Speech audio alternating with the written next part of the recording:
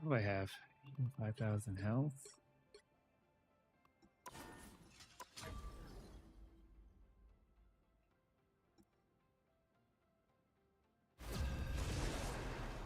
All the different tactics I use. Oh my god.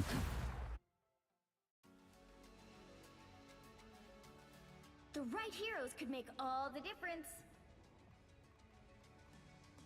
Who are you calling a raccoon, huh?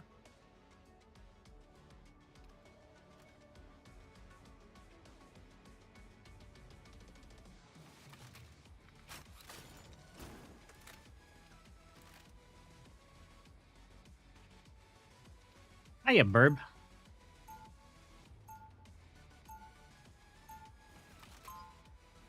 Hey, thanks, Abhishek? Abhishek? Am I saying this anywhere close to right? The stream was paused for you? Oh, crap. They'll be coming in 30 seconds. Stay strong. Aaron told me to, like, go on Discord before going live, but it's too late. I already went live.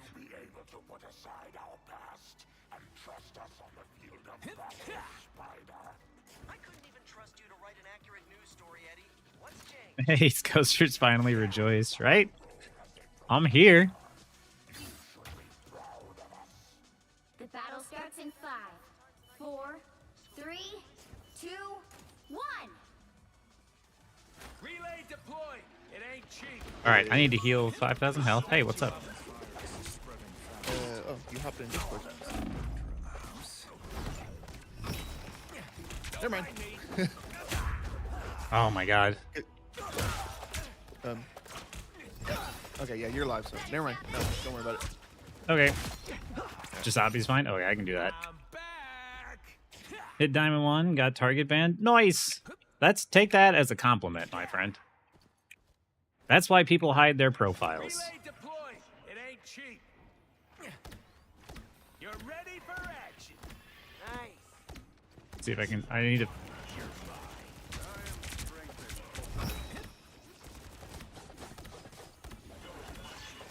Oh man, I gotta make another beacon. You're welcome.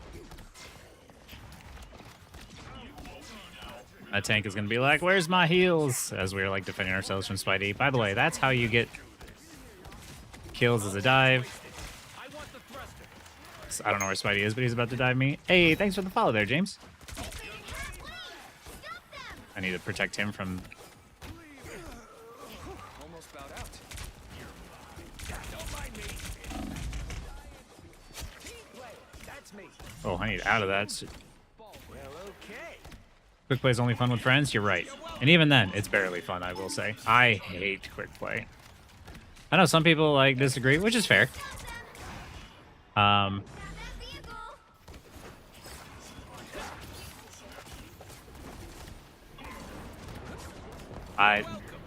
I need him to not go that way.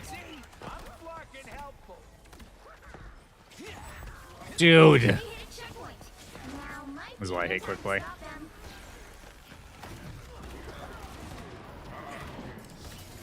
Hiya, Prez. Are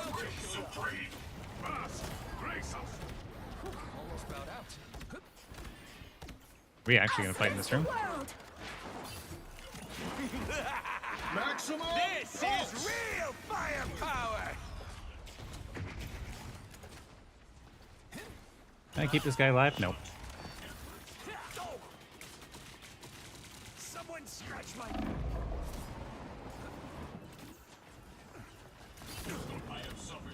You're ready for action. Hello.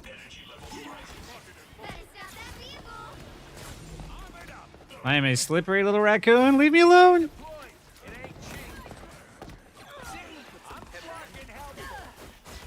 Survive. Oh my goodness. Hiya, Frez. I'm doing all right. How you doing?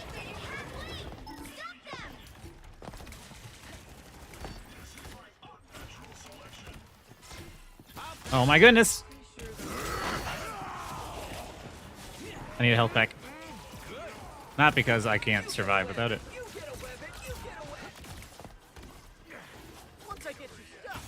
Nope. Oh wait, I need to take damage. There's a health pack right there. There we go. I need 5 health packs. I'm doing missions. Hey, Disfortune. Hiya, Justin. What actually most about quick play is my teammates always want to win, but they don't always want to try. Yeah, right?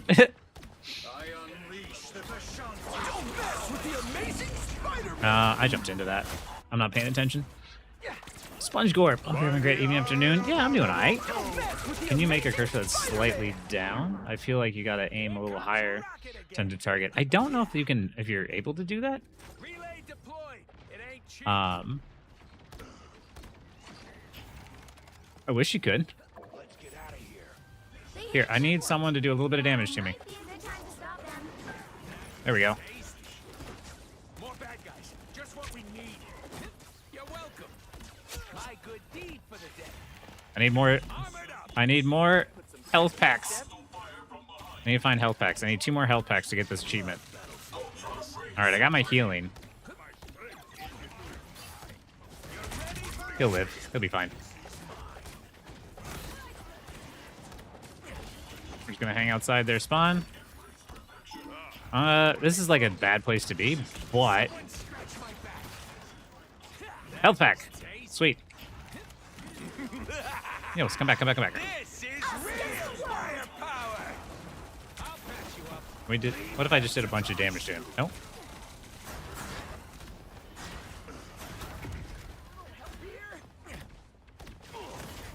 Got it. Oh, I didn't mean to do it down there.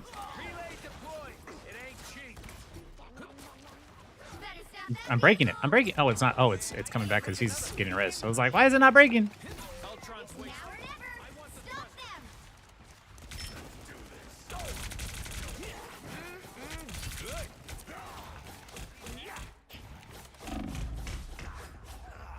How did I not?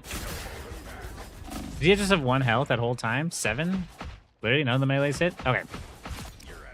Sometimes comp can be wholesome. Comp is way more wholesome, honestly. Hiya, Shard. Did I get the magic skin? I do on my main. Yeah. Oh, no. And... I am not having fun. I hate quick play. I hate Dre. Dre, I was at Joshua Tree over the weekend, and I was listening to music and hang out with friends, you know, as you do in Joshua Tree.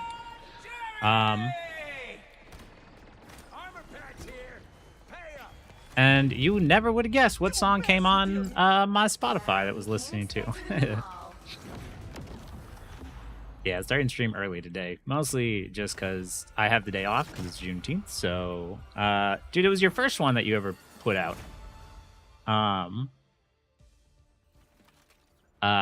Yeah, Wolf wants me. I might have been able to do better if I was paying attention, but all I really wanted was like health packs and, yeah, all I wanted was health packs and heal 5,000 health. So it was whatever.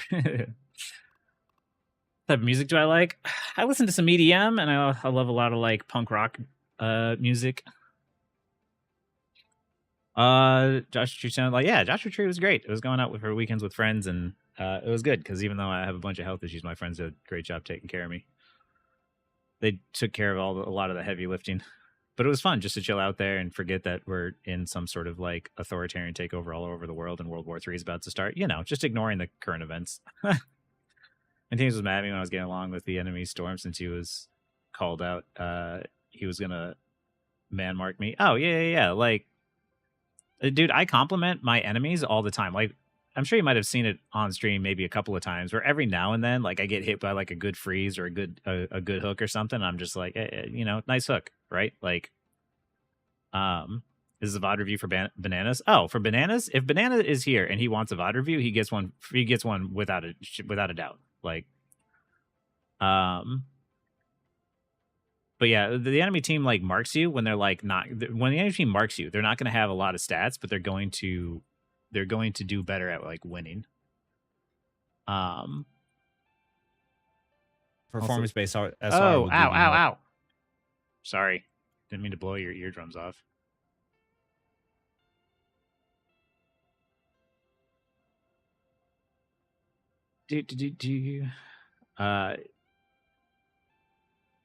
band Driveways to try into the past album. Driveways? I'll take a look at that. Storm was glazed in the chat about how it's in the back line. He was on my ass. You could definitely, like, as Storm, if you pop your E at the right time, deal with the Psylocke. Play a Psy in a quick play match a while ago. Here's all your tips. We won and it wasn't a burden. Nice. You got nervous flanking. You'll get more confident with flanking. For sure. Surefire way to minimize toxicity in comp. Oh, yeah, 100%, Justin. Like, dude, when the enemy makes a good play, like, compliment it, right? Like, I understand, like, sometimes the Spidey, you know, pulls you and he grabs you, like, you know, pulls you from, like, around a corner or something. Like, that's bullshit, for sure. But when the enemy team, like, has, like, a nice freeze or a good shot or something, like, you know, you can say, like, hey, that was a good shot. No. Like, everyone needs to be a little bit more chill in these games. Like, both on on your team and on the opposing team. Like, I just saw there was one dude, he was on Reddit, and he was just like, oh, all I did was call somebody trash one time and I got banned for a month. I'm like, yeah, that's not how that works. He's like, okay. He's like, but, you know, I actually got some 7-day bans and then, or some 24-hour bans and then a 7-day ban. But legit, all I did that one day was call someone trash for their healing and call my teammates or call the enemies trash. And I'm like, right. So you got banned for a repeated behavior. And when the system is now marked you as a problematic player, instead of learning from your lesson, you continue to do the same behavior that got you banned. And now you're like, I don't deserve this ban because I called my teammate trash. Like, holy cow. It's like, no wonder people are trapped in their ranks.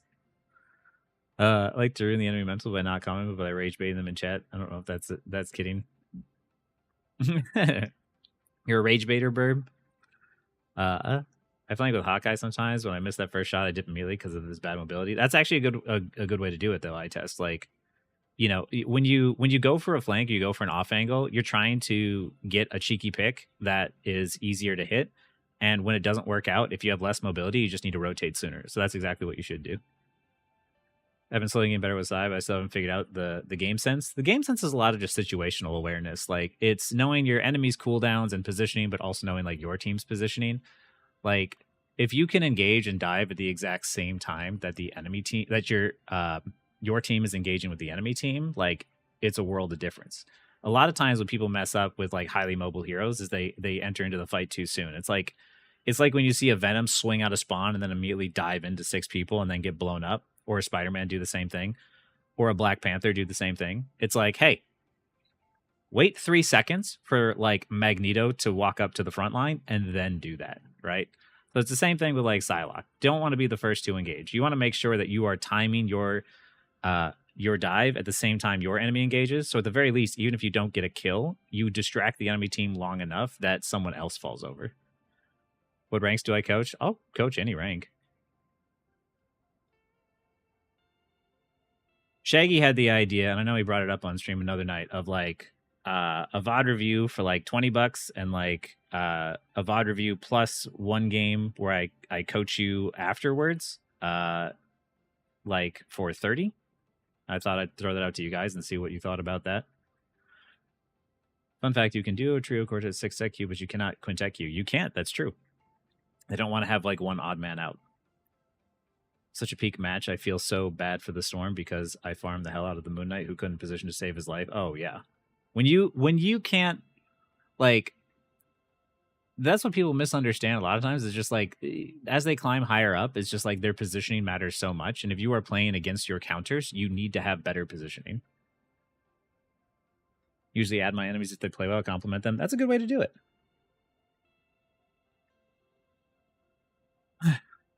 Definitely sign up for that. I mean, today's the day. I don't really feel like hopping on to ranked or anything, and I know that, like, I have not done VOD reviews on stream or anything for a while, so we can do it today. Jeff One Tricks are diabolical. Burp takes that personally. Thought about doing Patreon stuff. I haven't thought about it too much just because I don't know what I would do yet on that.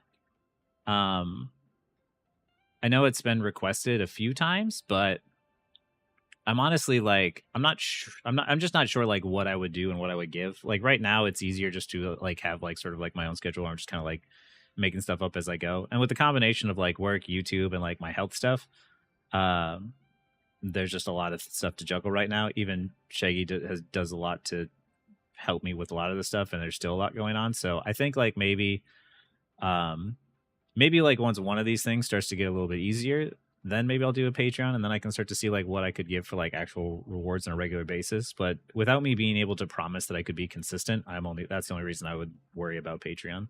I don't want to do anything where I would like not, it would not be value for you guys. But can it be available for PS5? Oh. Maybe? Yes? Somehow? How could we do that? Can you stream your game in Discord from PS5?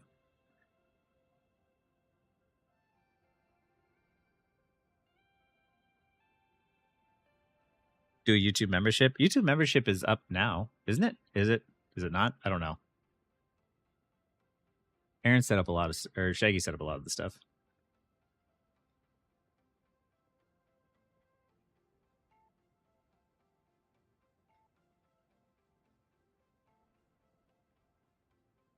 But yeah, if anybody wants to do a paid VOD review, today's a great day because I went with Shaggy to buy a capture card and a new GPU specifically to run the stream through, so that way my computer runs better. I will say it's quieter now.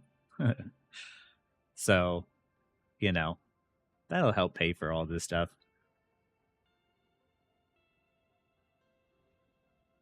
Awkward offers coaching to people who paid to be a channel member. Oh, that's interesting. So is it just through like subscriptions and stuff then, like a Twitch subscription or a whatchamacallit, or like a YouTube? What's a YouTube subscription? A membership?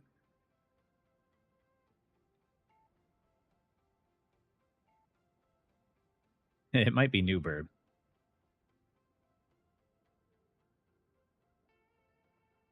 Think you can? You know you can on Xbox. Hey, a Nerf pool down for a paid VOD review. Yeah, I put there should be. Let me know if you guys see like a PayPal in the description.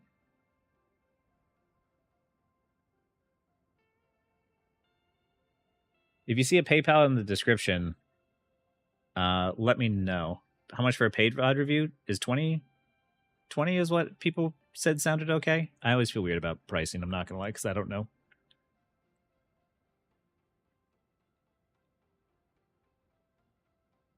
It was gonna be like 20 for the paid VOD review and 30 if you want like a follow-up where I coach you through a game afterwards.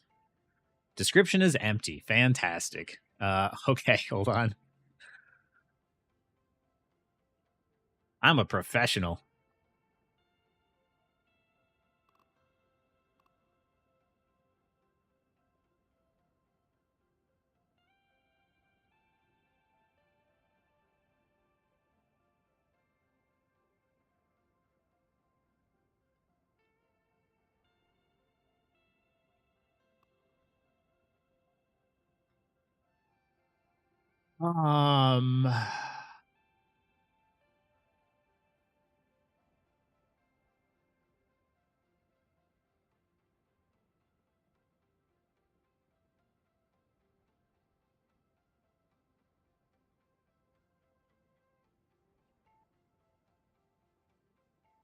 I am good at this, let me tell you. Oh, it looks like Aaron set this stuff up previously. Save. Okay, now, is there something in the description? Hit a refresh. Sounds good, Fight Club. Wait, Preschool Fight Club's a great name. To roast the hell. I am too nice to be too much of a roaster. I will, however, there is one dude from Reddit who was like, it's not my fault. It's my teams are ass. That I was just like, hey man, I'm trying to like legitimately help you out. But I was like, I noticed from your games that you die a lot. Well, and I have to be on the point. And he was just like a kind of an ass. And I was just like, you know, maybe I should make a video out of him. He seems like good content. And I will roast him a little bit, but I will also make it helpful. But I was like, Because you see all those people post their match history to Reddit, but they never post their games. It's the same for like the EOMM. Like, oh, you know, EOMM is real, but also it's like, well, let me see your account to see these unwinnable matches, right? Sorry for jumping in real quick, Aaron. Can you do me a favor and mute your stream real quick? In OBS.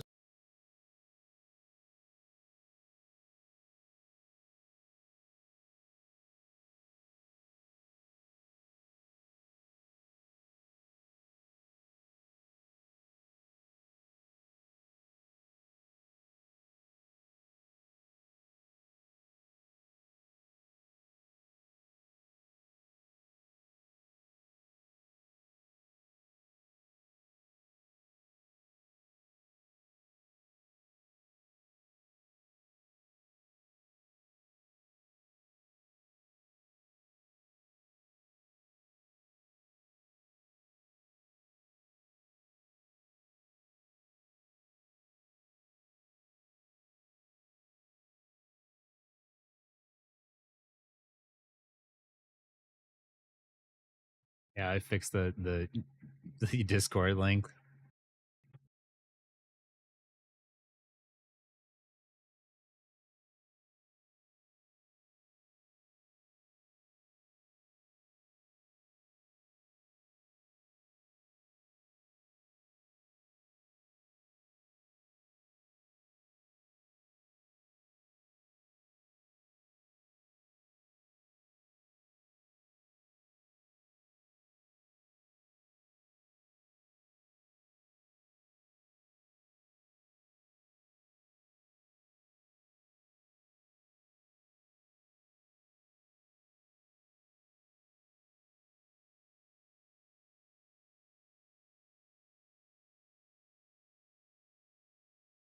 All right, I'll do that.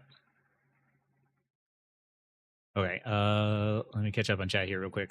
Should I post a win or a loss? I really like the games that are like close losses. Fight Club. Hiya, Friday. You know, it's Aaron if you ask for a social security number. I'll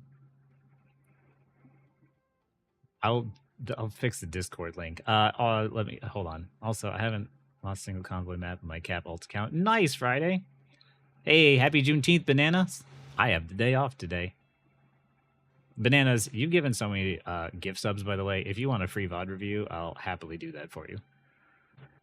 You're a believer of EOM, but you also believe that EOM can get people hard stuck at their rank. I just want to point out that for those of you who were here watching me stream on, what was it, Sunday?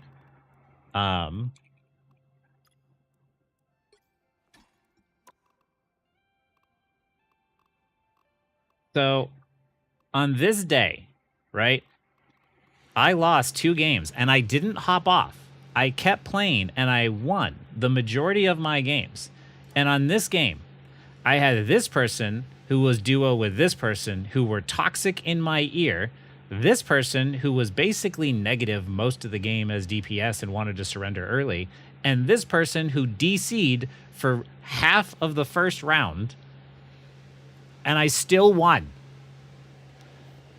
So everything that's... Oh, and I did it on an account with heroes that I don't play. Right?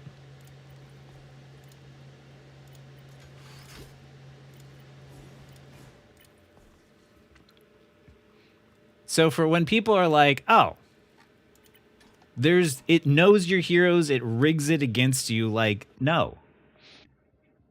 You can win these games. I will turn that into content at some point, but hey, like, so we just donate to the thing? Yeah, Nerf Pool. If you donate to the thing, I will set you up to for a VOD review.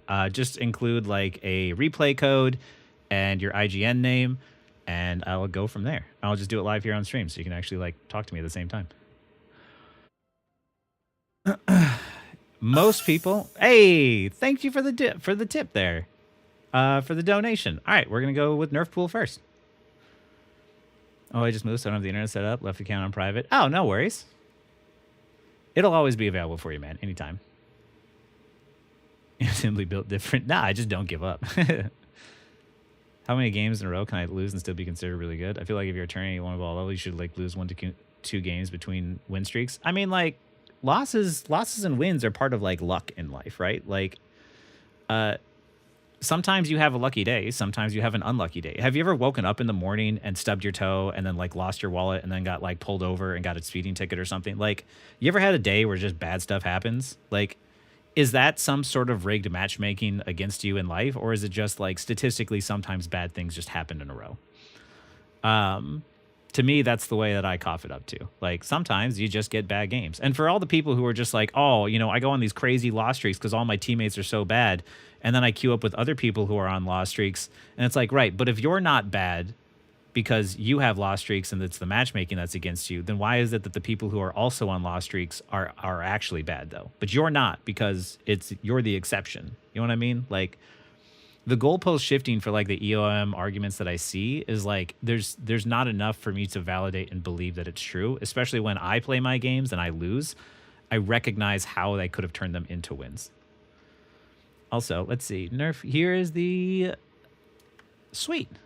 You made that real easy for me, by the way, Nerf Pool. Thank you. I appreciate that.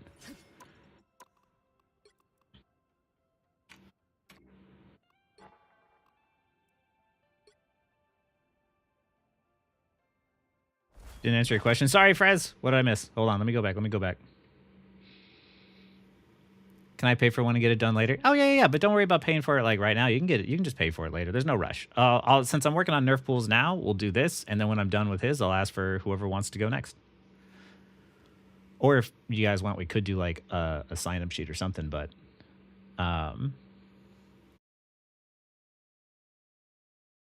yeah, I think this will work. Actually tested this, played the rank with my brother, went 2 and 5 in bronze 3 and still got out. Oh, yeah. I mean, like in bronze, it's going to rush you out if you start to win it all. Simply built different? Nah. There's lots of people who can do what I do. EOMM spook still going on? Yeah.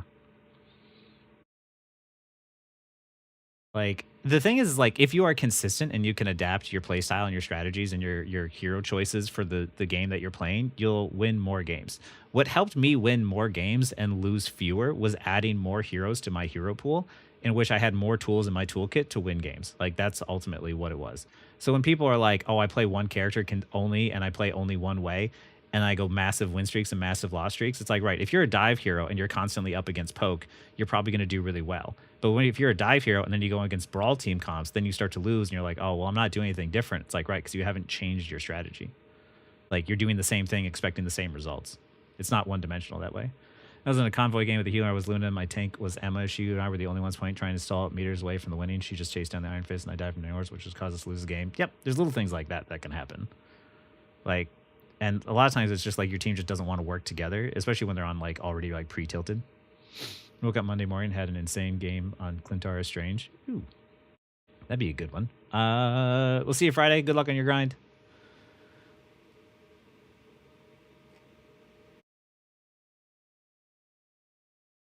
Gotta decide that I needed that character development that day.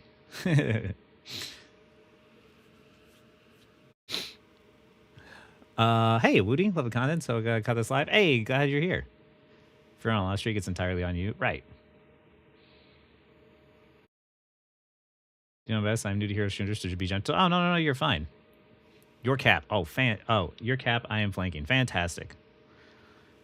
A lot of people lack accountability. Right. How much for one VOD? For one VOD review, 20. And if you want me to coach a game right afterwards, it'll be 30. Oh, Razor's got that. Look at that. Jeff, if Netty is sneaking bots into quick play, I feel like a reasonable suspicion of matchmaking. Here's the thing, though, is like, I don't, like, yeah, they're sneaking bots into quick play, but it's not even like a secret anymore. And if they wanted to keep people engaged, then like, why wouldn't they just release a statement? If they're lying about not having EOMM, or they're just not saying anything about it, and they're going to lie. Oh, hey, thank you for the gift subs, bananas. Then why wouldn't they just lie and say, oh, we actually do have SBMM, or we switch to it, right? Like, if they're not against lying about having it, then why wouldn't they just lie to have it and trick people? I don't know. It just doesn't make any sense to me. Like, especially because of the fact that the game isn't that like addicting, right? And I think the game is actually improving overall, but The problem is as it improves and it becomes a better game, it also means that players need to be more accountable for their actions, and people don't want to do that. The game changed in Season 0. It was very spam heavy, and you could just spam your abilities out in the open and rely on ultimates and shit to bail you out. And now you have to rely on positioning and playing smart, and people don't like that. And EOMM is much easier than simply accepting that they are not doing well. This is good. This is all right. Okay, after the game starts, though, you really want to start making action as the tank. This is fine. By the way, whenever you see a Spider-Man, if you hold on to like a dash or your slam, it's an easy way for you to get yourself back out. So like, just in case you see him, make sure you hold on to one of those abilities so you can get out. Right now, there's just a lot of downtime in which you got to get into the fight and start distracting stuff. You're spending too much time in the spawn area. This is good. Yeah. Punch, punch, punch. Pull him off your team. There you go. Move forward. Yeah, you're playing very defensively, and as a dive tank, you want to get in there. Right now, your team is here. So what you want to do is you want to really get in there and start absorbing as much attention as you can. Especially, what rank is this, by the way, Nerf Pool? Because I haven't really looked. Like, and because like what rank you're at will determine how aggressive that you can play. There's also 2 strategies that you can do here.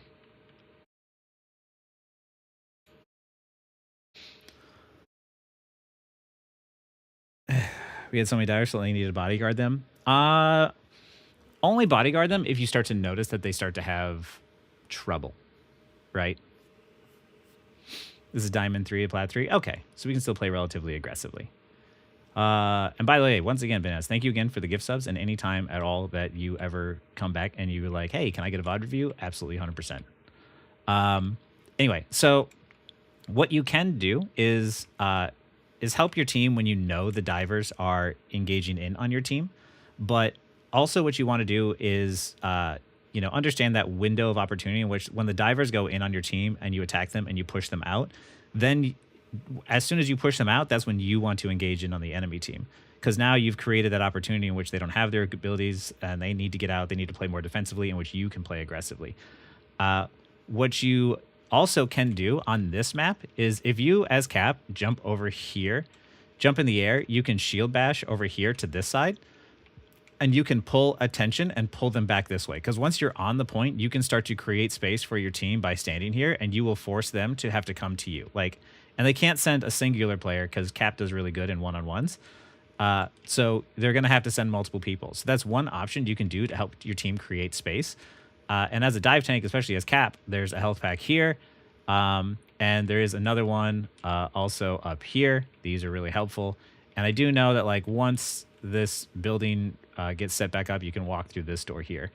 But that's another option you can do. But the moment that your team starts to pull attention like this, like the moment your strange is being shot from here, you want to create tension. Hey, thank you for the $20, eye test. You'll be next up. Once your strange, your main tank starts to take attention, especially, that's when you want to get in and start to create a lot of chaos. Learn how to do this for your Psylocke gameplay. Oh, good. We're in the mask right now. Okay, F7. I gotta remember that. And there you carry me from Platis / Shield by his videos alone. Like EOM can't cause me to get hard stuck when positioning bars and better low shot rank up. Blame EOM for not being able to climb. Yeah, exactly. Okay. So right now, every time you have think of it if you have health and your team is pulling attention, you need to be doing something with your abilities and your health. And the best thing that you want to do as tank is dive in, pull out as many resources as you can and as much attention as you can, and then get out alive. Get in there, get down to 100 health, and then leave. And that is the trick, especially to good tanking in this game, I've noticed, is surviving and just creating that chaos. And the big problem I see a lot of people get wrong on tank is they dive in, create the chaos, and then they die. And it's the trick is you got to survive, right? It's right here. This is good because now he's low. Yep. And right here, now you have 2 up. I just want you to go super ham. Right? Super ham. Super ham.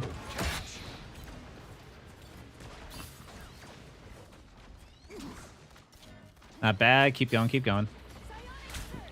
When the enemy team, when you start to see the enemy team die, especially knowing that it was the, here's the other thing. When you know the enemy team loses both of their DPS, their kill potential is severely diminished, right? If, this is the reason why people run 2-2-2, right? Is if you lose one healer, you can still kind of try and make do with a solo healer. If you lose both healers, your team is basically going to just get like walked over. If you lose both of your tanks, you can't hold the space and you're just going to get walked through. If you lose both of your DPS, same thing, right? This is the reason why sometimes when if I can, and when I target like, and I kill like one DPS, I'll try to target the next DPS. Because if both DPS are dead, then their kill potential is basically gone. So in this situation here, with both of their DPS gone, there's not really a huge threat to you, and you can just dive into this group of them, throw your shield into all of them, and do massive amounts of damage, and create a lot of space for your team. So anytime you're starting to see that numbers advantage where you especially eliminate 2 people, especially if it's 2 of the same role. Hey, thanks for the donation there, Uluricus. Hold on, let me write this stuff down so I don't forget.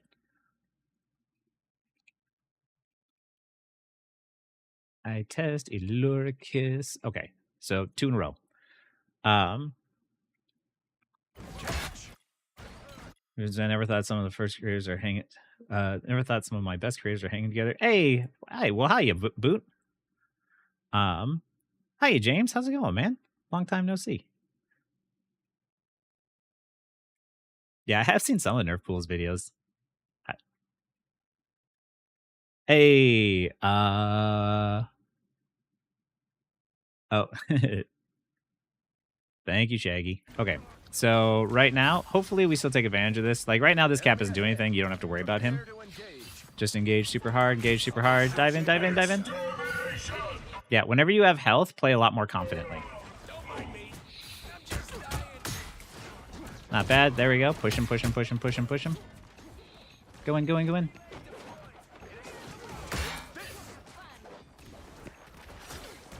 That's the Bucky I know. Do your worst. I'll patch you up. Yeah, too much protection, more... My good deed. There you go. That's what I want to see. Sorry, soldier. Doing good things, trying out for work for a new job.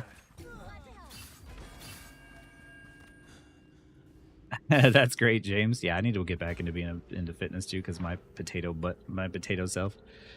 Do I have drops enabled? I think they're enabled by default. Yeah. I'm sitting in J3 stream on a tab too to get the skins. Okay, so like right now. That's the boost I needed.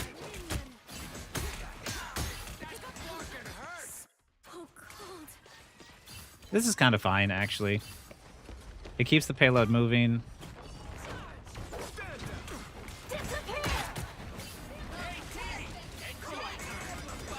Oh. Okay, right now you hear your team ulting, especially with like Rocket ult, Cloak and Dagger ult, and Scarlet Witch ult. When your team ults, I want you to like hard engage, like take advantage of it. Because like right now you don't have your ultimate up yet. So even though in the Invisible Woman ult, you're not going to be able to kill anything, you're still going to be able to charge your ult inside of this. And that's what I want you to do. Always try to create value at all times. Like climbing up in ranked is being about like maximizing your efficiency. So in situations like this, even though, you know, you're not going to be able to do much in there, you need to be up in this area. Because you see how like, you see how much chaos is here, and you see how Loki is outside of the Invisible Woman ult. If you were here, you might be able to pull out his resources early. Let's see if he has them. Okay, so he's already used his totem, which means that like he's a free pick right here, right? So imagine if you were playing more aggressive and you were up with the ults as they were going off, and instead of being back on the payload, you were up here and already diving on the Loki who was far outside of the Invisible Woman ult.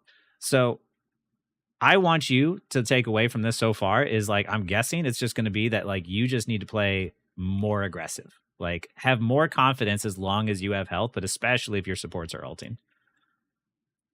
Yep. And that's the thing is I want you to limit test, right? I want you to do a bunch of stuff where you push yourself to getting close to dying and you still get out. And in doing that, you're going to have times where you die, but each time you die, sit there and be like, you know, maybe I died because I used an ability wrong, or maybe I died because I stayed too long, or maybe I died because like I used shield bash to get out instead of slam and I ran into somebody. Like those types of ideas, right? So I want you to really limit test yourself and what you can do. And you can peel for your team for sure if you realize that like your team needs help. That was an unfortunate hit. Made a huge assumption that they'll dive us well, but it's assumption. Yeah. Do what I do, which is I'm going to believe and have faith in my team, and then when they start to struggle, then I'm going to try and help them. Hi, Azayla.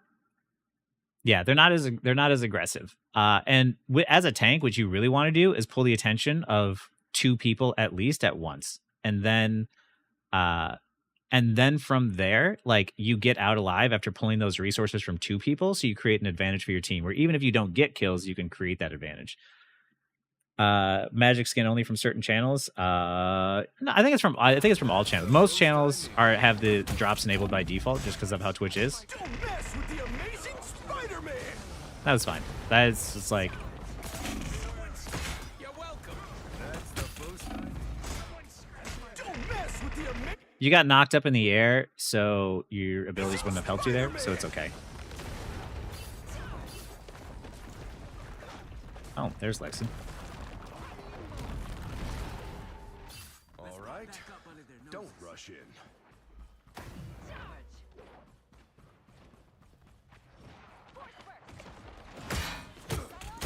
Yep, push, make space. There you go, there you go. There you go. Create a shield for your team. Loki's got totems. I want you to pull those out. There you go. This is what I want you to do all game. This is you see how like right here, you jumped in on both supports and now they have to pay attention to you at the exact same time that your team is pushing up. Like Strange is coming out the back door, but it's okay. You activated your ult. You pulled out these resources and this totem is absolutely huge, right? Like Totem is a massive ability, which is the reason why it's got such a long cooldown. And you playing Captain America means that you get to pull that ability out super easily. So I want you to do this more often. Also, you can use Captain America's shield to push people. So if you see like Invisible Woman inside of the totems, you can push her out of it to try and kill her.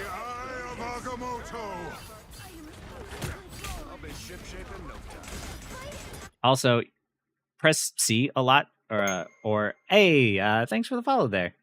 Press C a lot so that way you can activate that team up with Bucky. It gives you a shield. It also provides a slow to everyone around. So if you hit C and then he hits C afterwards, he'll just activate it on his end. I just constantly spam it. So like, if I'm ever in a spot where I don't mind being pulled away, then I just hit it so that way he can hit it and get himself the little buff. Yeah, dive PTSD, yeah. There you go. Wow, nice kill. There you go. Now cleanup time, cleanup time. Nice. Yeah. Okay. You don't need to be on the payload now. Now, as a tank, you walk up and create space. Rocket can heal from far away, so what you want to do is immediately run over here to like this door and start blocking it, or run over here to this door or this spot and start blocking it, right? Like you have really fast mobility, so I really want you to go up here and hold that space. And you have the tank, you have the health, you have the shield. I want you to go up there and like body block that door and keep them from walking out, right? You are the tank, and that's how you create space, is you deny it from even happening. Because like right now, I want you to see how all of them are able to walk out of spawn and up through here and out this doorway for free, right? Value doesn't come just from securing kills. It comes from like where you position in order to deny and slow their progression towards the point. Are you going to cap it for free anyway? Wow. They had such an opportunity to touch too, but hey, that works.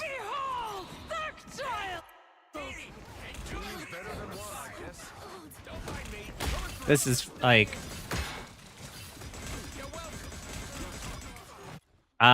careful holding your shield up in situations like this where it's taking damage when it doesn't need to. And you know, you have health, so you don't need to worry about it. Like, use your shield a lot of times to block incoming damage, to push people in the ults, or to reflect things. Like, situations like that, like, you can rely on your health, especially with the amplifier, and just focus on doing damage. The shield 3D printed? Nope, it's an actual metal Captain America shield.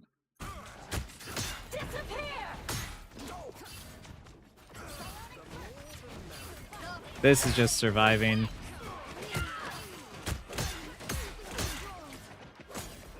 Get.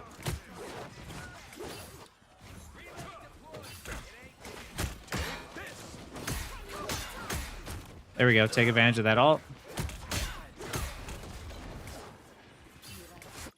There's a new thing you can do where if you wanted to, you could attach your slam to something other than your left click. So that way when you're in the air punching, you don't slam accidentally like that. You can set it to, like, Japanese Curry made a post about this because this was something new.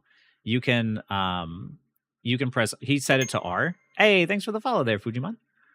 And by the way, thanks for the follow again, Clemonita. You can set, Japanese Curry set it to R, so that way every time you slam, it's not accidental. And it's more intentional, so that's something you can do in that situation. How long am I streaming for today? I'll be streaming for a while.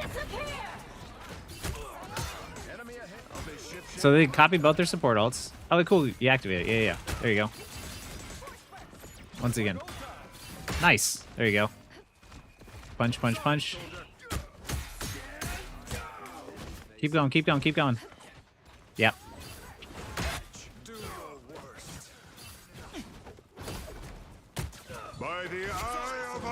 Good, he's down. Help your team. Yep. Loki doesn't have totems. Okay. So one thing I want to go back on here and show you.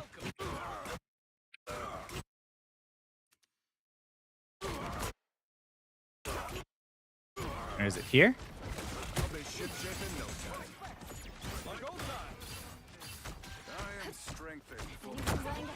Yeah. Totems are gone, right? Totems are their big main, is his big main defensive ability, right? And then right here. His totems are gone. Supports are staying next to each other. Ignore this guy. This guy's going to be hard to hit. He's much more difficult. You can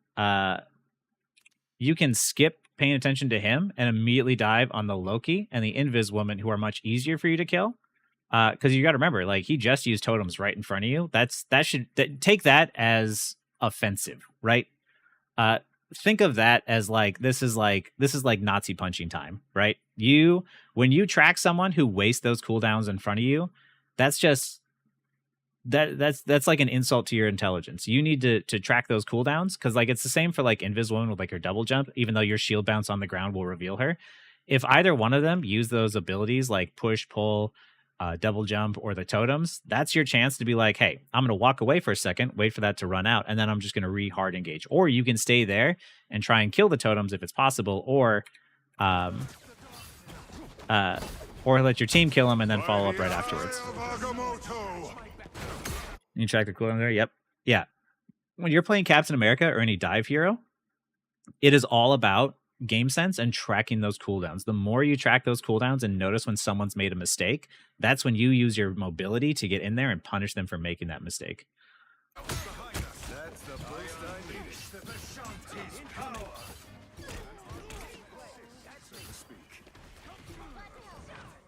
Team's doing good. Yeah, right now, push. This is the same, just like as before in point 2. You push up and you create space. We will gladly aid you on your journey. I've been there. Getting stuck in like map where you're like, I think I fit, and you're like, no, I don't. So like right here, we're spending a lot of time like doing like a figure 8, right? And we're not getting a whole lot of value.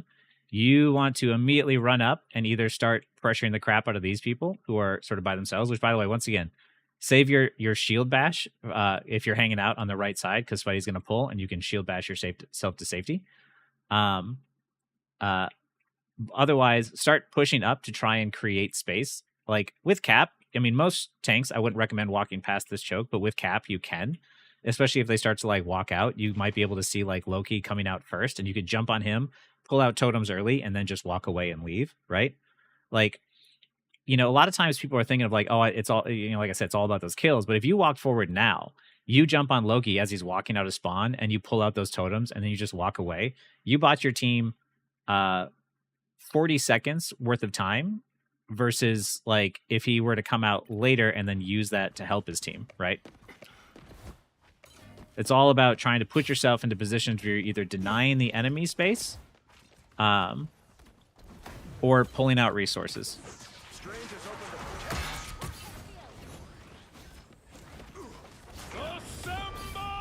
There you go.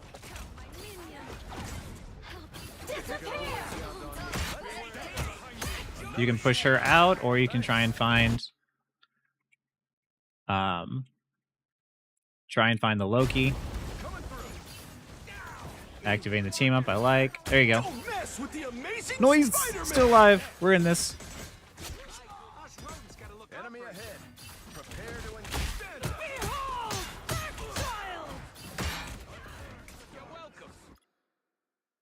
Wait. How did that shield bounce not find her? Wait, where is she? You should pay more attention. Oh, okay. You're welcome. That's the boost I needed.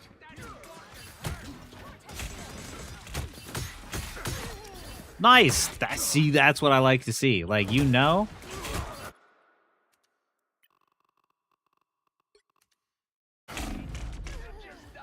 Like,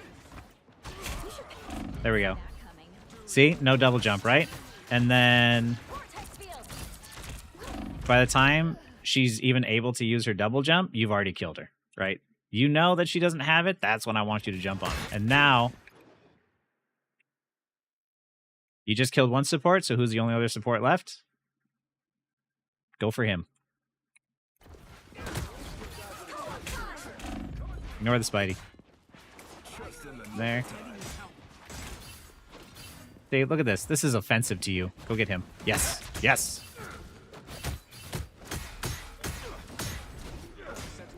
I'm curious on something.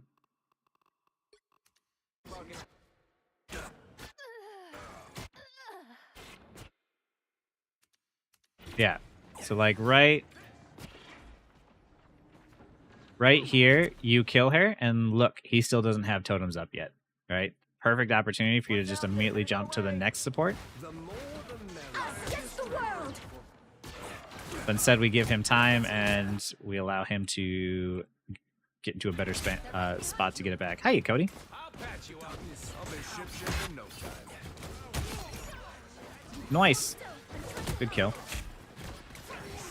This is just hopefully trying to clean up. Get the squishies first, which is right. Yep. Nice. Good.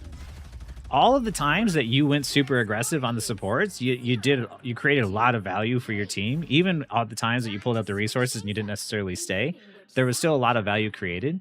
The problems you have is like when you have health and you have your abilities, you're playing too defensively, and you always have to remember, like, if I'm not doing something in this moment, I need to find something to do, right? Because if you're not pulling attention or pulling resources or, you know, attacking and doing damage, like, there's always something to do. We just bad target position from our part. It goes on and off. Yeah, and that's something that'll get better in time. But this is one of those things that you'll you know, now it's been pointed out that now you'll remember. So now every time you see a Loki, you're going to be like, okay, I got to jump on him. I'm going to pull out the totems. And then as soon as he pulls out the totems, I'm going to walk away. I'm going to jump on the Invis woman. I'm going to attack her. And then when she double jumps away, if I don't immediately kill her, I'm going to go back to Loki again.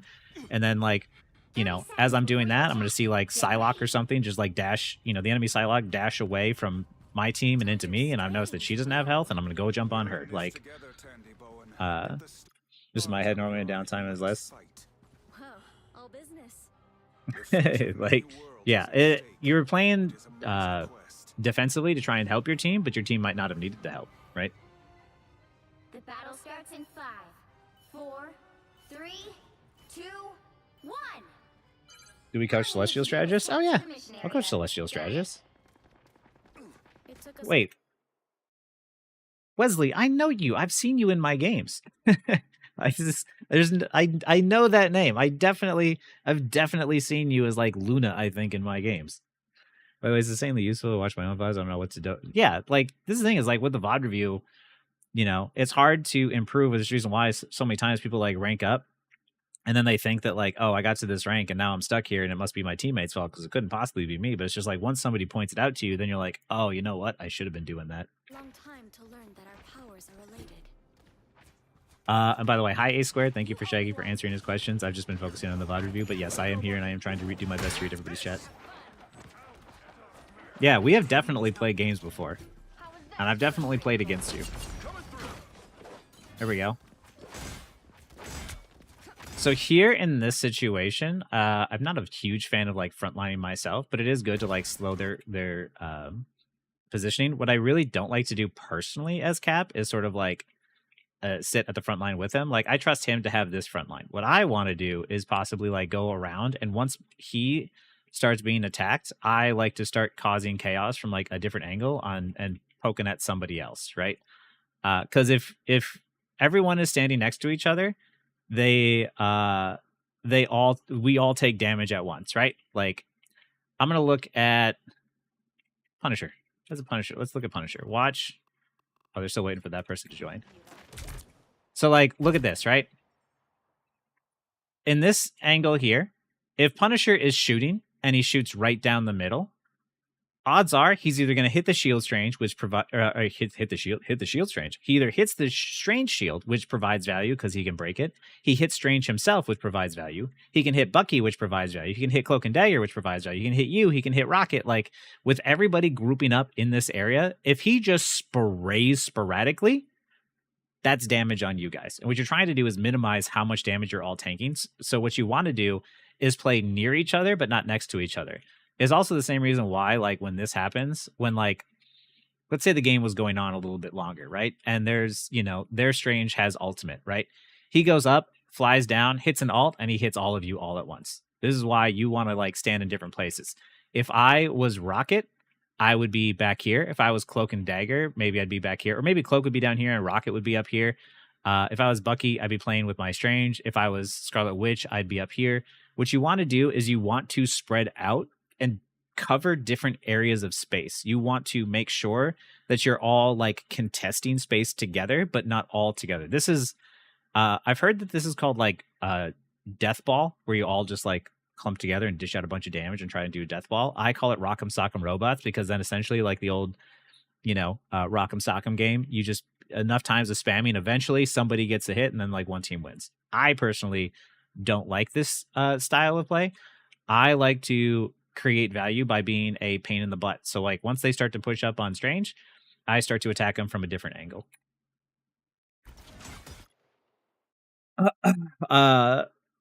Oh, sorry it's late in the EU, Clemenita. Have a good one.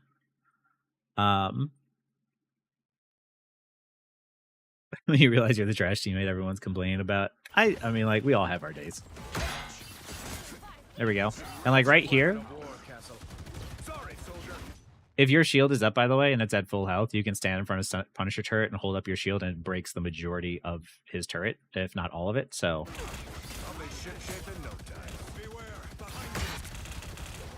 but even like right here, oh, that's unfortunate. Yeah, because you see how like he's just shooting sporadically in here, but it's causing damage to everybody.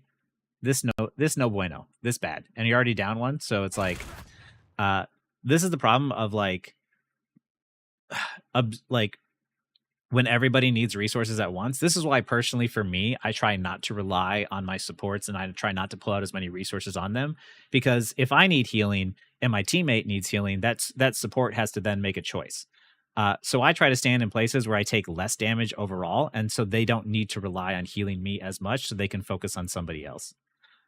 For making wrong play as a team is better than making individual correct play. This is just true. Yeah, for the most part, that's true. Like if you hear your teammate ult and it's not the best time to ult, or it's not the best place to ult, it doesn't matter. You want to get in there.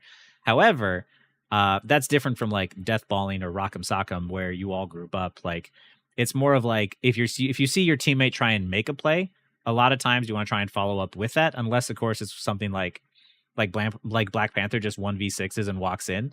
you can try and do what you can to follow up with that. But if you don't have ultimates or whatever, and he just goes in there and dies, then you know that you wouldn't be able to get in, help, and get out alive. Then it doesn't matter. Like, 1v6 ult, that happens a lot. And on defense, it's super important that all you do is stay alive. So, and now with you guys down one, it's just pull back, play defensively, and survive. You got a pick, which is fantastic. So now you just hide behind this wall.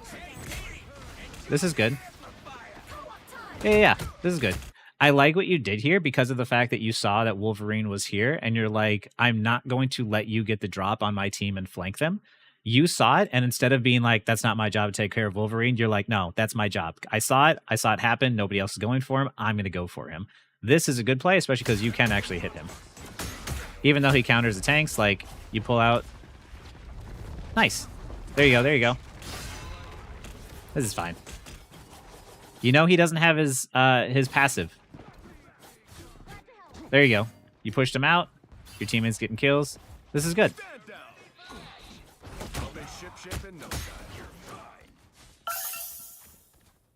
Hey, thanks for the tip there, A squared. Please, I'm opening a portal. Okay, so nice. This is what I like to see. Look at.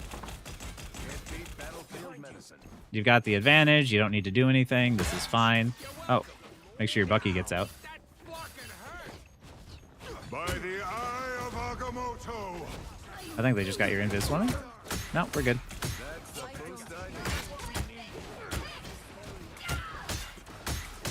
There you go. This is good. I like this round a lot more so far. Don't use your shield throw when Strange is holding his shield up, because the shield throw will be blocked by his shield. Go to regular melee and start punching.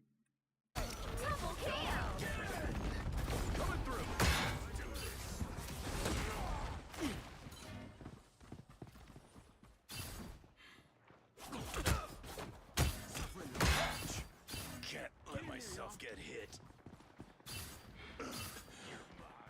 Oh, I think your Cloak and Dagger might be fighting him by herself. That might be a bad thing.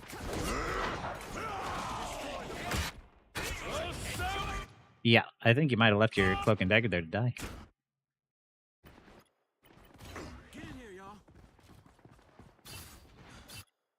So right here, you see Cloak and Dagger, and she's fighting. And like one, this is one of those things where like this right here from her is a bad idea. But if you would have followed up with that bad idea together, you might have been able to kill the Wolverine. Because that was one of those situations right there where you notice your teammate doing something stupid, and you're like, I need to protect the stupid. Like, regardless about how you feel about your teammates in these games, a lot of times they do stupid things, and it is your job to keep them alive, because even you still need numbers. So you always try to keep your teammates alive as best you can. That's the reason why, like, as Psylocke, I peel, I fight tanks, I flank, I just do everything. Girl, do your thing, yeah. You trusted her, and it's just like, now you know, like, you know what, maybe I don't trust. Oh, that was unfortunate. Like, you trusted her to kind of handle it, and it didn't work out, but it's fine. It's not the worst thing in the world. But you activated these at the same time. That's not really your fault. Like, I will say, for Captain America ult, hey, thanks for the follow there, Adrian. For Captain America ult, I really don't like using it a lot of times unless I know I need to use it to, like, get my team to survive. What I prefer to use Captain America ult to do is stall once my team is either, like, they've already used the support ults, or I'm the last one alive and I want to buy more time. It's not as useful as a lot of the other alts, but it's great for stalling, so that's what I tend to use it for now. She learned today, right? Hopefully. Is there ever time to take a 1v1 to support? Oh, 100%. If you think you can kill them and you have experience, like, fighting them, like, absolutely take the 1v1. But you know, that's always a judgment call, right? Like, if you've seen me play support, you just see me not shy away from attacking or going for kills. Like, I like going for kills as support. I think it's fun. I like outplaying people as support when they're playing DPS because I'm like, you should have won that matchup. Like, yeah, she was for Cloak against Wolverine. That's not a matchup I would recommend, especially without a team or being up close. There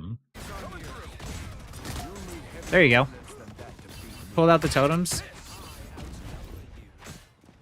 You saw how like you did a bunch of reflection damage to Punisher though. Like that was what I like to see.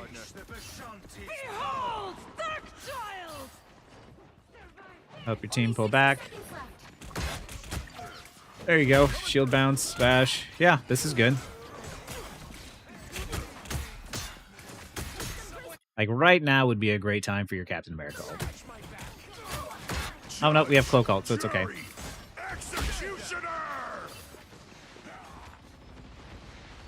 You can reflect a little bit of Punisher ult as well. There you go. You know he doesn't have totems. Your team is dead, so reflect the turret. Nah, not gonna happen.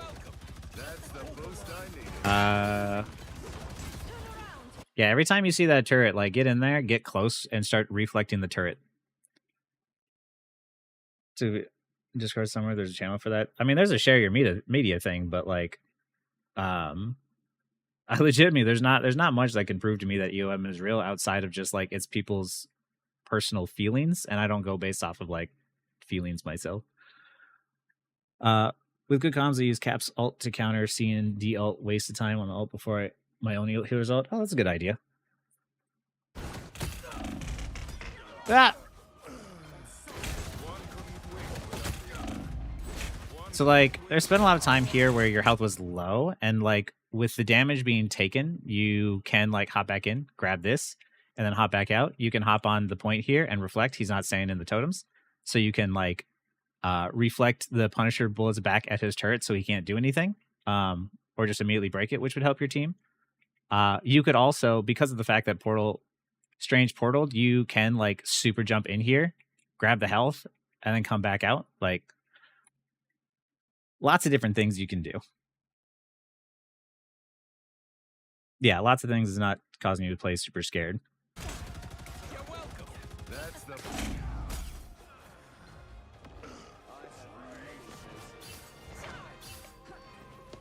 Here's the thing. What is EOMM supposed to do? Right? Like, what is its goal? And what has it accomplished, and how do we prove it's real by it accomplishing anything? Because the only thing I've seen is people think that their matches are rigged, and it's supposed to keep you engaged and keep people addicted, but like 80% of the player base has left the game. So All right. it's not addicting. And if they lie, if they're willing to lie about EOMM or not acknowledge it because the people think they're lying, then why wouldn't they just lie and say they actually do use SBMM?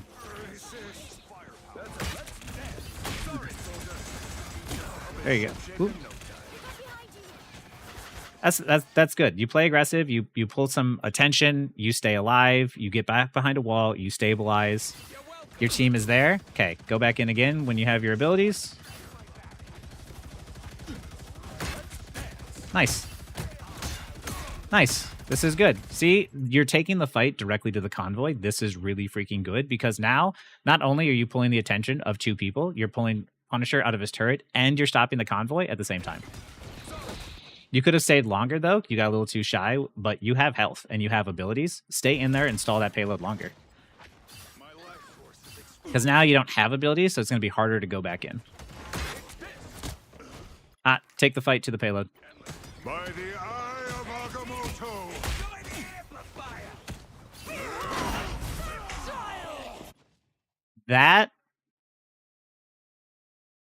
This is why standing next to your team is dangerous. You went back to your team thinking it was safer there.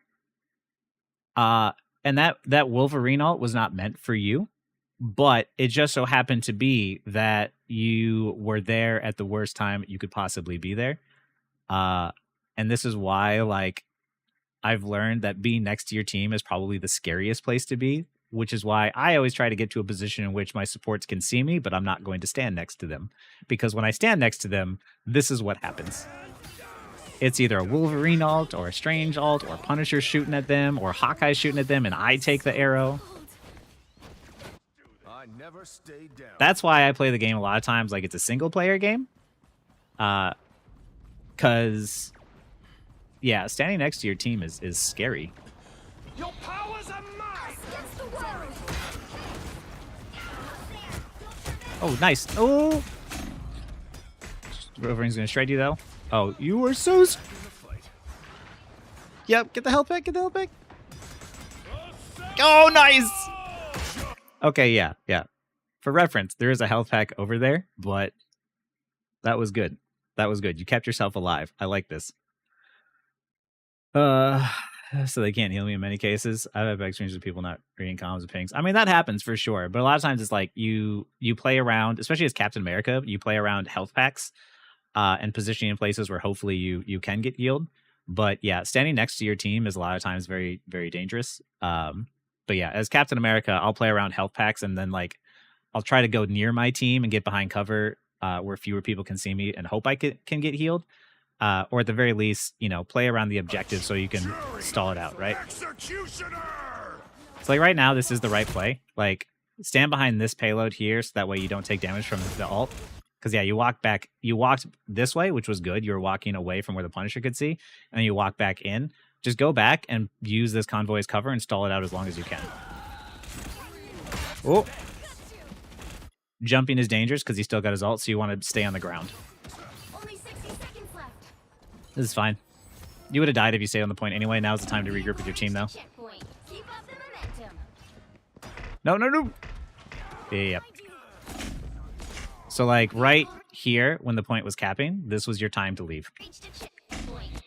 Keep up the You stayed a little extra too long, and because of it, they were able to close the gap in on you and then get you killed. Live to fight another day. It's definitely just being a lot more decisive about where you want to be and why you want to be there. Sorry, soldier. So, like, right now, what I would be doing is I want to try and rush to the back of the point and hop on it and keep it from moving anywhere. Good to knock Ultron out. Nice. There you go. Get the Loki. No. Stay in the payload. Oh. Totems are gone. So you see totems are gone, which means Loki is free for you. Oh, I lost my mouse. There we go. You see how the payload is moving this whole time, though? Like, Captain America is really good about stopping that payload from moving. And if you have health and you have abilities, I want you to stop that convoy. I want you to pull the fight to the convoy. And what you're going to do is you're going to stand on the convoy. And if one person tries to fight you, like what I do is I am annoying as hell as I stand on the payload and I do this and I dance around them and I keep moving back and forth and I try to avoid them. And then what happens is they send two people to me. And if they send two people to me, that means my team has the advantage playing a 5v4. And all I need to do is buy time and hope that they win that 5v4 fight. And I'll just keep doing this back and forth and only jump when I absolutely have to. And that's what I want you to do is every single time that this payload is here, you jump on that payload with health, with abilities, and then you just keep it from moving and just don't let them play the game. And then as soon as you start to take some damage and get low, there's a health pack here. There's another health pack up here. If you go up here, there's a health pack over here, and there's a health pack over here, right? Use all of those health packs to your advantage and use all these areas as cover and use your mobility and just constantly do that cycle where you jump in, stop the payload, pull attention, and then as soon as you pull that attention and you start to take too much damage, you leave. And then you just keep recycling, redoing that same gameplay loop. Hey, thanks for the follow, Tiger Funeral.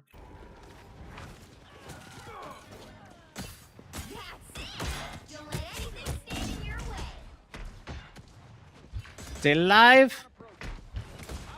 Nice.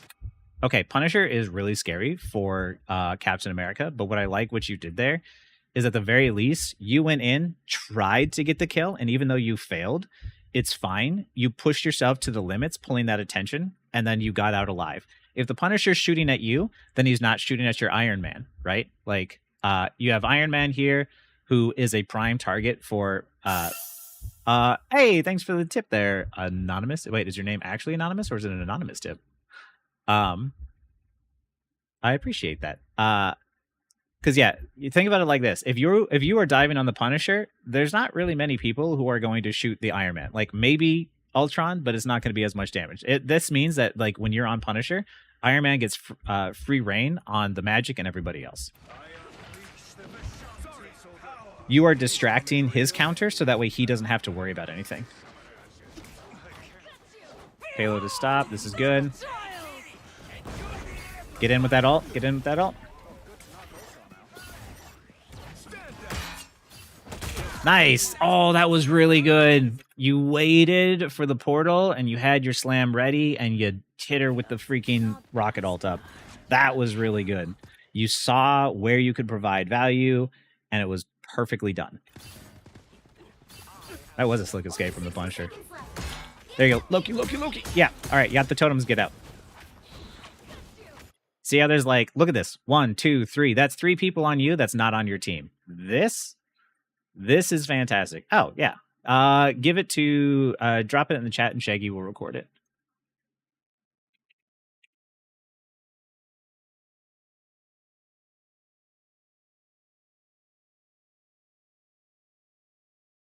I will also force Shaggy to edit all this stuff later, and then I can put it up on YouTube so you guys have access to it later.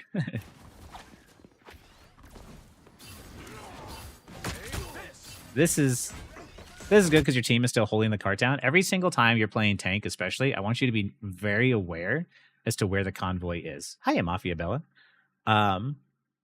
20 for the VOD reviews and 30 if you want coaching right afterwards. That's America's ass. Anyway, as long as that convoy is not moving, you are doing your job as tank. The moment it starts to move, I want you to get back to it, right? Unless, of course, you're going to try and secure a kill. There you go. There you go. You got out. You got a bunch of attention. You pulled a bunch of attention. You got out with your life, and you healed yourself back up.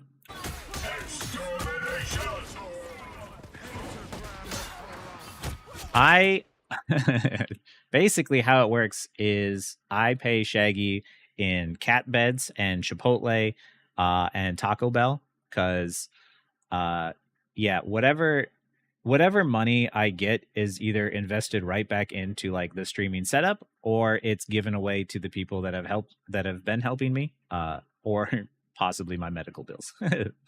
But yeah, believe me, he will. If his cats like his new cat bed that I got him, he gets a second one. So, but we got to do the test run first and see if they like the first one. Judge, jury, executioner.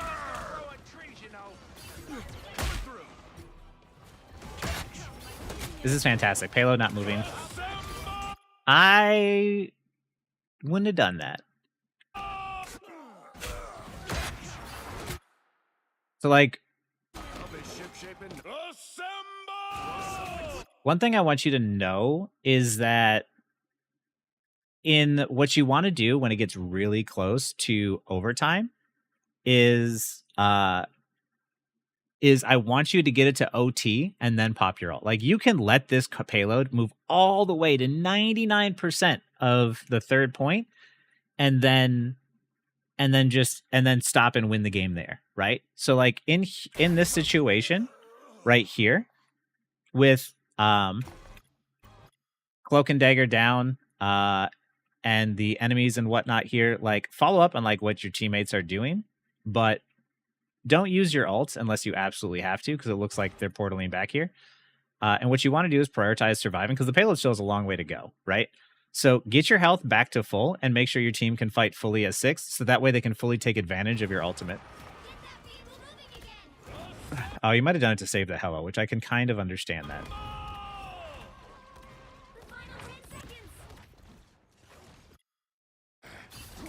What I want you to do is win that fight in OT especially, but like right here, you're keeping the payload, at the very least, you're keeping the payload from moving, which is the right call. That's massive.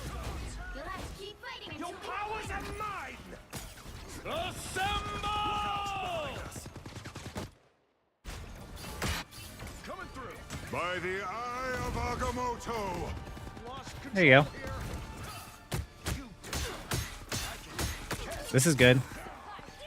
Pulling a lot of attention. Staying alive. Staying alive. Oh. You still have your shield bash, so it's okay. Oh. Nice. Where was this level of aggression in round 1, man? This is what I like to see. Get up. Oh, really nicely done. Really, really nicely done. You got in there. You pulled so much attention. You got super low, and you got out alive, and you're hanging out behind cover. Ship shape in no time. Stand down. You better get a look behind you. Help your team. Help your team. Attack, attack, attack. You have health. You have health.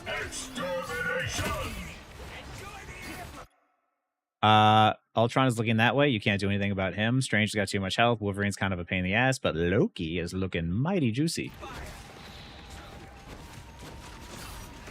And you've got the rocket ult. Attack, attack, attack, attack, attack. When you see those support ults, take advantage of every second that you have them. Can't do anything about the totems. Just hang out and try and keep them distracted. Oh, no! Okay, it's okay. That stuff happens. That was an accident. It's okay. So close. This is your big chance. You think I'm too We all have times where we fall off the map, so it's fine. Oh! Get ready. Here come the bad guys. That's the boost I needed. Nice. Okay, so you guys did win this game. 4, 2, 2, 3. It was funny. Like, here's the thing. There's going to be games where I've jumped off the map. I've uploaded them to YouTube before, all right? Like, but the point is that we won. Okay, so you did win this game, so that was good. But a lot of it is just having that same confidence all the time when you have your health up, right? Like, there's a bunch of times where you have health and you can be a part of more kills. Seeing the people who pull resources out right in front of you and waste those resources. Like I said, like if a support wastes a valuable resource right in front of you, I want you to think of that as like the most offensive thing that they can do to you. That's like them being like, I don't really care that you're here. I'm going to use my totems and I'm just going to keep shooting from this spot. And you're going to be like, I'm going to wait 3 seconds and then I'm going to kill you for what you just did, because that's just not allowed, right? Same for Invisible Woman. I jump on her all the time and use the shield bounce on the ground to reveal her and just keep forcing that attention. As long as I have health and I have an ability to get out, I'm going to play ultra aggressive at trying to eliminate those supports. Like, there was like when you pulled especially when you pulled the fight on defense to the payload and you fought on the payload, and you pulled multiple people to you, you had a bunch of people try and attack you and you got out with low health.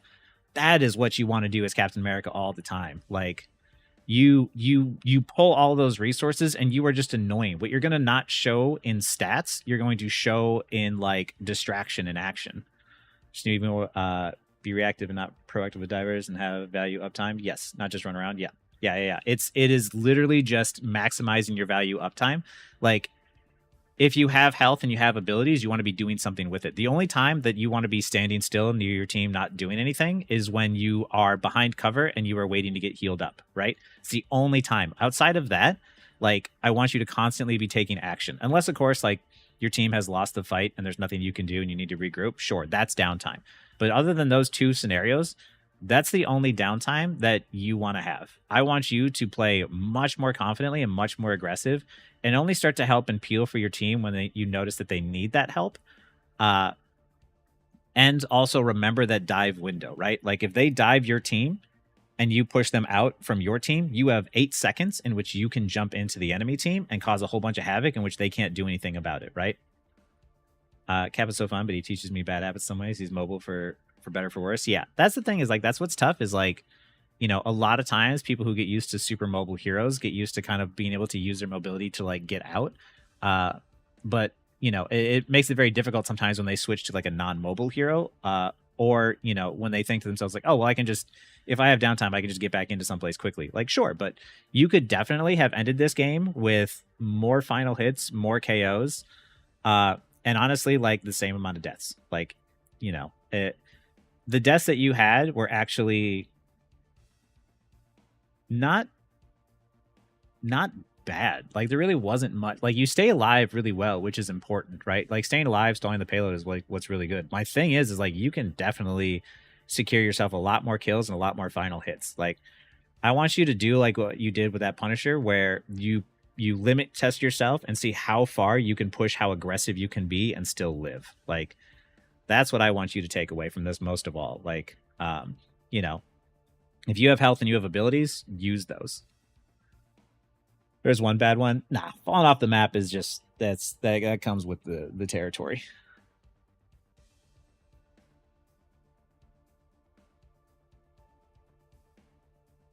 Hello. Hello. All right. So I don't know if you saw the message that I just sent you, but the link for the whatchamacallit, the VOD reviews are in Messenger, so you can go to see those. I've color coded those to show the amount. That way you know what you have to do for those, and then you can mark each one in either in progress or complete when they're done. Hey.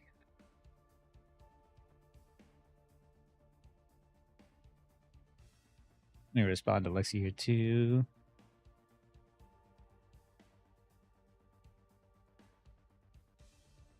Oh, and then also go into Logitech and put the noise gate to night, because you're getting kind of breathy, unfortunately. Oh, and there's also the AC running in the background, which is probably not helping either. Yeah, not helping. The open threshold, or the closed threshold. No, in the Logitech one. Oh. Yeah, because that one I had turned off completely because I was trying to just get baseline, and now we can kind of fine tune it. Oh yeah, it's off. So set it to home.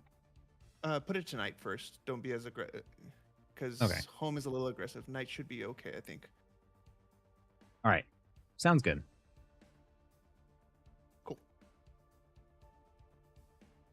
Okay, yeah, this was extremely helpful. First time I got tips from someone, not me. Can't wait to see the rest. Hey, I hope it was helpful, Nerfpool. And by the way, if you have any questions, feel free to hit me up with those now. But otherwise, like, yeah, on round 2, you did much better, and it was like much more aggressive, and you definitely could have like doubled your KOs if you had that same level of like aggression first round. But yeah, overall, like, it was still a win's a win, right? And you a lot of times you did take the fight to the convoy, even though I know I said that there's times you could have done some more, but even then, you taking that fight to the convoy is huge. I do it on DPS, I do it on support, I do it on tank. Like, any chance I can get to slow that convoy down, I do it. And that's a big problem that a lot of people have, especially in like the plat diamond range where people just ignore the objective. You can win the majority of your games all the way up into GM just by paying attention to that convoy.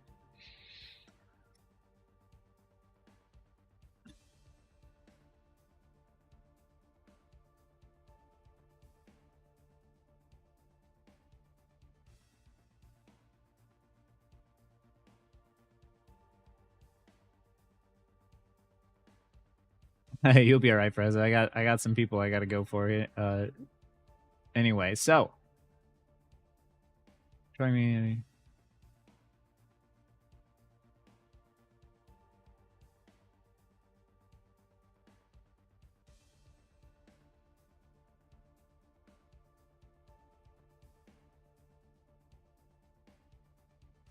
Sounds good, Nerfpool. And yeah, I'm happy to see Captain America, man. Captain America is an interesting one because when I first played the game and I hopped on, I was like, oh man, I was like, why did they make Captain America so lame? Like, he's not fun at all. And then all of a sudden I'm like, wait, this character's busted.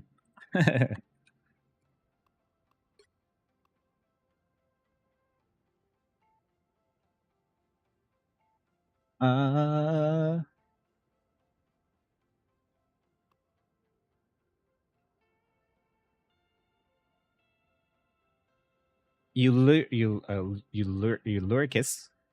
Which one are you?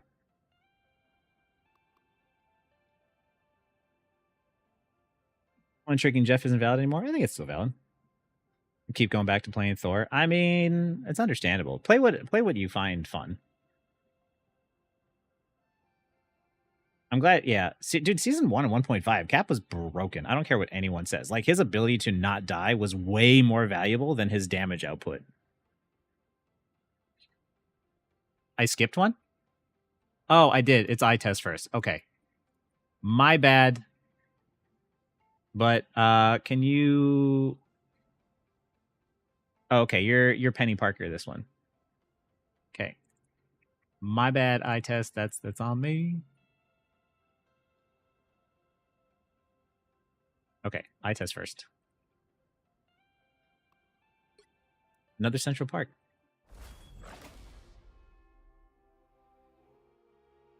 Before he could jump with shield up. Oh man. That was a different time.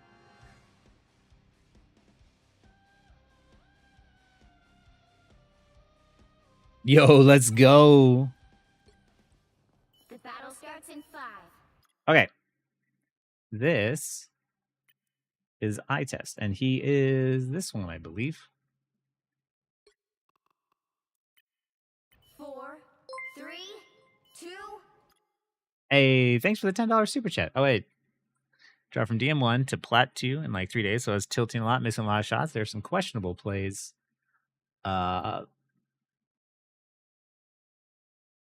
There's some questionable plays that I made. Oh, it said ... and I was like, oh, there's got to be more to that, but no, it's just the ... Hawkeye review. This is actually going to be kind of fun. I haven't done a Hawkeye review yet. 1. You have to stop them from securing the mission area. You guys get creative with your reticles, man. Yep. See them? Right there. Yep, don't pay attention. Don't lose the focus of them. Yep, just keep going.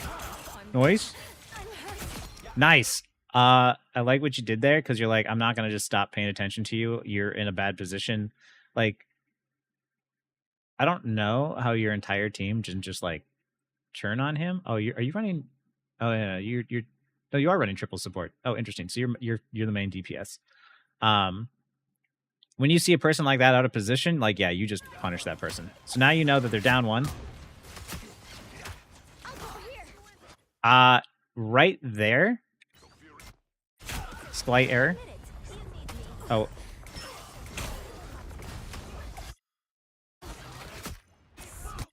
You hit her with a good shot. Right now, your whole team is focusing her. She just got kicked back into your team even closer. This shot is a lot easier to hit than these shots, especially like trying to go through like their triple support as well. This tank is out of position. You know, focus the tank instead. Because like, I hope she dies. No, like with you being the sole damage, the sole DPS, that's like basically your job to follow up because of the fact that your team lacks damage without you. Unfortunately. Wait, eye test is here, right? Am I giving this review to nobody right now?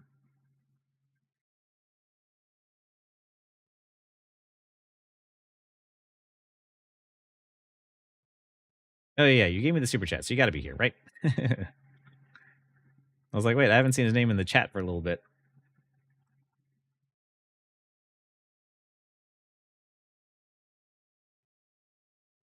Stop playing, post a video at some point. Okay, you're here. All right. We'll continue then. Oh yeah, content creation is hard, Nerf pool. I'm not gonna lie. Okay, we're gonna keep going. You're aiming a little low. I don't know if there's a reason, like a Hawkeye reason for that, but it is a little low. Okay. After, by the way, you got that first pick on Moon Knight, you got to play much more aggressive.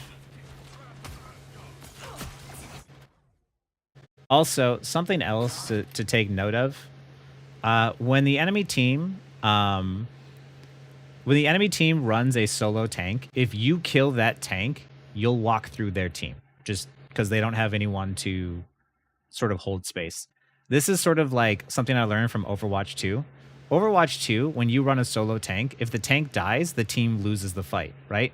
So in Marvel Rivals, it's very similar, where even though it's 6v6, if the tank falls over, they're going to lose the fight. So in that situation where you took out the Moon Knight and the Emma Frost was right there in front of you, that was a freebie. You kill her, the fight's over. Like they can't do anything to hold space, and you just naturally like walk through them. Hiya, Follow Dreams. Extermination! There you go. Walk in. Try and find her. Try and find her. Try and find the invis woman. You were safe inside of there still with cloak and dagger alt. I would have continued to try and hit the invis woman maybe, but Fantastic! this is bad. A nice deep breath. Us against the world. Yeah, this is a get out of dodge moment.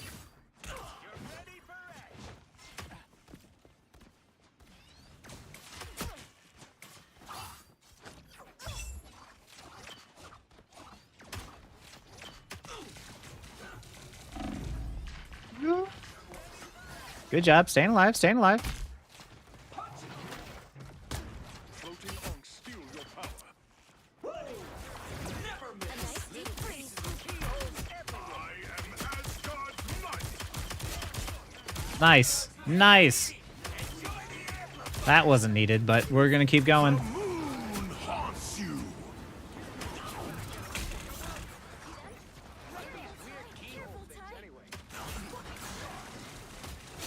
I like the cold. Couple of missed shots, but it's okay. You should win this point. Who is contesting? Yeah.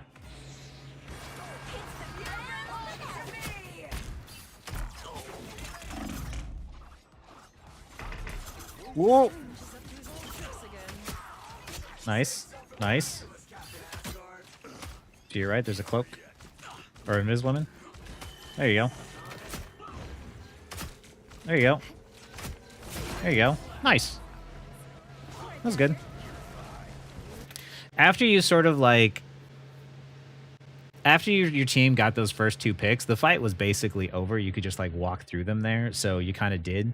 And then your team just started ulting continuously after that, which they didn't need to do. But it was like, once they were ulting that much, you know, you were getting picks successfully and taking advantage of the ults and the chaos. And like, there's not really a whole lot to comment on there because of the fact that like, you just sit back and shoot as you have the advantage and eventually they fall over. Nice. There you go. Apply pressure. They're down 1. Play aggressive. Remember, they have a Moon Knight, so standing near your team is dangerous. With them down 1, I want you to play more aggressively. Get into positions where you can hit your shots. Because, like, right now, look at this position here, where, like, you have a rocket and cloak and dagger here, right? Rocket's in this. Rocket can see this. Cloak can see this. And you are in the position that they can't see. So, instead... Imagine that, you know, you go along this side, right? And you're up here. Let's say you're up here and you're taking this angle. Oh, look at this. Juicy. Or over here. Juicy. And you want to know what happens if you're up here? Hey, look at this. They can see you. This is the position. This is what I mean by standing near your team and not standing next to your team. When you're standing near your team and your teammates can see you and they have LOS of you and you have the advantage, you can play aggressive like this and you can get up here. Anytime I see an enemy drop on the enemy team and I know it's a 6v5, I go in hardcore like aggression mode. Like if I have abilities, I am running up on them. And like that's the 20-second rule video that I made where like we were stuck for so long, and the moment we took down that Magneto, I was like, oh, I need to play aggressive now. Like my job as DPS is to get in there and keep them staggered. And because you can one-shot people, put yourself into positions where it's easier to hit those shots. And if you do take damage, you have abilities to get out or your supports can see you. That is what I want to see. Because like, let them sit on the payload. Like that's what they can do. Especially with like their heals and stuff. Was Invis trying to do? I don't know what that Invis was trying to do. Juicy. Staying on a damage boost makes me so nervous. Oh yeah. It's a good hit. But like once again, like all of your team, like look at this. As the enemy team rotates here and backs up around this corner, they take cover from everybody. You want to get into positions where you play so aggressive that the more you push up, that even if like they start to back up, you put yourself in a position where you're already ready to shoot behind what their next bit of cover is. So that way, even if you don't kill anyone, you push them backwards, right? That's what I want you to do all the time as DPS, and what I want anybody to do as DPS. You should think of yourself. Let's go to top-down view here. and actually, one sec. Let me.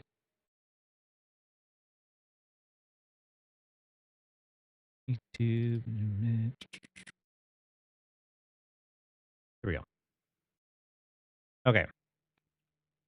So like this right here, will it work? Okay, it works. Okay.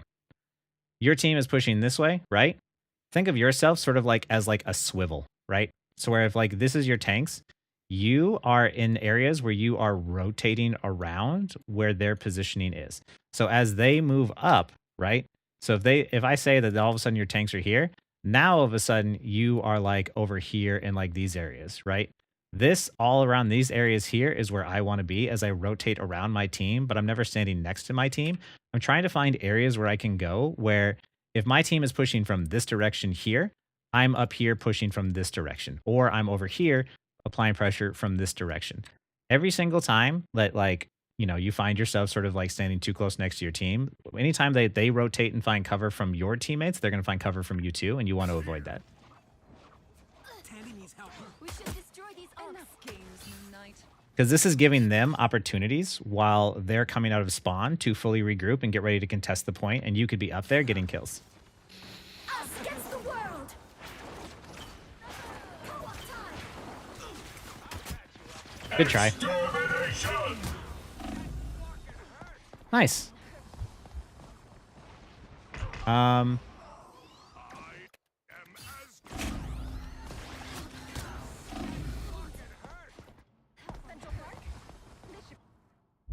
It might have been.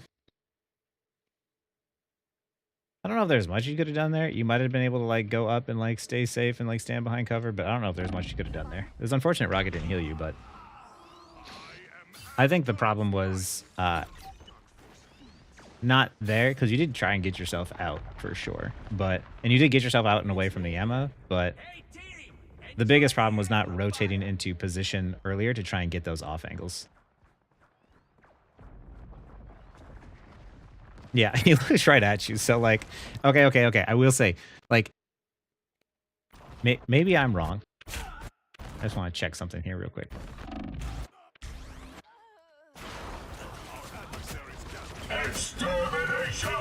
So like, yeah, she comes up on you. She walks behind the wall.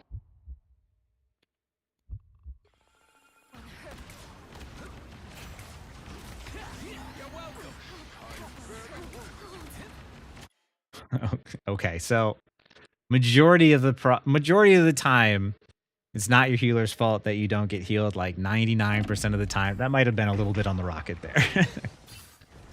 He was a little unaware of what was going on in your positioning, but it's okay. Sometimes that happens. he's shooting the people in the support ult, which is not beneficial. But I will say, it's like the other day when I was playing on my ult account and I was learning new heroes, right?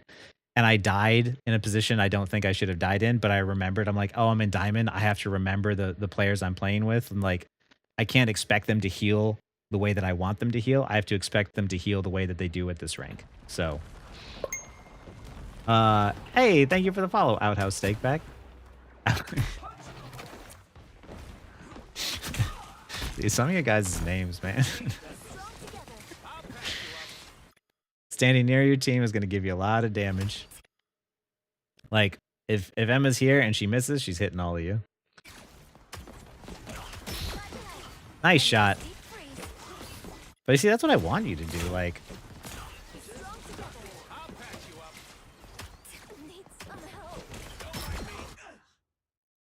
this also raises a good point here. I want you guys to notice something. Do you know why? Do you know why that person died? Hey, well, thanks for the follow, Outhouse. Watch what happens. It was a good shot. It missed. This is why you don't stand next to your teammates, right? This is the exact reason why I don't stand next to my teammates. We saw the Punisher. It looked like from the reticle that it was going to hit the Punisher, right?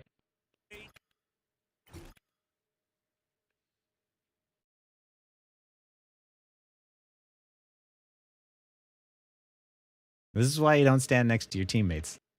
This is why you can test different areas of space. Because if you stand next to your teammates, that's what happens. Oops. Honestly, it looked like the reticle was on the Punisher. I thought the Punisher was gonna die, and then it hit the fucking the Ultron, and I'm like, wait, what? Freeze. Help. Someone do something about Hawkeye, right? But like, oh, I'm on like 0.25 speed. But I like this position a lot more because like, look what you have here. Like, put yourself into the positions where like you can see that as they start to take cover behind this, you have angles of them here. And also in this position, they can't see you by hiding behind this cover, but your supports can, so they can heal you. You got that Ultron solo healing. That's fair. That is fair. Only when you really need it. She told me in the chat that she was targeting them. Oh yeah. Thanks for the super chat, by the way, Alcest. Yeah. She was definitely like pressuring you, which is smart because like you are the solo DPS. So if she stops you from killing people, that kind of stops your team from pushing forward. That is smart on her part. Judge, Ooh. jury, executioner. Nice. I really like this positioning here. They're all lined up in this like straight line here. You have this cover, so even if you do take a little bit too much damage, you can hop away. You activate your ult. You got everything here. Like this is a really good positioning here. Nice. That's really fantastic positioning. More of that. And now you're playing aggressive because you know they don't have a tank.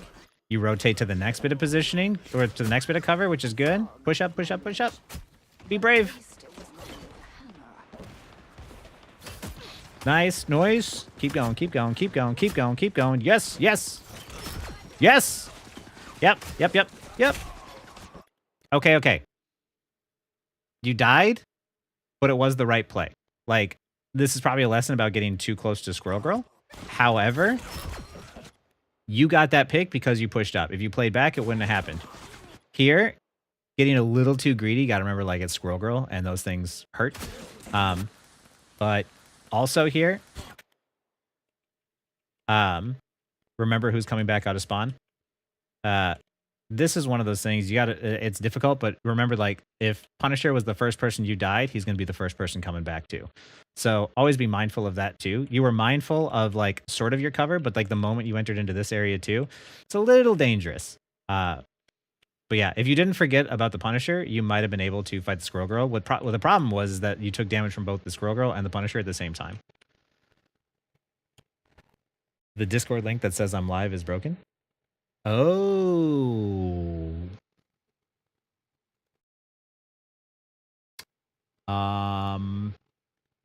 Thank you, Epic. One sec. I haven't adjusted that yet. Thank you.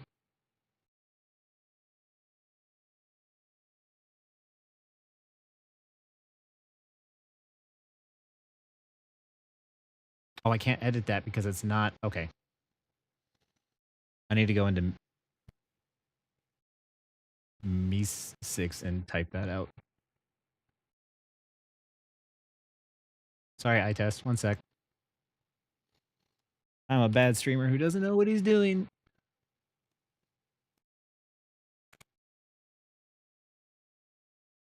Yeah, I appreciate it, Epic. I messed up there.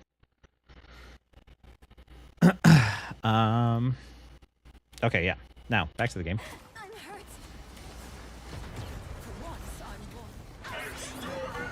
How is this going? Yeah, I can't. That's been doing that this whole time too, and I didn't even know. Whoa, your team just got annihilated.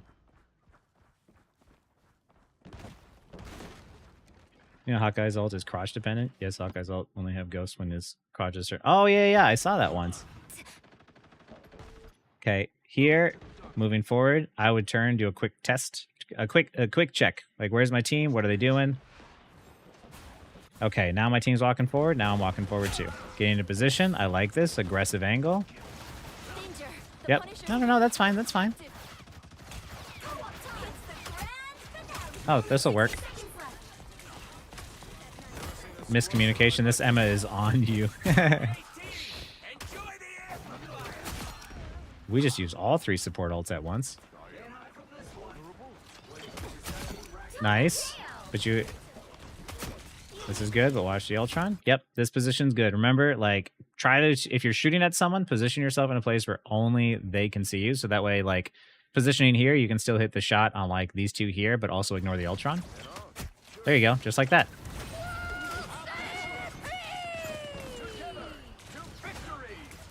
Ooh. This is working. Everybody needs a hand sometimes. Poor Squirrel Girl out.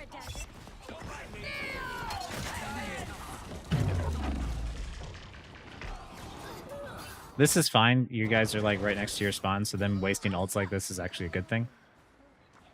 That's not the best place in the world to use the ult.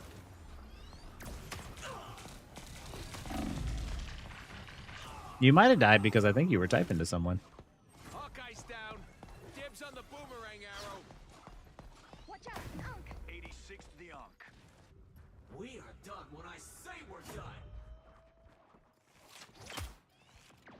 Central Park? This should be fun.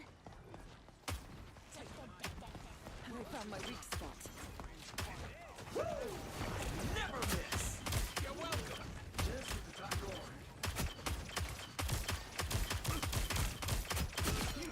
Nice. Only 60 seconds left. Nice. Now just survive.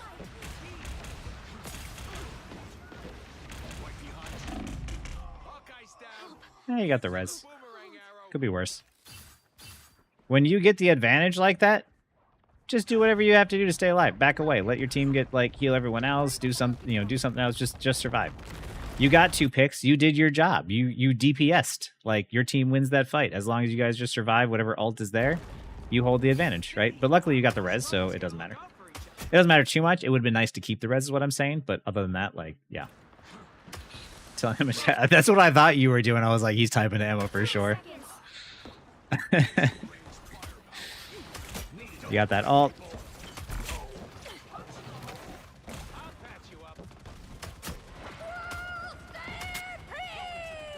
Good hit. Nice. Good hit. The final 10 seconds. I'm doing this my way.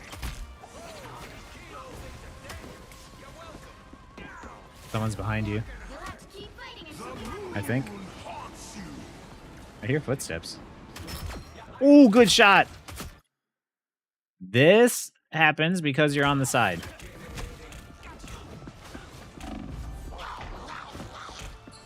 There you go. Oh, unfortunate. You still got the res, though. It's not bad. Not bad. Would have been great if you could have gotten out, but the reason why you got that kill is because you were able to play aggressive and get that pick. When you get that pick, get it, get out. You got the you've done your job. Oh, she's gonna come for you. You're dead.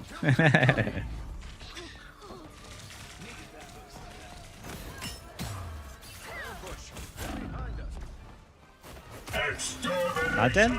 Dead. Yeah. She's not wrong. But if that's the case, like, you just got to find places to position yourself in which it's harder for her to, like, go and, like, reach you.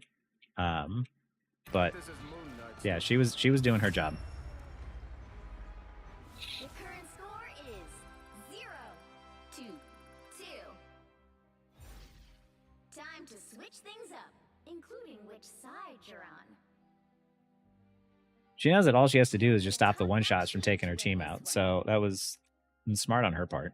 Like, The battle starts in 5, 4, 3. high ground for sure, 2. yeah. All you need High to do ground, is take an focus on off the angle, area. try to catch him by Got it? surprise. Like, you only need one shot to kill someone as Hawkeye. So, get cheeky. Don't just shoot behind your team. Take a separate off angle and try and get someplace where, like, as your team is fighting or something, try to see if you can't, like, preemptively set yourself up in a spot to where, like, once they start to engage, just like when you hit that Moon Knight, you get the kill and then you just, like, walk up and then group with your team, right? Because then you'll just naturally win through numbers.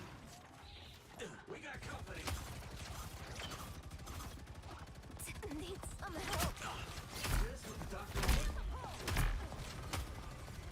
Blow up.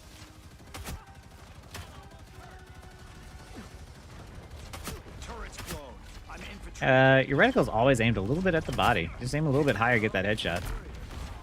Because you're hitting shots, they're just not headshots. Unless there's a reason for body shots, I'm not sure.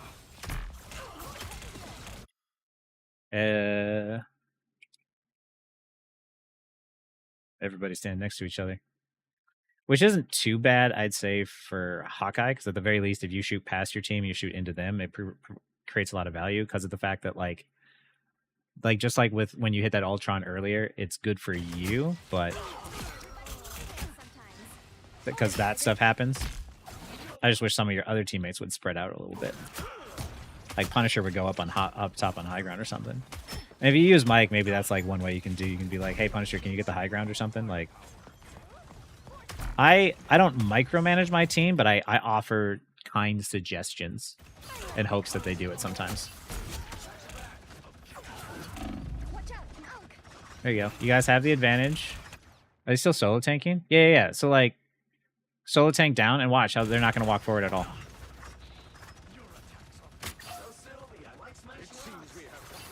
See this right here? You guys see how nothing is happening right now? This is solo tank. And this is why as solo tank, your job is to just basically not die.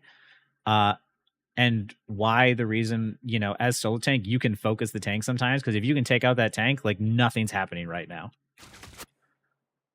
Just a bad habit I picked up from using other DPS. That's understandable. Hey, Dakota. Yeah, this is a new one. It's going to help pay for the new GPU and capture card I just bought. I know some people wanted it, so I was like, all right, sure. Especially because, like, VOD... Oh, that's unfortunate. How? Why are you... Okay. Extermination! Survive. Good.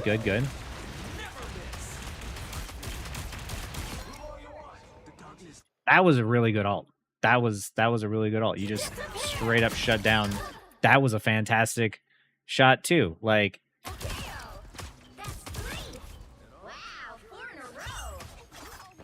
The moon haunts you! yeah. That was perfect. Ultron ulted, you're like, I can counter this ult, and you stayed inside the Cloak and Dagger ult, and you're like, this is free. He's overextending. Deltarune? Maybe one day, bro. For sure, Dakota. I think there is currently 3 people ahead of you, right, Aaron? After I test, it's Lucius, Ace Squared, and Wesley. I'm gonna be doing this a lot today, so because I said I'd make a day of it, and now I'm going to.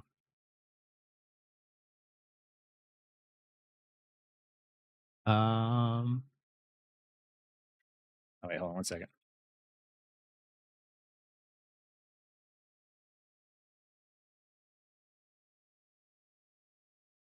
Okay. Back to review.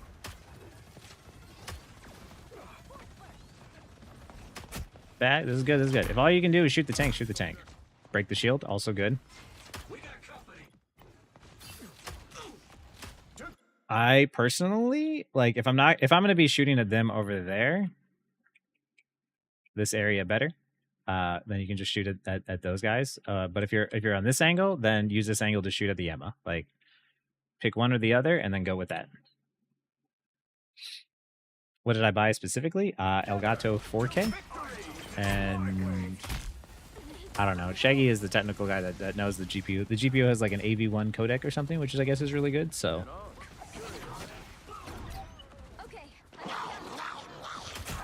spread out. Wait, is that your Jeff or their Jeff? It's their Jeff.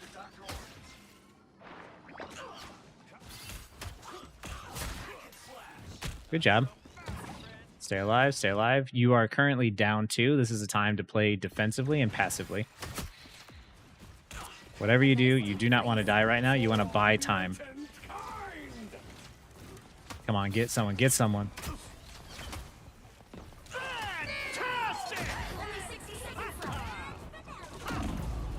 Yeah, that's what I was afraid of. So the problem here was that you didn't rotate back fast enough. Like when they start to like walk in and take space, you can still hit your shots from farther away. What I would have preferred to see you do is back up a little bit farther and even possibly go to this doorway here and let your tank be up close because of the fact that like if they pushed in with ults, that's what was going to happen, right? Whereas at least in here, you can hide behind cover and you can grab the health pack. But the moment that you die, the fight is for sure lost, right? Because yeah, you positioned and you rotate yourself away from your team, and Luna was over here. And if you were in this position here, it would have been safer for you to at least hide behind cover, and your teammates could have survived on point. Yeah, I was feeling the danger, and I wanted to see where this would go. And yeah, that's that like sixth sense of like knowing that like, oh crap, some stuff's about to happen. Because like when you were down by 2, like that's when the enemy team's going to push in like really, really hard. And even like I said, even if they take 2 ticks, but you survive and you take it back, like you still hold control over the point. But because you die, then the team just like wipes them out.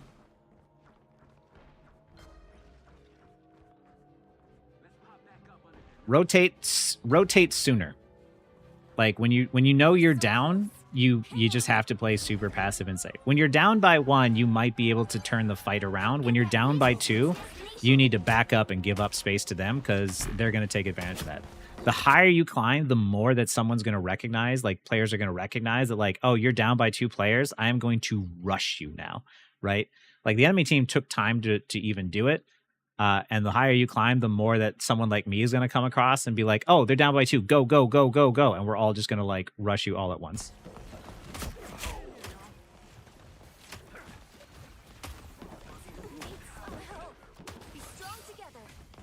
That's unfortunate.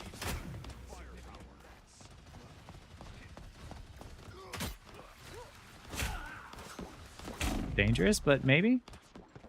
Oh, no, you're dead now. Yeah. So, like, right here, you see them pushing up. You see you lost a support, and you're back to 2-2-2. Your Captain America is low. Your team is giving up space. You need to give up space with them. Your team, like I said, is dictated. Your positioning is dictated by like where your team's positioning is. And as they start to back up, you need to back up with them because this area is no longer safe. Missing some easy shots. Yeah, I mean, that's the thing is like, I'm not going to comment on like the mechanics of it. Like you're missing some shots, but aim is just stuff that improves over time.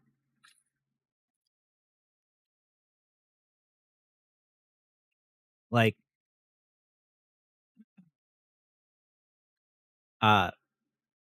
the more you play, the better your shots are going to be. So, but like right here, because you didn't rotate back through the room, you rotated through the alleyway, like after your team was already like pushed out and dead, and then you just died with them. You're halfway there. Keep going. I haven't even hit tab. How many times have you died? 9? It's not bad. Like my play style especially is recognizing like when the fight is winnable or when the fight is over. And if you look at like my account and like the average deaths, like all of them are under 5. Yeah, the enemy team doesn't like you, which means you're winning. Almost there. Hawkeye is that character where even if you lose, the enemy team hates you. And you kind of win. Right call. That was the right play. Your team died. It was time to reset. You're going to reset at the same time as Captain America. Killing yourself so that way you don't give Emma any ult charge. Even though she's close, doesn't matter.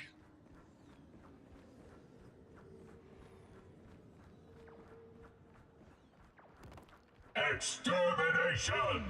Co-op time.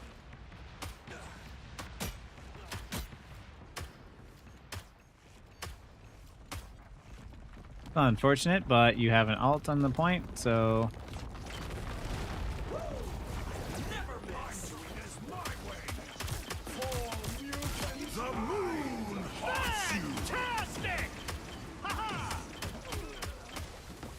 Oh, those ghosts are in weird spots. Nice shots.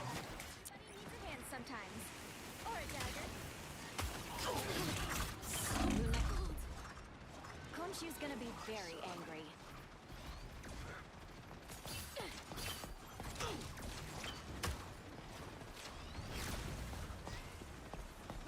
An interesting spot, but I'm not opposed to it. Nice, nice, nice, nice, nice, nice, nice. Yeah.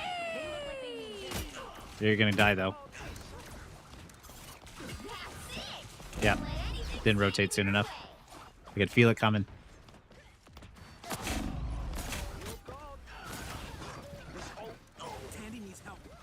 Watch.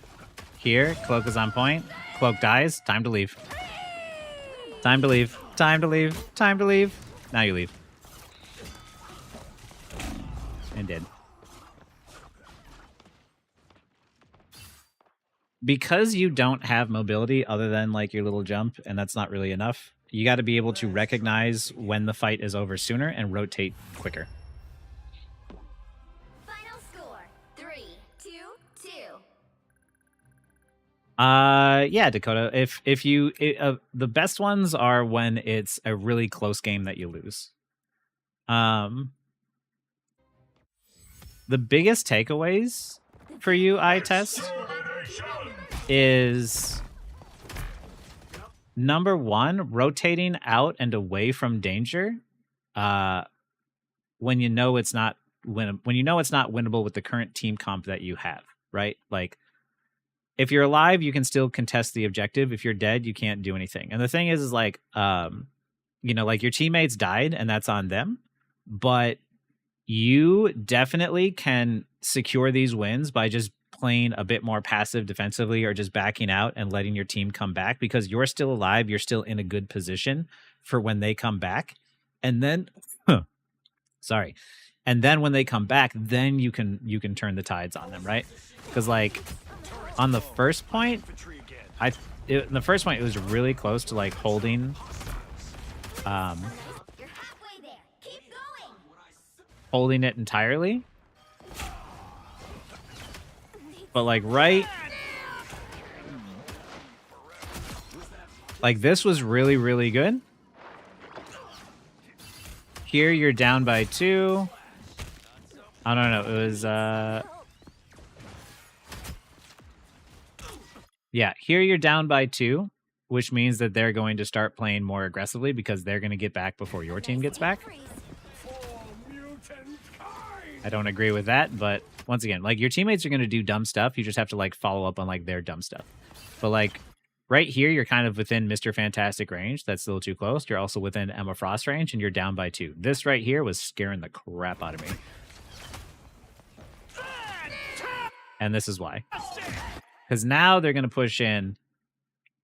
And now look who's just now coming back, right?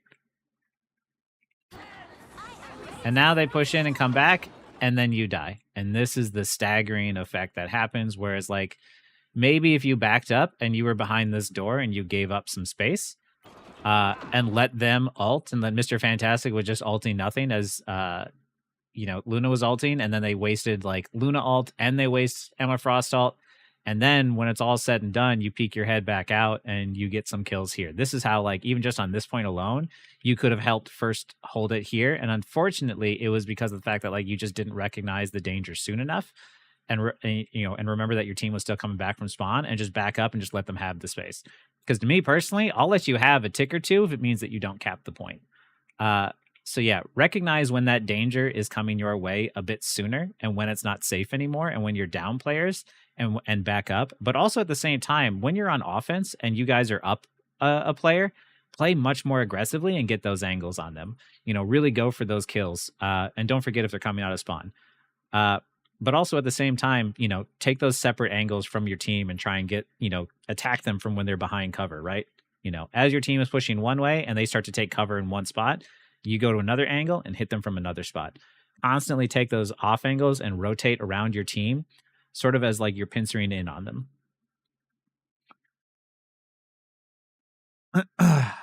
Was that mag ult? It was an interesting mag ult for sure. There's always a lot of interesting ults. I will say though that, like, you know, if it was just for those adjustments of 2 things, I feel like your games would be a lot easier. Because like, if you were alive on this first point, I bet you probably could have held them on this, full held them on this point. You were even close, decently close to ult. But yeah, if you have any more questions, let me know. But otherwise, like just the two things majorly was just rotating, taking those off angles, and backing out sooner, and playing more aggressive when you know that you're up and you know that you have those numbers.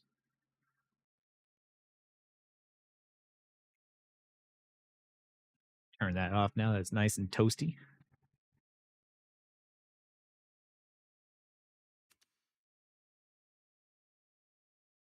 But yeah, that was good. I have not done Hawkeye VOD review yet, so that was cool. Hawkeye is one of the few players where you can kind of stand near your team because of the fact that like if you're shooting at head level, it's really beneficial. So standing behind your team, just like lobbing shots at the head range, like that's just kind of that's one of those rare times where standing behind your shield tank makes sense, in my opinion.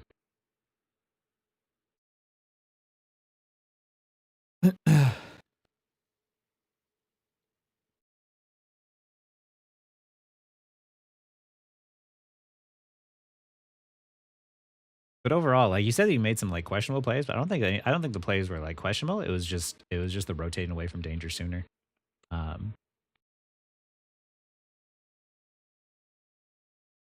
But yeah, I know you also put in some other super chats afterwards. Were you looking for were the super chats just bonus, or were those like for coaching or something? Where you wanted me to watch a game or something afterwards? Because otherwise, I have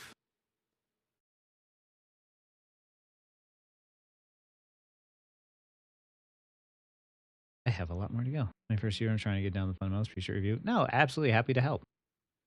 It's the hardest thing I've noticed for people who are coming into the game is understanding the numbers advantage and the off angles, right? Like mechanically, if you got yourself to plat and diamond, if you got to put yourself to plat and diamond, mechanically, you're already really good. And all you need to do now is just constantly do that thing of just like rotating and attacking them from off angles, and then understanding that like, when you have a 6v5, there's like an you have a good chance that you're just going to overpower them, and when you have a 6v4, you're like 90% chance or like 83% chance or whatever to like win that fight, right? Oh, thank you for the bonus then, I appreciate that. So yeah, like I think the math was back in like Overwatch days, in a 6v5 scenario, you were 67% likely to win win the team fight. And if it was a 6v4, it was like an 83% chance to win the team fight. Or it might have been 63 and 87, something like that. But that's how I always remembered it, and how it was like in the pro scene of like Overwatch days, where that numbers advantage was like sort of what dictated who won the fight, which is why it's super important that you either secure the first pick or you're not the first death, right?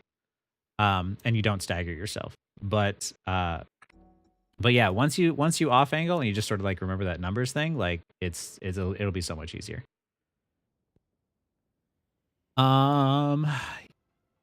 You can drop the VOD review in the donation. Right now I am on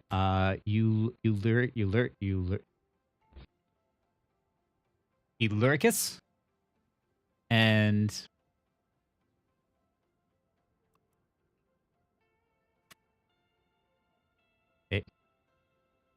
because there's space at the end? Yeah. And he is the Penny and the Strange.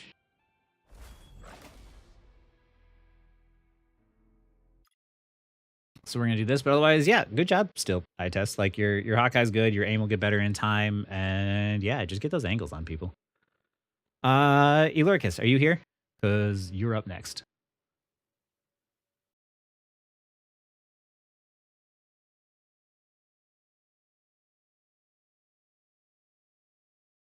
Yep. All right. Sweet.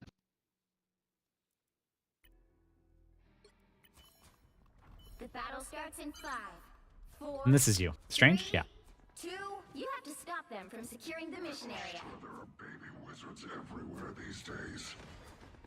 Oh, you're on console. Cool. We've got trouble. Anyone willing to help?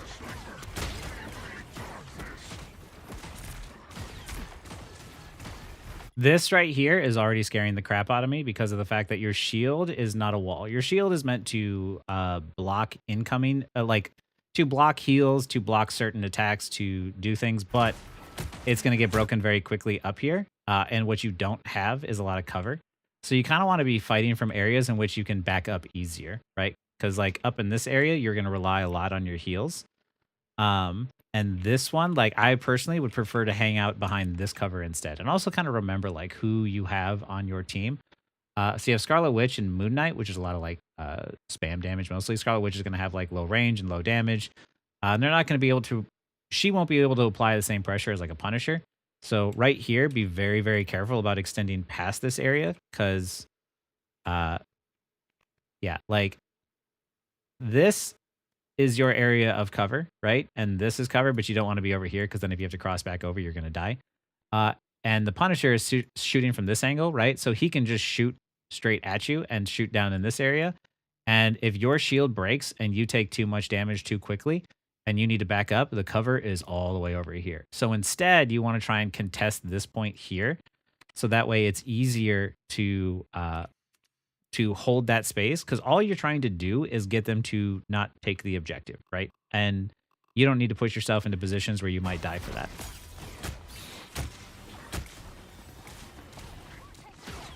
Reload melee, reload melee.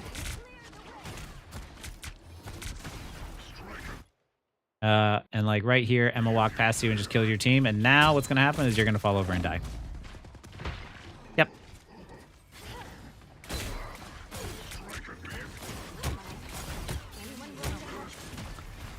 We got a little too tunnel vision here.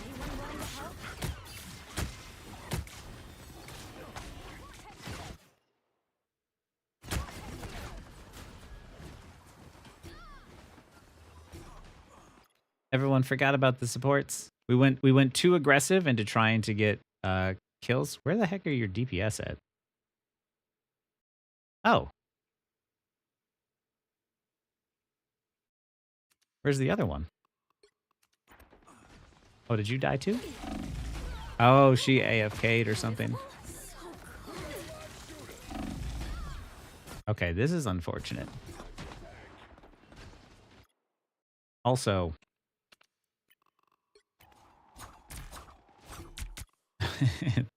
this is comical, but like, don't do this because, like, once again, once the enemy team starts to push up, where's Moon Knight gonna go?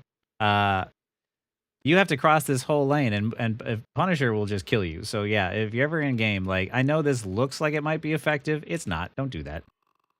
But yeah, because you let the Emma like walk past, she just basically got to like walk through your team, and then just like nobody was there to protect them. This is where you constantly have to like split your job of like,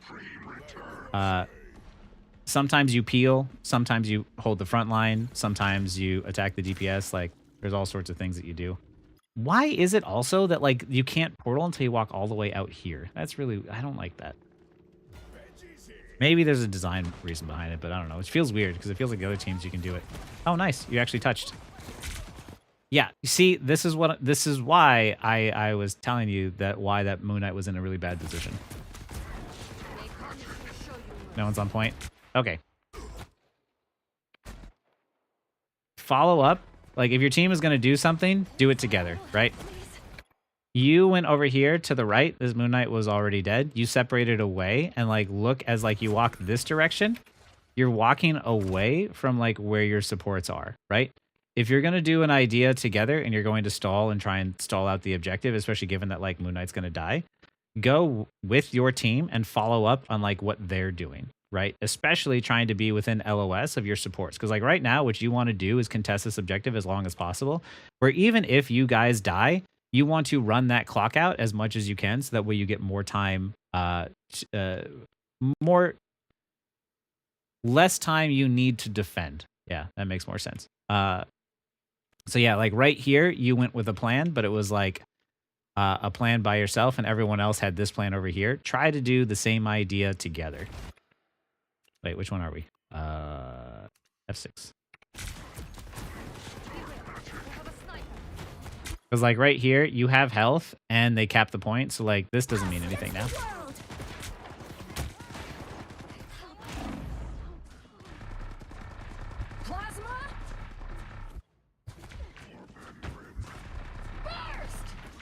Time to die. There we go. Not much could happen there. When you're just distracting one person, it's not really helpful. As a tank, you want to try and distract multiple people at once. But with your team falling over there, like the moment you saw your team die, it was time to die on the payload with them and then reset. By the way, what rank is this? Just so I know. Because the advice changes based on the rank. Oh, they have a widow. Okay. Diamond form, stay away. Keep your distance, wait for it to run out. Yep. If your team doesn't need gold, okay. If your team doesn't need the shield up, like you're not saving them from any damage, save your shield so you don't waste its health, right? If you have health yourself, like if you take damage, that means your supports like Cloak and Dagger can charge your ult up. And here you want to try and get to the corner to try and like stop the objective from moving, but also this is where you want to make sure your shield is at full health, because as Punisher is here shooting at you, yeah, you want to be able to make sure that you can use that to keep yourself alive and keep your team alive. I do like that after Emma Frost had killed both or had been killing your team earlier, now you turned on her.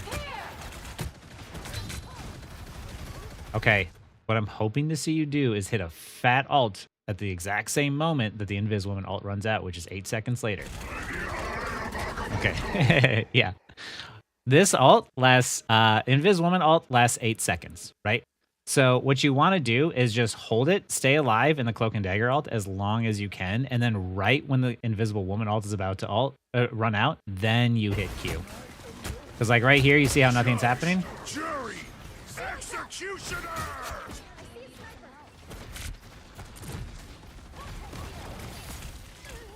Stay alive, stay alive. Nice.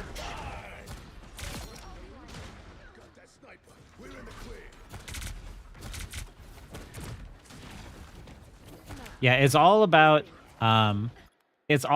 timing, right? Like your ult didn't provide any value other than like it did stun them, so they weren't able to do anything, but I don't think you stunned anyone that was like that needed to be stunned, right? Like sometimes you can sit there and say like, well, I'm going to use my tank ult in the support ult so that way I interrupt the damage that they're doing. But in this instance, like you can just wait, you know, forgive me if I'm wrong. Is Cloak and Dagger ult 8 seconds or 6 seconds? It's 8 as well, right? Because Invis Woman's is 8 seconds, I believe. Or is it 8 or 10 seconds? Help me out here, guys. I only know that Luna's is 12. But yeah, time it for like right at the very end of those ults. 8? Okay. Are they all 8? Are they all 8 except for Luna?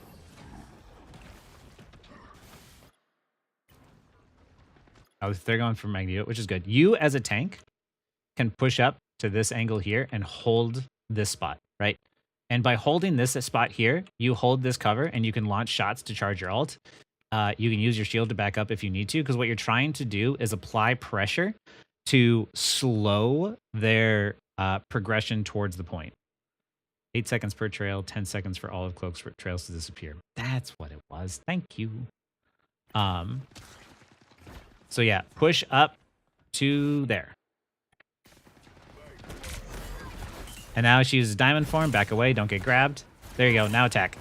When you see that she grabs, you can start attacking more. Nice.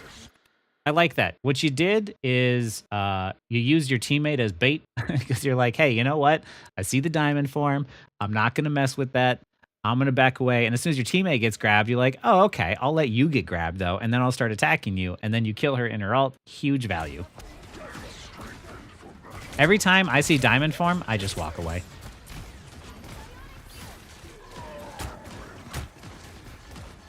That's unfortunate. Shield your support. There you go. That it's unfortunate your support dies here, but that's what you want to do with your shield. You don't want to use your shield as like a moving wall. You want to use your shield as an opportunity to block incoming attacks that are actually about to kill your team. If there's any sort of like regular damage, like they're just pumping damage into your team, let your team survive through like heals and stuff like that. But if you notice your team suddenly needs safety, that's when you bring your shield out. And even though your teammate died, it's just because you guys are getting overpressured by your lack of numbers and your lack of damage. But the use of your shield was correct.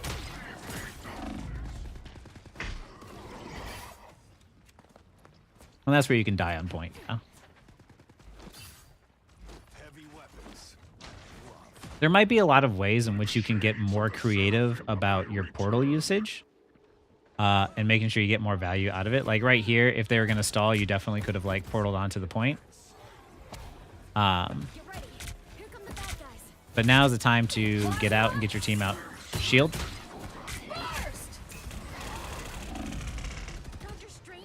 Yeah, that was the time to like, when you hear the ult, get ready to block the ult.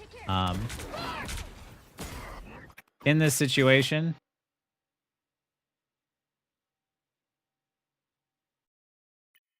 did I break it?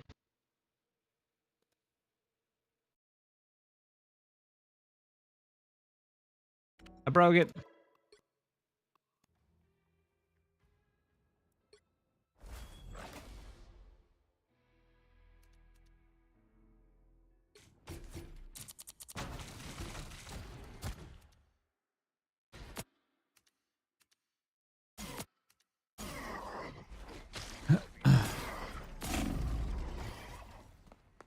When you recognize that there's still time to contest the point, Heavy weapons. By the shades of the seraphim, portal. And then once you realize the point was lost, like right here, the sound isn't going off because I scrubbed through the timeline, but the moment you knew the point was lost, it's time to dip out because this right here, just like I'm talking about before, where you always want to be mindful of where your cover is. You're focusing on the two tanks and everybody in here, that you're forgetting that there are other angles in which people can see you from, and you have no cover over here as the convoys start to push forward. So I want you to always be mindful of like, especially knowing that like you guys are down a person. When you're down a person, you need to, oh, you're down 2 people. When you're down 2 people, like for sure, it's time to just get out, right? Or die on point. There you go. Because now the whole team is staggering, and I'm going to bet that Moon Knight or Scarlet Witch or your support finds a way to get themselves killed in this amount of time. I'm opening a portal. I'm strengthened for battle. Hey, interesting. I like it. Oh. Hey, thanks for the donation there, Dakota.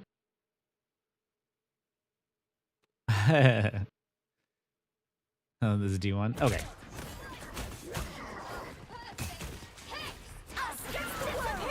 This is good. That's pink, so that's their ult. So like, yep, you're sitting on the payload, you're holding down the objective. Got the kill, which is good. I like the portal. Block it, block it. You might have been able to use your like hover ability and like shield and like maybe block it, but you're still gonna win the fight anyway.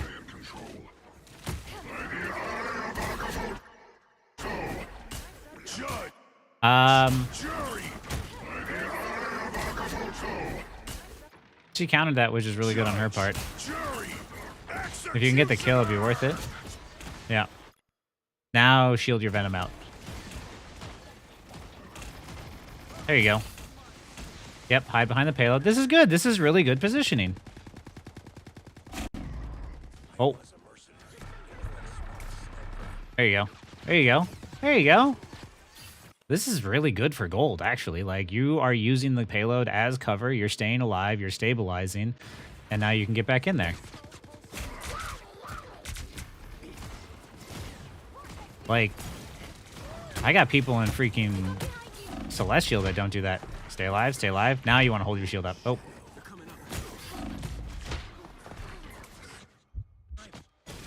Why did we drop the shield? Did we just drop it on accident? Might have been an accident. Oh, it was low.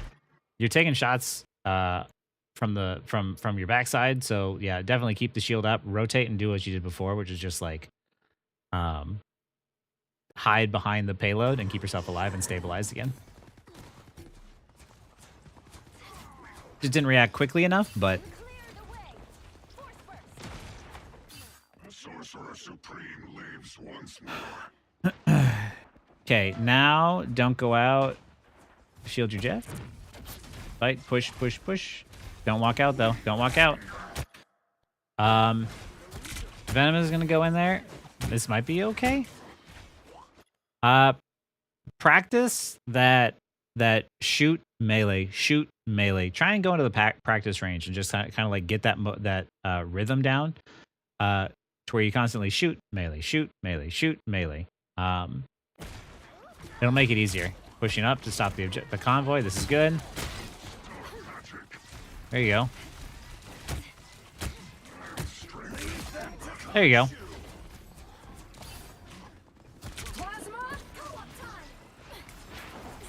There you go. Get the Emma. Get the Emma.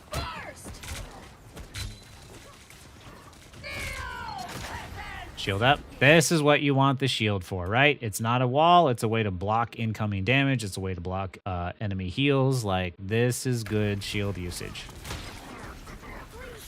Wait, did she just cancel her ult? She did. That was a choice.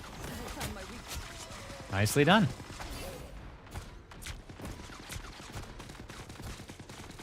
You're blocking ultimates. You're creating space. You're staying alive. Now you back up and give up space because there's a support ult going off in your face. Don't hit it in the support ult, though.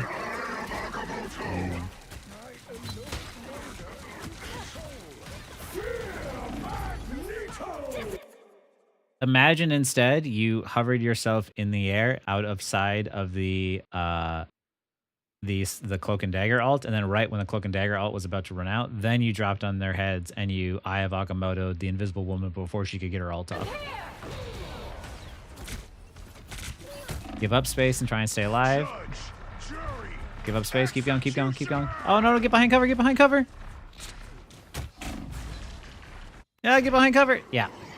There's still time, right? Like, if you hop back on the point at 99%, you'll still hold it. But, like, right here, the moment you heard Judge, Jury, Executioner and your teammates were down, it was time to dip out behind cover. But you stayed too long, and now, because you died, it's going to be harder to contest the space as your team is going to trickle. By the shades of the Seraphim, I return. Recognize, like, you know, when you see those support ults and you see those Punisher ults, if you can't do anything to counterplay it, it's time to give up space temporarily and let them have the space. Because when the enemy team is activating ults, they're trying to secure kills with those ults. So for the next like 8 to 10 seconds, if they don't secure anything with those ults, they just wasted them, right? So your job in those moments when you hear the enemy ult, and that's the reason why you hear audio cues for the game, when you hear those audio cues and you hear those alt voice lines going off, that's your signal to tell you what to do next. So like when you heard the Punisher, you're like, I need to find real cover. Like, not my shield, I need to find real cover because even with heals, I will die to that. And same for like the support ults. When you hear the support ults, you're like, oh, I need to get out someplace safely and sort of buy time until you know, and keep my teammates alive during this time rather than try and secure kills. Because you can't secure kills when the support ults are going off, but what you can do is try and use your shield to keep your teammates alive. You can try and back up and give up space. You can go up in the air. Like, there's different options you can do, which is mostly all on the defensive side. How long am I going for? I'm not entirely sure. It's 20 for review and 30 for coaching afterwards in the game. That's if you can stream from Discord. I should mention that, like, because I need to be able to watch it some way, and I think the only way I know of is like streaming from Discord. So that way I can give like a proper one-to-one.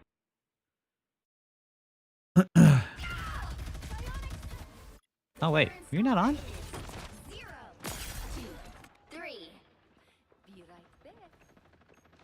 I thought you got that in time. But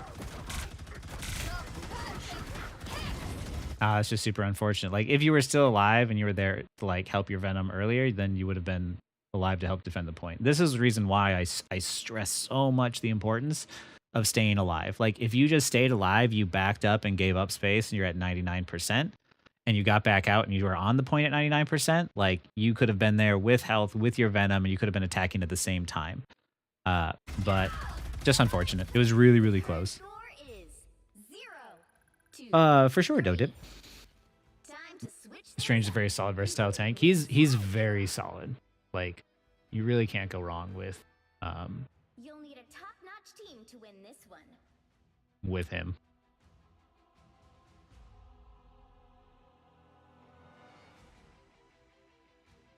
Check my.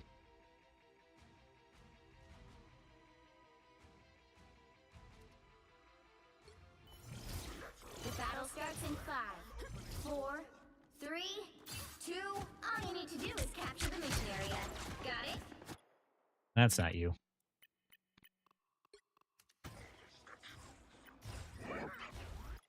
Hold on one sec here.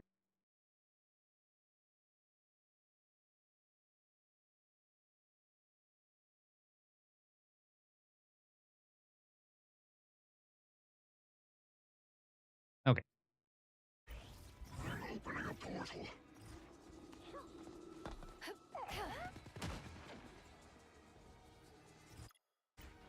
This is a pretty good portal, especially because, like,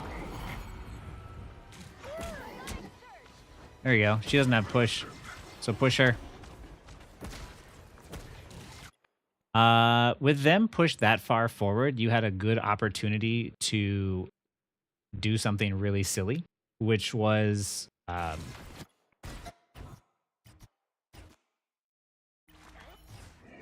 battle starts watch.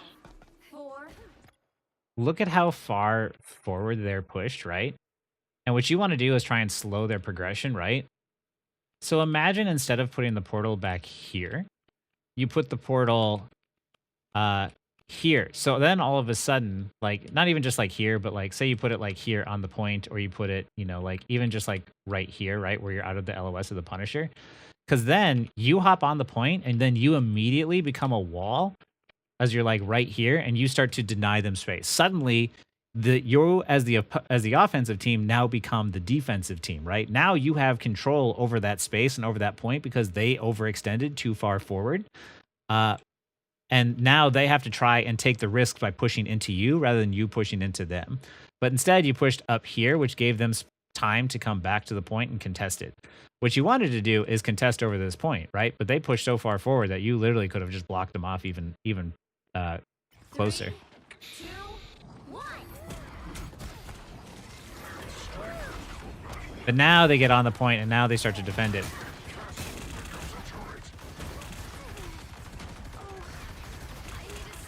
Push up, push up. Hey, Brandon. How's it going, man? I miss you too, man. How's it going? Find your cover, find your cover. Stabilize, stabilize, stabilize. Okay. Yeah. You spent a lot of time out in the open.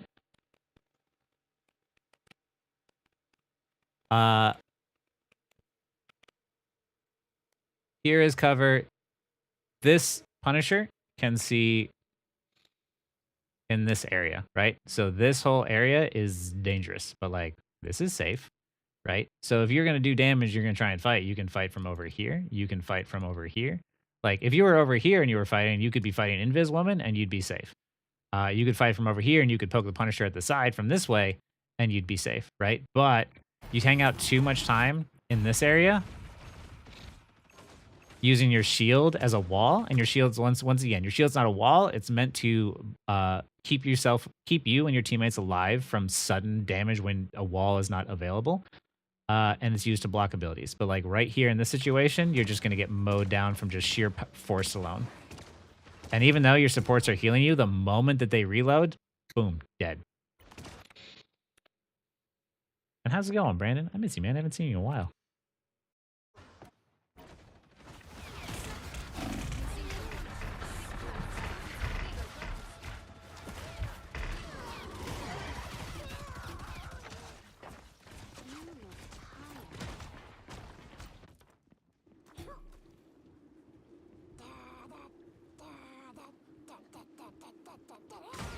Everybody's got really interesting crosshairs, too. This is fine. I want you, as a tank, to get used to turning around and taking a look to see where your allies are, right? You always want to get into the habit of just doing, like, as a tank, because you are the frontliner, you can't see what's behind you. And a lot of times what tanks do is they don't pay attention to where their team's location is, and they just go do their thing. They're like, where's my team? And you're like, we were still walking out of spawn, man. Like, look here and realize that, like, you just have to wait, right? Like, until they group up with you, this is just something where you just have to wait. Because, like, right now, we're engaging in kind of early, and you're using your shield to walk forward, right? But you don't even have your full team here. And there we go. Now she's going, right? And because of the fact that you don't have your full team, everybody's on a different page and everybody's doing their own thing. And now, like, now you're here, your team is here, and your Scarlet Witch is here. So see how, like, everybody is doing their own plan and nobody's doing the same plan together. Hey, thanks for the follow there, Crutches. It would be better to do one solid plan together as a team than it is to do a bunch of separate different plans. Because, yeah, right now you're just going to get mowed over and you're probably going to fall over and die. Yep.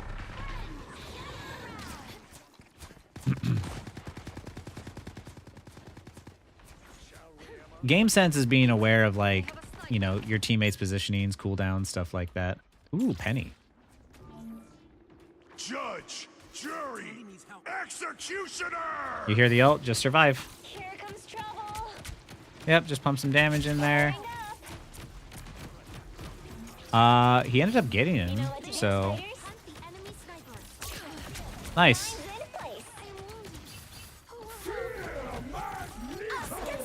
Careful, you're pumping damage into the mag ult.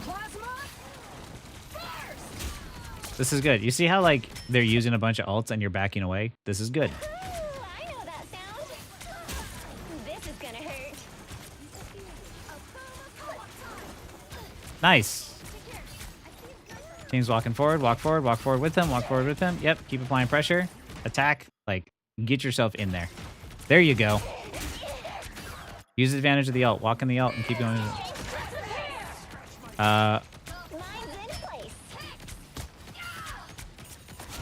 There you go. Keep walking forward. Keep walking forward. Break it. Okay. Okay.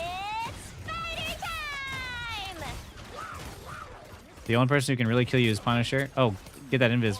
Oh, where the mag? Invis. There she is. Yeah. Attack the invis. Yes. Yeah.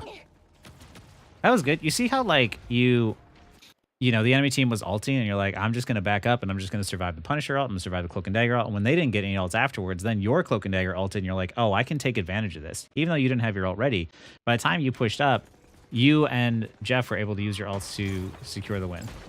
Stay on the point though, Captain Faster. Okay, okay.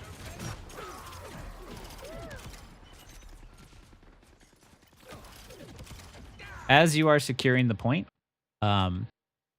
start to set up and deny space by putting your penny bot mine thing here to keep them from walking through this doorway.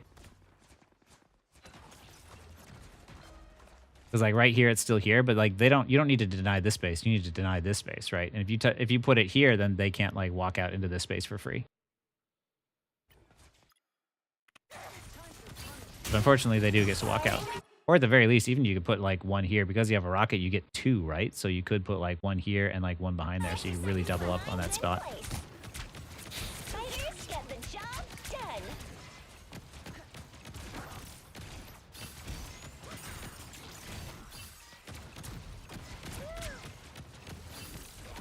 This is gonna hurt. There you go. Follow up on what your team is doing. Mag is low. Unfortunate. Extra strength awesomeness. So much better. Time for some fireworks.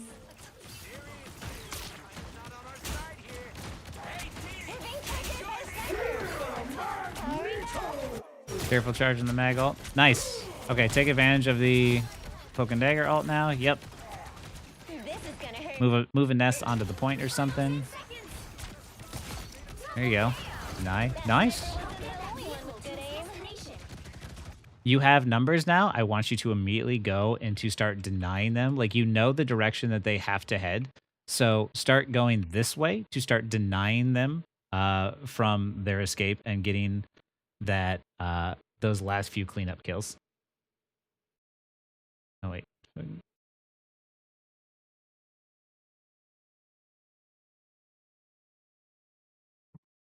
There you go.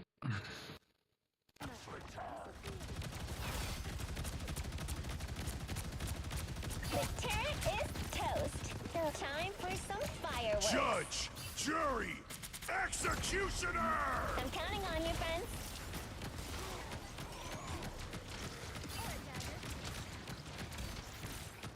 Ah, he's gonna get out. Yeah, if you rotated sooner, you could deny Mag from running away. But yeah, now you need to start. You know you have the advantage with Punisher down, so you need to go up and start denying space. You know what to do, spiders. Ooh, ooh. Good job staying alive. Yep, she's out of position. Oh wait, no, I mean, Mag is out of position. Yeah, you guys got 2. No coming back from that. Nice. Follow up. The tank is out of position. Follow up on what your team is doing. Just apply a bunch of damage. Get your mines out there. Get your webs out there. Yep. Keep applying pressure. Keep going. I want you to start. Place them more aggressively. You're pushing the team back. Place your mines in. Wait. Actually, no. You might be right here. Oh, I don't know why I thought you had more pressure up at the front. No. You were right. You were right. That's me. That's bad.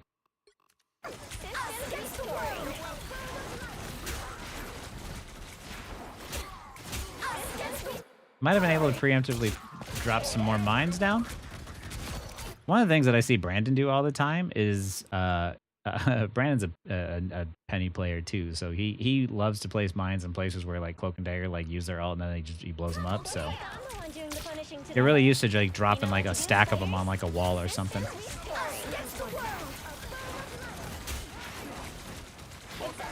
Right now we're just gonna stay alive. We're just gonna prioritize that.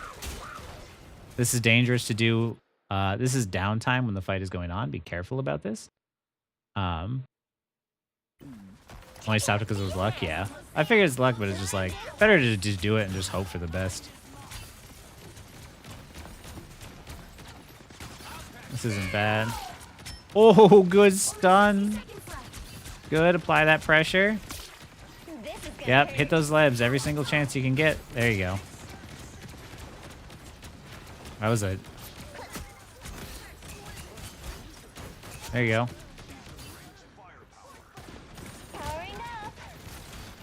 Yeah, kill that fool. Kill that fool.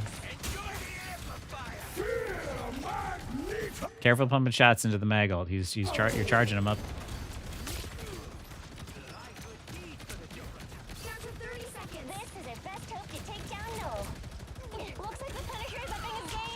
Yep, just cap the point now. Jury, executioner!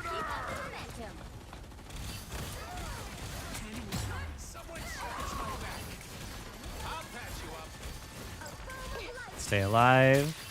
There you go. Apply pressure. Stay alive.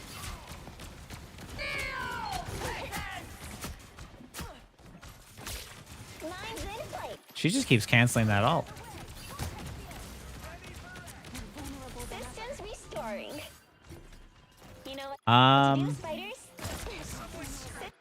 You saw them low. I would keep applying pressure to them. Like that was great. You might not have seen her health bar actually, but like these people there are low. You definitely want to force them out.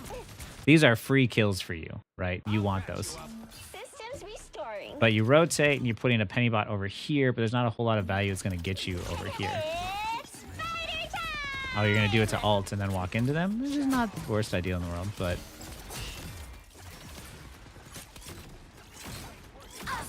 Can't hit him. Yeah, go for someone else you can hit. Can't do anything here. Survive this. Survive. Get out of the ult. Get out of the ult. You're taking so much damage. There you go. Okay, now get into your support ult. Nice. That's the clone.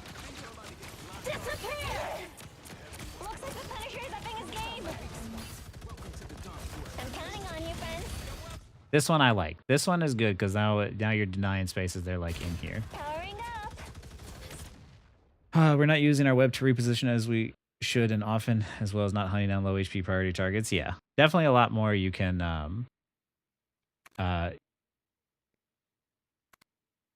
to I think this was you, Brandon, messaging me. I was like, wait, like, why are you messaging me here? Yeah, definitely a lot more you can do in terms of like repositioning faster and, hunting those low priority targets. Like repositioning faster and doing stuff like that mechanically, you'll get better at over time. But like the low HP targets, that's one of those things. Like when Emma and Invisible were on the right earlier, like that's the one where you got to be like, oh, I got to jump on these guys. Tanks don't have a whole lot of burst, so full health targets are not great, but when you see people who are low health as a tank, like you really want to jump on them.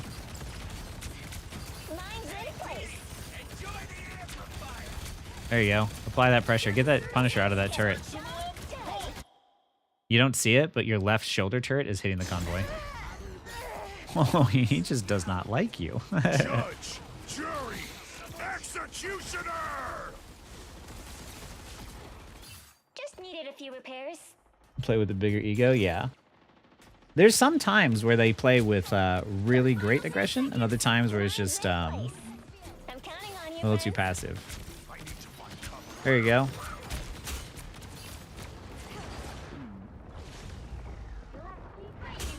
Jeff is gonna die. This is gonna hurt. You're gonna die. When you see your supports die, that's definitely a sign to oh wait, it's overtime. Yeah, there's not much you could do there. Your penny bots, your spite. Oh shoot. What is the bot name? They should try to use their nest more often and alt on top of it. More move the bots around. Yeah. No worries, destruction. I actually was like, I wanted to read it, but I was doing VOD reviews, so I didn't have the chance. Yeah, your penny bots, whatever they are called, the positioning of those things could be a little bit better. You want to put them in places where you can really like deny space from the enemy, but also do it in a safe way where they can't they won't like get destroyed, but also like using your ult then afterwards to move those bots around like you kind of were doing. Non-mobile or the things that you place, like the machines and stuff, you always want to put them in places where they're like, just like you remember your own positioning as a player, you want to remember the positioning for these things as well, right? Like if you put it here, they can easily see that without the convoy moving up. So you kind of want to try and figure out like where you want to place it and where you can get it to where it's going to provide the most amount of value, but also deny a lot of space, right?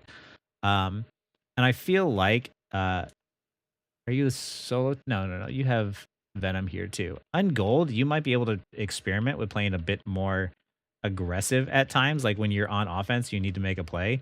Like, getting, using your web to position more aggressively. And tell me if I'm wrong here, Brandon. Using your web to position more aggressively, dropping your bot down, and then like ulting in from behind them and denying that sort of space, right? Because there's a lot of times where you got to remember like how you can like really use these things to deny space. On point 1 especially. This is gonna hurt. Only 60 seconds left. Right here was when I really wanted to see you use your penny bots to deny this this entrance and this entrance to the enemy team, or from the enemy team, right? You're basically like, Penny's like biggest problem is she has to get set up, and it's really difficult to get set up. But when you're set up here and you have these areas blocked off and they can't walk out, you basically just secure the point for free this way, right? Your job is to deny space from the enemy team, and that was your way of, as a tank, holding the space by setting up here. Pretty funny. I would still be getting behind them there. Yeah. Okay. Yeah. That third point doesn't have a lot of great places for you to place the nest. So like flanking on them and being a nuisance is sometimes the way to play. A lot of times, like in hero-based shooters, there's heroes that play really well with their team. Like in Overwatch, it was Reinhardt. He had a big old shield so he could play with his team.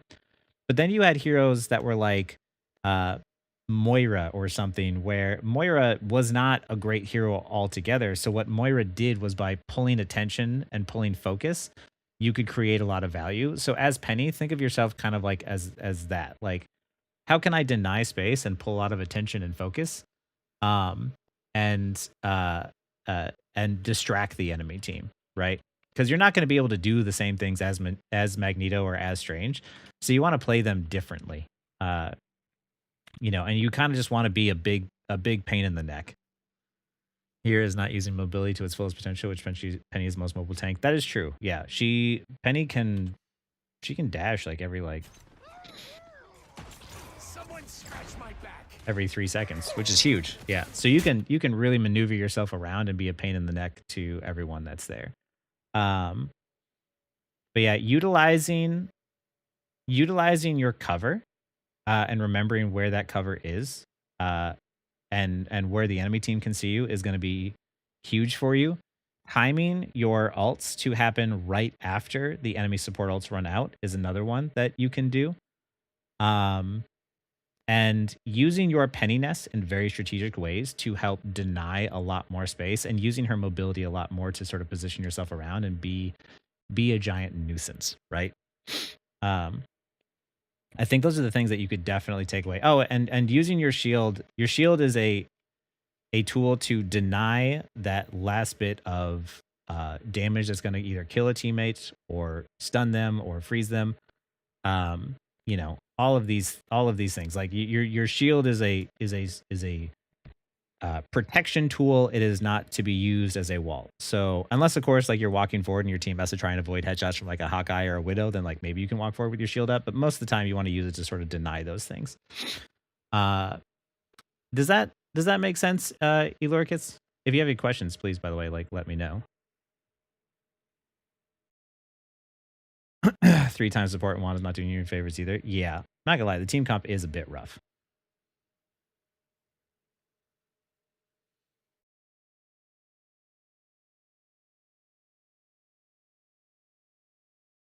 Watch his like internet went out, and I've been talking to myself this whole time, or just like talking to you guys. I'm gonna go blow my nose real quick.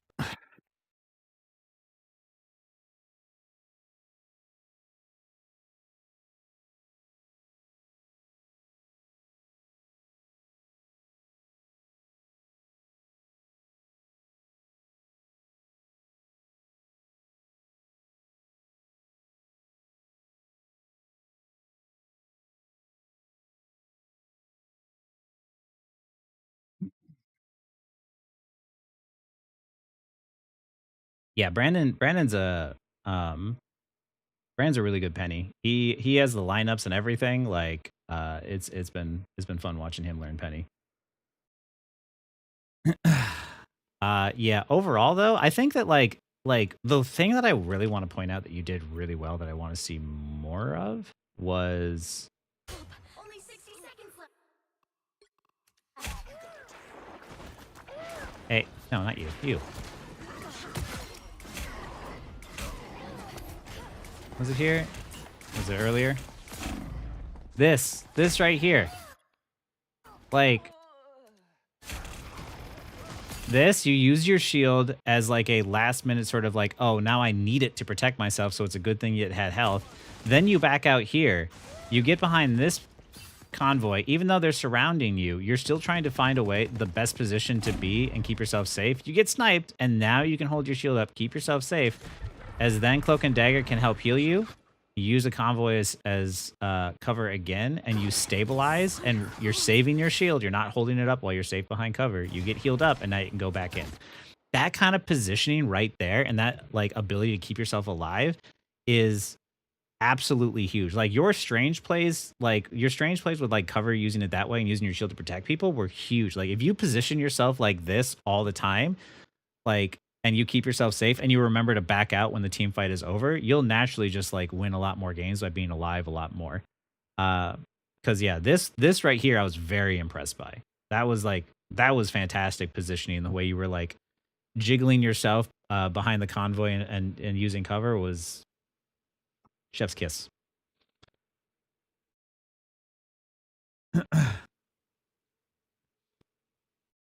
The convoy does heal you, but only if you are the team on offense. So it doesn't heal if you're on defense.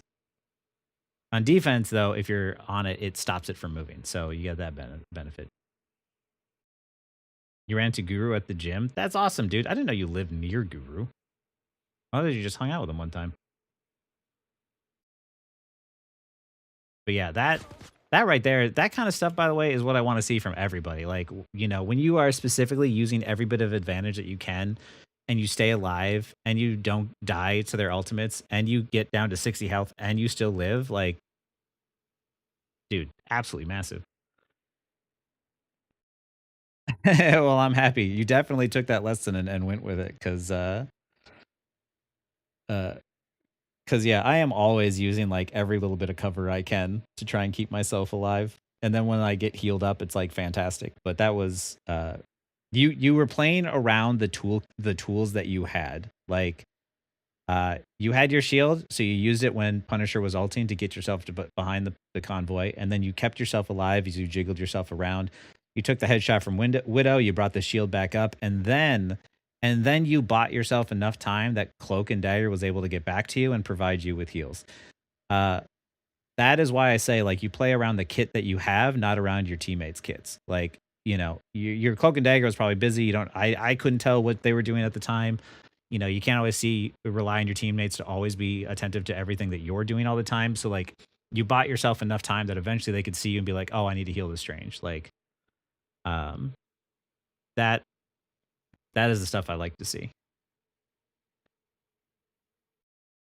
But yeah, overall, like, really good. Just time those Strange ults a little bit better for the end right afterwards when the support ults run out. And hey, my goodness, Fight Club, thank you for the donation. Luckily, Shaggy's putting this all into a Excel spreadsheet. So I will be able to get to everybody here.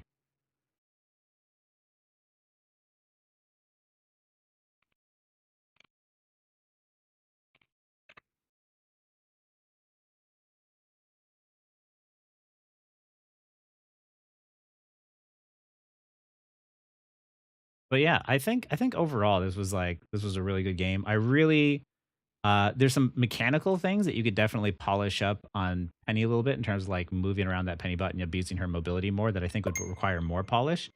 Hey, thanks for the follow there, Denzi. But in terms of like your Strange gameplay, get used, like go into like the practice range and get used to, you know, sending out a shot, and the moment that like the shot leaves your hands, melee, shot, melee, shot, melee. Just kind of like practice getting into that rhythm. It takes a minute, but like once you get it and you can confidently do it in the game, you get a lot more damage output that way. But mechanically, that's like the only thing you really have to work on for Strange. But dancing around the payload, using your shield as like, you know, a means to keep your teammates safe, not using it as a wall, like timing your ults, like that. I think the best chance you have of like actually improving the quickest, if you wanted to do that, was like focus on your Strange the most, because I was very impressed by a lot of stuff I saw.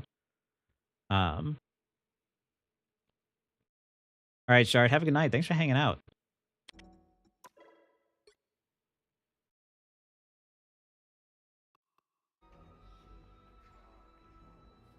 Okay, and the next one is Aces Squared, which means we get to watch you, and you can stream another one from Discord. And I can coach you through it. Adam Warlock and Thor with high win percentage. Decent with Punisher. Hella Punisher win rate is a lot lower on those. Sweet.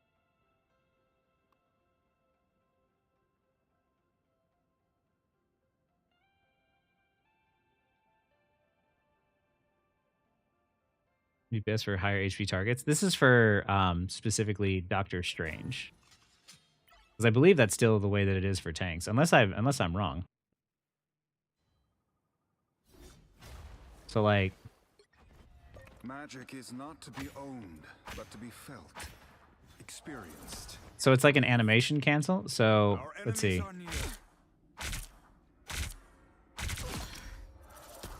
Takes 4 shots. So you can see how it's faster, right? I purge the darkness. That's 3. Every time you get the shot off, you melee. Wow, 4 in a row. Yeah, no worries. It's still good for me to pop in here and like show it off. There's something else. Oh, speaking of Guru, if you guys haven't seen Guru's YouTube video on Strange, he's like, Guru is one of the best hero shooter players in the world. No, he is pretty much the best hero like player shooter in the world. Like in terms of like tank, he's fantastic. And he did a video on Strange a little bit ago that was like really, really good. I highly recommend that if you're wanting to get good at Strange, that you watch him. Because when I was playing Overwatch and I was trying to get better at certain tanks, I'd watch Guru. Like he is by far one of my favorite players, because like I typically don't like to play the tank role, but the way that Guru plays the tank role makes me want to play the tank role. Like he was the one that got me into being like, oh, like I can actually like DPS, like basically DPS carry as a tank playing him. So yeah, highly recommend watching him as well. I feel like I was going to do something else in the practice range to show you guys, and now I totally can't remember, of course, because ADHD.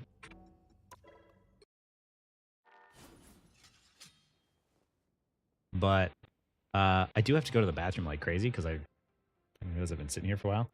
Oh, yeah. Also destruction. What's going on? Here. GM2 to Diamond 2. Oof.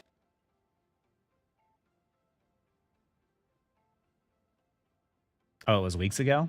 It's not even like on like the sites, or is it like before? Oh, it should. No, if it was weeks ago, it should still be available. It's just hard to find, but it should still exist there. And Groot, you're often top damage when we play 2-player. It might. It's usually something else then. That's why like it's hard to say, because like the damage and the everything else is like really hard to tell like what's going on. Only within the context of the game do we really know like what's happening.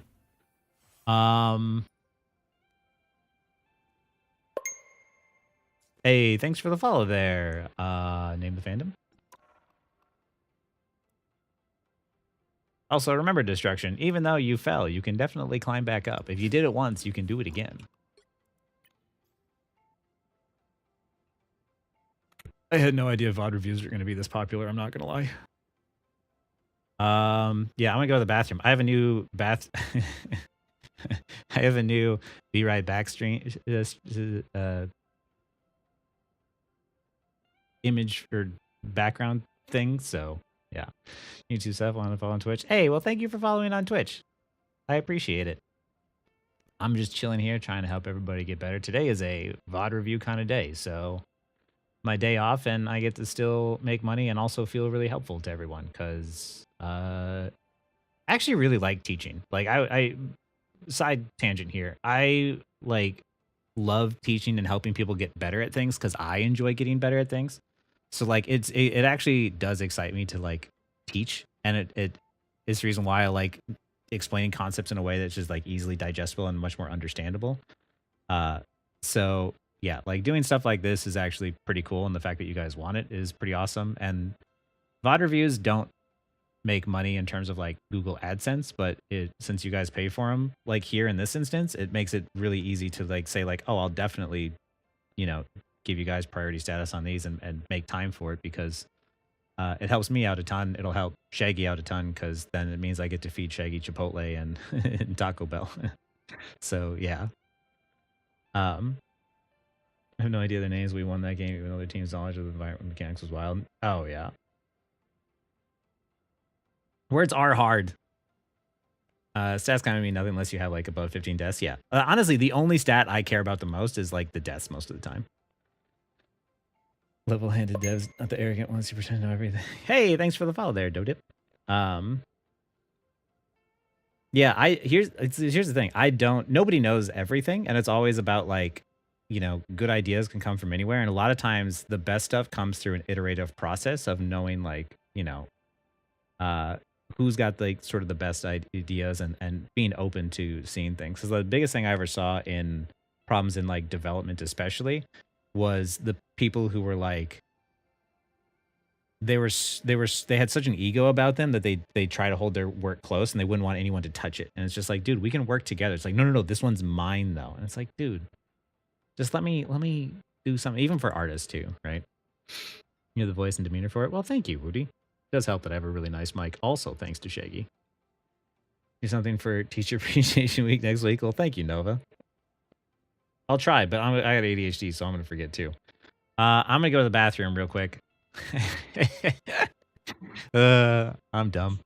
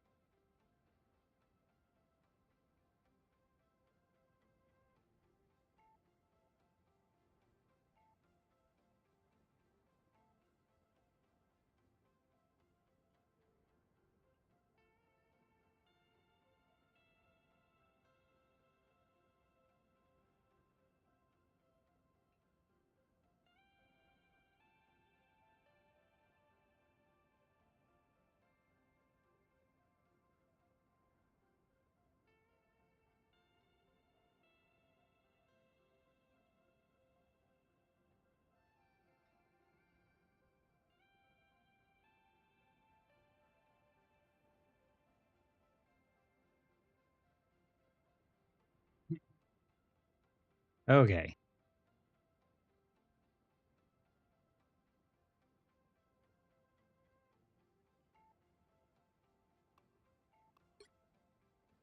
We have Aces Squared now. We're going to do a VOD review of him and then a coaching session afterwards. Wesley's after him, which is just a VOD review. Dakota is VOD review and coaching. And Preschool Fight Club is after him with just a VOD review.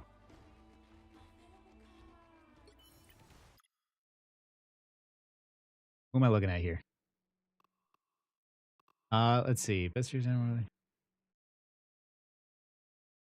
Aces, you're here, right? Let's go. What is this? Who am I? Who are you? Words, tough, difficult.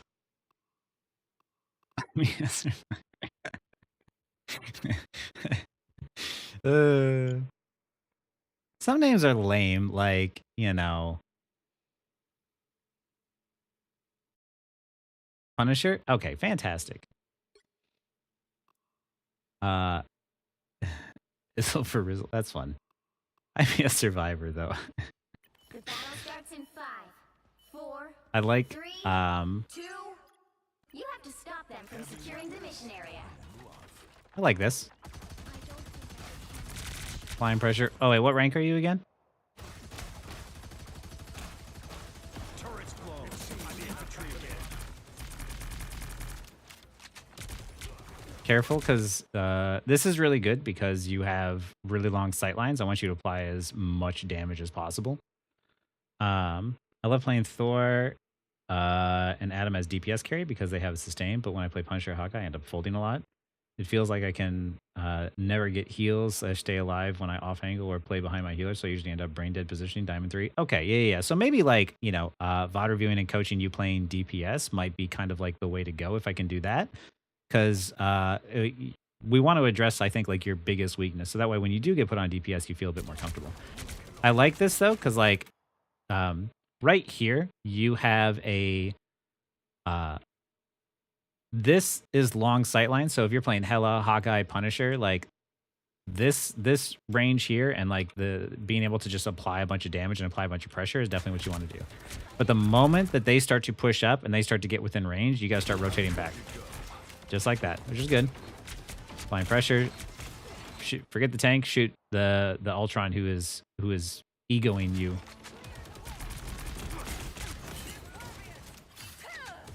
Need some ranged firepower. I always forget to use my turret as Punisher. If you shoot at their feet, the splash damage will hit more consistently because the explosion on the turret is it's easier to do a bunch of damage by shooting at their feet and hit a bunch of people. So aim down. This is good though. You see how like nobody has died, but the enemy team can't walk forward because you're applying that pressure. I don't know what that penny is doing, but The penny's being annoying but not effective, so it's somewhat fun.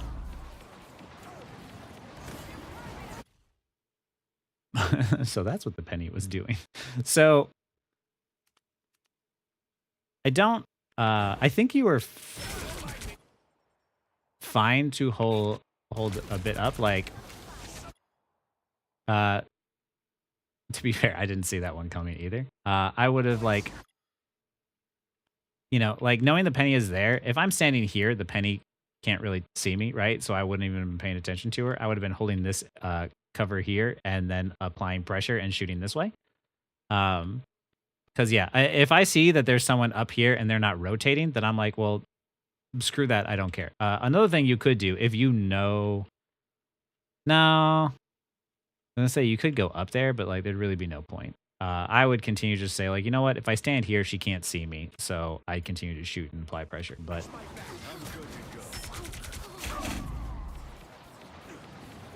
that was super unfortunate. It was good penny mines, though. I did not think that that would be effective, but hey, learned something new.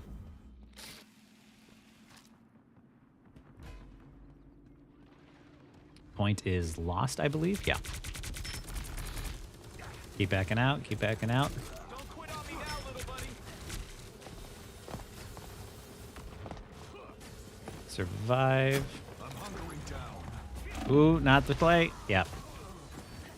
I'll take good care. You kind of tunnel a bit too much on the the tanks. Like here, as you're walking up and I see Emma Frost, I'd be backing up, right? Because like you can still shoot and apply damage as Punisher from really far away, right? And when you know already that like, look at how Cloak and Dagger is dead. This person is low. Rocket is low. You have health, but you don't want to be in the dangerous range of Emma Frost. Like, let's watch as she starts doing. There we go. The beam, right? The beam. The beam range, right? Like, it might even be within range of you here. You want to be standing right here, right? As you back up and you're shooting and she's walking forward, you're standing just outside of that range and you are applying pressure just outside of her range. You have better range applying pressure from a distance, so you want to take advantage of that. You don't want to be within her deadly zone. This is how you sort of like you deal with certain heroes, right? Like Rocket does a lot of damage in this range, right? So you don't want to enter into this dangerous area. She does most of her damage in this range. You as a Punisher can do a lot of damage really close with your shotgun, but you got to switch, but it's safest to do it outside in like max range of this way. So really try to, play within your most deadly range, but also outside of their most deadly range. Because like whatever Mag is doing in here at this point, that's not on you. Whatever he's doing is what is up to him. You posted a video on Penny recently. Oh yeah, that's right. I do watch Captain Coach. He was learning Penny recently too, so he might have some videos as well. Yeah, I do watch Captain Coach occasionally. Like Emma, I kind of expect my team to back me up and assume we had numbers advantage. Yeah, no. In that situation, always be playing in a way where you are assuming your team is not going to back you up. Do you have allied health bars turned on, by the way? Because like right here, I would immediately start backing up farther. Because you lost Rocket. Cloak and Dagger was dead. This is like a reset moment. Yeah. And I don't know if, especially with Mr. Fantastic, like you're entering too close into like their range. Hey, thanks for the subscription there, Distraction. But yeah, I mean, like honestly, like you set up turret and everything, and you died. But the only thing here is like just back out sooner and get to a safe range and apply that pressure, and get your team to like reset. Because like right now, your team has been staggered since the very first death on the first point, which is just unfortunate. Captain Coach is absolute cinema. Yeah. Poor Captain Coach. I like watching Captain Coach sometimes at night, but like I can't. I know he plays a lot with Atlas, but I I know Atlas is just a goofy little kid, but I'm like I can't listen to Atlas for too long. My teammate is playing Black Widow. Should I ban her? No.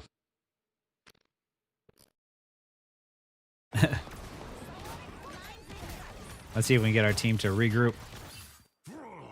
And this is where the trickling happens, baby. Diamond players just don't quite have the grasp on like regrouping as a team. There we go. Oh man, I gotta make another beat.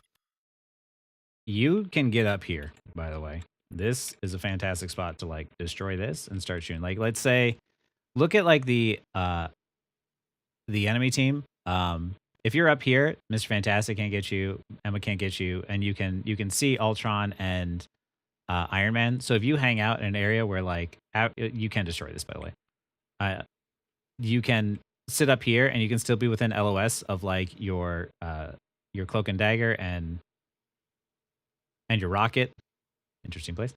And you can apply heals. You can get heals and you can apply pressure. That to me is like I love when I can go up here and apply pressure from an off angle because it's such a great place to apply pressure. Okay, F6, yeah. Yep, just out. Oh, no. I'm good to go.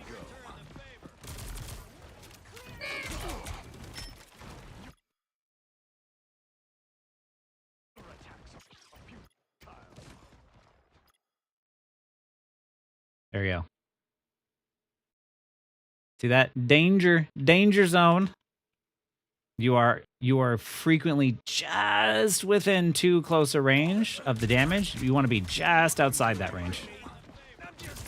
Applying that pressure before they can get to you. You might have been able to right click to get out of there. You might die here because you were standing near your team. Yeah.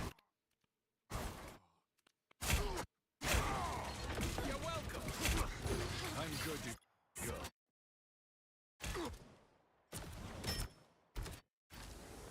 This is where I would have preferred we saved our shift to get us up to a position of high ground and applying pressure from up here rather than being near our team. Because, yeah, standing near your team is dangerous. This makes me crash out listening to it sometimes. I know, right? Like, that's where I struggle. Every time I off angle, I die, so I play center mass of the team a lot. Yeah, but when you play center mass of the team, like, look at, like right here, you always have to remember, like, when you're on this side, if you're on this side, when you need to rotate back to safety, it's over here. So if you are going to be over here, you want to be in this doorway, shooting this way to apply pressure. So that way, if you need to get out, you can go around here. Because, yeah, if you have to cross this area for safety, you're going to get screwed, which is what happened. Anytime I'm rotating, I'm always trying to be mindful of, like, how fast I can get back someplace. Because as a non-mobile, like, you have your zip line, but it's not super... it's not the fastest. It's not like a Psylocke dash that can get you out super quickly. You kind of want to just rotate sooner or be in positions where it's just better for you. If you were in here, you could have applied pressure and stayed alive and used the health pack in here and try to do what you could while they were ulting. Or if you were over here, it would have been safer and less effective, but you could have applied pressure and stayed away from the ult and backed up sooner. Or if you were up here, then maybe you could have applied pressure to everyone else and stayed out of the ult. A lot of times, like, the problem with, like, the reason why DPS is really difficult is mechanically, like, you have to be really good and you also have to take the most amount of risks. That's the reason why, like, it is known as sort of like a difficult role. But I say that as a DPS main, but also with equal frustration with DPS only players, because, like, there's a lot more DPS players with egos than there are good DPS players. Does that make sense? So yeah, like, part of learning DPS is learning to take those risks and push yourself to your limits and getting out alive and providing value. And sort of like, knowing how to play aggressive and get smart kills when you can, but also learning when to back up and when it's not safe anymore. That is like a fine balance that you have to get. Punch is a great anti-air machine, right? So when he's anti-air, you definitely want to focus on like the Ultron and the Iron Man, because those are like what you're best at. Hiya, Friday. I'd take into account where your healers are playing whenever you're peeking somewhere as well. Yep, because if they can't see you to get heals, they're just going to heal bot for the tank. Yep. Sometimes healers don't heal for you. Like, I bind my middle mouse click to be heal me ping, and so that I do that. But I also try to do that thing where I turn, I see like okay, I'm gonna go shoot, and I go and I look to who I want to shoot at. But then I also turn and go, okay, there's my support. They can see me here. They can't see me over here. So I'm gonna stand right here. That is part of game sense of knowing like, okay, I'm gonna do a quick check, right? The more I the more I think PvP for the ego boost, not for refining the play and rise and challenge. Yeah, 100%. That's the reason why, like, you see my videos and I don't always go for like kills. I go for plays which are going to win me the game. So I don't like, I see a DPS and I'm like, well, we already have a hold of the objective. I don't want to die now and lose the objective. So I'm not going to ego duel people randomly for no reason.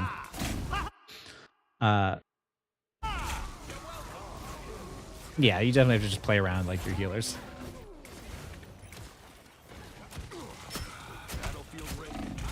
This is bad.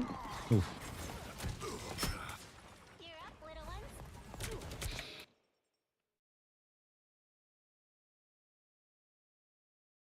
You have time, and with Emma in the doorway, you definitely want to like let your tank sort of create the pressure. So like right here, as soon as you walk into the open and you see Mr. Fantastic and Emma Frost here, that was like your chance to be like, the moment you saw them, that was the right click, I'm out. Let me know these lines, sign my Jeff plushie. If you ever see me in person, you have a Jeff plushie, I will sign it. I am Mogmaxer, and thank you. Oh, did you get pulled back in? Oh, you got pulled back in too, so it might not have mattered, but yeah. Because there was still time, like, you know, you don't have to rush out.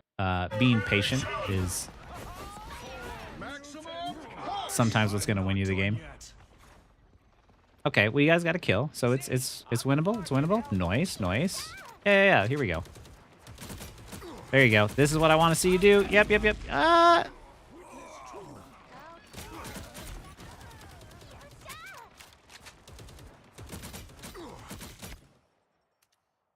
Did you happen to walk out there when Rocket was reloading? I'll patch you up.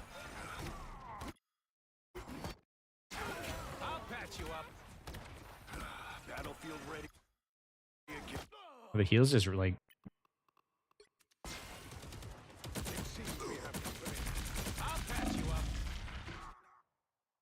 I guess it just does that much damage to the beam.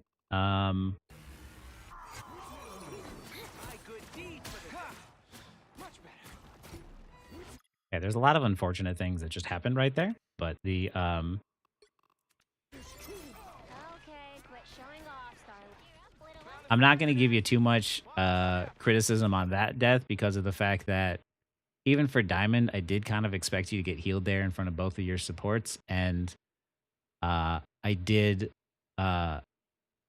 you were also very much like your whole team was up in numbers, so I understand like walking forward and just like applying pressure and thinking, assuming the kill was going to happen. So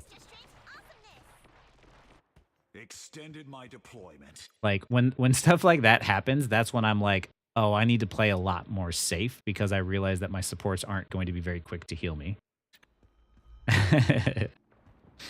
Yeah, you tried to contest when you didn't need to be the one to do it, and the point wasn't moving anywhere, so like you didn't have to be there. You're probably not going to kill her, but like you can see that little penny bot there. You could destroy that too. But yeah, maybe. Oh, maybe. I was wrong. Oh, this is good, actually. Careful here. Because let's say shit happens and it gets dicey and you need cover. Where are you going to go?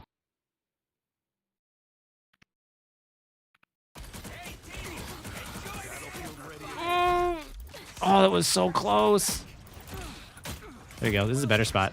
There you go. This is what I want to see you do. Because, like, look how, like, Penny walked in and played super aggressive into you, and you took out your shotgun, and you're like, no, I'm going to fight you here. And look, the entire enemy team can't see you in here. So when Penny overextended, you kill her, you keep your team alive, you keep you alive, and now you can walk back out and apply pressure to the rest of your team.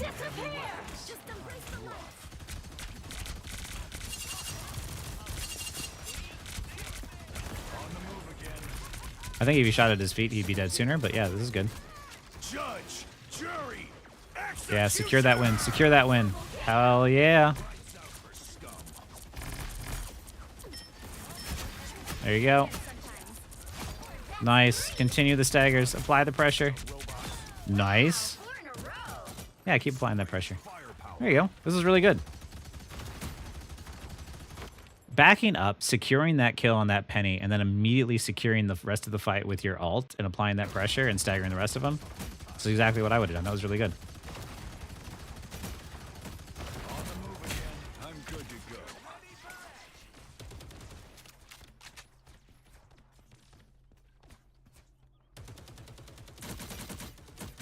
This is good. Look how you have cover, you have places you can go. You are within the LOS of your supports. Good positioning. You're applying damage and you're keeping them from walking forward. You're welcome.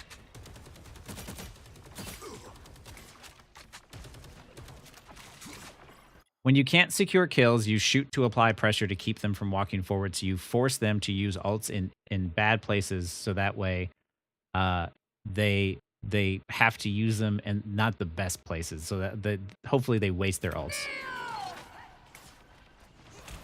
No, that's hilarious. This is bad though. You're pincered right now.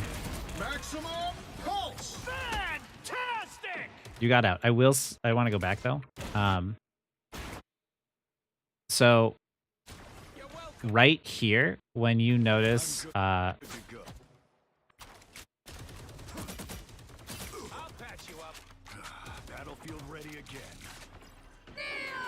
when you notice that you're getting flanked as a team, you know that they're coming from this way, and you hear that her ult gets interrupted. You back up and you set your turret up right here, but you set it up directly in front of Ultron. Whereas, like, for me, I would have backed up into this position and started, like, shooting forward into them, right?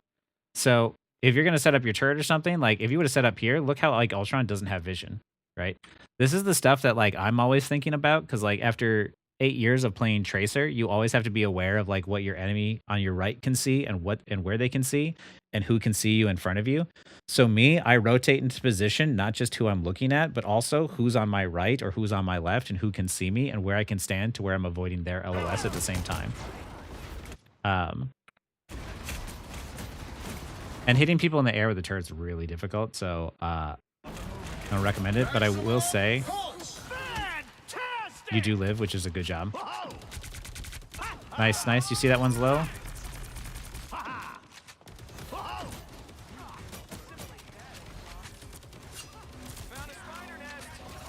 There you go. Apply pressure. Woo!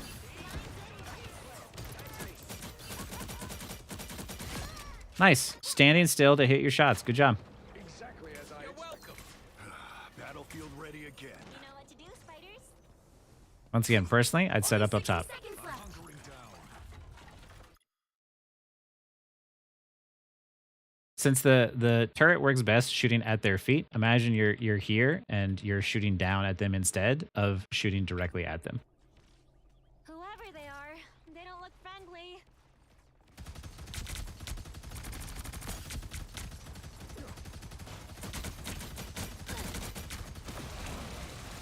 I do like how you use your turret often to apply pressure. It's just, yeah, shooting at their feet, you get you a lot more damage. Stay alive.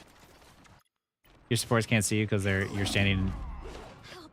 30 seconds. because you're standing behind them. Disappear. But it's okay. You got the res. Judge, jury, Pop the ult. Good. executioner.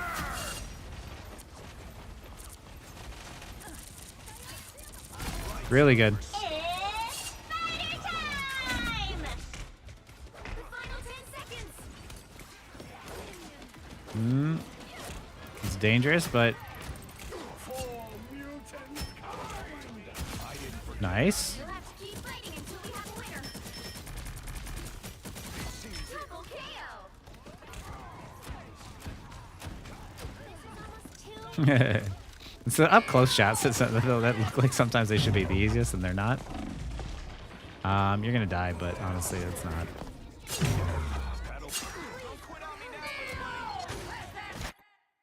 You got a bunch of kills. Your team was doing well. This, I didn't remember the Emma either. That death is fine. There's no criticisms there. You played that last part really well. Like, even though the only difference I would have done is like putting my turret up on the top and providing pressure. You know, when you saw the ults come out and you saw Mr. Fantastic push outside the Invisible Woman ult, you hit it a little bit delayed, so that way it should run out when the Invisible Woman ult ran out, and you're applying pressure to the Fantastic, then you're applying pressure to the Magic.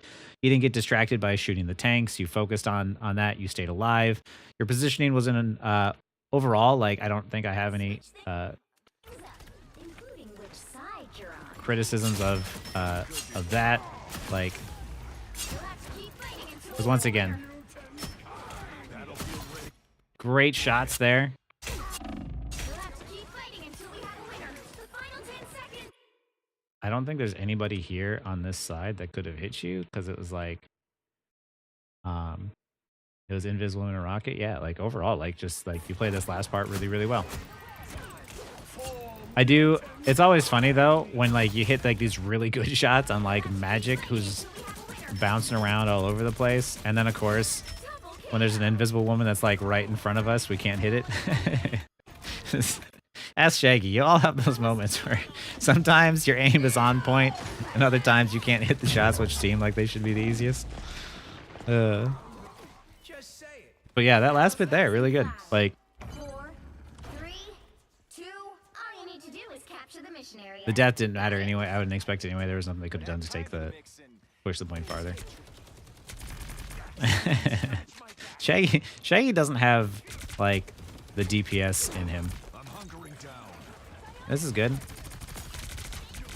Okay, so like right now, we're going to take a look at how walking down main is one of the things I know I said is not something I would recommend most of the time. In this situation with Star-Lord, Rocket, Magneto, and Punisher, they have the advantage walking from main because of their long sight lines, and they have Mr. Fantastic and Magic. So as long as the enemy team doesn't get like a flank that kills you guys, if you guys just force your way through this point, you're naturally going to have the advantage, but we'll find out.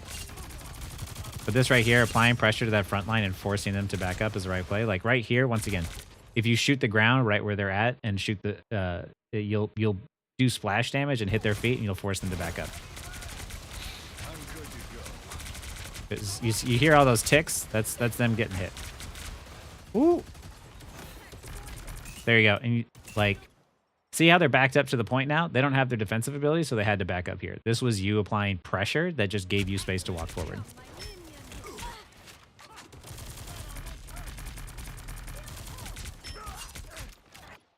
I don't mind, and I actually like that you're here because of the fact that when you notice that you have one DPS off angling, it's okay to be the other DPS that's backing your team up.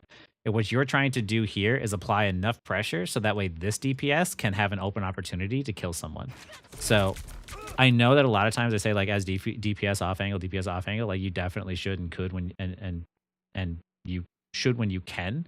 But sometimes when the fight is already going on like this and you see your other DPS is off angling, you want to assist them in what they're doing. So you're just applying that pressure. Because that can happen. And now that you guys have the advantage, now you can apply a bunch of pressure and move forward, hopefully.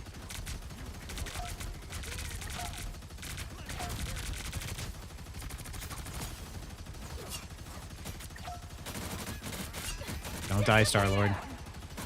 Hey, Petey, enjoy the amplifier. You're welcome. Judge, jury, executioner. There you go. This is real fire Good. power.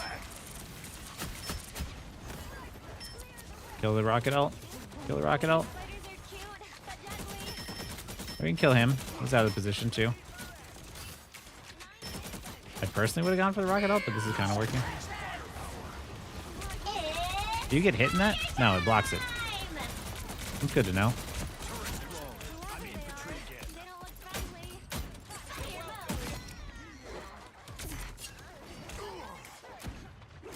And this is why when you have hit scan and long range poke, going down main can work because you just overpower them eventually. Battlefield ready again. Ooh, that magic is having a bad time with you. You know what to do, spiders. Extra strength ultimate.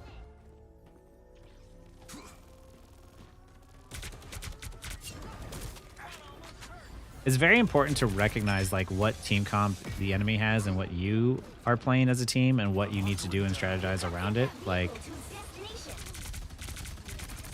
because it is all about sort of like how you can enable your team and how you can play around the enemy team. Seeing that they had Magic and Mr. Fantastic means that, and Emma Frost, they don't have good range.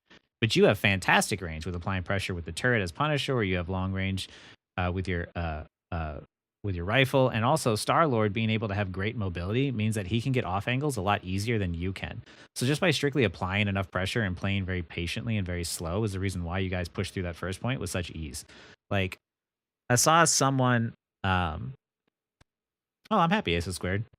I saw someone disagreed with like my latest video and left a comment saying like, oh, I don't understand, like EOMM is real because I play the exact same way every single game and on the same character, and I lose 20 games and then all of a sudden I'll win 5 games in a row. Like, you telling me that EOMM isn't real? Like, yes, because if you play the same character and you play the same way, if you're not up against a team comp in which that benefits you, you're going to get rolled, right? But because of the fact, like in this situation, I could recognize that like, oh, Magic and Mr. Fantastic versus Punisher down main, like, what are you going to do? Like, you have no range. So it just means that you guys just walk right through it.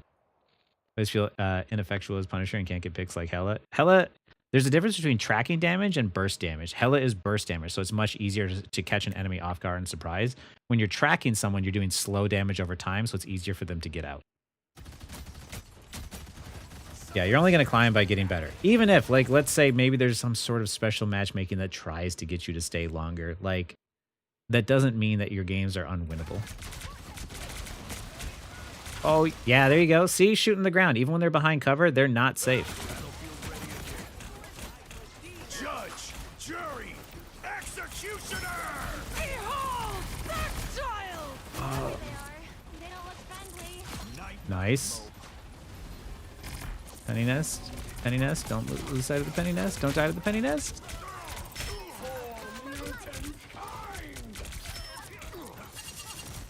Applying pressure. This is good. I don't think you see the penny nest. I don't think you see the penny nest. You're taking a lot of damage from the penny nest and you just don't see it. It's unfortunate. This is real firepower! Just being aware of those things. I'll meet my family. If you would have destroyed that penny nest, you would have had so much space to walk forward. And this is like the really unfortunate part because now with you gone, your team loses a lot of pressure. Okay, and like in this situation here, if you have your zip line and you go up into this location, you know, there's no like wall cover up here, so you have to ask yourself like, well, who can hit me if I'm up here, right? Penny could get up there, but she has to walk up. Her left clicks you're not worried about. He's not going to hit you. She's not going to hit you. He's not going to hit you. She can't hit you. He's the only one that can hit you, but you technically counter him. So you being up here is beneficial for you. Like, this means that you get to apply pressure a lot more safely because there's nobody going to be there to stop you.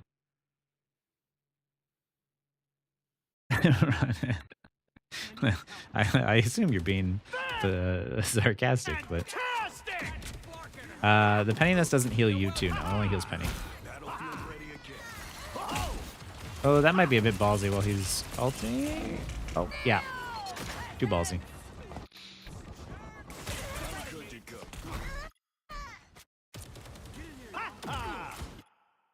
When the enemy team is ulting, you're just trying to stay alive. You're trying to keep your allies alive. And when you see your allies have low health, you need to get out. Like, sorry, I asked earlier, but I didn't see if you said anything. Do you have allied health bars turned on for everybody? I'm like, that's not real. But also at the same time, they're going to put Professor X in there. So maybe, like, I'm just trying to imagine like Professor X in like a wheelchair, like playing the game. So I don't know. Penny web's the slow healing. Does it count for your allies too, or is it just Penny?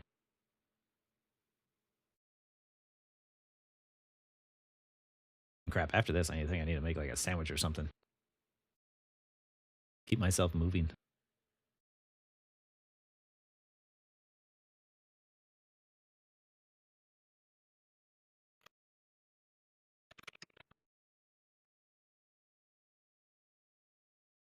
Yeah. Yeah, you're definitely tunnel visioning a little too much. Like, being aware of like what your allies' health bars are is helpful, because then you can see like, okay, if they're low, they need to back away and stabilize. And if you recognize that, like when your allies are low, if you start walking in and taking damage too, then everybody's going to be constantly in this defensive posture where you can't really like regain your ground. So you want to make sure that you apply pressure and allow them to get to safety and heal back up so you can stabilize, and then you can go back in. I'm counting on you, friends. Wait, he's not wheelchair bound? I'm sorry. I grew up in the 90s. He was always in a wheelchair. Get that vehicle moving again. I heard the Iron Man on the side. Did you hear him too? I'm just Yep. dying. Yep. I do kind of hate this map sometimes. There you go. Field ready again. See how oppressive you are to Iron Man? This is why I really want you to go up here, because it's safe. And there's no Penny things on the ground. What adorable cat statue for King T'Challa. That worked. Good job. It's like right now, you're not getting a whole lot of value. I would just cancel the turret and get back in there, because like, Don't turn back now. Maximum pulse! there you go. That's why I want you up there. Oh, can you get in that ult? Play aggressive. Your team is up. Your team is up. Disappear. I would just play safe during this time. Heavy weapons. I'm in love. That can work. Shoot the ground. Shoot the ground. This will work. This will work. Executioner! Destroy the ult. Destroy the ult. Destroy the ult. Oh, just melt him. Just melt him. Never mind. Fantastic! Stay alive. Stay alive.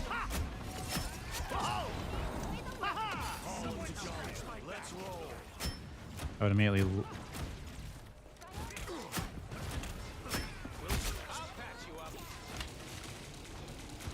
Stay alive. You don't need to be on the point. Yeah. Only 60 seconds left.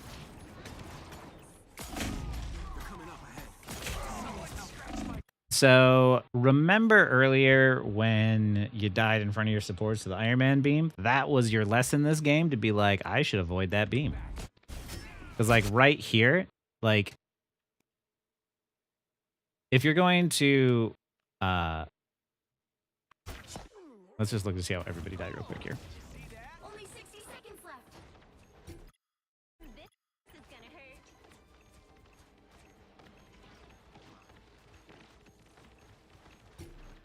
Yeah.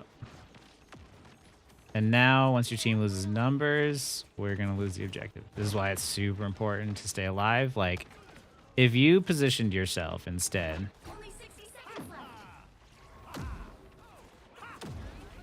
fireworks. you shoot him, right? You push him out. We get the kill on him, and now watch. You're standing back here. Shoot, shoot, shoot. Iron Man, he's for free. And you kill him, and then you kill the Iron Man, and then you kill the Invis woman, and then you kill the Penny. Mine's in place.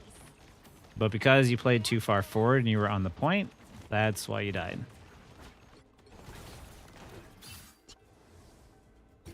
You're thinking you need to be contesting the objective when really you need to kill them. And when you kill them, it's the safest place. That we win that fight by like a 4v2. It did kind of feel like you guys are going to win the fight. It's just super unfortunate. Down to 30 seconds.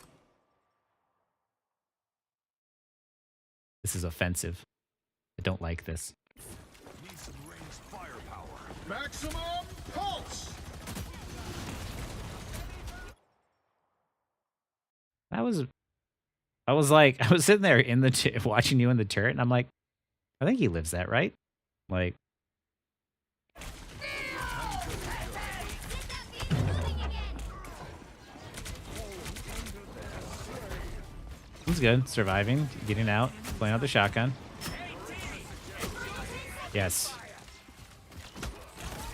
Ooh. You are close to ult. Do not die.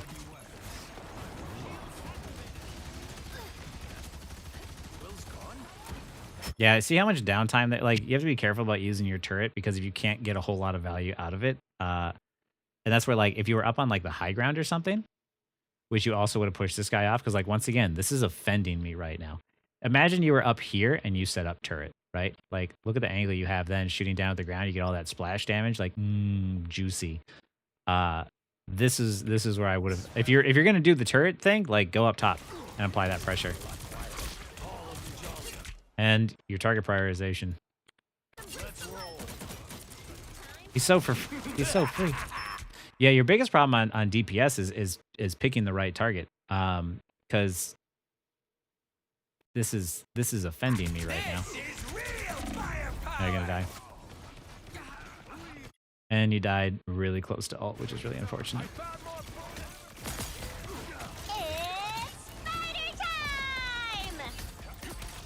Guys are about to shoot at us. Now I'm getting mad.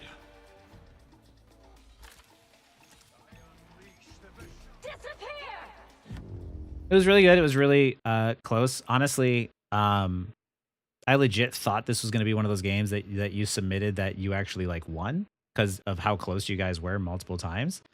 But the tiny adjustments you can make is recognizing like the strengths of your team and the weaknesses of the enemy team. And that target prioritization of who to hit in the midst of the fight, because you definitely have an issue where you tunnel on like the targets that are in front of you, rather than the targets that you need to be shooting. Like that rocket was making me angry with him being up there, because that standing still and shooting rocket ores from a distance like that and getting value was just like that's just rude. And then the Iron Man flying in the open, beaming everyone with no cover was another one of those like you're offending me right now. And if you can learn to like play in that max range, like let me show you.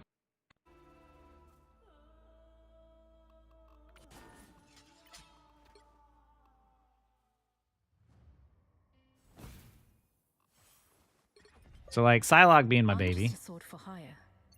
This is all so much bigger than me. The enemy has Her range is 15 meters, right? So for Psylocke, I really like hugging in between like here and max range here, right? This range good. This range not as good. Like, is it 20 or is it 15? Yeah. So I do more effective range from this range. So what I'm always trying to do is when I'm fighting people, I'm trying to dance back and forth between this range. And if they get too close, I try to dash to stay in this max range again. And keep myself away from them being up close, but also keep myself within the maximum amount of range in which I can still apply the best amount of pressure. Richard Iron Man killing because of ELMM. 100%. Thing is, less damage. She also does a much better job at locking down areas. She can sustain herself really well. If she can set up and stay in her web, she gets like 900. Yeah, the penny webs in regen is like crazy. But same is true for, let's see. I don't play Punisher often enough, so I always forget where he's at. What is his range? So this is 30. Oh, he's got no recoil. That's crazy. That's 3. Wow, 4 in a row. It kind of feels like he doesn't really, like his max range is really fucking far or something. Yeah, like you're super effective at like hitting from range, right? Starts at 20 meters. I can see that. What is... When mutants are in danger, the White Queen answers. So she's 17 meters, right? So you can literally, as like Punisher, you can still sit just outside of her range, but even then, for like maximum value, like what's safest is sometimes just hanging out back here, right? Because they can't hit you from this far, and you're still going to do really good damage. I'm hitting R as if it matters right now. So what you always want to do is like maintain that max range and rotate in areas where it's safe. And then like if someone does get the drop on you, then switch to your shotgun, right? And if you're going to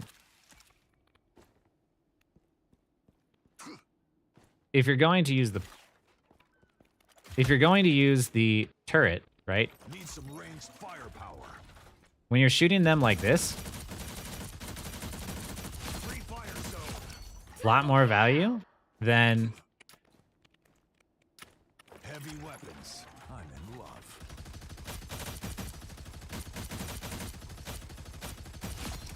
pretty much like less consistent it is, right? But even if you were to do this and you can try and shoot like the ground in front of them instead at their feet. That's 3. Yeah, and you don't that too. You don't smoke grenade a lot either. Like that's another thing that will come in time. But even then, I forget to use my smoke grenade all the time too. But yeah, getting those angles and applying that pressure from like your most efficient range is like what I want you to see you do. So, do a lot more effective long range pressure. Always be mindful of shooting at enemies where other enemies can't see you. Use the turret more to shoot at their feet and get up on the high ground to contest those angles. Remember the enemy team's team composition and what you can do good against it. Like what you can do to shut down the enemy team easier.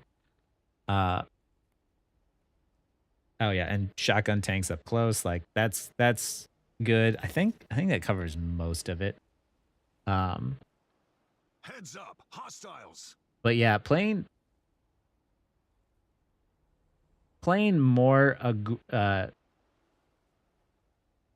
aggressive and taking those off angles at range is like what you need to do. There's a lot of times where you're playing way too close, like with your team, and that ends up getting you killed when you could be playing from a much more effective, like longer range. Because like, even if like, let's say his fall off is 20 meters, right?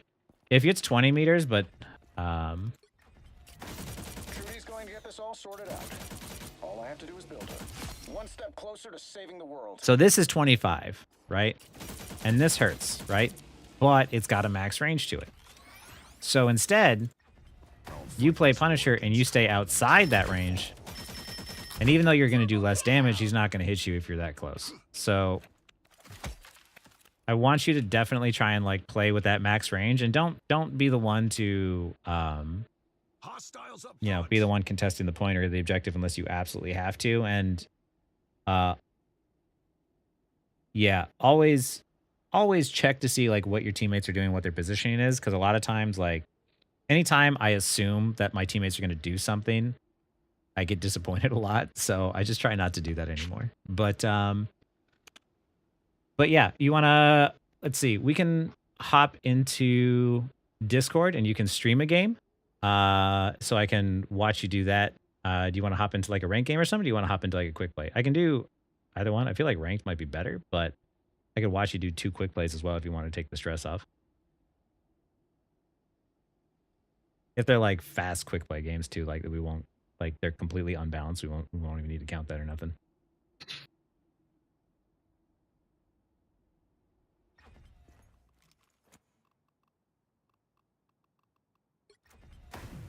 I may be from Earth, but every planet's under my protection now. Oh boy. Yeah, it's definitely about kind of playing around the team that you have, and you kind of always have to keep that in mind of like, okay, like what are my healers healing me a lot, or are they, you know, kind of weak at it? If they're weak at it, I start to play a lot more safe. Yeah, hop into just chatting and I'll drag you into the coaching one.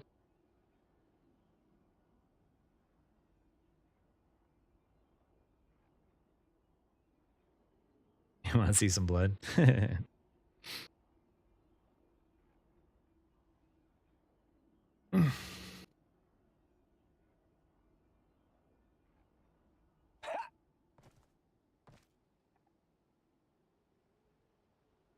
Yo, what up? Hey, what's up, man? What's going on? Okay. So you want to do rank or quick play? Either one, I'm down. I'll do ranked. Sweet.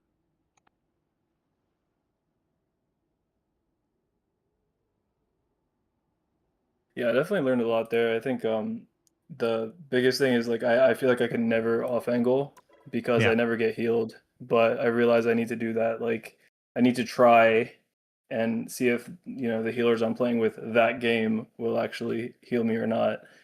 Instead of just kind of assuming that at my rank healers don't look behind them or have Yeah. off angles or whatever.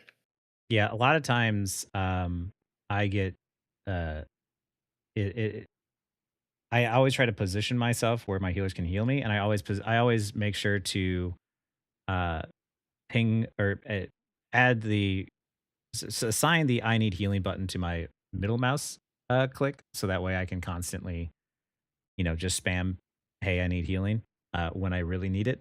Because Yeah, yeah, I've just gotten used to the fact that I'm like, oh, they're not gonna be paying attention.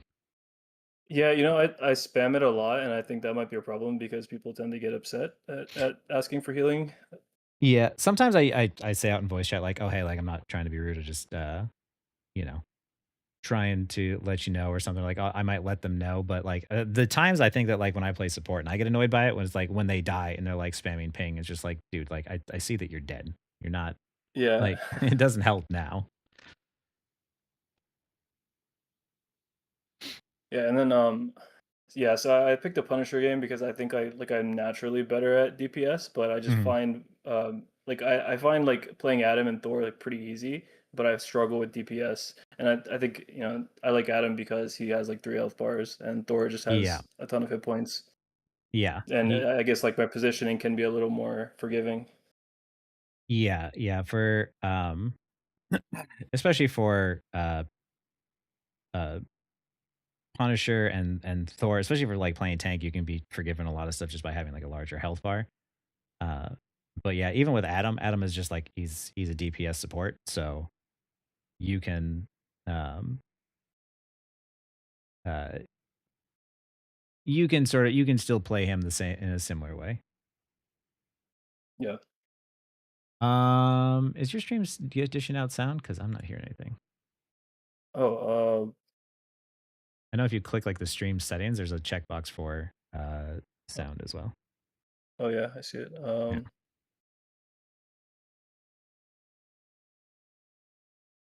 How's that? Oh, there it goes.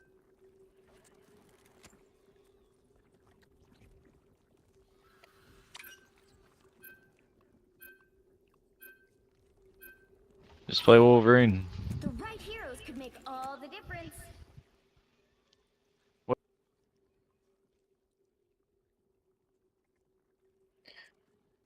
So I also wanted to ask you, like, what are your thoughts on like playing a lot of quick play? So I think, with with such a like wide rank like range that you play against, I feel like I tend to get sloppy playing a lot of quick play. I don't play a lot of I comp.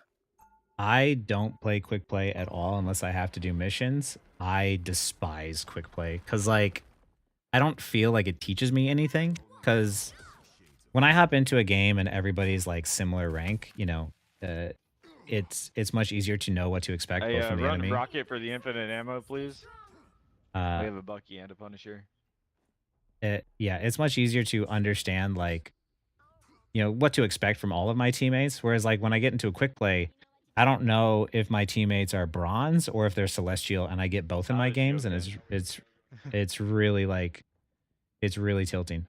Push up and start to Yeah. like shoot and apply pressure at their door the moment that they come out. But yeah, being in this position is good because you always have cover.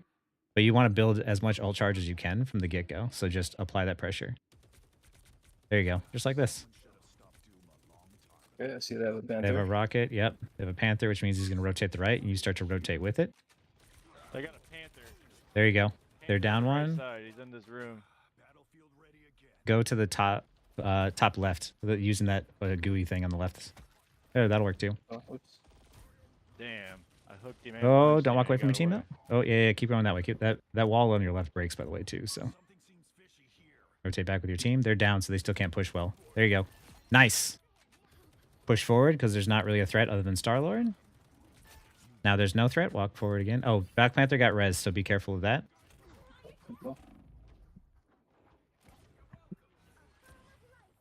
He uses combos, apply pressure. Careful being near your team. They're all going to start. Black Panther's going to like walk through you. There you go. Keep attacking the Meg. Nice. Yeah. Yeah, Panther. Keep applying that pressure. Starler's going to come back here in a second. Keep applying pressure while they're down one. As long as you have an escape and you feel like you can get out, then you're okay. There you go. Ooh, might be a little ballsy, but we'll find out. Too close to your team. Try to find an angle. For example, to if I played up there, I wouldn't get heals. Yeah, you wouldn't. This angle's good. You see how like every single time BP's about to come in, he just climbs up and you just immediately get a free pick? Yeah. And now you guys, he got the res, but they're still down one. Keep applying pressure. Try to get the BP if you can. Panther 1, Panther 1. He got res or healed. Get the splash damage. There you go. Get ready to. There you go. Use the stand in your support ult. Stand in your support ult. I didn't even see the friendly ult. Yep, you're good. You're good. Break. There you go. Damn. Nice.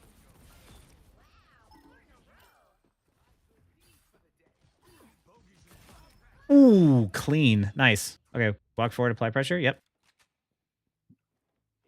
You don't have your ults. Now you want to keep shooting and apply as much damage as you can to whoever you can. Black Panther's going to be on your right. If I had like a good position to set up in a high ground, but like me personally, I would just keep trying to shoot. Black Panther, I would be careful walking in that room. He has the advantage. Walk back, walk back.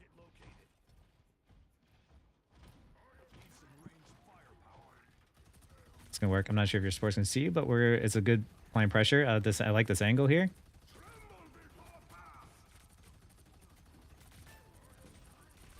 Nice. Panthers 1. There you go. I was like kind of trying to focus the healers instead of killing the Panther. Yeah, no, you were good. You were good. Like the rest of your team was dealing with the Panther. Nice. You're staggering them really hard right now. Keep applying pressure. No, that was the right call. I'm never sure about Punisher perk because I never use it often enough, but you use it more than me, and it's actually right. Woo! There you go. Yeah, I mean it comes off a cooldown so quick that I try to spam it, but yeah, I guess I get caught out of position sometimes.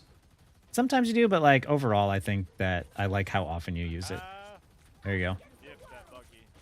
There's staggers, so all you got to do now is just survive this ult. You think I should ult? Not unless it gets really dangerous. Try and stand in your support ult and kill him. Ooh. Honestly, now you should. Now you should. A friendly support wait. ult. There we go. Yeah. Like we probably had the advantage there a little bit, but it's also last fight and they support ulted, so I kind of wanted you to just like clean it up. Okay, yeah, I wasn't tracking that it's the last fight. Hey, flawless round. That's another thing I feel like sometimes, you know, like this goes back to the EOMM jokes, but you know, like we just get we rolled that match, but you know, some games we just get completely stomped and I don't know what to do. Yeah, I mean, like on there, because of the fact that they had a Black Panther, right? Black Panther's whole thing is getting very quick picks, and what you did was when you recognized the danger, you rotated away from the danger early on, and you always kept that distance. And every single time he walked up, you were able to shoot him. And when your whole team was distracted by one BP, you didn't die as you were in turret mode, applying pressure and just holding them back. Even if you're not getting kills, like you can apply pressure, and that's the whole point and the reason why I say like, as long as you stay alive, you can do something. And it's the moment that you die that the domino effect happens. So Sure. Your ability to play safe and target prioritize and rotate away from the danger is like what makes it feel like a roll or what it makes it feel like a stomp. I feel like on average, Black Panther probably wins. Like I feel pretty confident in my duels with almost every DPS, but like Black Panther, like a decent or to good one, will delete me every time. And I feel like that guy was not great because he kind of gave me the sideline every time. Yeah, Black Panthers a lot of times get used to just thinking like, oh, I'm just going to go in and I'm just going to kill them faster than they can react. But the solution around that is rotating away from it early. Our Strange is portaling, so go with the Strange. I shouldn't have wasted my well, I guess I didn't waste the grapple, but as long as it doesn't connect, you're good. There we go. Look at their res beacon. Someone on the left.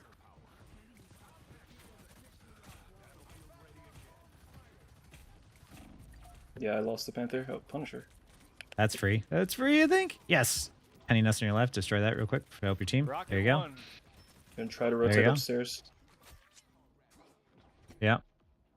There you go. And you just hold that. Okay. Easy That's win. really good. Oh, rocket! No. Sweet. That was really quick. If you want, we can. I think we can do another because that one was like a 0 death game. I mean, yeah, if you've got the time. I know you said you were hungry. Not a big deal. I think I learned a lot regardless. Yeah. Yeah. Fuck it. Let's run another. I don't. Okay, I'm in winner's queue, so I gotta keep going, right? Yeah.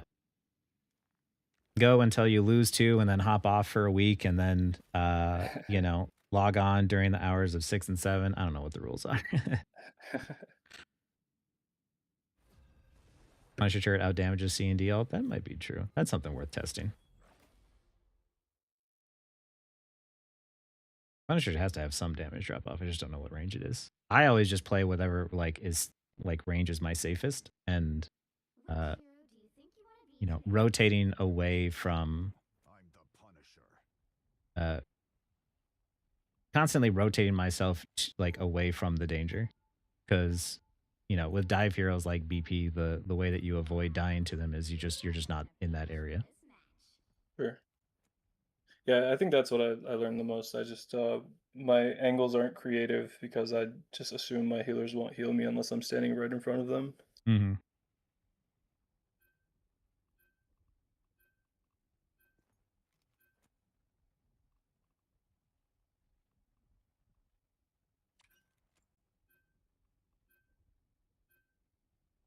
Personality is different. People find different things motivating. Yeah, and that's the other thing about like the EOMM stuff is just like, oh, you know, it knows like what heroes you play and whatnot, and what characters that you know you're good with or whatever, and it just sets you up. I'm like, I think it's like that's a whole lot of work, and realistically, there's people who lose like me, and I just queue back up, and I'm fine, and I'm gonna queue up and again. And it's like sometimes I lose games and I queue back up, but I'm not tilted, and other people lose games and they get tilted. And there's no way to know, you know, what kind of person you're dealing with. But I think it's like that one comment where some people are just like, oh, you know, I play the exact same way in the same character and it's just different every round. I'm like, well, yeah.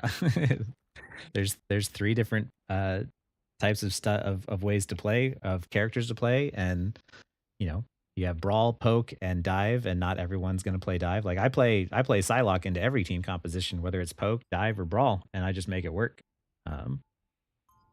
Because yeah, I just play around my kit and what the enemy has, and the tools that I have versus the tools that they have. Oh, hey, perfect. Oh yeah. Okay, so you have a Hela on your team and an Ultron. Going down main is not a terrible idea, but if everybody goes main, you're just basically going to try and overpower them. If everyone is short range, then you can try and do that. Otherwise, if you have your mic open, you can try and tell like Ultron to like maybe go left with you and go up into the high ground spot, so you can try and get an off angle up there. Okay. Yeah, I think like on that note, that you were saying you'd play Psylocke and everything. Like I don't know where the health packs are. I think that's a Yeah. big weakness of mine. Oh yeah. And that kind of goes into feeling like I can't get healed. Yep.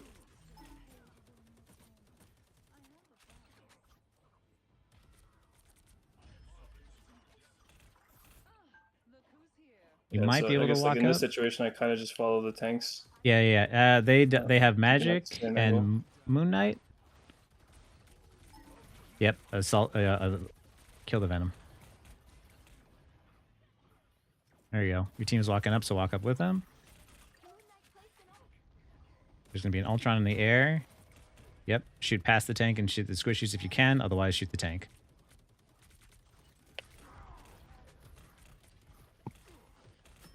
There you go.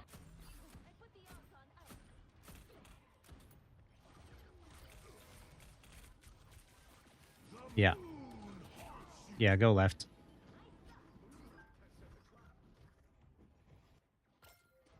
You got to pick, walk forward. Apply pressure to who you can.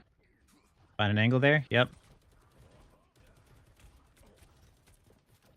There you go. Keep applying pressure. Oh! Not bad. Yeah, I guess I should have expected that.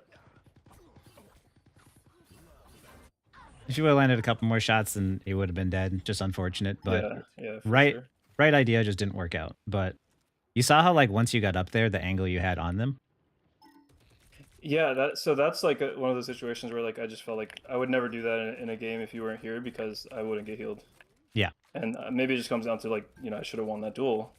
Should have won the duel. You had your right click available, and you could have used that as well. Like, And then we're kind of staggered. right click away. Oh yeah. Nice. Okay. They're Nice. down one. Your Hela will technically be back first. Walk forward with your team. You have your ult. You're just gonna overpower them. When Venom dives in, pop your ult.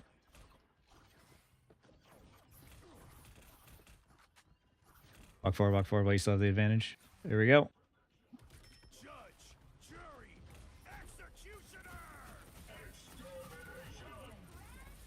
Nice. There you go.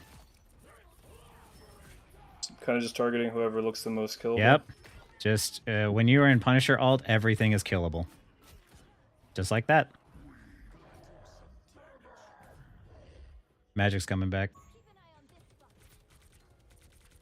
I never thought to like ult Punisher when he burns his swing.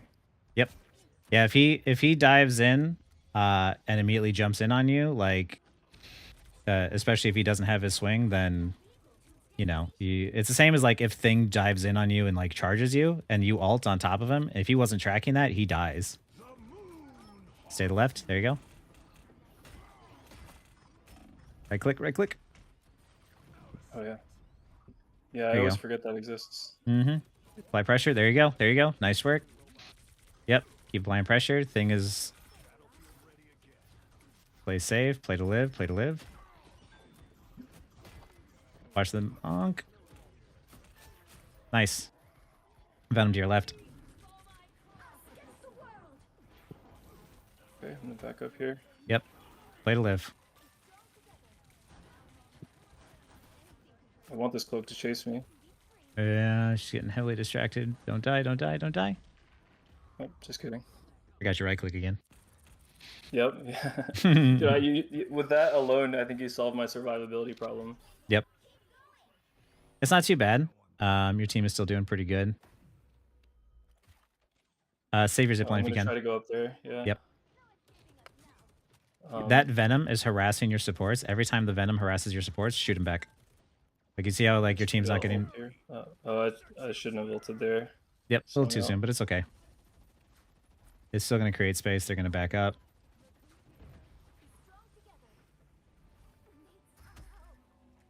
There you go. Destroy that thing. The there you go. So inconsistent. Yeah, there you go. See this angle? Much better. Oh, yeah. This is what I wanted you to do. Yep. Apply that pressure. There you go. He's low. Nice. That is what I wanted to see you do in that game before. Apply that pressure. Keep him trickled. Keep him staggered.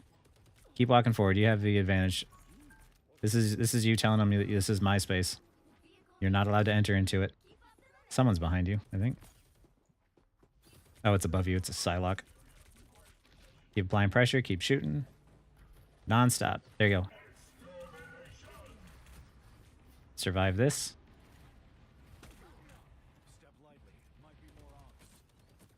Nice. See? There you go. Prioritize survival. Get out, and then go back in when it's safe. Ooh. That was good. I'm trying to use Punisher's wall hack to like ping more, so my teammates know. No, that's really good. Oh. Okay. Yeah. Should I chase here? No. 2 DPS for 1 DPS isn't worth it, especially if she's getting like. There you go.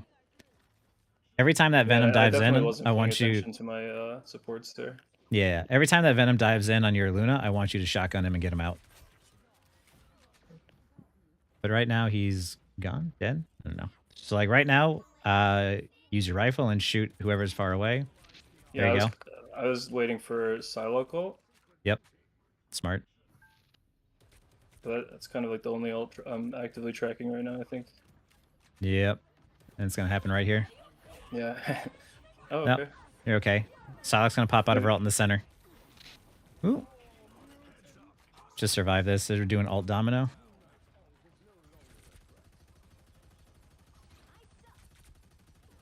I don't think they have. Oh, you're dead. Oh, I thought I canceled that. Well, Tab, what's their team comp? Because they have Moon Knight, Scarlet Witch. They don't have Venom anymore. So they have Solo Tank, which means that if you see Magneto bubble and use his shield, I want you to pop his ult and just melt him. Okay.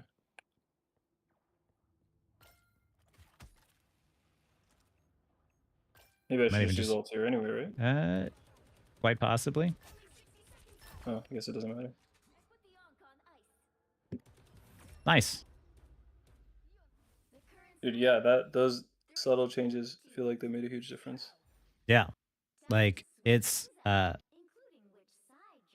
lot of it is just understanding. Like you're not you know, your mechanics didn't magically change in the last 2 games, right? You're still aiming the same. It's just a matter of like, okay, well, now I'm going to position up top so my turret gets more value and I take away a lot more of their cover. I'm going to, ult when their tanks engage in on me so, they don't have an escape to get out and I can just like walk right through them. When I have the numbers advantage, I'm going to play a lot more aggressively and prioritizing, just staying alive because like there's, like when the Ultron tried to pressure you on the, like I think like right after you guys capped the 3rd point and he ulted, you just got out alive and then turned back around and killed him and melted him.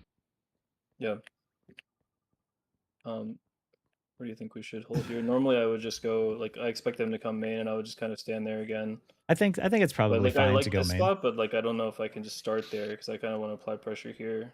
I don't really like that spot too much because of the fact that if you're up there, you're going to have a hard time escaping when you need to. I do like holding this spot to like you can get early damage by having long range. So, you want to charge your ult as much as you can as quickly as you can. So as they're walking down that long range, I want you to apply as much pressure as possible and charge your ult up. And possibly like once they start to push up closer to the point, I want you to get up on that high ground to the left that spot there. There you go. He has no onk, so he's a lot less scary right now. There you go. Maybe back away because your team isn't there too. Go to that spot I was talking about. There you go. There you go. Now you can watch that angle. Magneto down below. He probably hopped down for heals. There you go. Yep. Good. Now you can watch this angle.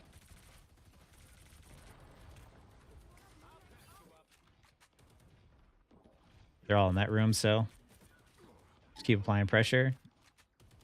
Yep, use that as cover. Get a scroll girl on you. Hey, thanks for the tip there, Fresno. There you go.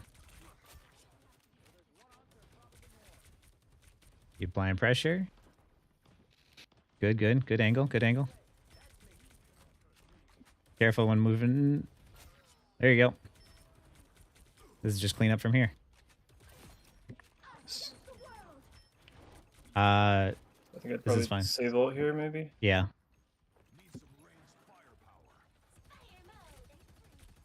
Shoot feet. There you go.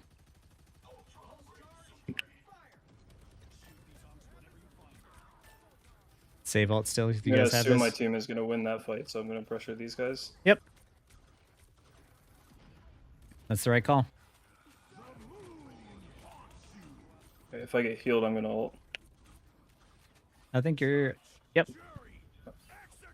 I was going to say, I think you're all right. Yeah, I guess I can just step back, huh? Oh, can I break these? Mm-hmm. That's all right. There you go. Just keep applying pressure. Nice. This is good. Woo! They melted that quick. Destroy that thing. Also, I realized I had turret in the same spots over and over again, so they probably expected that. Yeah, that could be too. This Ultron- Ultron, I feel like should not survive there. Yeah, exactly. Anytime you see someone, especially someone that you counter doing something like that, that's disrespect. You take personal offense to that. This is good. This is good. Apply that pressure. Just keep shooting someone. Doesn't even matter who. He's out there with no abilities and no cover. Use advantage of that alt. Oh, wait. Actually, yeah, that's their alt. We go Yeah. rotate upstairs. Yeah. Go that way. It's all good. All good. There you go. There you go.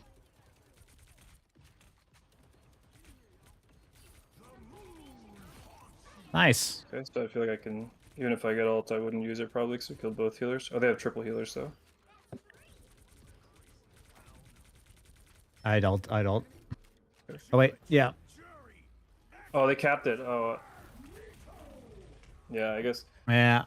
If it was like a second sooner we fumbled hopped it. on, but nah, it's not bad. Yeah, I think I'm also like streaming, which is taking a little bit extra brain power. I think that I'd probably, in a normal game, I would probably recognize that they were Yeah.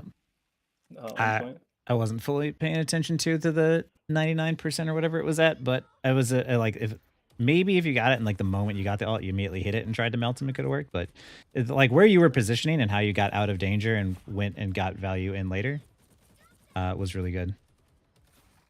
I should have saved my grapple to go upstairs, I think. Or up Yeah. there. You're gonna need to get out of there.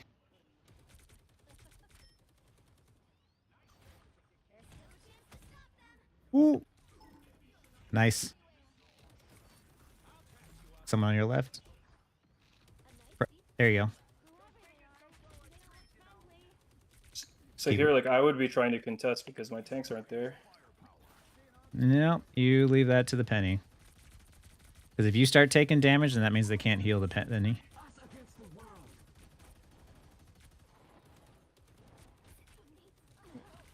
I almost have ult.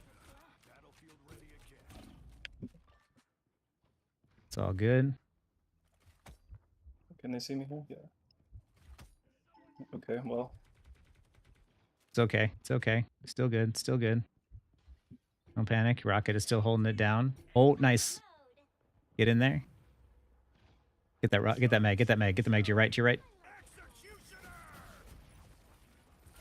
Nice. Keep walking forward. All right. Let your tank do the tanking. Careful standing near your allies with the Moon Knight. Nice.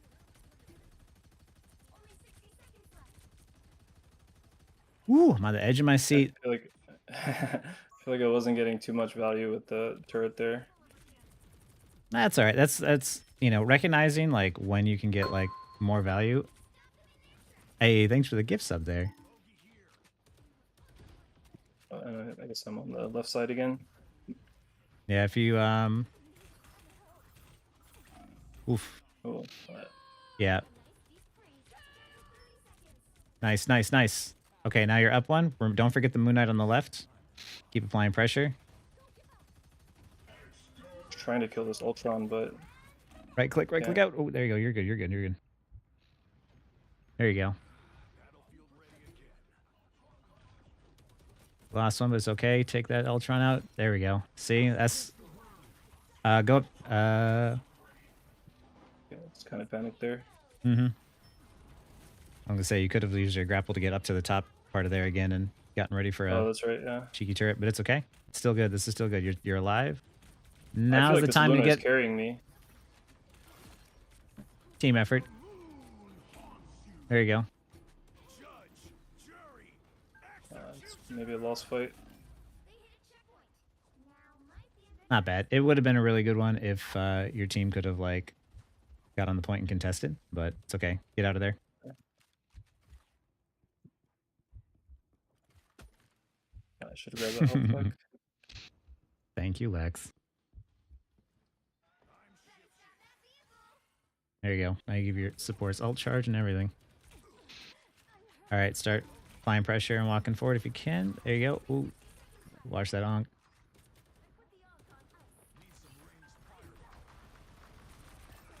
Oh,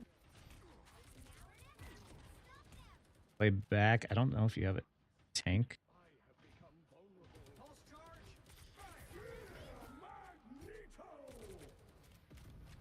Just apply pressure from a distance and wait. Oh, wait. Now you can go in on that ult, maybe. Or get out and say right click away if you have to. Down to 30 seconds. I am ready to put on a show. Us against the world. Play back with that ult. Use your cover.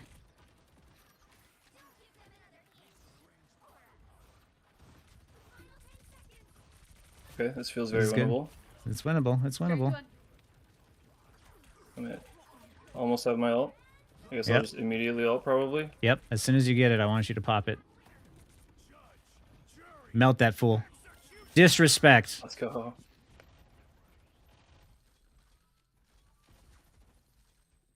Damn, Much GG. better. Yeah, 33 and 4. Look how much easier that was. Ace 2, Yeah, MVP. wow.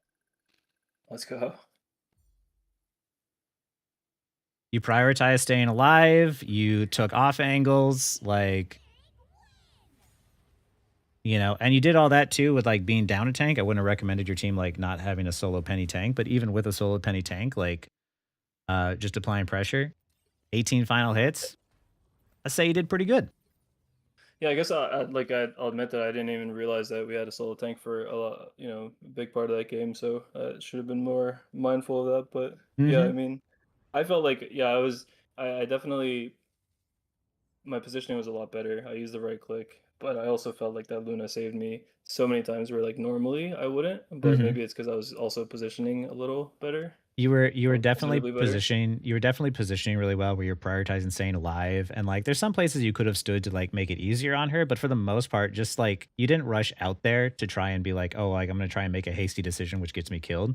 You're like, I'll take an extra, 5 or 6 seconds to get to a better position, which will keep me alive. Yeah. Because if the choice is like, get out there, touch the point, and die, or and make like a Hail Mary play, or take 8 seconds to grab a health pack or get into a position where you can get healed and then go back into the fight, like that's still better than walking out of spawn. That's always my logic, is like it Yeah. even with Punisher's grapple, if you had to go from spawn to contest the payload, like like from like let's say they captured first point and you died right away, it's going to take you 25 seconds to get back to that payload, versus if you just kind of like back up, shoot and apply pressure and grab some health, that's 8 seconds maybe at best.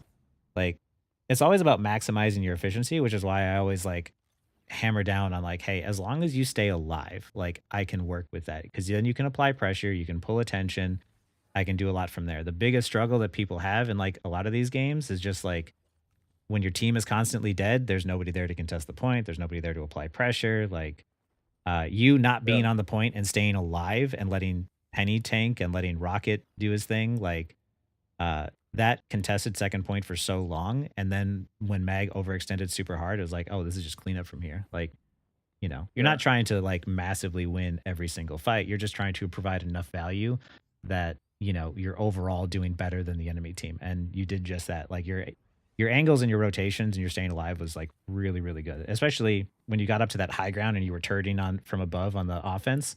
Like that Oh was, man, that felt incredible. yeah, you were just shooting fish in a barrel with all that explosive damage on the ground. It was so much easier. That was what I wanted to see. So like the fact that you got this map was actually really, really good, because it, you got to use the spots we were talking about. Yeah, that was really lucky. Yeah, all right, man. That was super helpful. I'm definitely gonna be back. Hopefully when I hit GM with Punisher. Yeah, for sure, man. Yeah, no, I don't even have any doubt now, especially with with DPS being like your weakest role, and then you went 33 and 4 and the last one was a stomp. Like I have confidence that you'll hit GM no problem. Yeah. But yeah, man, Awesome, thanks for submitting this one. This one was fun. Hey, yeah, thank you. Big fan. All right. Yeah, thanks. All right, man. All right, later. Bye.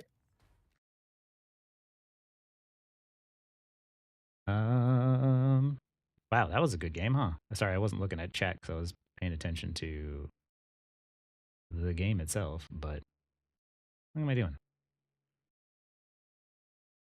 Okay. Let us take 5 so that way I can I can just make myself a sandwich so we can keep this going. But yeah, Luna gave the snowflake, but also like she gave the snowflake, and the snowflake goes to the person who's doing work. So when they recognize that you're doing work, you're gonna get the snowflake.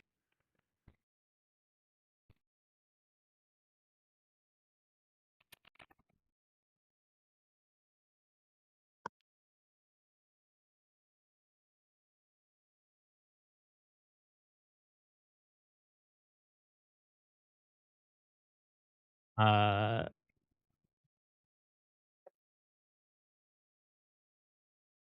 oh, sorry, responding to my girlfriend real quick. Liz. You gotta stop gifting me subs.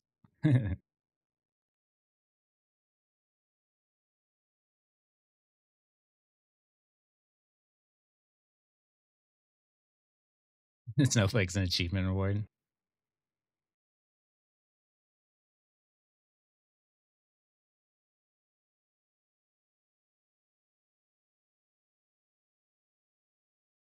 Okay. Aaron, how many VOD requests do we have? Let's stop the VOD requests for now, just because of the fact that I want to make sure that we get through everybody.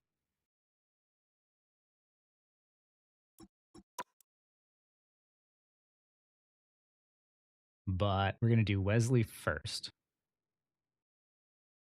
Or Wesley next year. That was a really good game though.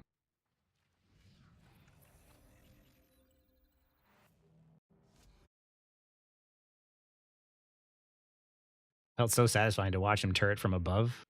Like seeing all the people there and like low squishies, like it's hard to get set up with Punisher turret, but like once you have it, like there's so much pressure to be had. There might still be more time, but I just want to make sure that I get through who's there now. And it's not like this will be the only time that I do this. But I am competitive.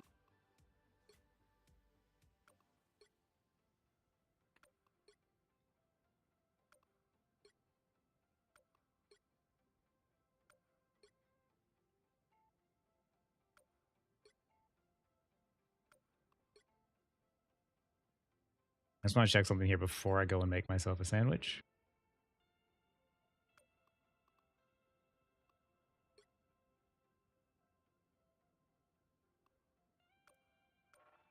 It's not here, but I know, I swear to God that like, no, I'm not on. I swear to God, I have definitely played played with and against Wesley before. Anyway, I will be right back. I need to eat before, or just make myself a quick sandwich so that way I can keep doing this. Won't take more than a minute.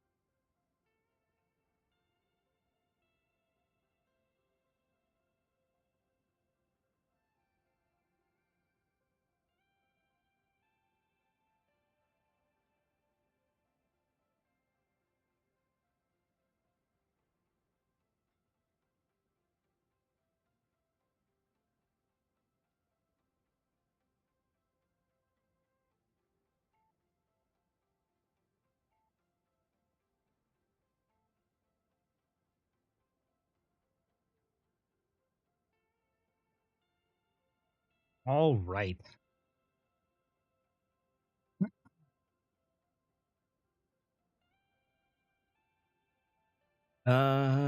Just kind of Punisher ult beats Jeff Nato. That it does.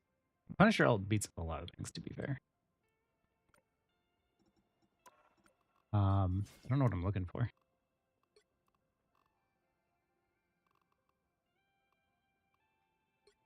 Wouldn't it be funny if this was like the game that we were in?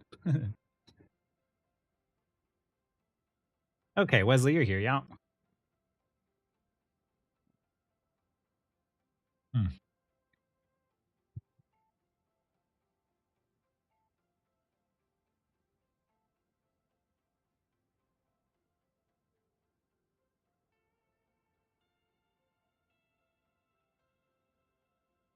This just turned into one of those, what do they call it, mukbang streams? You guys watch me eat?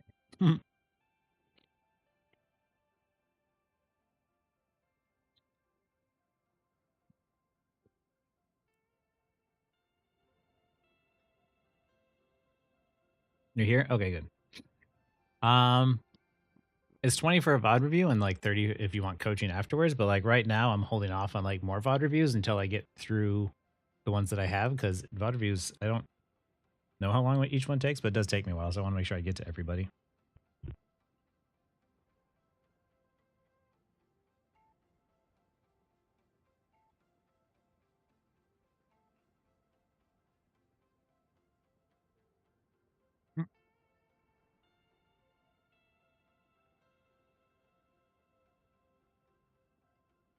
You have good damage and final hits. I like seeing that.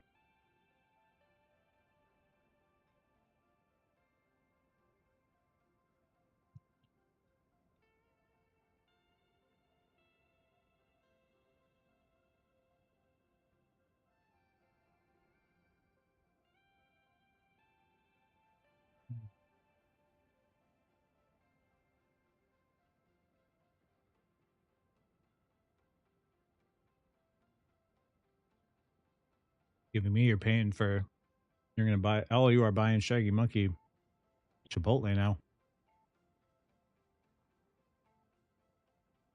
Hey, speaking of, are your cats using that desk cat bed? I should have refilled my water.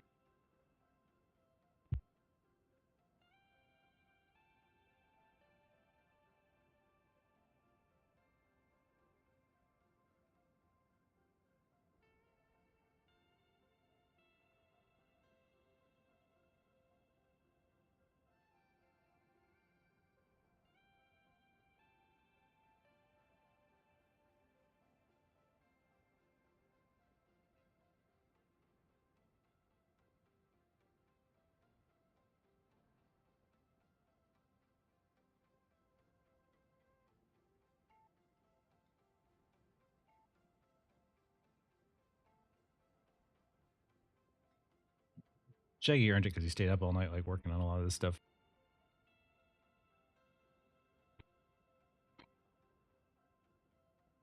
Oh, this fool does triple meat. He's crazy. Shaggy's a big guy though. He's like 6'4", 200 pounds.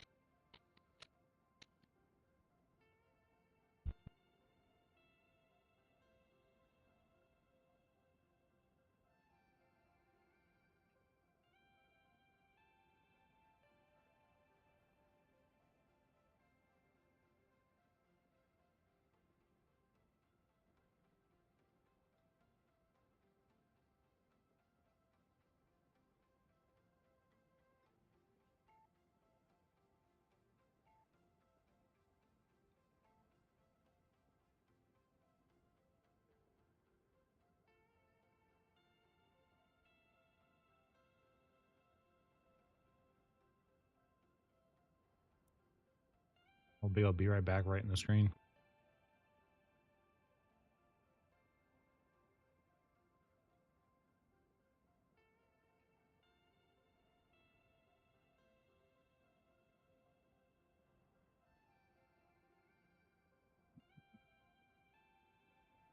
Like in Rivals, or just like, you mean like game in general, Jet Monkey?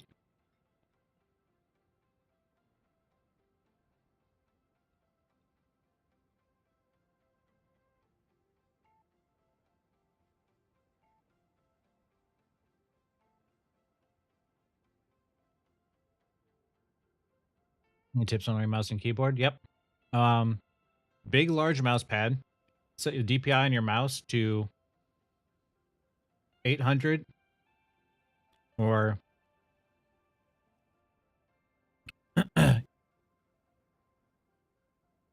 800 on your DPI on your mouse and 2 in game, or 1600 on your mouse and 1 in game. Big, large mouse pad, so that way you can aim with your elbow, not with your wrist. And yeah,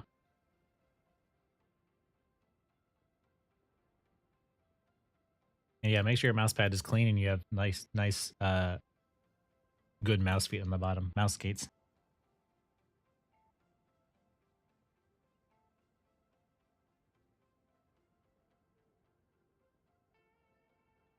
There was one game in Rivals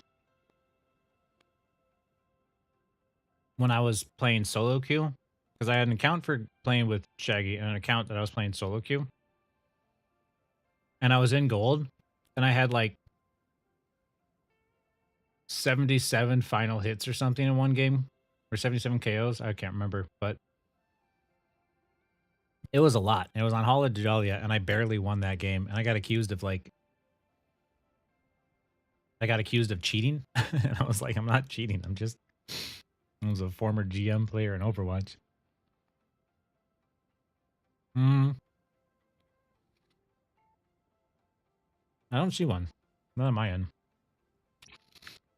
But in terms of games in general, I've said it before, but Ori and the Will of the Wisps is a fantastic game.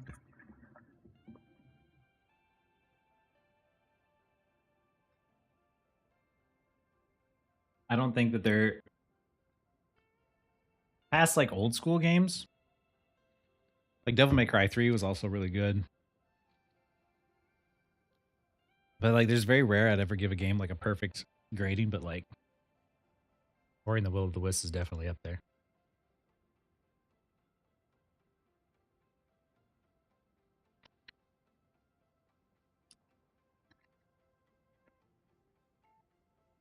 Yeah, I think a lot of people don't realize how good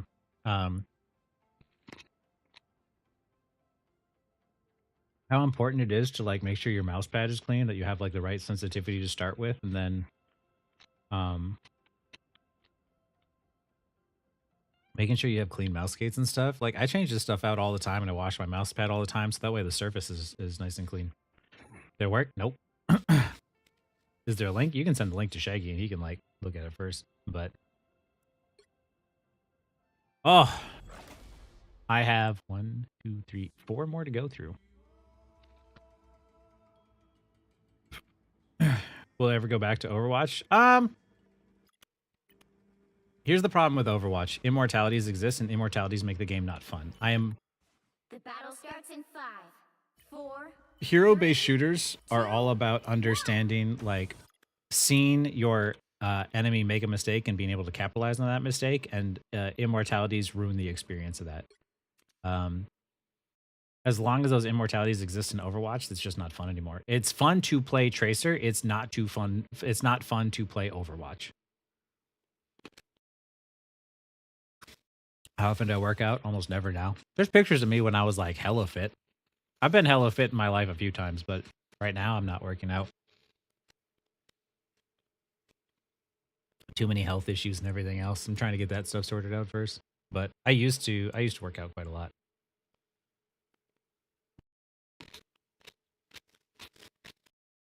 That's something special.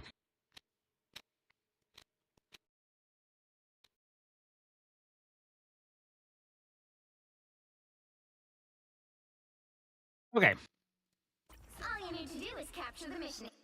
All right, ready to go, Wesley? I'm ready if you are.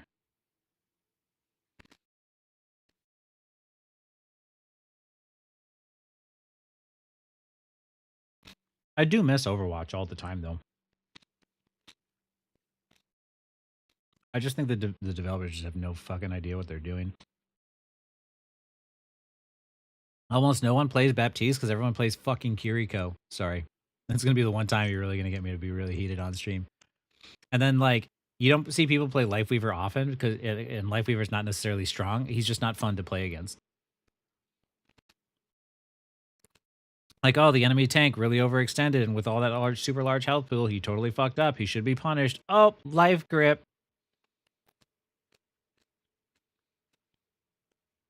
Oh, you landed, you double blinked 180'd and landed a sticky on someone? Suzu. Like, it's just the lamest mechanic in the world to just sit there and be like, hey, I get to just deny this. Oh, yeah. That's what I mean. People are just like, oh, it's all about money. It's all about money. Yeah, like, and now the game is literally just all Kiriko skins and Reinhardt skins, and that's it. Play first con game in 6 days. So yesterday, keep the decay away, and of course it was W. Nice.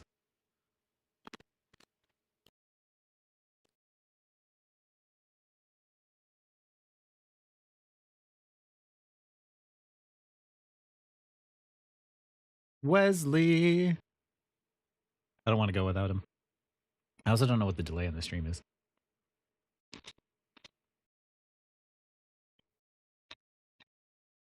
It was funny. I haven't played Overwatch in freaking forever, and I hopped on the other day,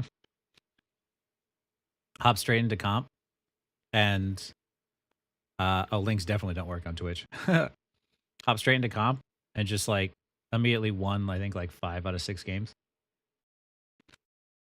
I'm like, yeah, I still got it. I don't even know what perks do. Doesn't matter. Okay, you ready? We're going. Got it. I prefer teams of 4, but Luna's really growing on me too. She's actually a lot of fun. Side note, this is totally off topic, but as a 3D artist, that dress of hers is really freaking cool. Like, I can't help but admire it. And also, like, the lace and stuff on top. Lace is not exactly easy to do either, but the effect that they have on the dress is really amazing. So kudos to them for making that one. I really like this outfit just for that alone. See them? Right there. Anyone want help? Okay. I like the fact that you're doing damage. Feeling stronger already. You have the advantage here now that they're down one, and I want to see you start like doing that, clapping and playing aggressive. It's okay. Admit it. You This is Wesley, you're GM.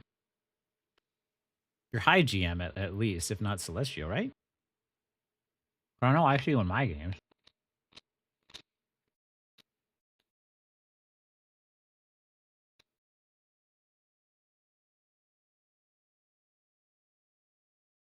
need me. Capture the mi- But what happened there is the reason why, like, yeah, Celestial 3, that's what I thought. The moment that magic fell, no, not magic. The moment that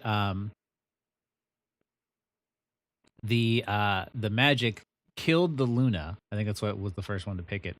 The moment that that happened, notice how fast this fight like immediately went into this team's favor, right? That's the reason why, like, as you get higher and higher rank, that first kill is what matters. The moment that that Luna fell over, Wesley was like, I'm going to clap these bitches, and just started annihilating everyone. Everyone just rushed them so fast, they just entirely fell over. Like, without me even needing to say anything, he was already like, oh, we're just going to completely demolish this team.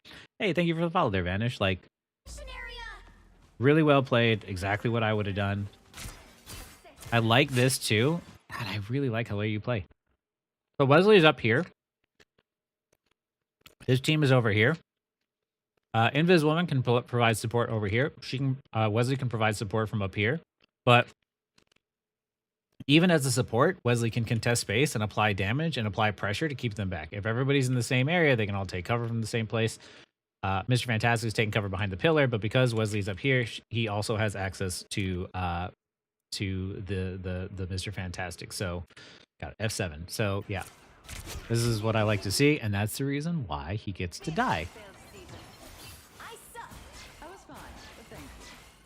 Accidental waste on the clap, I think. I don't think that was necessary because now you need it. Oh, good freeze. Make sure to save the clap for when, like, the enemy team is engaging on you. That might have just been an accident, though. But, like, yeah, when they start to engage on you, then you want to start to use it.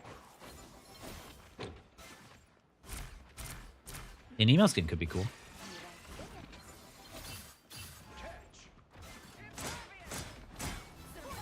Snowball fight. Ooh, ooh. What am I? There's that suck. Wesley's a scary Luna. I suck.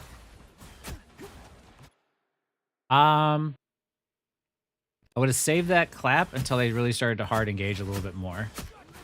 Because, like, you have control over the point, right? You just want to apply pressure and you want to force them to, like, get into a bad position. So, like, wait until you, wait until they really start to push in, put themselves into a bad spot, or your team needs to use to survive. Because, like, now you're... That's okay. You have the invisible emerald, so it's okay. But Your team's capture progress has passed the halfway point. now I wish you did have the clap, though.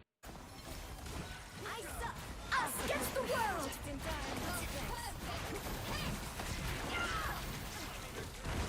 He's not using his ult, which is right. He's waiting. I am ready to put There we on go. a show. And now he gets to use, like, his ult to, like, the maximum efficiency as the enemy support ult has run out. Might have taken until Celestial for healers to actually use high ground. Because up until Celestial, you're going to find, even in Celestial, people don't even necessarily, like, have an idea of what they're doing. Wesley's, like, one of the few people here I've seen, like, off angles to support. I am ready to put on a show. So because they support ulted afterwards, Wesley will have to start to back out a bit sooner and give up space and survive once his ult runs close to run out, which is right now. I like the cold. We're losing this fight, so we're going to buy for time, which is fine. Die on point, team. Die on point. Control seized. That's fine. Now you realistically only need to win one fight, so hope we do it. Songs to sing. Luna is powerful strong, especially that clap.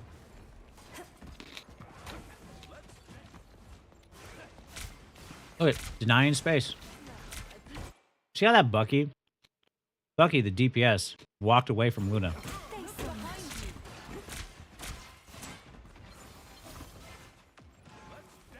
Fear And burns as off. Wesley backed out because it wasn't safe, Scarlet Witch went up and started to contest the space instead.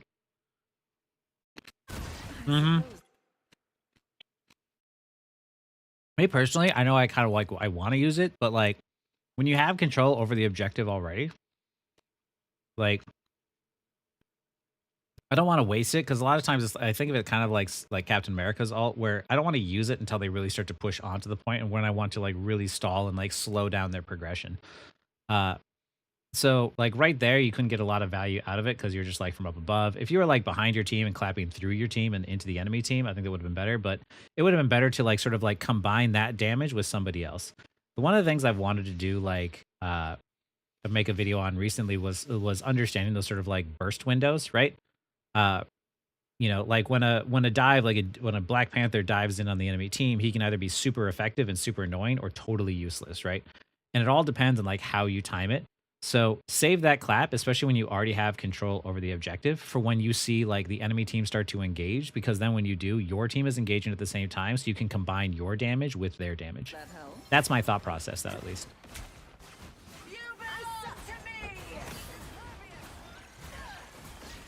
Prioritize healing. Cap, yep. Well done. You see how Wesley prioritizes doing damage unless somebody is low? Like, he's trying to help people secure the kills and secure the fight, and then he'll top you off. But if somebody's about to die, then he'll do it. There they are. He went for the freeze in case they picked, in case they were trying to teleport a Strange and they didn't. Wesley's a good Luna.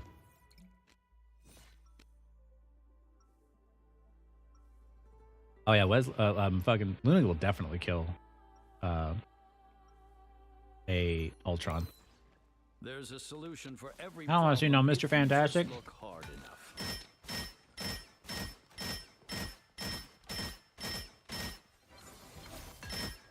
I wish they'd rework Luna's ult though. 30 seconds before you attack. I want to be able to blast my teammates with like empowered heals or blast the enemies with ice shots or something. This isn't a pop song, Luna. Real life is complicated. Oh, I lost a grape.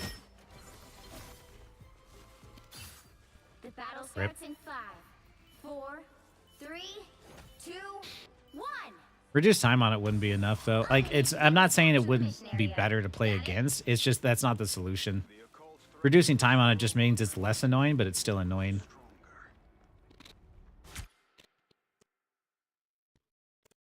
Yeah, because your DPS are bad. Oh wait, I think my claps are so aggressive too because in Diamond Plus you have to do damage because your DPS are bad and Luna's damage really strong for carrying games. 100%. Like that's a good lesson about how you slowly start to rely more on like your teammates. From Diamond Plus, like Diamond through GM, your teammates are pretty bad and they have huge egos. Like Diamond's pretty easy to carry through because of the fact that everyone kind of like trickles out and they forget about the objective. But with GM, you have huge egos where everybody's trying to hard carry. And like the way you have to progress slowly is starting to see which teammates you can rely on. And yeah, in the early on, like when people tell you use your abilities off cooldown, just use them nonstop, that is great advice for everybody who's like, you know, bronze through diamond for sure. Because it's better to use your abilities and have them go to waste than to hold your abilities too long and not use them, right? So then it gets out of like getting out of that habit and then timing them specifically to fall in line with like other people's damage. Because people at this rank are not going to make the same amount of mistakes. Think that developers would ever do something like Destiny 2 where each character has multiple different ults and maybe choose which one you want before the game. You're stuck with choice for that game. That's an interesting one, Destruction. I'm actually not sure. I've not thought about that. I think that's a cool way to involve player choice, but what I don't like about that is that it kind of adds like a complexity to the game that I don't really like. What I really like about games is that they're easy to understand and difficult to master. And there's already a lot of nuances to each character that I don't want to add more complexity.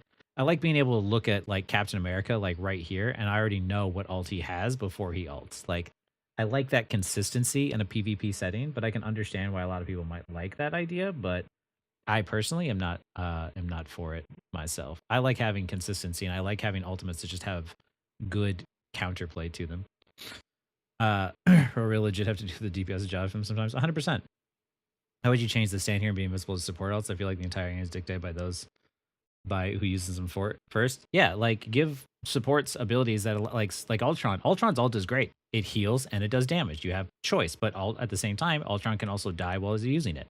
Right? It's the same as like if Bucky had an ult, you know, he ults, he's really powerful, but he could also be killed. Give Luna an ability of some kind in which she can apply heals massively and hugely and also apply big damage or big CC with ice freezes or something, you know, something that allows you to apply damage that makes you a scary threat. But also at the same time, there's counterplay to it in terms of like being able to outplay the person. Because that would offer more skill expression, but also more ways for you to carry. So it's not just about you pressing Q at the right time. It's you pressing Q and then expressing yourself afterwards to actually secure those kills, to apply those heals properly. Like that to me is what you want to see. Because otherwise, when you just press Q, like a lot of times, like in this game, you lose a fight based off of whether or not your supports decided to hit Q. Like that's the worst feeling in the world. Damn, people way less proud for reaching GM. No, you shouldn't feel less proud of reaching GM. Like GM is still an accomplishment. It's not that it's not an accomplishment. It's just like there's a lot of players who get stuck in GM because once they get there, they're like, I carried my way here. It's just like, you know, I hard carried games. It's like, yeah, we all did, right?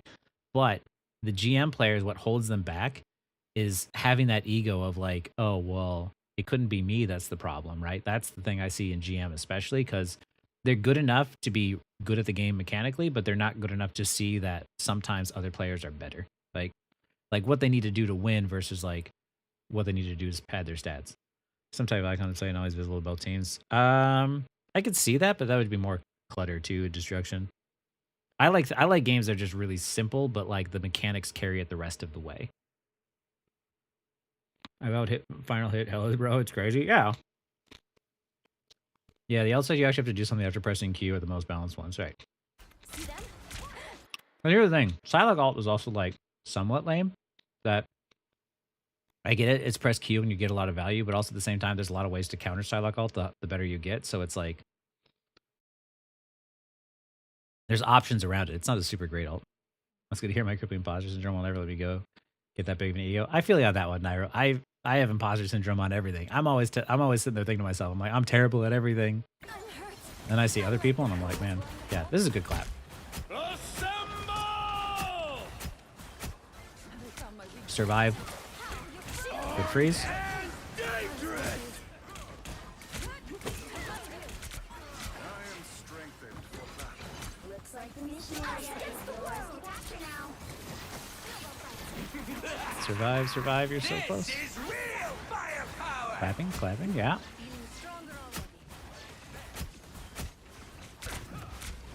I am ready to put on a show. Oh, that's so unfortunate. It was good though. You survived long enough to get your ult. Fantastic! Time to leave.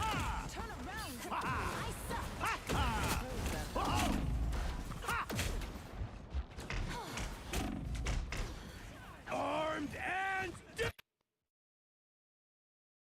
There's not really anything to say here. I think that you played that right. I think that like the moment you got your ult, you tried to save your Scarlet Witch, and had you saved her, that fight might have gone differently, but that's just really unfortunate.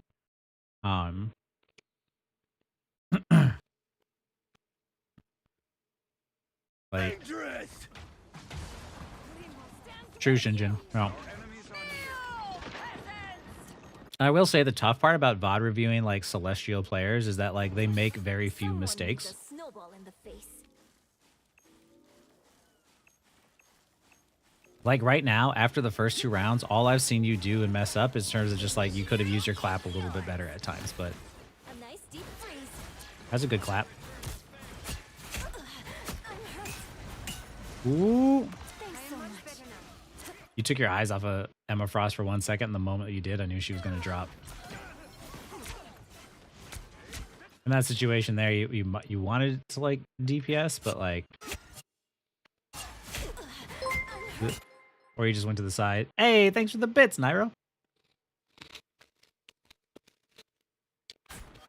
What did happen there? Honestly, Wesley, I don't think there was anything that you do in that last fight.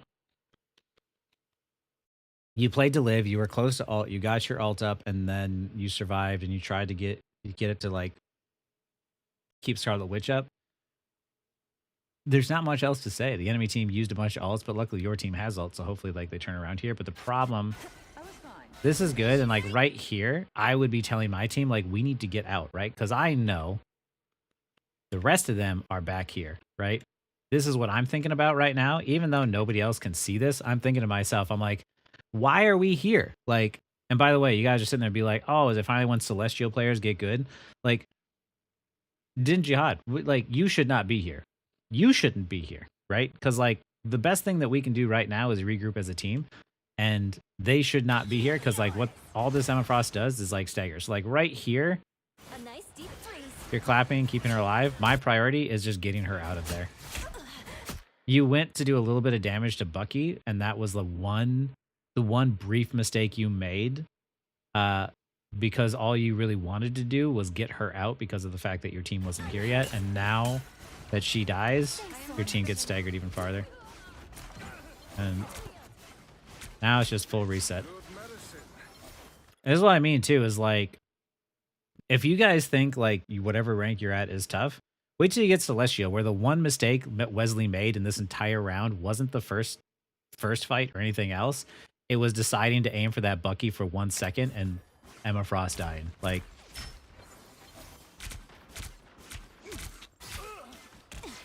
you're gonna clap again, aren't you? Ice works. Magic going up top to contest. Oh man, that's unfortunate. I unleash the Vishanti's power. See how I had your clap there for that Strange? Perfect. This is real fire! Nicely done. If your team would like stop throwing. Oh shoot. Oh shoot, no one's paying attention. You got a little greedy getting in the range. Like, this was good. I don't know about you, but I don't fudge with Mr. Fantastics. I keep my distance. Here, even in this situation, even though you're up, a lot of times, like, and the same thing was happening with Aces, like, when he was getting, like, overconfident at times, like, oh, yeah, we totally have this point. So you walk in, and you kind of forget that, like, oh, no, I shouldn't be there. Like, you still provide value being back here, and this is where I want to see you. I don't want to see you, like, in the danger range of Captain America and Mr. Fantastic. Well, see, that's the thing. You're expecting Invis to heal you. Just assume that they're never going to heal you. Like, be within their LOS and spam heals, but like, would it have been great if she healed you? Yeah. But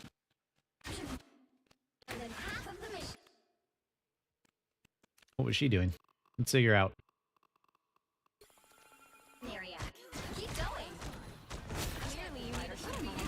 Good kills. Oh.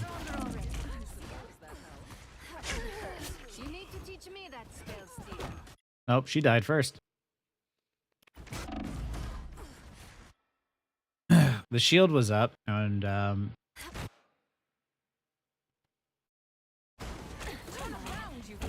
yeah. This is why, like,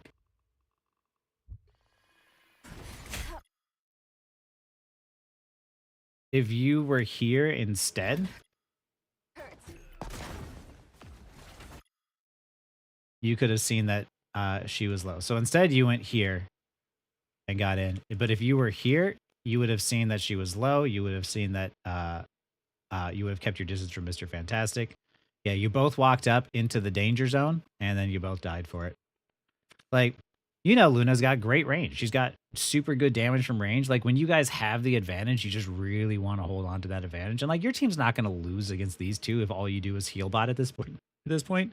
Like, play your effective range, you know? And that counts for Luna, too. Play from a distance, you know? Follow up with your abilities, with your clap or your freeze if you have to. But, like, you know, with Strange, Emma, Scarlet Witch and stuff on point, if you're back here healing them, oh, Bucky's up there, but you know, you'd be fine. Also, yeah, I guess, like, if you stayed here, you would have been out of the LOS of the Bucky as well. So it's just unfortunate. You know, it's one of those situations where, once again, you think that the point is ready to go and it's ready to be taken, and then it just doesn't quite work out.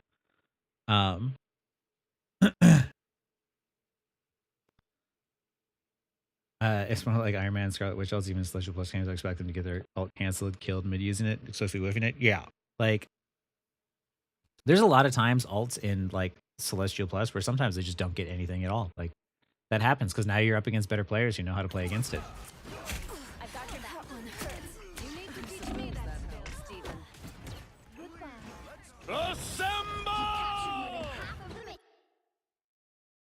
Realistically, Invisible Woman could have altered the point. You could have stood back. Like, a lot of things could have happened to change that, but super unfortunate. At least they get it. Hopefully they back the fuck up. Thank you. See how his team stabilized after they were low? Like, everybody did as much as they could with the health they had, and then they didn't push up to try and take space because they didn't have their supports. Now they have supports, and I hope one of you announces you're going to ult before the other. So far, so good.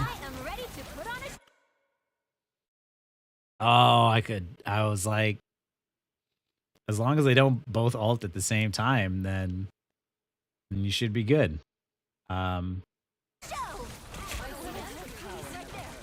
Also, you see what Wesley's doing here. Both ulted at the same time, but since he's inside of Invisible Woman's ult, he's using damage boosted mode to try and hopefully secure kills through all of the other ults.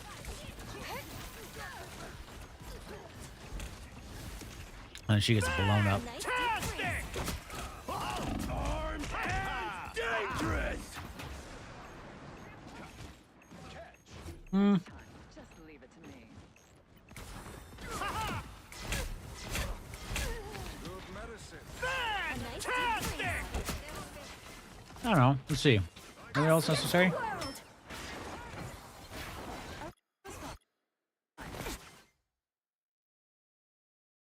Oh, I am ready. I'd say it might have been. You don't want Scarlet Witch to die. You don't want people to die like. To put on a show. A little help, please. I would say it was probably necessary to use one of them. Armed and dangerous! Because the thing is, like, Next time, just leave it to me. when you die in Celestial, you're gonna get bursted fast. So you're not trying to use your support ult once people get close to dead. You want to give your support ult when you think people are gonna die. So I don't think it was bad. It was just really unfortunate. And this is what I mean too. Is like, it sucks because of the fact that because they both use their support ults at the same time, they can't secure kills with it. So they both do the same purpose, and there's no expression there, right? They both are area of effect. You know, you can't die. Like it's just really unfortunate. Whereas instead, if there was like, you know, some sort of ability which they offered more skill expression and choice between who you're targeting, who you're attacking, that could have gone better. Comms could be a comms. I'm opening a portal. If the ults were just staggered just a little bit, then would be good. But like even with damage boost inside Invisible Woman ult on top of Cloak and Dagger ult, like nothing died.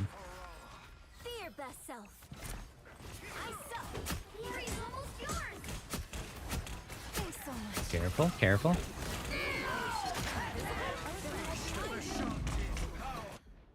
What I don't necessarily like about this is like hopping through the portal too soon against against Captain America and a Mr. Fantastic. What I wish that your Strange would have done, yeah, Rocket ult has counterplay. You just break it. What I wish your Strange would have done is I wish he would have said like, hey, put the portal up on high ground, right? So you're up here, and then they drop onto the point so you can provide heals. Because like in this position, like you could try to like stay on this side of the portal and provide heals, because like the moment you walk out here, it's just going to be a death trap, right? Like, wow, that's so weird to do. Because then they're just going to jump on top of you and kill you. Like this portal was like not the best, I'd say. Yeah, portal should have been on high ground, I think. Like, yeah, I think that like I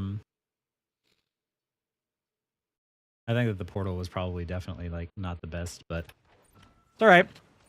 Coming in hot!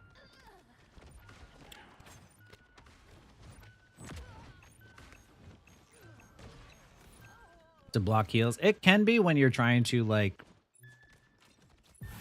if you want to block, like if you're on symbiotic surface, right, and you want to block the main way that they walk to get to the point to like block the heals, like I can see that making sense. But in that position there, you definitely don't want your supports who are you know, like Luna, you want to think to yourself like, how can I give her the high ground or something so that way she's away from the Captain America and provide heals for longer.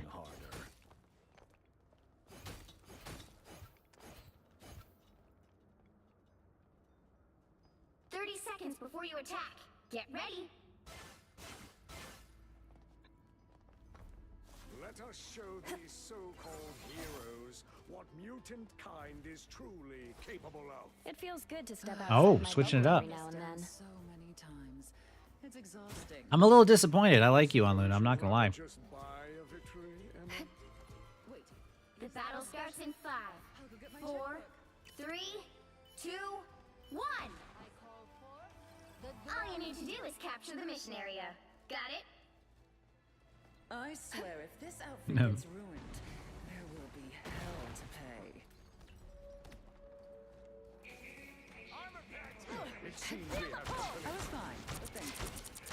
What am I? Immediately using the orb to provide value, trying to pull them into your team, which is good. This is real firepower.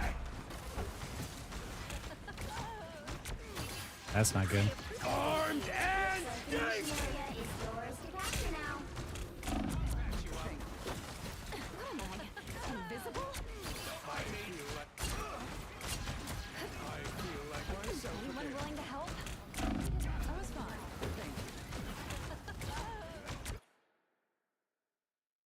I don't think there's anything you could have done to save her. Like, there's so much going on right now that, yeah, she's kind of always putting herself in really bad positions. I have a prediction that I feel like, I know you want to use your abilities off of cooldown, but I think with this Captain America just constantly on you, I might think about saving them just to deal with the Captain America right now. The mission area is yours. Our friends are here. Get them, squirrels. Disappear. Oh! Good job, Emma. You made up for it right there. Nice.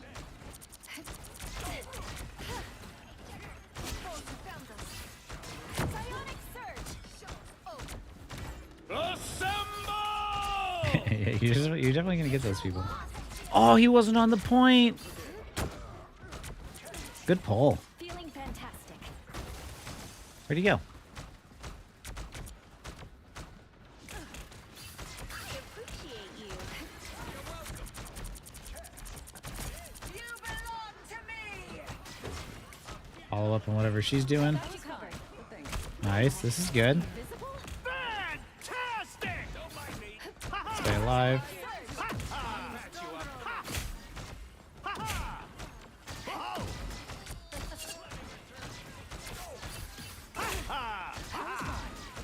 That's much better.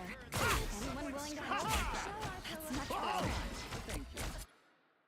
This is what I mean, though. Like, right? Like, Squirrel Girl got bursted so fast that legitimately, even with heals being out on top of her from, like, Rocket, she still blew up so quickly that this is the reason why that, like, you want to predict the damage that's coming in versus, like, trying to react to it. And that's the reason why you're going to see supports ult before they think someone's going to die rather than when someone's getting close to death. Like, that was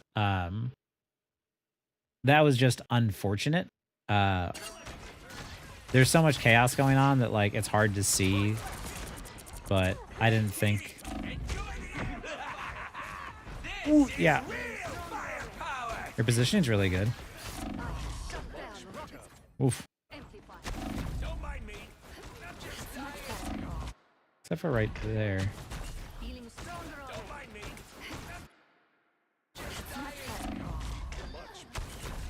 Standing near your team, I think, is the only thing from that. Oh wait, they rocket ulted too, so that's dangerous. What's your thought process here for, like, rotating here to this position versus, like, staying here?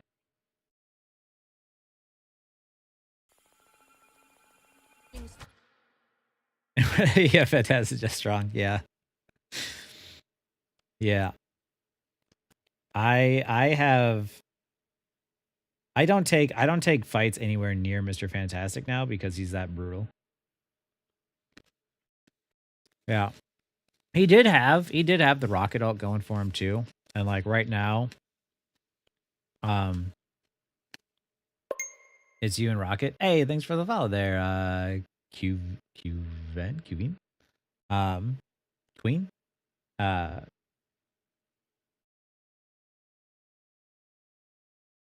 Yeah, because, like, what's really unfortunate here is there's a lot of things that happen. You rotated away from this position where you had, like, the rocket ult. They're not looking at you, so this is kind of, like, already a place that I like a lot more. The only person you have to worry about is Cloak and Dagger and Rocket, which you're gonna have your double jump here in a second, and you can, you know, apply damage and heal your team and do effective work from here already. And then what you do is you drop the shield on Magneto, which is good because now you can walk into the shield and get heals, which you do for a brief second here. You can see your health turn green. And then you move the shield to give it to Scarlet Witch. And as you're low, instead of getting out, you end up dying to the Mr. Fantastic. To be fair, by the time your double jump came back up, it was kind of like too quick to react. But standing near your team sort of got you killed, and I personally would have like maybe tried to apply pressure from a different spot or just like not staying near him. I would say that like, yeah, anytime you're up against a Mr. Fantastic, that I would just not be anywhere near your allies. But shouldn't be able to take out this guy. But like Mr. Fantastic is really good at brawling, and that's the reason why you have to play just outside of his effective range.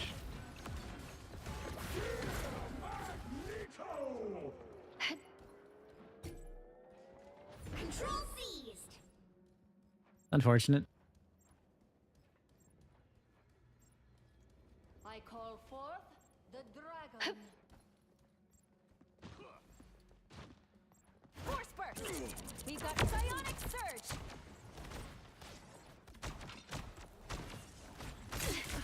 Oof. What a pull. Feeling fantastic. I got you covered. Nice. Nice. Nice. This is good. Now let's just keep everyone alive. Go to point. Point together. Keep going. A little help, please. So I really like to see. There wasn't a waste of abilities. You drop the orb on top of yourself and you start dueling him. Invisible?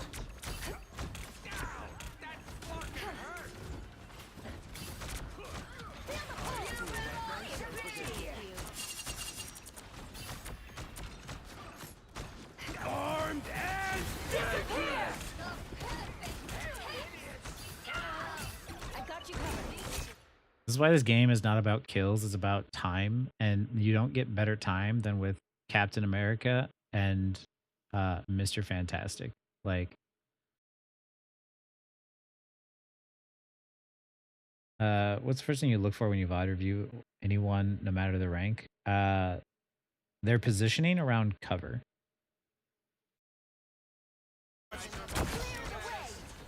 Fantastic! This is real firepower!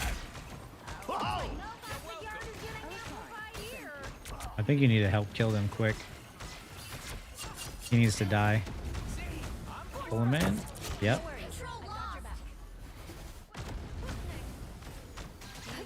Be proud of what you did here.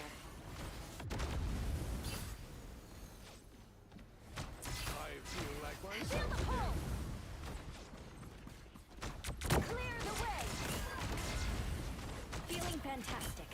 Assemble! They're back. Give up space. Oh no, that's unfortunate.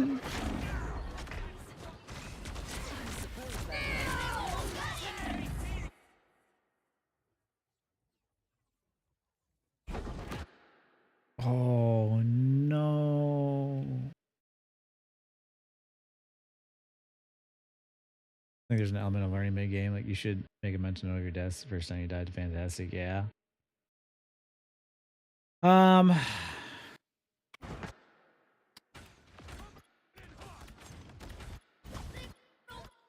don't think she was too far up. Like she got out. What the really unfortunate part here is though is like the only way to really know or like counter against this one is to like have been ult tracking that. Yeah, the comm would have helped for sure. Yeah, if you would have walked backward, you would have been all right.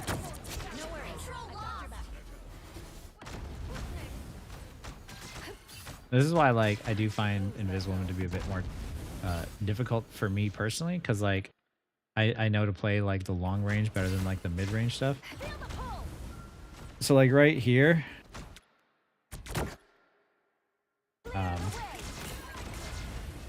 Feeling fantastic.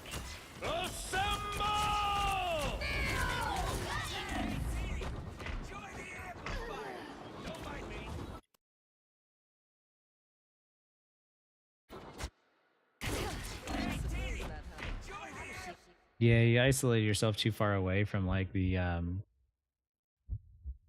rocket, which was really unfortunate. Is he just like not looking at you? No, he wasn't. Oh, the moment that he looked down to set down the freaking ult, he didn't see you jump to the left. Didn't his ult break the invis from jump? It was a quick situational round. Yeah, I like if he would have stayed and jumped straight backwards, the rocket ult would have kept him alive. And then the moment that rocket looked down, he didn't see Invis Woman jump to the left. So then he positions himself away from the Emma Frost ult to keep his team alive, and he doesn't even see that Wesley goes and falls down.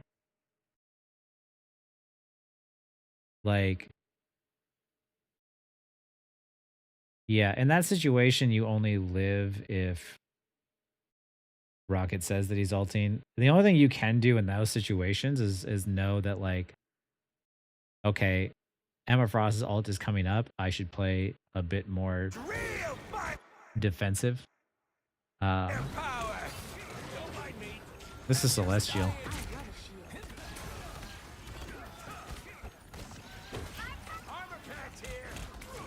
Why am I watching you? They're winning, but you've still got a chance. Our side is lacking in numbers. You should have switched to Strange. You'll have to keep fighting until we have a winner. Control seized.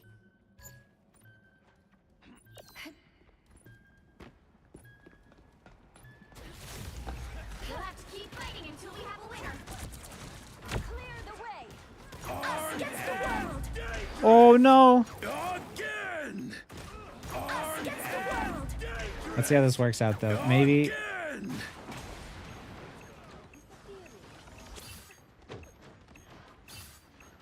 was a good touch.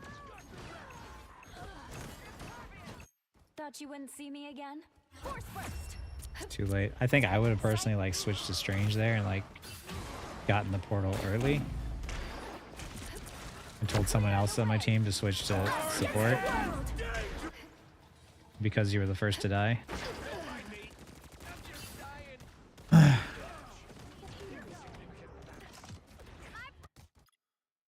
Because Squirrel Girl had just ulted too.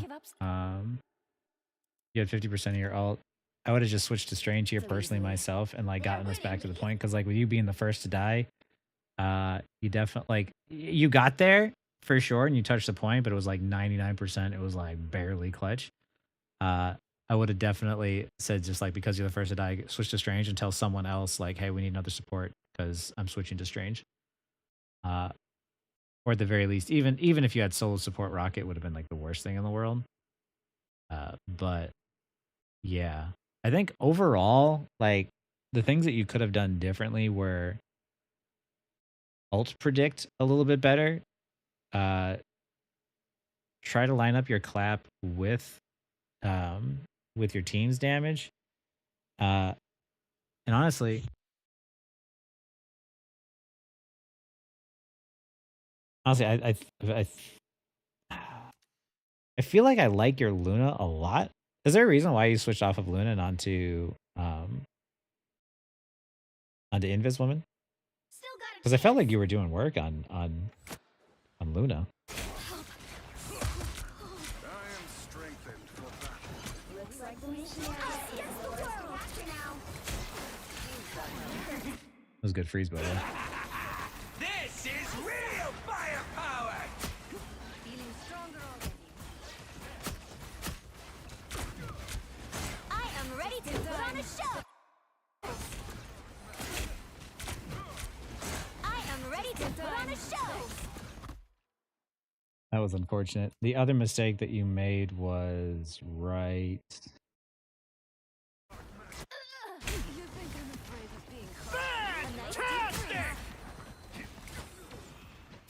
I've still got some. There. You're doing so good. You're winning. Counter capping fantastic. Yeah. I feel like you were doing really well on Invis Woman. The part where you made a mistake was just entering into their range here.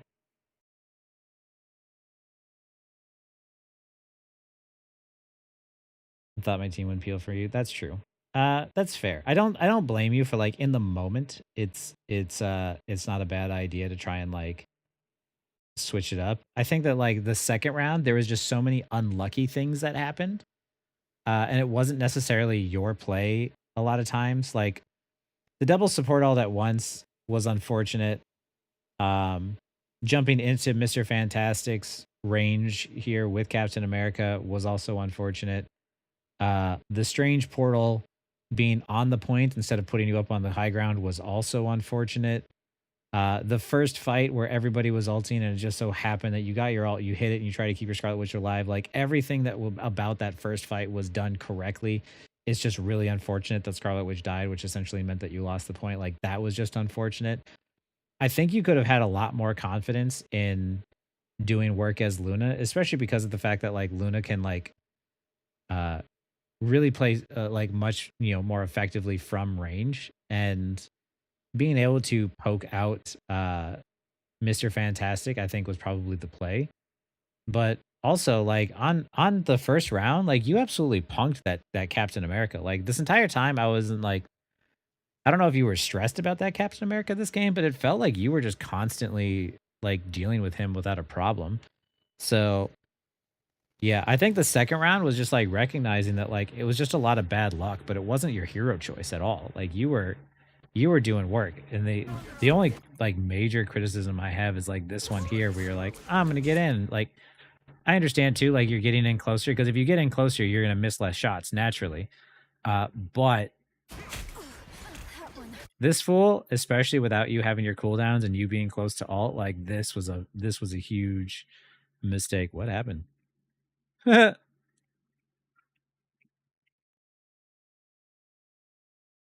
loving it. Get it? McDonald's? Yeah, this was the game where you learn to respect Mr. Fantastic. Just constantly play at that effective range, right? Like this fight would have been turned entirely if you just stayed right there instead.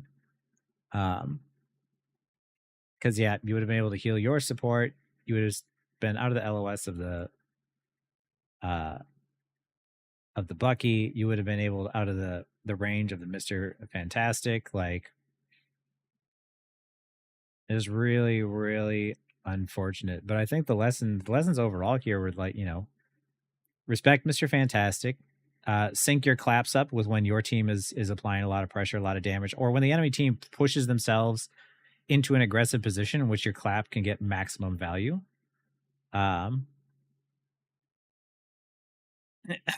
And is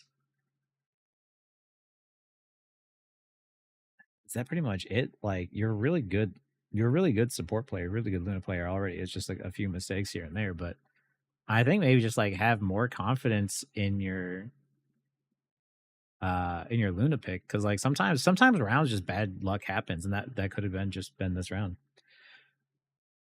Why are we targeting stalling Cap and not Mr. Fantastic, who can't go invulnerable when he's big? Good question. I mean, Cap is low, so they thought they could. But that's the reason why, like, in hindsight, would it have been better for you to focus like the one DPS squishy hero who doesn't have his like hopefully Pop-Tart form? Yeah. But that's the reason why I also like play to just live longer than everybody else in case we're not all on the same page. Because when you got blown up fast.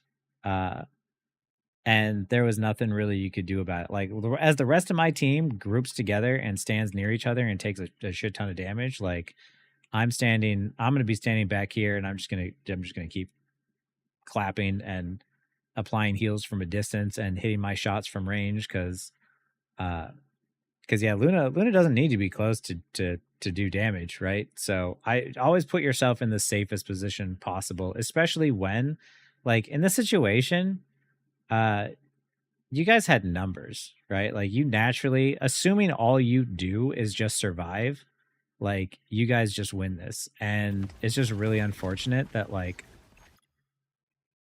both of you died at the same time. Like, she definitely could have done more to put her shield someplace close to her to where she could stand and get healed. But for you, your thing is, like, you just should have not been in Mr. Fantastic's range for sure.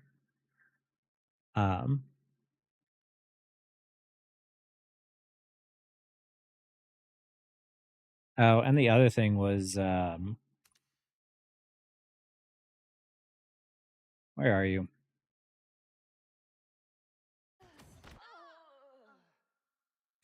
Hostiles coming in fast.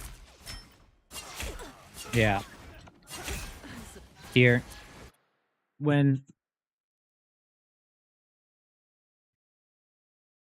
in this situation, Be strong together. like, I hate it when tanks play super aggressive when the team's not there, especially in Celestial, where, like, this stagger also hurts you guys really bad. I would have just been saying, like, you need to get out, like, right now. Because, like, right here, you turn left, and you aim a couple of shots at Bucky, and those couple of shots were enough for enough for Emma Frost to get run over to. Like, at that point, it's just regroup. But yeah, like, when you have the lead, just hold it. You know, like, you see me play Psylocke all the time, right? I go in and I get one kill and then I just walk away. Like, are we finally blaming the Emma now? I mean, no. Emma messed up. Invis Woman messed up. Wesley had a couple of mistakes. The Strange made portal mistakes. Like, did the Emma constantly play super aggressive and overextend? True. There's times where she definitely did. Like, right there, she should have been more aware of her team. But also at the same time, if I had to choose between a tank that played too aggressive or too passive, I'd take the one that's too aggressive. There's that game that Reginald and I play where they were on Hall of Dajali, where that tank was just super aggressive. Made my life difficult, but also, you know, you make space. But there's a lot of mistakes that were made. But yeah, respecting Captain America range and just, you know, once you get an advantage of 2 players up, just play safe, super safe, and just, you know, play to eventually and slowly overpower them, especially when you know that they don't have supports. If all you do is just sustain through whatever it is your team is fighting, you're just naturally going to win. So that was, like, the one mistake on this point that, like, really, like, messed you guys up, was losing both supports here in this time. Like, you still were able to get it back, but then also, like, both of you guys ulted at the same time that, like, Cloak and Dagger ulted, and that was really unfortunate. This was one of those games where I think that, like, I don't think anyone on the team is necessarily a bad player. It just felt like you guys just didn't have synergy together. You know what I mean? Like, sometimes you just get into games where you just cannot get on the same page as your teammates, and you just have different play styles. And you really lost that momentum. On third point, there's not much I can say other than, like, when Captain America and Mr. Fantastic were stalling the point, like, try to kill him quicker, but I didn't notice anything, like, immediately right off the bat that, like, really stuck out. But, like, them stalling the point out, like, really messed you guys up. And yeah, switching to Strange Portal maybe could have helped at the end.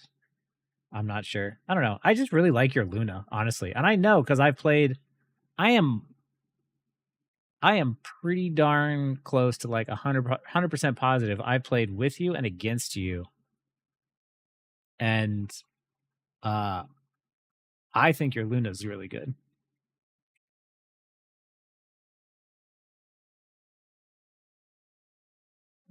Prior to his own life, because you can live and save other people's health and not just the overextender, yeah.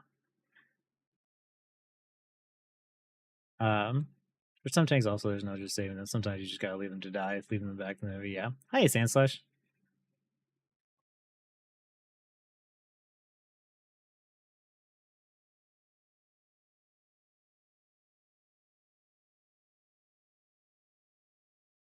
I really want to like find the games now where we played together. A lot of views are going good. But yeah, do you have anything else that any other questions, Wesley? Because otherwise, like I think like overall, like you're a really solid support. Your Luna's fantastic. Like first round especially, like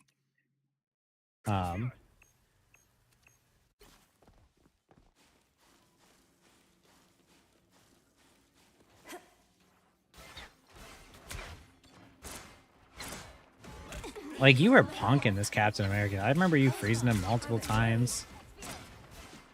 Like you were playing aggressive, you were applying damage. And like right here especially, you know that like Magic just took out Luna, right? And you have a good off angle as you have your clap available. This is what I mean by like saving your clap for when the team like starts to extend into like really dangerous territory. Now you're just applying pressure, like bam, bam, bam, bam. So much free value, like.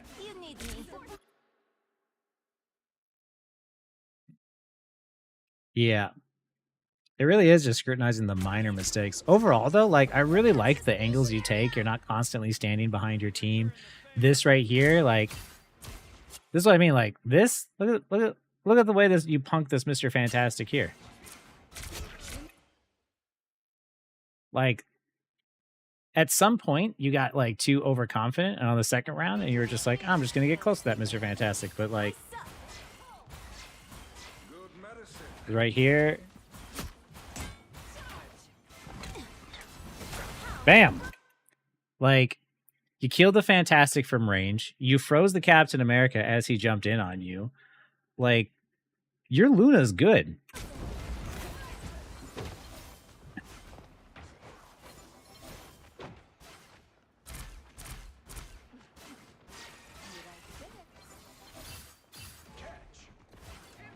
But, like, right here's when I think you... like...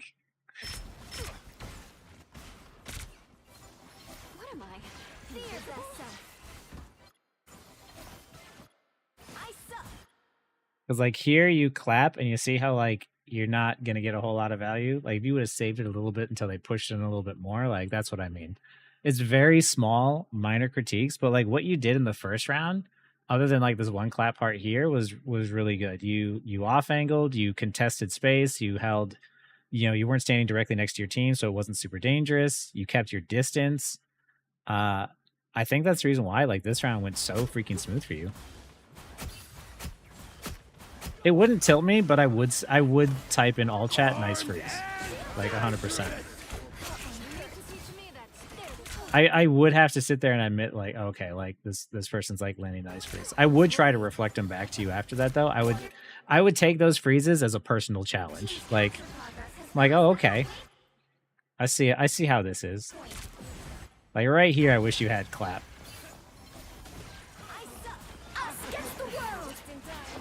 Now you do, but still good, still good. I am ready to put on a show. Yeah. Fantastic! I am ready to put on a show.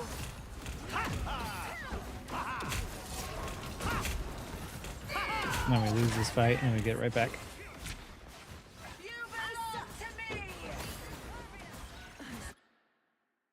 I see now that like it's a good thing that he's not looking at you, but you do get close to him, and I think that's why maybe you get a little bit more confidence. He wasn't much of a threat in this round, but he was a much bigger threat in the second round. See, like that shit, man. Like, I would get a little tilted getting frozen after getting Eye of Agamotto, but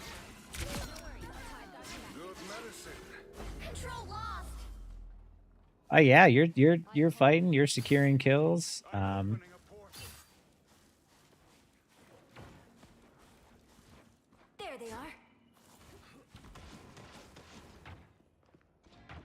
Yeah, minor things. But yeah, man, play from that max range. When you have the lead, hold on to it. Don't throw it.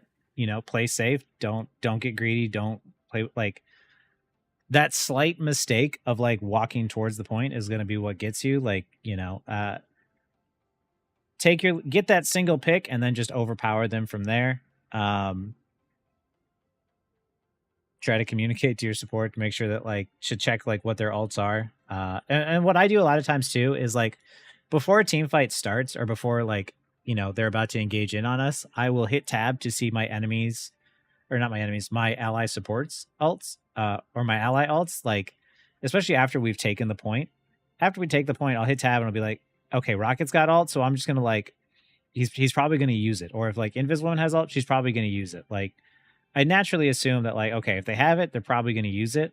So hit tab to check beforehand. So even if you forget what ults the enemy has, at least do like a quick check to be like, what's my enemy support or what's my ally support got? Like, you know, if I back up, if I ult, like, you know, or if I get into a bad position, can I depend on them to ult? You know, something like that. Because I usually ult second and I don't communicate a lot of times because of the fact that I just hit tab to do a quick check on stuff like that. But yeah, have more confidence in like your Luna, man. And respect the Mr. Fantastic, but like I really enjoyed watching a support player who off angled, who applied damage, like contested space. I hope a lot of people watching this got to like, you know, learn a lot from your plays because you made very few mistakes, but you play Luna the way that I like to play Luna.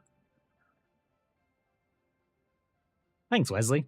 Hope to see you in my games again soon. I'm sure I will because I haven't ranked up in freaking forever.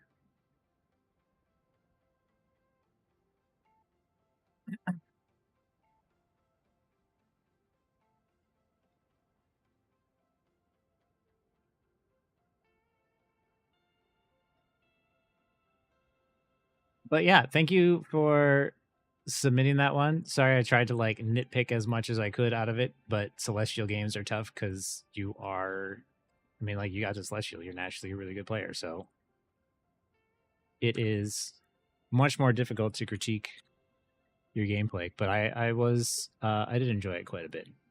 Luna is growing on me. I wish her ult was a little bit more skill expressive, but I do enjoy her neutral game a lot more now.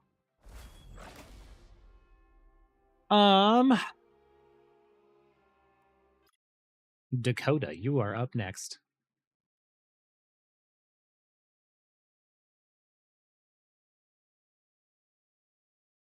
This is D1. You're queuing with the Strange and the Hella.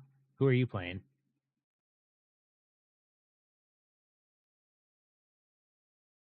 I'd be like, I hate you, but also slay.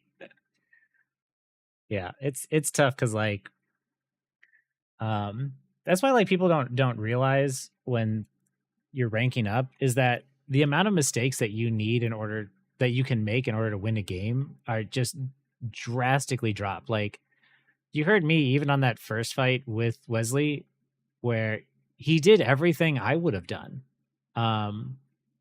You know, he stayed. They were ulting. His team was ulting. He was prioritizing staying alive. He was positioning smart.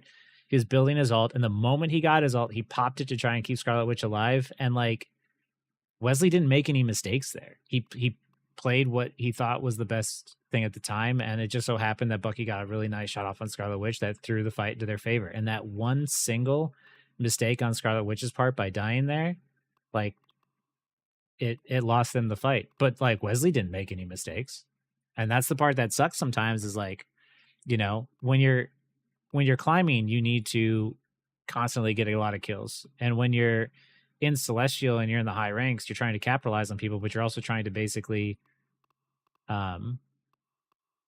just not make mistakes. And that's the tough part. But yeah, overall it was a really solid game. The battle starts in 5. This is D1, so we're gonna see. I like this. I like that.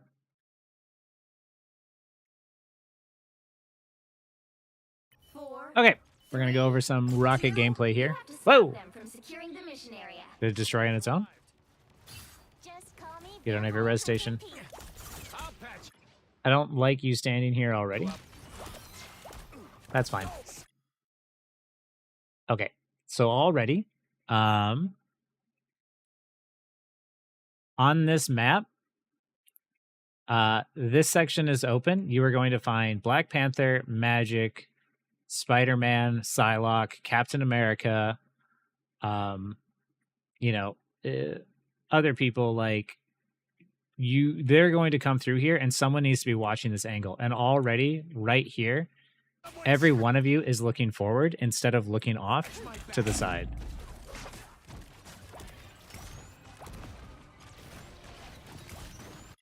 Too close to your team, especially knowing that they have a Moon Knight. Like, you heard the onks and stuff earlier. Too close. What I want to see you do... Over here. See how you can hit your orbs? And Spider-Man can't see you? And it's to Spider-Man to see you, he has to use mobility to get to you. And then when he does, you go floop, and you hop down here. And then when he hops down here to get to you, you go over to the wall, and you shoot yourself straight up in the air. And you hide, or you get to the pillar and you run around the pillar and you shoot yourself up off the pillar, right? You want to be positioning farther away from your team. Like, because this is too dangerous, this is too close. Feeling fantastic.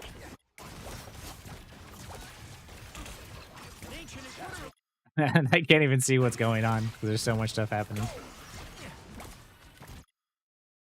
Rocket's orbs do because I think it would last long. I mean, that's fair. It is kind of really dangerous in this position though. I would have personally like put it like right here or something. But yeah, like if you're up here and like Spider-Man, you know, were to try and jump you, you have a health pack here. You can use the walls. Like as Rocket, you want to use the walls in order to like shoot yourself straight up and get that distance, and you want to heal from a distance. Like his gun does a lot of damage up close, but that's not where you want to be, right? You want to be super far away with Rocket because his orbs are a lot more effective that way. Because like if you're back here, right, and you're healing people, like you can shoot straight through this hallway. You can bounce them here. You can bounce them here. If you see people up here, you can bounce them in here. If someone backs this way, you can bounce them here and here. You can shoot them over this way. Like, look at how much you can see being back in this area versus in this spot. You know what I mean? You're welcome. Because on defense, all you want to do is stay alive. My good deed for the day.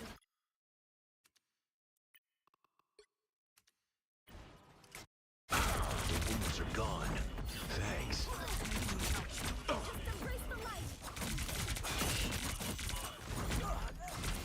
The moon hawk needed that. Thanks. The moon.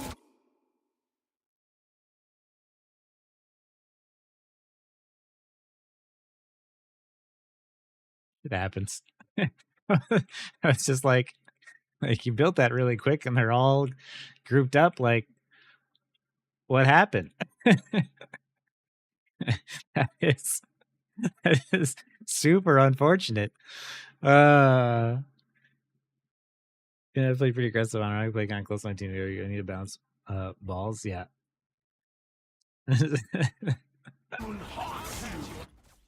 You didn't even take a high ground position to get a better angle.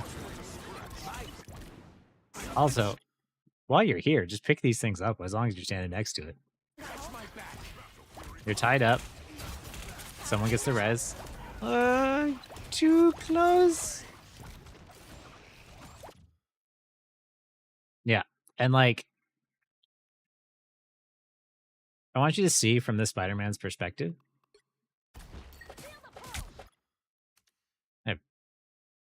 See how he walks out here and he immediately sees people?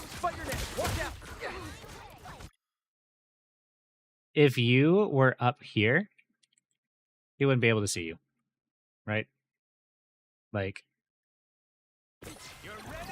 and you can still launch orbs. Because on defense, on this map, what you're trying to do is you're trying to hold this choke down. This is where the majority of people are going to go through. And then you just want to make sure that you watch this side. So that way, if anybody gets through here, you're able to not get suddenly bursted by them, right? So Rocket, I know that like he's got a gun that works great up close, but you don't want to use it that way.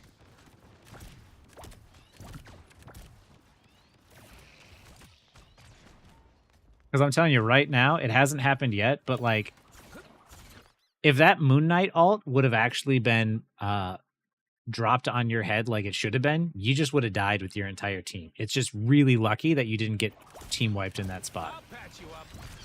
Whereas if you would have been at the back, you would have been safe.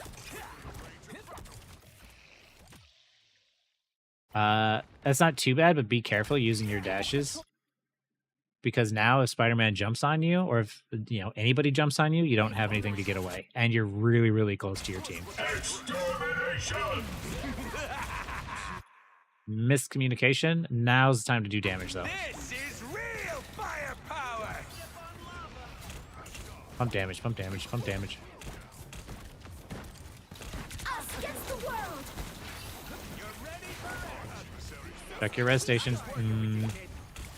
Didn't check your res station fast enough. The moment that your res station comes back, I want you to find a place to put it if you can.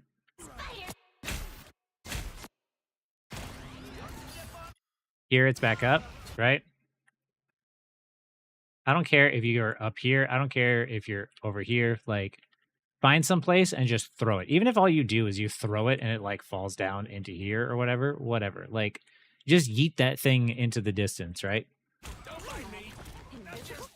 And when you use your rocket dashes like that, you are putting yourself in a really bad position because that's going to be what keeps you alive. So when you waste those, someone like me is going to see that, and I'm going to jump on you for it. Now walk away from that. Yeah. Now it doesn't matter. Die on point. Too close.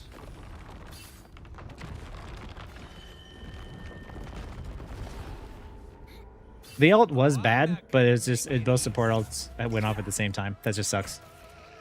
Try to communicate with your team, make sure that like you avoid that. But I can already tell like if you're playing that close before, I feel like that's going to be a common problem. Yeet. There you go.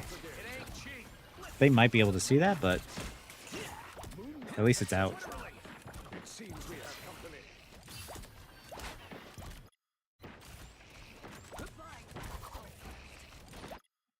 Gosh, I'm trying to figure out like what's this slurping sound? It's the gun reloading that goes.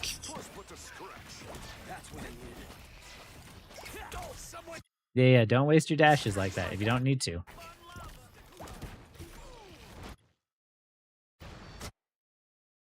How can he say healthy distance of 150 meters? 100%. So like, there's not really any pressure. Like no one's really gonna like attack you, right? I think you're moving around a lot because you feel like you need to, but you don't, right? Like you could sit here in this position and look how you can see Mr. Fantastic, and you could be pumping heals at him while he stalls that payload out and playing super aggressive, and you could hug this wall and nobody can see you, right? And if as long as that payload doesn't move, then you're okay. So just pump heals his direction and just sit right here. But because of the fact that you're not, he kind of dies, and you're just like you're providing the same value that Invis Woman is doing, right?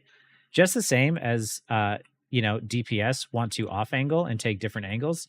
You want to take different angles from your other support as well. If your support is looking this way, then that covers everyone in this range for heals. But if you're looking from this direction, right? That means that you can also cover everyone in this range for heals, right? So that just leaves you guys with more areas, whereas like before, let me see. No, this.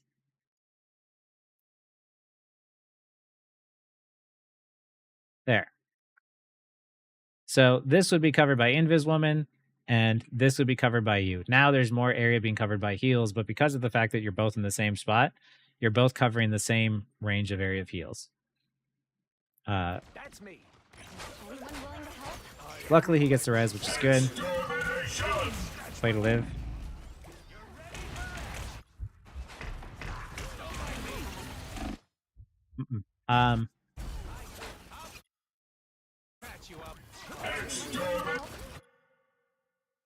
See what I'm talking about with the dashes? Watch how you have full health. Dash. Now you waste a dash. Now you have a dash. And now you hear extermination. You're down a dash. And what you could do is go to this wall, climb up, and then shoot yourself straight up in the air, which would get you great range to be able to provide heals, but also maybe shoot Ultron. If you had 2 dashes, you could have turned and shot yourself into this room and bounced orbs out and healed people through here. But this is why, like, I tell people, I'm like, you know, the higher you climb, the more you need to not waste those resources. Every single resource you have needs to be pulled out to the maximum efficiency. Because if there is a single mistake made, your team and you die for it. Rip. And had you positioned a little bit better or not wasted your dashes, you might have been able to keep your team alive there. Rockets launching again.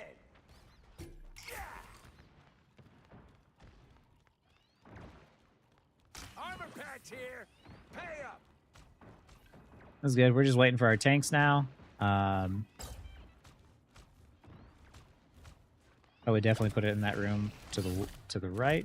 Throw it down. Throw it down. Nice. Yes. Communicate to your support who's ulting first. This is real firepower. The moon haunts you. Supernova! There we go.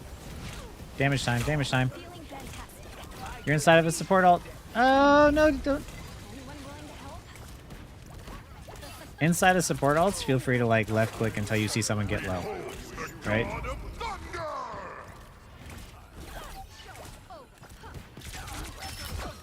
Good kill. I like that. Much better. You're ready for action. I am barely harmed. Wait, that was a good ult, though, that you had. I thought you said your ults were useless.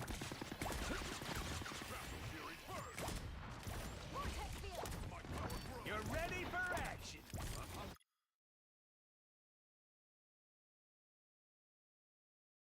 I would be healing either back here or maybe even over here, or I don't know. I personally, because Rocket is so good at healing from far away, knowing that they have ults and stuff, I'd be ready to find cover. Because like right now, you have no cover, and what you're relying on then is your dashes to get out. And with you being so close to ultimate, I'd be playing super safe. Just charging from a distance. This is good, this is good, this is good. If they engage super hard, ult. I thought you said your ults were useless. Yeah, manage your cooldowns better. Don't waste your dashes. And use position yourself farther away and near cover. So far. Yo, I expected some garbage ults and I'm not seeing it.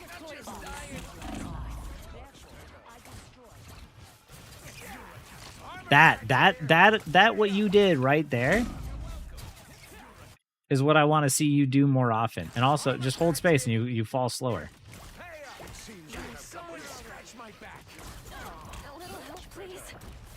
Get your res station down somewhere. Nice yeet. That's what I mean. See how the fight is breaking out here and you just yeet that thing out? And also, if you position yourself in a place where like they want to chase you, like if I yeet my thing into here, what I'm going to do is I'm going to position myself in a way where I can heal my team that's away from it. So that way when they're looking at me, they're not looking at my res station. That's what I do personally. I always try to like yeet it someplace where they're not going to be able to like accidentally stumble across it. But like right here, this is dangerous. Look at.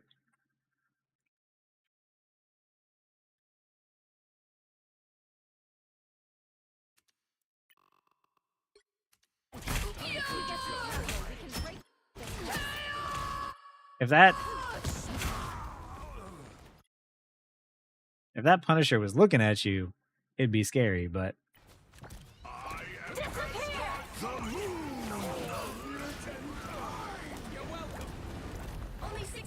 Play back, play back. Play back. Nice. Good kill, though. Oh, wait. Maybe not. Maybe not. I was wrong. I thought you were down some. I've been pausing too much. That was good. I'll patch you up. Bounce those orbs. You're close to ult. You want to be charging it up.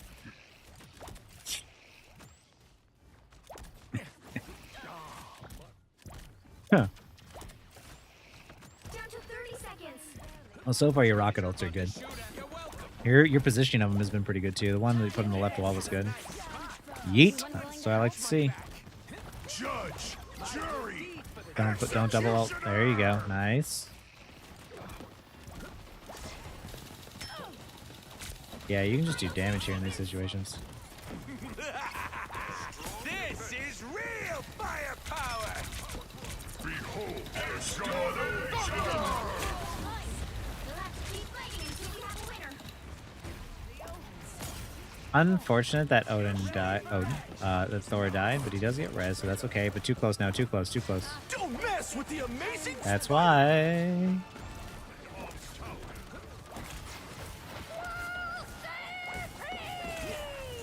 You're welcome.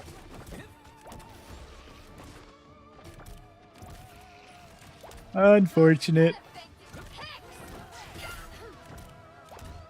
That's much better. Time to dip. Those guys are about to shoot at us. You dead. What am I? I'm just dying. Not dead? Yeah, I did. Would have been faster to just like die on point, or like walk in after the point was gone, try and kill yourself. But like, I see the point of trying to escape. I don't think your rocket was bad by any Only means. It's 60 actually pretty seconds good. left. You're just playing so close up that you can't see anything. Which you're not alone. A lot of rocket players do that. They always think they got to be up close. Oh. Glad to help. Why is it that you can't hit Scarlet Witch with heals when she's fading, but Spider-Man can grab and pull her when she is? Like, make it make sense. Extermination.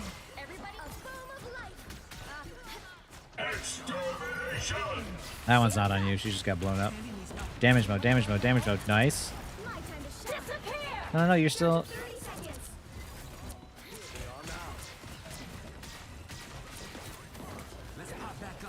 Judge, jury, executioner. Mm. Down to 30 seconds. Everybody knows Extermination. shields up. He's got the yellow on him, so he's not affected by the blind. So you want to hold on to that because it's a very powerful ability. I feel like I'm not that close to get picked. Nah. I'll go into practice range and I'll show you some things. Yellow means you're not affected by CC, and CC also means blind and like damage amplification, so you're not gonna be able to do anything. Here you switch back to heals, but like why? Everyone's full health, right? Like apply damage to this fool. Say like, nah, this is my home. You're not allowed to be here, right? As long as you're staying in this ult, you can keep doing that. And the moment it runs out, that's when like, yeah, now you need to get away. Judge, Oh, you threw your bubble down on him. You really needed to prioritize yourself here, though. judge. Anytime you are... This is for everybody. When you're watching, every single time that fights are breaking out, I want you to look around here, and I want you to look to the bottom right and see how close you are to the ult. Hey, thanks for the follow there, Kraken. I want you to see how close you are. You are at 88% of your ult. What you want to do more than anything in this moment is survive. Like, this guy, not worth your time. This is like a support ult that gives you time that he could come back out possibly. But like, more than anything, you need to survive. And like right here, unfortunately, you prioritize trying to save him, and nobody gets saved from it. Which is really unfortunate. You were really holding well the first 2 points. You just like, your team just really fell apart here in the third one. The current score is 0-2. I think the sticking with the rocket was the right play. It was just switching your positioning and your cooldowns a little bit, but let's watch more Cloak and Dagger. We'll see what happens, but otherwise, Without time, the battle starts in 5, 4, 3, 2. Good night, Friday. Thanks for hanging out. Do is capture the mission area. Got it? Well played. 30% alt charge.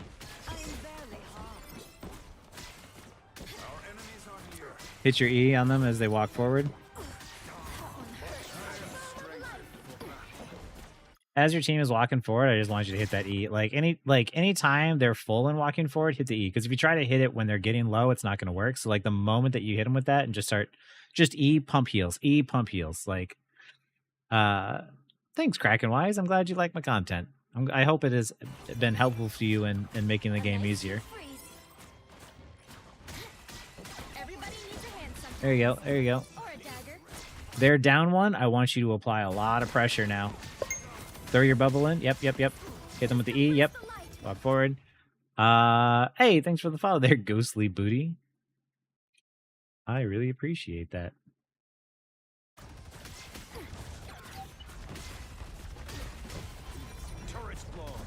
Yep, now they're down some more. I want you to use all your abilities to help your team, like, pressure in. It's like right here, you have the advantage. And when you have the advantage, I want you to use all of your abilities to your advantage, right? I want you to walk forward and drop the orb on the ground, hit your allies with an E, or hit your allies with an E, then drop the orb on the ground, then go into cloak and hit your damage amplifier on someone and just go for the kill, right? When you have the numbers advantage, I don't want you to just like heal bot. I want you to go for kills, like execute them. Using not my dagger is E as much. Yeah, I was it too at first. And you just learn to just like basically hit it off a cooldown. As long as people have like over half health, you can use it. And it just amplifies all the heals are coming in. So it just makes it much more difficult for people to kill you. But like right here, don't rely on just your team to get kills. The higher up you climb, the more you have to heal bot, but you're still within the range that you can apply damage when needed.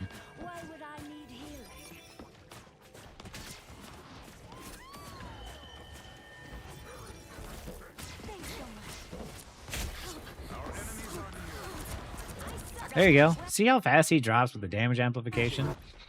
And thanks, by the way, Ghostly Booty. I appreciate you too. I appreciate everybody who watches me and watches my content because I don't feel deserving of it at all.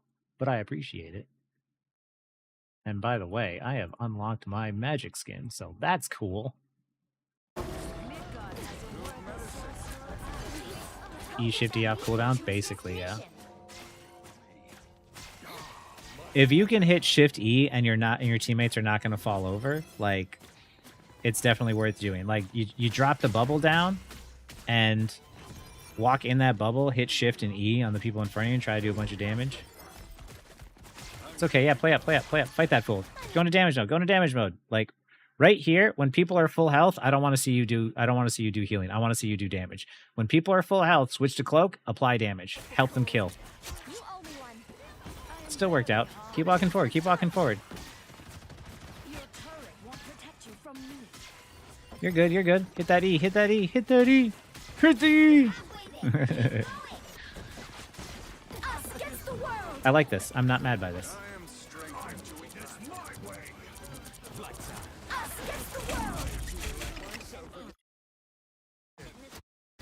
Did you step outside of your ult?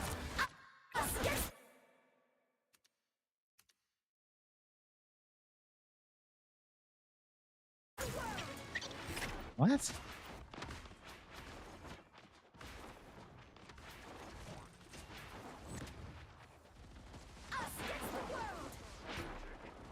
Oh, you just took so much damage you got blown up from the cloak and dagger. Honestly, like, that's unfortunate, but I'm not upset by it.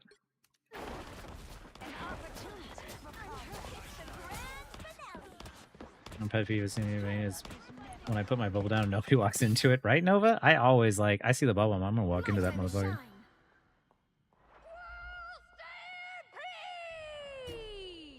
Almost there. Don't turn back now. Yeah, but now you got to know that, like, okay, I got to be careful of like Squirrel Girl. Judge, jury. Now we heal bot. Just embrace the light. Oh, this fight's over. You need to leave. A nice deep freeze. Jump off the edge. Please. My kind of shot behind you. You might be. Nope. Nope. Don't stagger yourself longer. Get that vehicle moving again.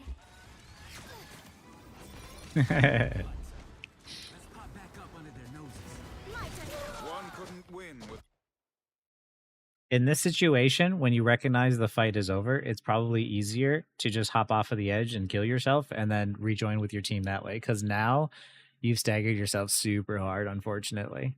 the other. Ah, here they are now. I like the coach. Also, Shaggy, what are you and Destruction working on? You guys working on something? Hell unleashed. That one hurts.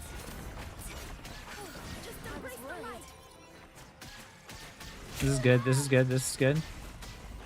Survive the hell alt. Now we push out together as a team. Maybe. I know you tried to link something earlier, but oh, By the eye of Agamotto. My time to shine. yep, yep. This is good. Alt.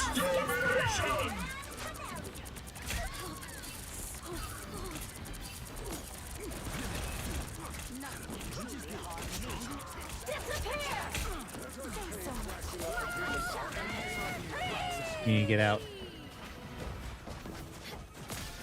Hold still. I'm trying to help. Yep, going to heal bot. Keep his ass alive. Only one. Someone low, someone low. This is good. It was unfortunate both of you supports ulted at the same time, but when you went in and you made that aggressive play and then you turned on the damage and you helped secure 2 kills before their ults went off, that was huge. Sounds good, Jet Monkey. You can hold on to it. Save that replay code someplace and keep it in mind, because I'll try to do it again before the season ends, of course.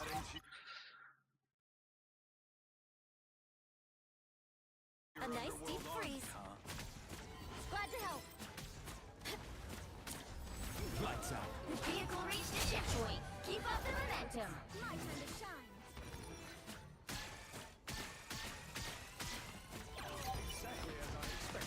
Hit the E. Dracula's castle is my next. Now walk up with them. Walk up with them. Fire my agent. Luna's on point, and you walk up. Help your mag. Help your mag. He doesn't know that you're not with him. Hit the E. There you go. An opportunity for combat. So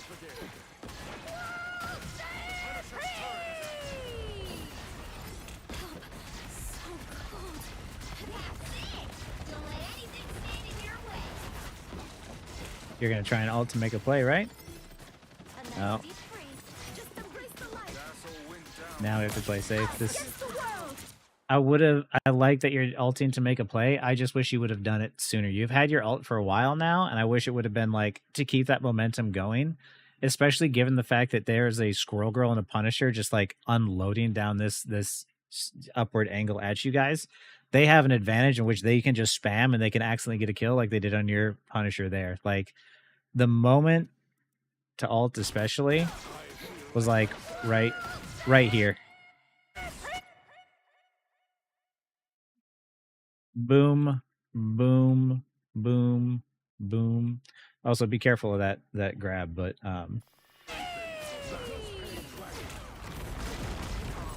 yeah, you do ult to make a play, which I like as a support. You still like in order to win, you do have to ult to make plays. The only part that really sucks is you're doing it in a 5v6.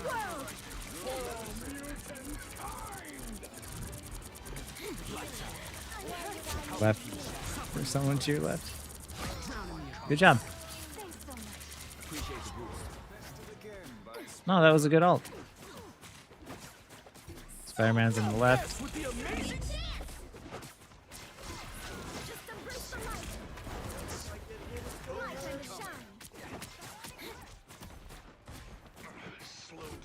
Oh man, this Spider-Man just dunked on your whole team. I'm not gonna lie. You need to reset. That sucks. Well played on his part, but that sucks.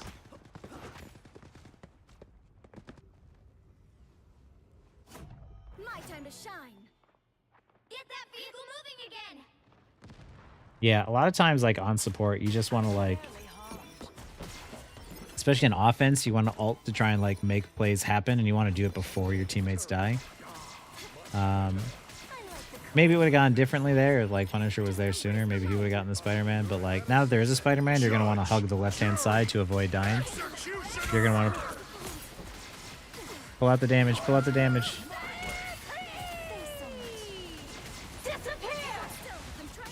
Now focus on healing. Nope. You throw in a damage amplifier into a ult where nothing can die. So, do I think you could have killed him if you stayed cloak? Yeah, I think so. It was close. I think you moved a little bit too soon. I think if you had like, if you were on him for just a second longer, I think he would have died. But I mean that, you know, once again, hindsight 2020, right? Like I do think that like there's times where you can be a bit more efficient about when you stay as cloak and when you stay as dagger. Cause yeah, you definitely like when you ulted to make a play and you brought out cloak and you did a bunch of damage and you secured picks, like that was really, really good. Like there's certain times you need to be really aggressive with bringing cloak out, and like when you ult, you definitely do it correctly. But there's times when you're not in your own support ult where you play a bit too passively and you default to dagger. But I want you to switch to cloak when you're confident that your team's not going to fall over, right?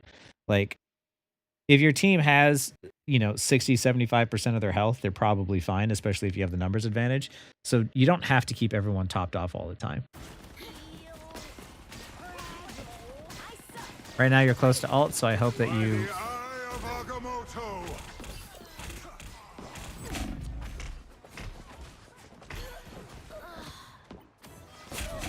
the moment that you got eyed, you were basically dead, but the moment that you weren't, you still had bubble.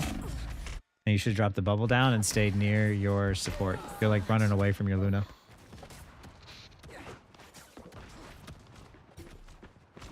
Yeah. Get that vehicle moving again. Still here. Don't you put me out. Down to 30 seconds. Everybody needs a hand sometimes. Or a dagger. The hell is that?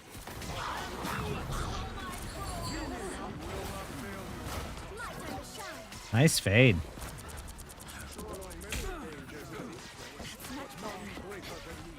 Don't you die.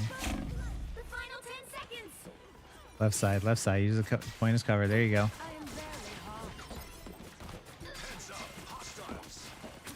Us against the world. You'll have to keep fighting until we have a winner. Kill that squirrel girl. Kills. Cloak time.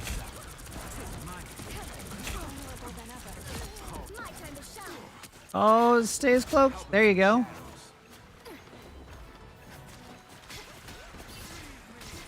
Drop it down, drop it down, drop it down. Don't mess with the amazing Spider-Man! My time to shine. And right click, right click, right click, right click, right click, right click, right click. Fade right click. With the amazing Spider-Man!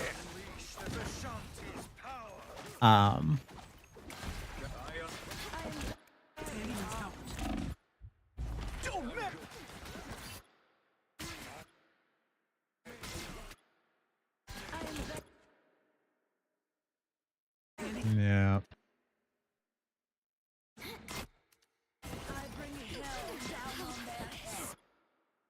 What I personally would have done sooner.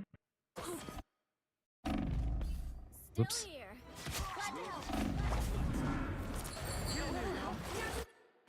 Had a really good play here, right? And you know how good you are at like, you know, ulting and securing kills? You have momentum here, right? Because I want you to see how um you have one enemy walking out from spawn. You have another one who's still respawning. And you have another one, Spider-Man over there, who's negligible at this point. It doesn't matter. I personally would have used my ult offensively instead of defensively because you don't need people to stay alive right now. What you need would have been to make a play here and kill these people now, right? So like what I personally would have done is I would have taken the risk and I would have ulted directly through them, you know, and into like their pathway of which they wanted to like try and like get away or something, and then turned on them and try to do the damage. Because if you kill them here, you push that point in for free. Because instead, what happens is you play a bit too passively, and you allow them to regroup. That's much better. This is why like you have a small window in which you need to do something in order to make a play, in order to make a game like make you win. And it's that controlling momentum. Like, what can I do to help my team secure these kills so that way the enemy team doesn't regroup in time, right? Because now that the enemy team is regrouped, you're waiting to use your ult in a moment where you feel like your team needs it. But now Invisible Woman has already died, so it's already too late. Like, now you're playing down. And now you do use it, which is good. You use it to make a play, but now it's in a 5v6 again.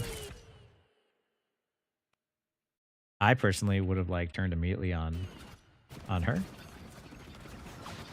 But you did go for the support and you did end up getting her, so like I'm not totally mad. It's my turn to shine.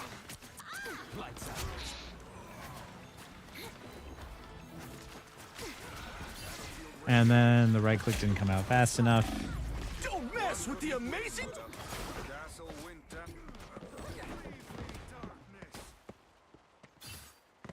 Yeah, Spider-Man probably would have killed her even if she put her bubble down, but to help her team and maybe her team could do something, but who knows.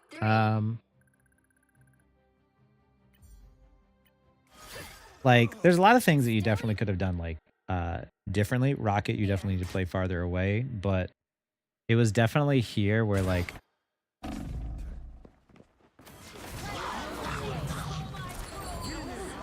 this was really good, fading away from the Jeff ult, outplaying it, and right here, like I am a hyper aggressive support. I would have gone for the kills. Like, you know, this is where as a support, you know, your abilities aren't meant to just keep people alive. It's also to help like secure kills. And if you ult directly at them, you give this Punisher all the confidence in the world to just walk right at him. But yeah, overall, like your ults aren't bad. Like I was expecting much worse. That's actually not your issue. Like your ults are pretty good, but if anything on offense, you can use them more aggressively and quicker. You have a slight hesitation in which is like hindering your team because you use it right after someone dies, especially against Squirrel Girl, who can just blow someone up at random. But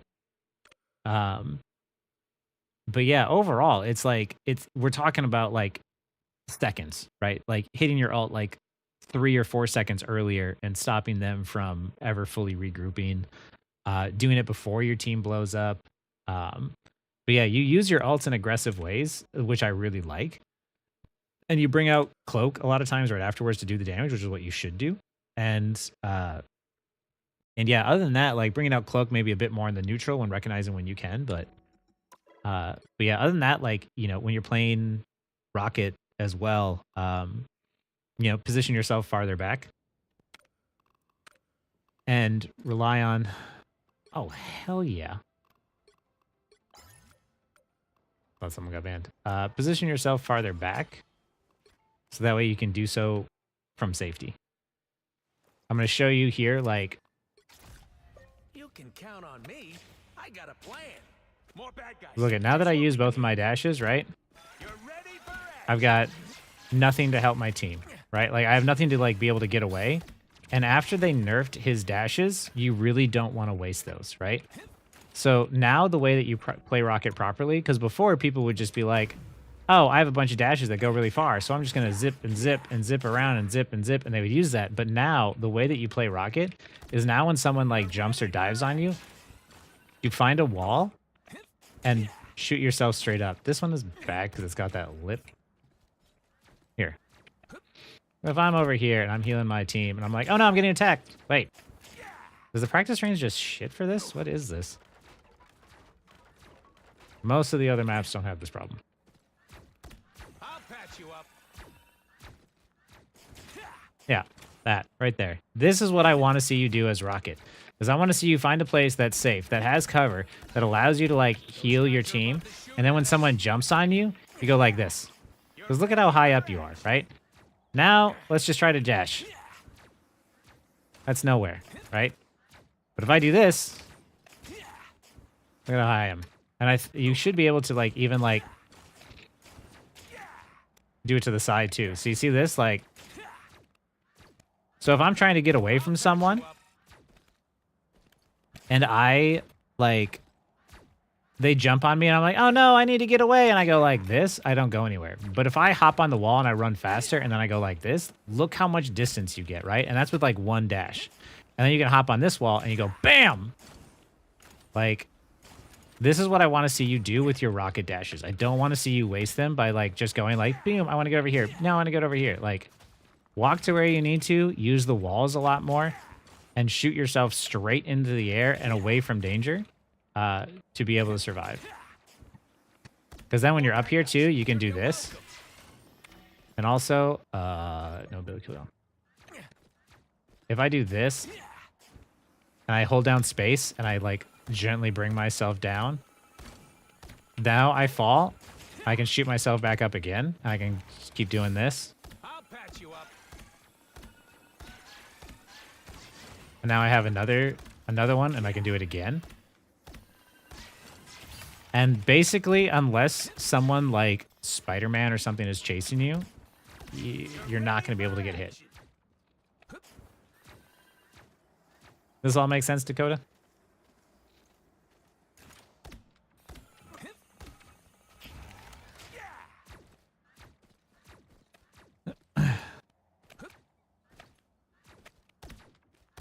That.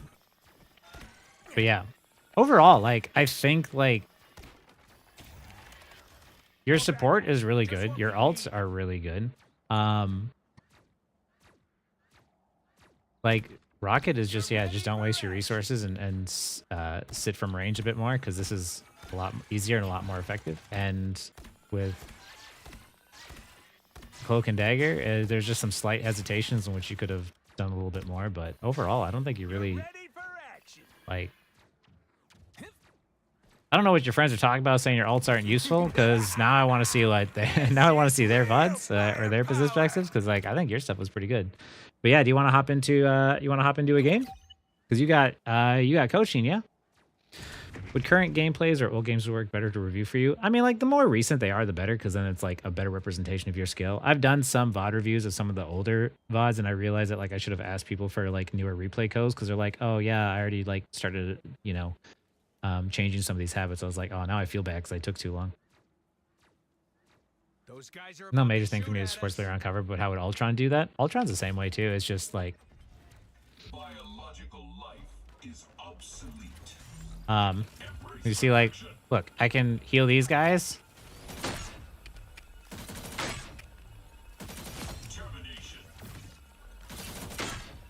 No matter what, even when you're playing like Ultron or something, like, this is my cover, right?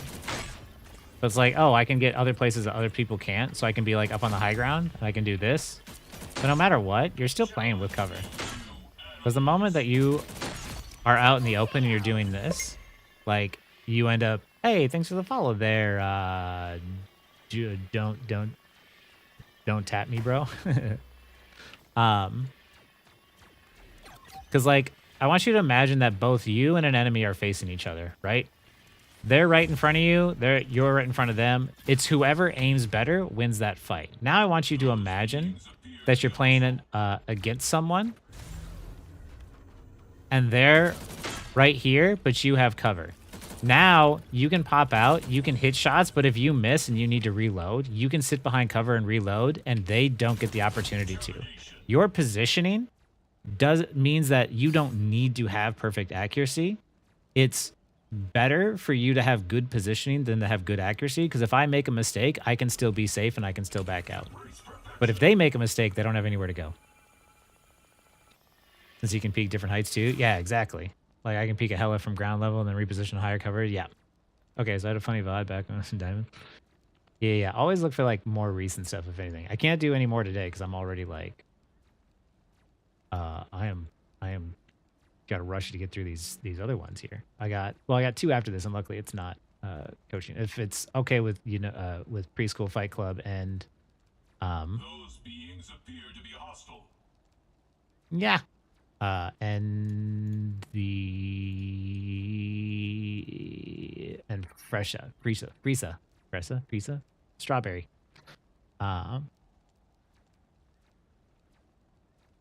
Yeah, hop into Discord and stream your game from there. Go into like just chatting, and I'll drop you into coaching.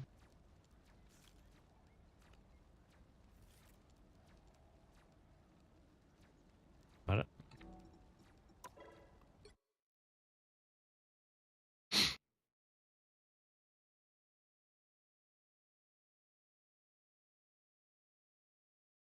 I mean, yeah, if you're in GM1, like, yeah, you're talking about like, you make a couple of misplays here and there, and that'll lose you the game. The when you're in GM1 celestial range, that's like you make 3 mistakes a game, that'll cost it to you.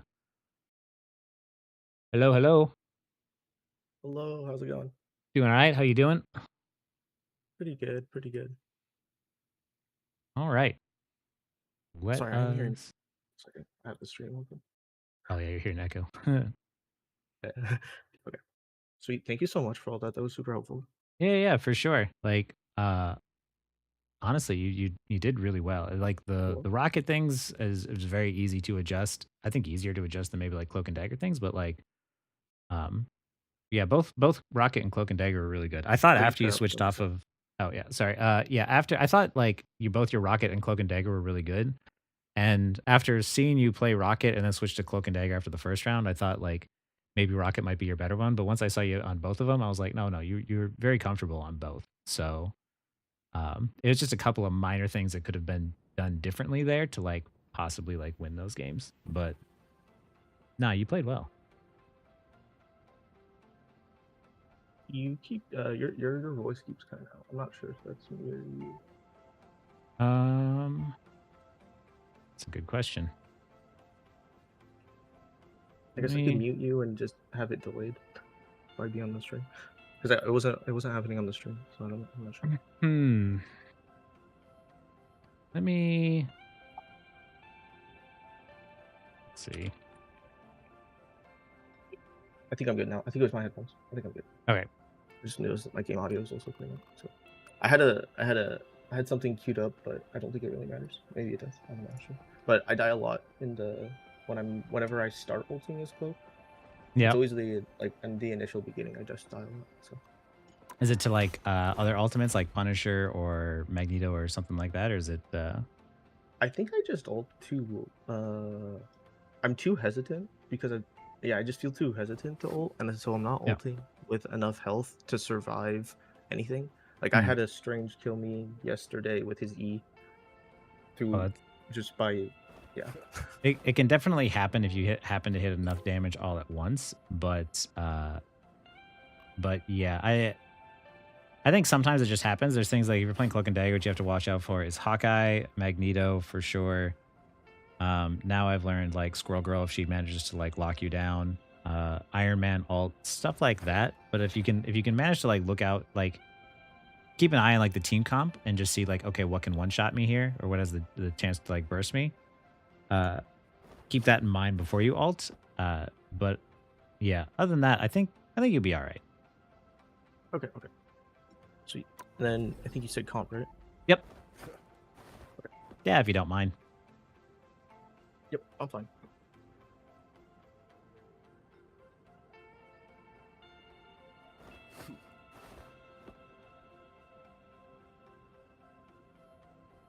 So I guess a question I had is, I feel like the reason I stood so close to people as Rocket is because I feel like I'm gonna die and just get picked off a lot when I'm far away from the team. You want to, Yeah. you want, like, standing near your team is like, that's one of the things you hear me talk about a lot. That's like really, really dangerous, right? Hero, do you think you wanna I don't like standing next to my team because, like, if that Moon Knight ult would have gone off in the correctly and he would have landed it right, like, all of you would have been wiped out at once. And that's the reason why I don't like standing directly next to my team. You want to try and survive by making it difficult to reach you and also being within, like, LOS of your team still. That's the reason why, like I was saying, like, use Rocket's mobility to his advantage and absolutely abuse the crap out of it, because you can launch yourself into the air and get so much distance from so many people. Like, if Magic tries to jump on you and you launch yourself up, she can't hit you now. Now you're a flyer, right? Same for like BP or something else. Like, in order to survive as Rocket, it's not being near your team. It's using the walls to your advantage. Oh, thank you, Shaggy.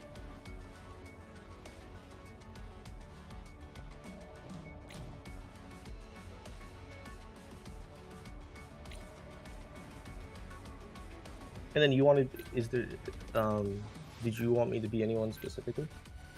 Oh, whatever you're feeling. Okay.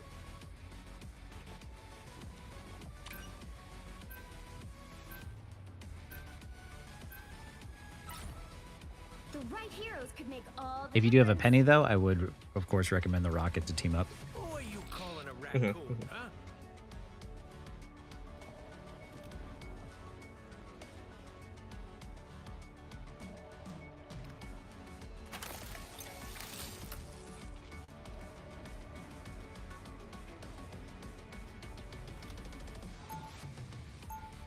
Ooh, I like that.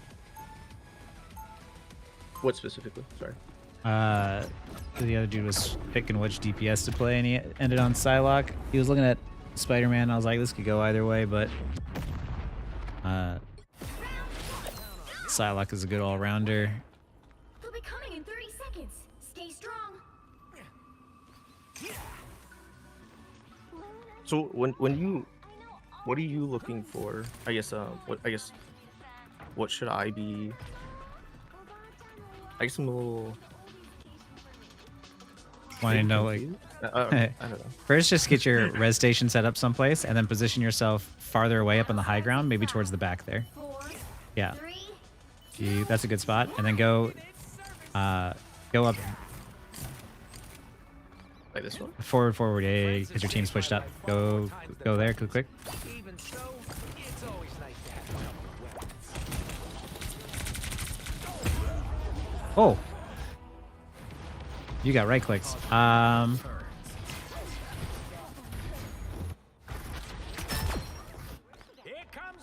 all right. Better stop that vehicle. Ooh. Rated half leads. Stop them. Just get him out. Yep. You're ready for action. Just try to do your best to keep him alive. Go to the others. Go to the red station. Oh, no. That was an accident.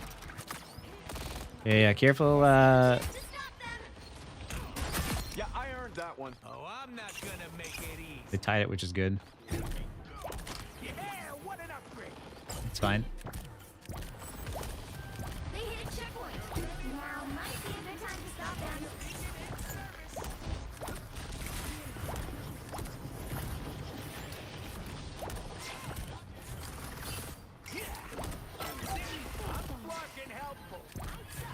Yeah. Gotta make another beacon?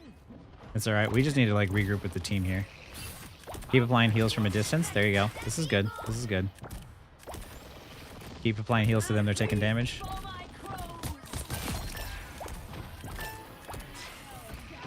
Nice. Here we go. With the Groot walls, try to get to a high ground position, like up top behind you. There you go. Now look to see your team from there. Yeah. See how... Yep, use the walls. There you go. Now we got a better rhythm. We just need to catch our bearings. We kind of got a little lost there at the beginning. But because of the fact that you were nowhere near your team, you're able to keep your ally alive through that Wolverine ult. There you go. Stay back. Drop the res station somewhere. There you go. Stay up there. Stay up there. Don't hop down. There you go. Those beacons don't grow on trees, you know. You're welcome. Leave them to conscience. Nice. Nice. This is good. Careful. You keep hopping down to like... oh, yeah. When and he ulted, I thought I should have gone down and thrown out an ult. But no, I think you can still heal him from range too, or hit your ult from range. This is good because you got to play up to keep your tank alive there. There we go. Now get back up there and be careful. Not just like jump and shoot, because then it's okay. It's okay. You might need to ult.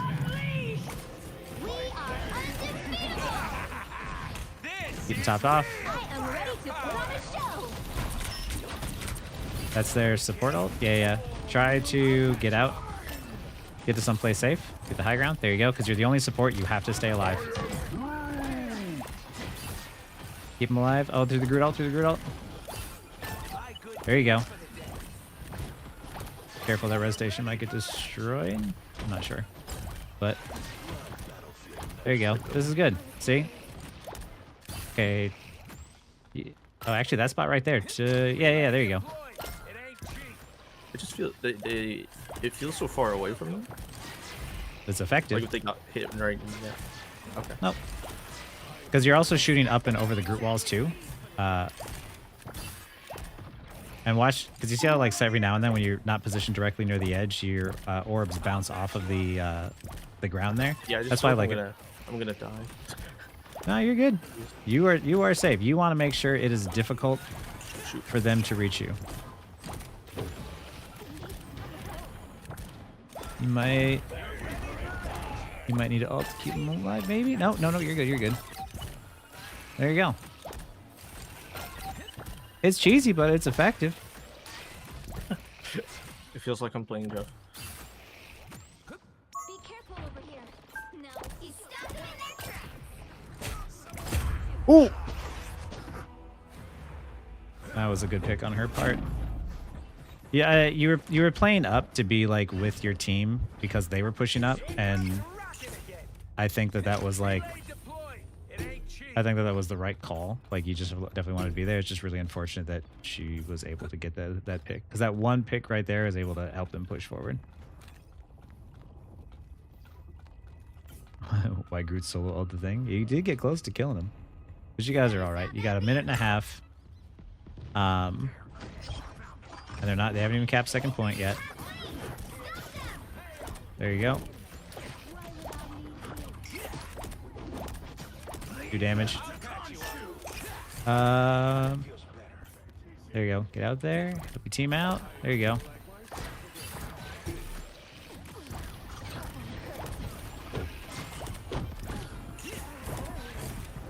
There you go. Climb up the wall and then shoot down from up above like that. The moon haunts you. There we go. Stay near. Oh yeah. There you go. That'll work. That'll work. As long as you stay alive, it's fine. Remember, she can see through walls, so she can see you over there. Maybe. Oh, okay. They're gone. Is she gone? I think that she's done. There you go. Everyone's full. You can do damage. Heal when you think people are about to take enough damage to die, and do damage when everyone is full and you have the advantage.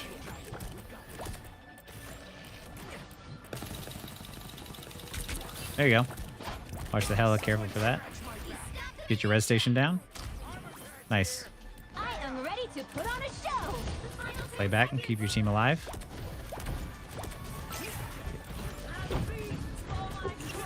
Oh, I'm gonna stuck it.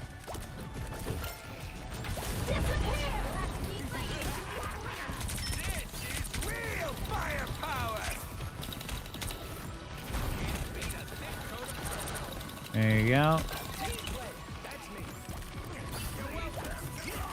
There you go. Look at that. Who's gonna hit you up here? You're a flyer now. Shoot. Damage him. Oh, except for that one. Maybe now heal because you're the only healer. Don't mess with the amazing Spider-Man.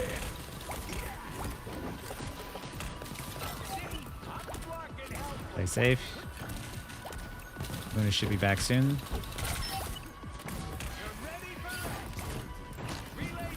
Nice.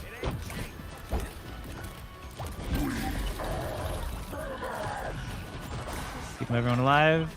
Nice, nice. We're actually about to get another support ult. On the right. Good job. The current score is That was the first time I've ever played that map. 2-1. That's the first time you played that map? Time Yeah, to I've played it switch like things maybe up, once in quick play. including which Oh, okay, yeah, that makes I've more never sense. played then. it from.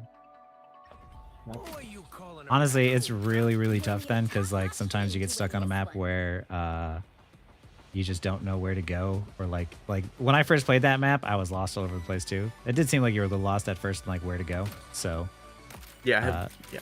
yeah, it's I don't blame you, because that one new maps are tough like that. But hey, look at that, you got a compliment. Good healing. Maybe it was the other guy. They didn't specify. It counts for both.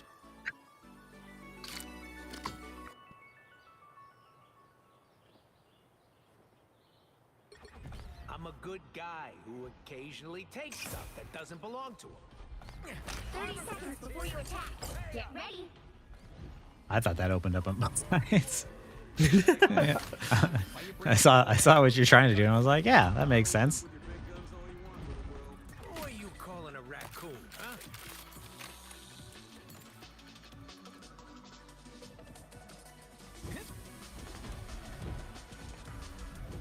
The battle starts in 5, 4, 3, 2, 1. I want everyone to notice though how like he was getting rolled on the first point and immediately turned it around on the second point. Ooh. There you go. Oh, he got blown up by penny mines. That makes sense. There you go. Keep applying heals from range. Don't get too close. Just keep that high ground. There you go. She's on your left. Oh! Hawkeye's down. Dibs on the boomerang arrow. I'll patch Go to him and make sure he has something to jump back to in case it happens. But nice, you got the payload moving. Good job staying alive. There's a little bit of an accident there with like the cooldown jet boosters, but hey, oh, I like this spot up here. Res station. relay deployed. It ain't cheap. They might be able to see that up there. No. I'll patch you up. Get to a position where you can see behind them as well. Yeah, up there. Better. Jump and shoot. Jump and shoot. And then as soon as you get your ult, I want you to throw it down. I'll patch you up. Wait, what? Just do it. Play aggressive. This is right here telling your team now that they're just gonna walk forward. See? Look at that. There you go. You're also gonna run out, get someplace safe. Keep the team alive. Doesn't matter. You got the numbers advantage early. Res station. There you go. That's what I want to see you do. You got that ult, and the moment that you got it, you dropped it when everyone was low, and they were playing aggressive, thinking they're going to get a kill out of it. Ooh. And now you're keeping the momentum. Keep the momentum. Nice. Oh.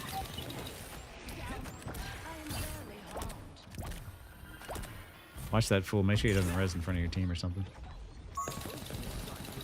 Yeah, punish this fool. That's the disrespect. Kill him. I've sold out. He did sold on, so. There we go. Nice. There we go. Did he stun them out of that? I think so.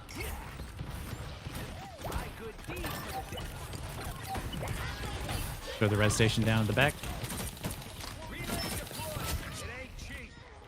That'll work. If they push up at all, push up with your tank, actually. Those guys are about to shoot at us. Relay deployed. just like that. You control the momentum, like you keep them staggered. You stayed far back. You prioritized staying alive, which meant that you got your ult before the rest of them did. So the moment that you dropped your ult, they didn't have anything to counter it with. You played super aggressive. You got the kill. Adam res right in front of you, and you took the disrespect as an insult, and you helped kill him. And then you just kept that momentum going, and you were able to just snowball it out of control, and your team won for, you know, just by the fact that you get to stay alive. Like, you know, the only thing I'll say is just that, like, once you get more comfortable at using your jetpack to be able to, like, launch yourself up in the air and use the like, get more used to, like, crawling around on the walls and stuff, you'll stay alive a lot more often. But just the distance that you were doing, like, I could tell, like, at first it was kind of like you're getting used to it. But by the end of the first round, you were already shooting yourself up in the air and just hovering and then, like, launching orbs from safety. Like, that allowed so much work for your team to be able to do their jobs. And then you started to include a lot more damage in as well to help secure those kills, especially on the tanks. Once you realized you could get in, especially once you launched your ult down on them, like, you were able to easily go in there and help, like, destroy the Groot, right? And also, by being up on that high ground and launching yourself in the air, even though they had a Groot, which normally blocks heals, it didn't really bother you because you could just shoot right over the walls. So, like, yeah, that's the advantage of being, like, really far away, being able to have that, like, long line of sight that you can see everything, and you were in a much safer place. But that was, like, super easy for you. And, you know, you're dropping your res stations down all the time. Like, yeah, that was fantastic. Did it feel better? Did it feel different? I'm sure it felt different being up that far away this time. Yeah, I think it was. Yeah, I think it was better. Yeah, I just noticed the hitting of the hitting of the balls off the little clip of the lip of the edge of where I was standing. But yeah. that's why it felt better to be up in the air. It's just when I'm up in the air, I feel like I'm gonna get picked by that hella.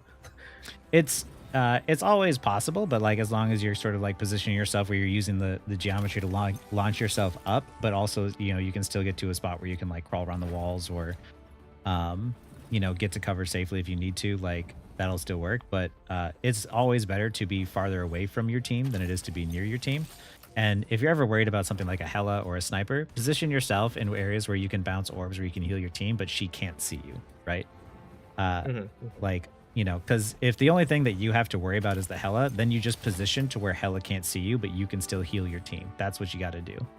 But yeah, other than that, like, you know, jump, shoot orbs from a distance, and let them get really annoyed with you that they want to close the distance on you. And that's when your gun is more powerful and you want to take a 1v1. Rocket in a 1v1 scenario is actually pretty powerful. Other than, like, if it's like Hela or Punisher up close, you can take out a lot of people up close.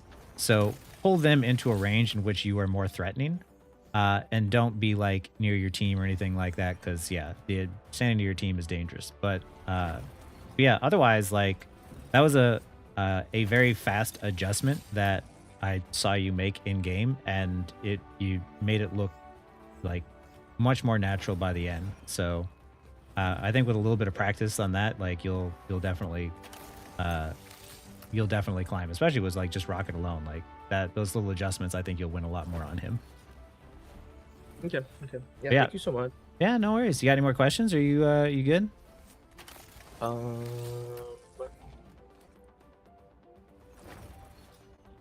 think I'm good at the moment. Yeah, Alrighty. I recorded it, so I'm gonna go back and watch everything again. Yeah. Trying to type in and listen to what you were saying, I lost what I was doing half the time. Yeah, no worries. Yeah, no worries. It'll also, like, the live stream will be up on YouTube for a while, and I'll also try and get, I think Shaggy is gone now, but I'm going to try and see if he can help me out to, like, cut each one of the VOD reviews up so they can upload them as their own individual episodes. So hopefully we can get yours up there as well, so that way you can always, like, go back to it if you need to. But otherwise, yeah, like, you know, solid play all around, and, you know, really good job, just absolutely, you know, carrying your team there by healing them. Yeah, thanks. Yeah. But yeah, if you have any questions too, you know, just, yeah, you can always hit me up in Discord and stuff, and I can always respond in, like, the general tab or something too. Okay, yeah, sweet. Yeah, all right. Thank you again so much. The videos are super helpful. Yeah, thank you. I really appreciate it. This was fun. Yeah, thanks. Okay, now we gotta do where is it?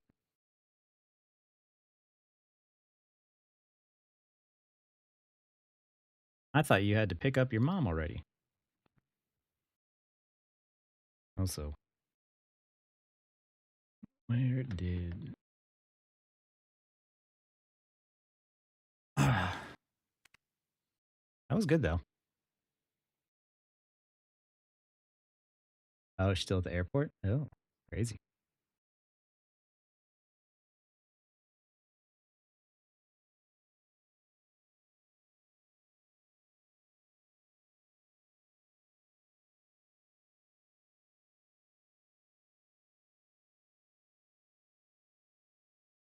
Time is it for me? It is 10:16. I have been doing this for... How many hours have I been doing this for?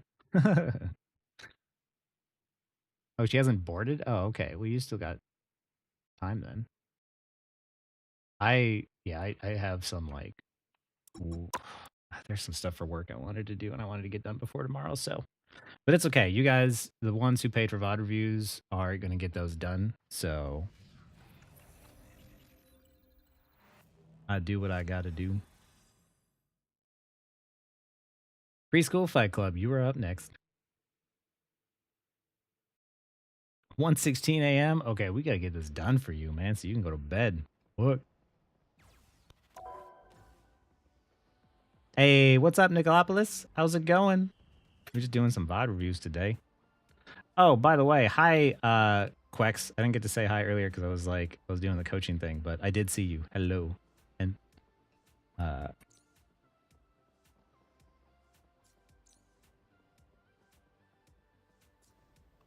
let me... Oh, that one was like, was it Rival Tracker?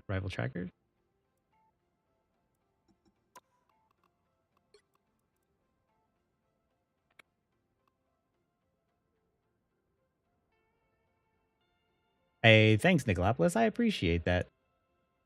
Yeah, we're just doing some VOD reviews today, and oh, this is a 5-4. Dang, that was a close game. For sure, Miyato. Sleep, I don't do that. Listen, if you're part of my community, you don't sleep, all right? Is your name Preschool Fight Club here? No. Oh, it is. It is. Where did you get the name Preschool Fight Club anyway? But how's it going, Nicolopolis? What you been up to? Some context? Okay. Right? Look at that rocket gameplay, man. I'm glad that like all the people I've coached so far today have like won their games. So that is nice. Like they immediately applied those lessons and kept the distance. There's just some slight adjustments I'm sure it's going to get used to. Like when you're used to playing rocket up close like that, it's going to be different playing it far away, but far away is definitely the way to go. These are facts. No sleep for me. Pre-K Fight Club is just like, it's just a good name. Oh, should I see if I have any more hate comments on that video? I should. Well, Pre-K Fight Club sets his stuff up.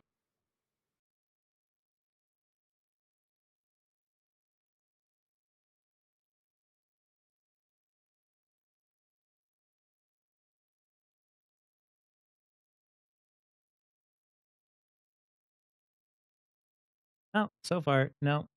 Not too many. The video is like really slowed down, I think, which is probably for the good thing. I can always tell when like my content reaches the general audience because all of a sudden I get a lot more hate comments. First name, I got the name from hearing stories about IRL daycares and preschools running fight clubs with the kids. What? First tag of this match with I peaked.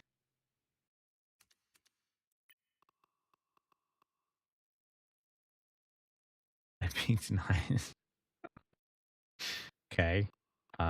UN Owen. Okay, I'm gonna... UN Owen was her and alchemistry. I will heavily judge the Psylocke player here.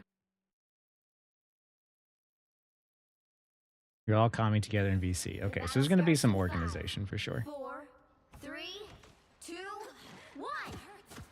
What rank is this?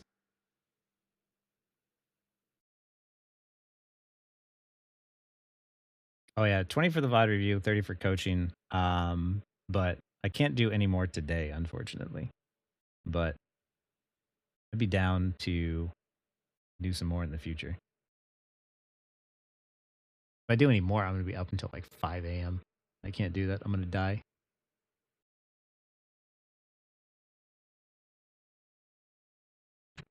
Legal. Wait, Aaron, did your cats use the bed or not?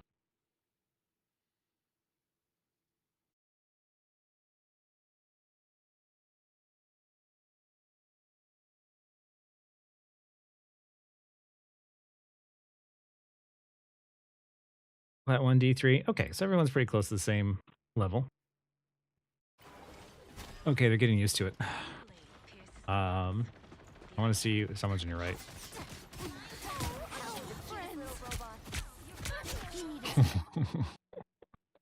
Okay, good play, good play. Why don't you shoot?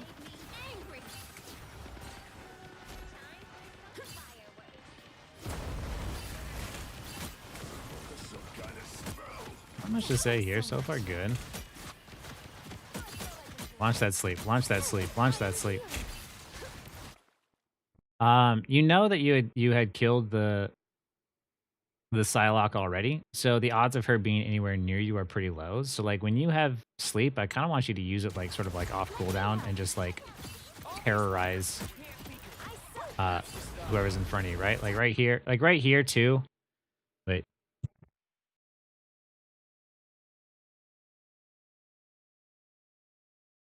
Right here too, you're all like in the same angle. Whereas like if you rotate here, look at this right here. Like even if you just as Mantis, I'll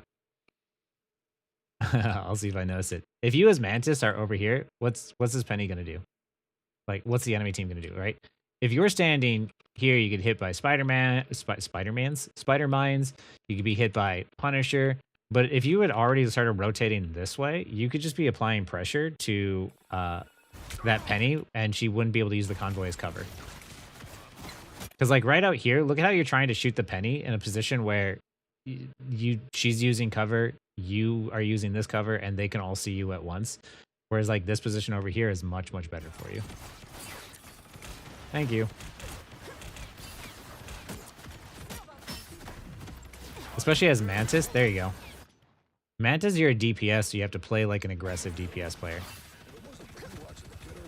Yo, this fool is disrespecting you, and you have ult. I want you to beat the crap out of him.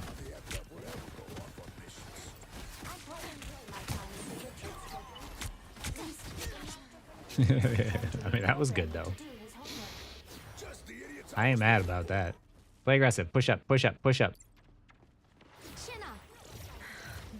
Push up, push up, push up.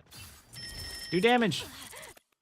When you have your ult, I want you to play a lot more aggressively, because if things do get dicey, you always have it in order to get yourself out of these situations. But you are going to deny space just as much as anyone else will. I want you to be up here just being like, bam, bam, bam, bam, bam, just constantly outputting damage as much as you can. Like, I want you to be aggressive when you are playing Mantis, because that's how you play her. Like this right here, yeah. Oh, there you go. If you have to, ult. Yeah. Always.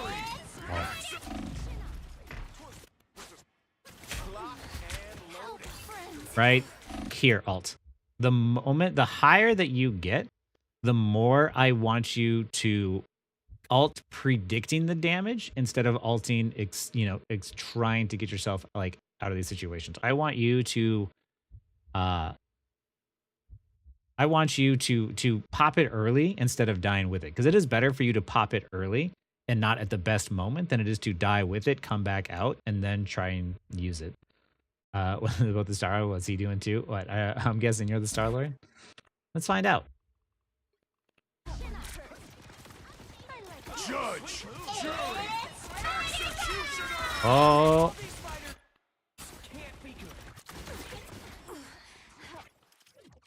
You just shoot from here. Look at this. You have free sight lines here and here. This is free. You don't need to go out here. And then what you do is you put yourself in a you use your right click, which you didn't need to do, and then you put yourself in a dangerous position where now everybody can suddenly see you. When if you wanted to shoot the rocket or shoot the Psylocke, you could have done that. But I would be setting myself up in a position to alt. But this ain't about you. We're going back.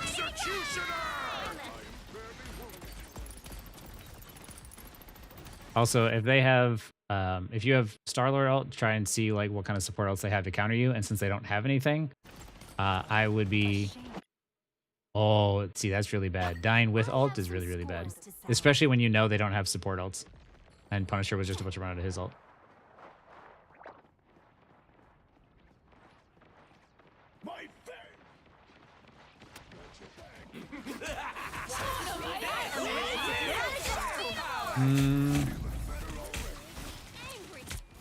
Not sure I would. Maybe. Yeah. Play back, play back. Oh.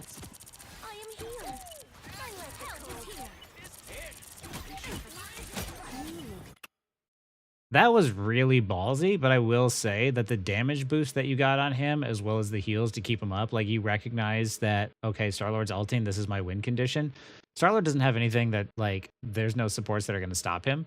I wish I would have seen you guys, like, if you would have ulted to keep yourself alive before this, and then Star-Lord might still have been alive, and then you could have done things a little bit faster and kept your team from falling over. This was a very ballsy and aggressive play, but the moment that he ulted, you went in and gave him a damage boost, and then you gave him the heals on top of it. That was really good.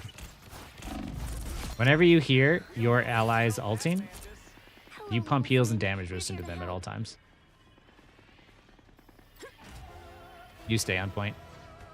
One person on point at all times, it's always one of the two supports.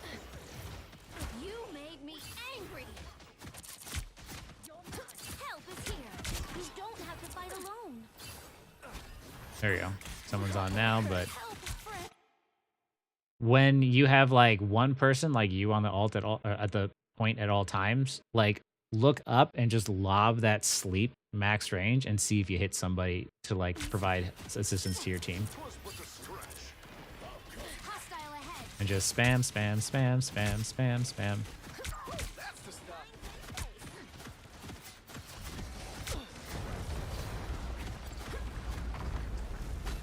And yeah.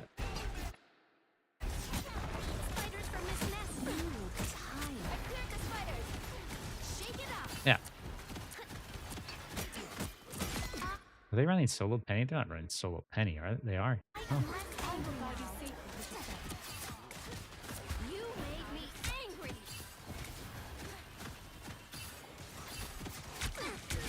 Nice.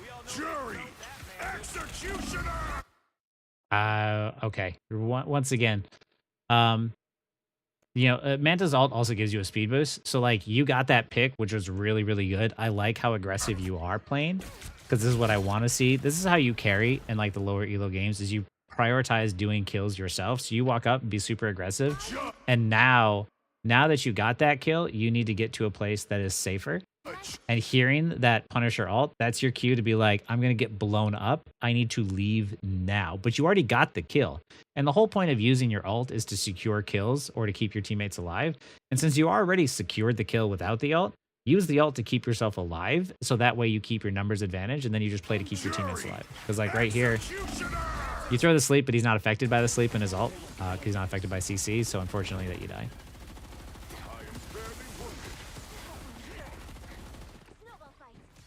Life energy brings me back. Let me help. Thanks so much.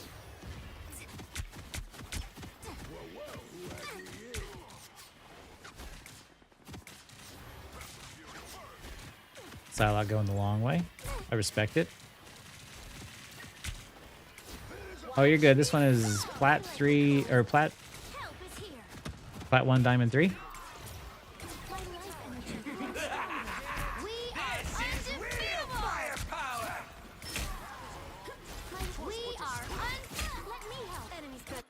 You were already up by 2, so I don't know if that was necessary.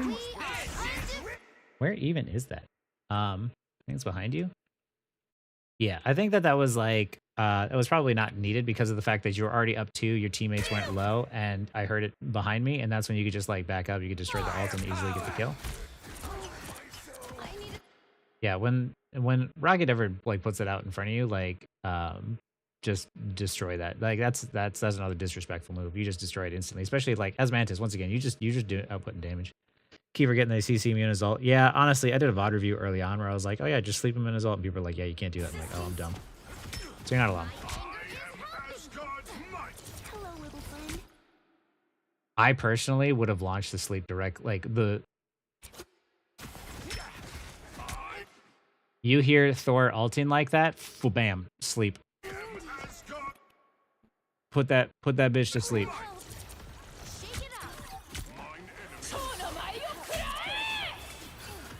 Okay, you have the sleep. Psylocke is gonna pop out of her ult right in the very center. Right when it ends, throw the sleep on top of the middle of the part of it. Too close? Too close? Oh, no. Oh yeah, stay away from Diamond Form Emma up close. There's definitely a lot of areas where you could definitely be using your CC a bit more. Like here you can use it. Here you get separated, and now you need to get out of here. And crossing this way is dangerous, so it's better to like go up and around instead, or find a different way, right? Because like even if you go over here and you provide cover or provide damage from here as well, you could still provide value and whatnot. Because yeah, the moment that you walk forward, then it's too ballsy. I can be reckless. I try not to curse because it's not good for YouTube, but believe me, guys, I curse and get angry all the time. It's just not on stream and other things. Like I'll curse out a good a piece of smart technology for sure. I was worried. I'm very like Bill Burr with it. I just a lot of pent up childhood trauma. There we go. Team is there. Doors low. Spread out.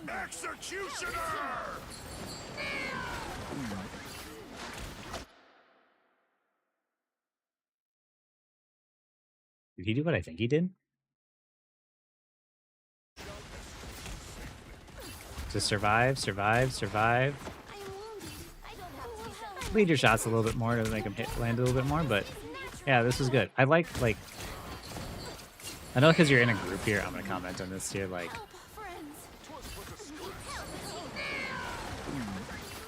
she's gotta be so freaking pissed. There's your Punisher ult, and you're in a group with this person and this person.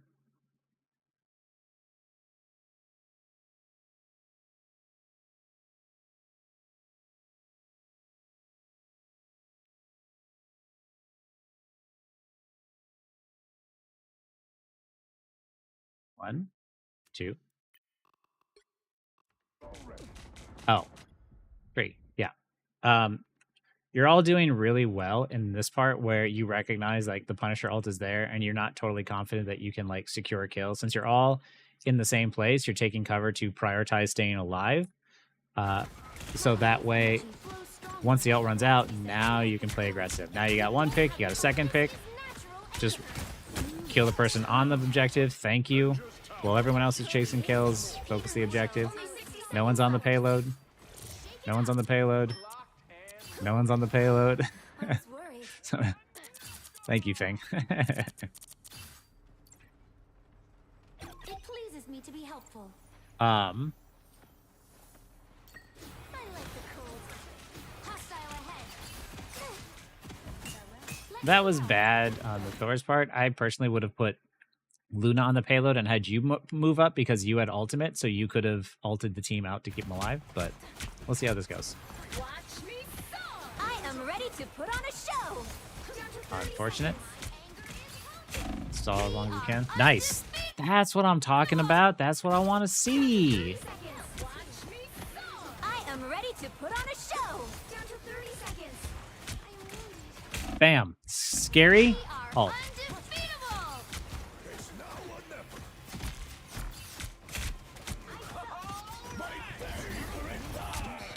You needed some help, didn't you? You made me angry. Final 10 seconds.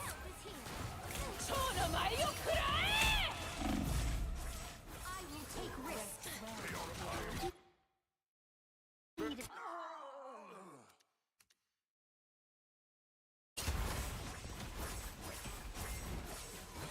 Leap. Every single time you see Psylocke ult, you know like when her ult is going to end because you just kind of get used to the timing. And I want you to get used to like just launching a sleep right, because there is a half a second in which when that ult ends that she can't dash. I know because I've felt it so many times. It feels kind of clunky, but it's the punishment where once it ends, throw that sleep and predict it and get the timing correct. And if you practice it enough, eventually every single time she gets done with her ult, if you're still alive, bam, sleep. My life energy grows stronger. You don't have to fight alone. Help is here. I like the cold. I used to like, Thanks so much. when I played Overwatch, I would hit tracers out of recall. So hitting stuff like that is like super easy. And it's super rewarding. It feels fantastic. Because they always get used to the fact that nobody touches them afterwards, but every single time you see that ult, you're like, bam, sleep, and you just hit them multiple times. Only 60 seconds left. My anger is healthy. This hasn't been bad, but what I don't like about it is that like I feel like you could be over here or something, you know? Like bam, bam, bam, cover. Bam, bam, bam, cover.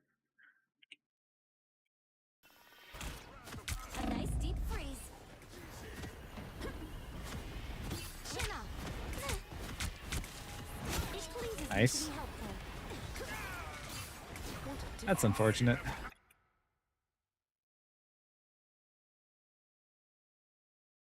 I walk through here.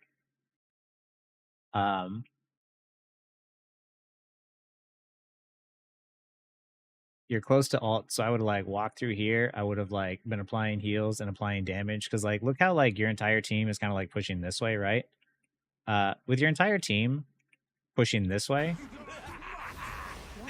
you don't need to provide more value from the same angle. Like you're Mantis, man, and you're close to your ult. Like come over here, get a flank, like hit a sleep on Luna, and then leave her there as you apply a bunch of damage over here. But even then, if you came this way and you saw that ult, you could have been in this position, standing still, shooting this, and helping destroy this thing even faster, right? But look at the angle you get, right?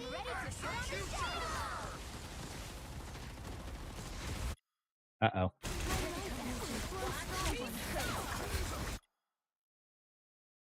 Okay, too many things happening at once here. Both of you... Oh, wait, no. That was... that was your guys' ult. They don't have a support ult for that. Never mind, that's good. 0, 2, 3.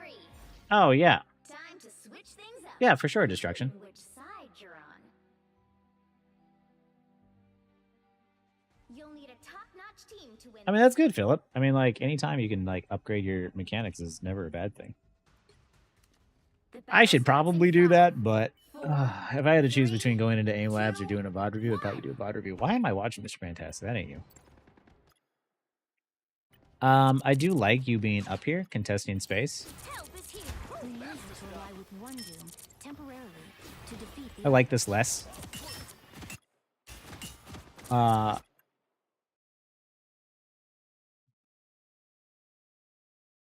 So,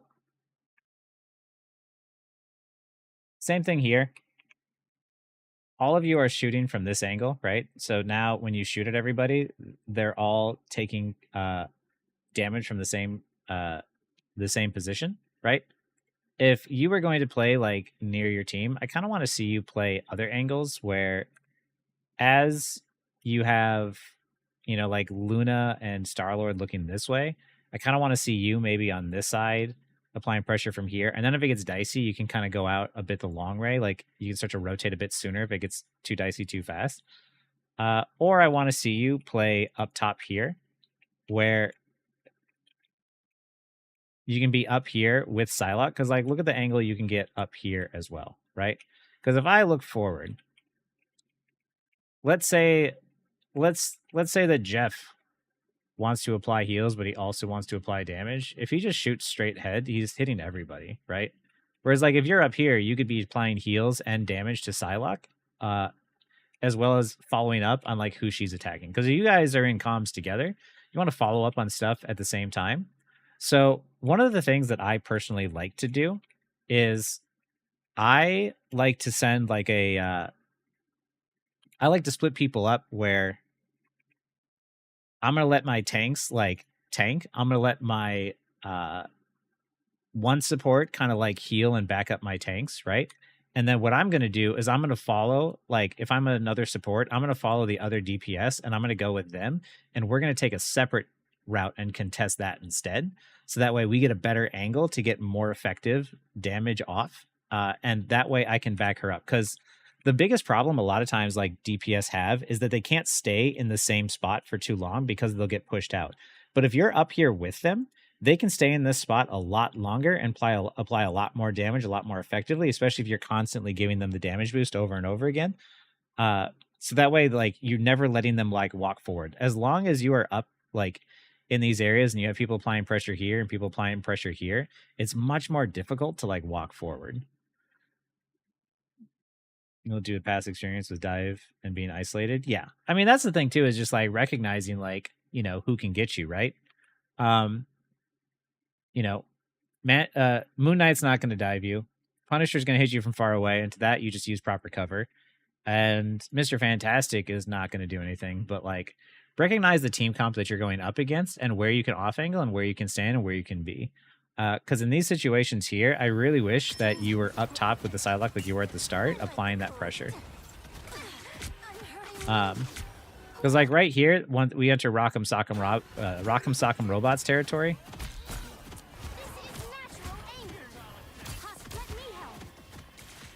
Throw the sleep out. Throw the sleep out. If you know no one is going to dive and you don't need to hold your sleep for anything, look up, lob out, let it hit. Incessant need to maintain LS on your team for heals. But like, watch this. Like, if you're up here, right, and you're up here with Psylocke, and you're damage boosting Psylocke, and you're attacking Jeff, Jeff isn't paying attention to either one of you, and bam, free kills. And then if you need heals and you take damage, you back up, and here's cover, and you look over here, and like, look, your Luna's right down there. And if it really does get dicey, you can walk over and get heals from over here, or you can hop down and get the health back here. The point is, like, this area up here is actually a lot safer than standing down here next to your team. Because not only is your team going to be taking damage, but like right here in this position, you don't have any cover, right? Like me, I'd be here. Look at this. This Moon Knight here, juicy. That is what I would want to be attacking. Because if I'm here and I'm applying damage, then, you know, he's going to have a harder time and I have cover to like the wall next to me here. I'd be pushing him out. Like, because like, maybe not even like right there because the cart's pushed up pretty far here now. But instead, like here, I can rotate out and I can see just Moon Knight as he's trying to access cover. And then if he were to see me and try to apply heals, back out and look, there's my Luna. And look, who can't see me anymore? Moon Knight, Punisher. Get heals, walk back out, damage, damage, damage. Heals, damage, damage, damage. Like, that's what I want to see you do. Find ways to get off angles in which you are looking for just that one target and apply the damage in the safest way possible. Love the growth and consistency. Keep it up because I appreciate it. Thanks, Hermes. I really appreciate that too. I know that Marvel Rivals has really slowed down, but I appreciate all the people who still watch my content and interact with it and come to see me live stream here. So I really appreciate you guys. I appreciate everybody who watches me because, like, seriously, this is awesome and it's a lot of fun. Run, run, run, run, run. Fight's over. Run, run, run. Oh yeah, no, leave him. He's dead. You know, he's whatever. You don't die now too, though. Run, run, run, run. Stay alive.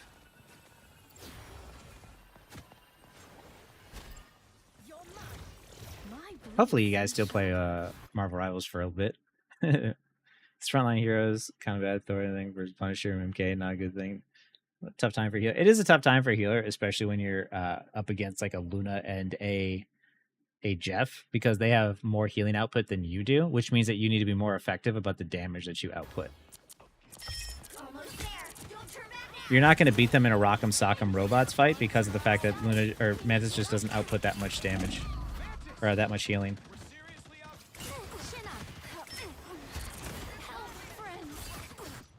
You heard the turret and you walked out.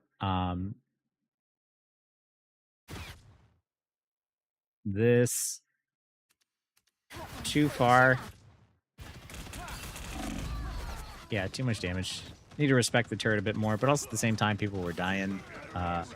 You guys really need to like regain your momentum now. So just let the point go and group is 6. Ball back. Keep up the momentum. I like and still play Rise, but I took a little break because of Switch 2. That is fair. Wait. I looked away for a second. Why are we here?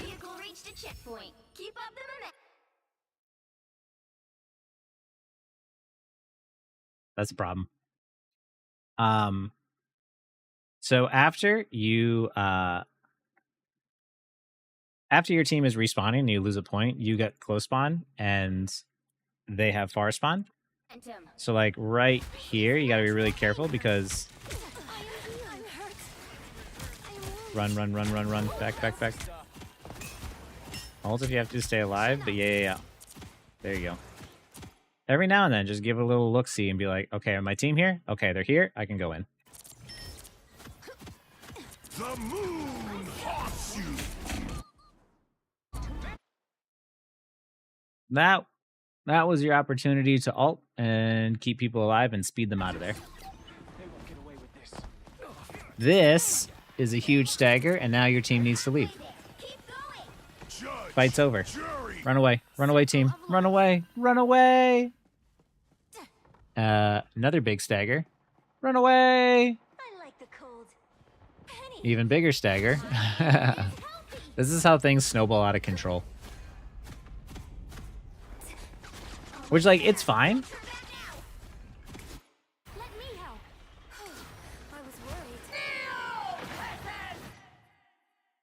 That was not the position to be in. Try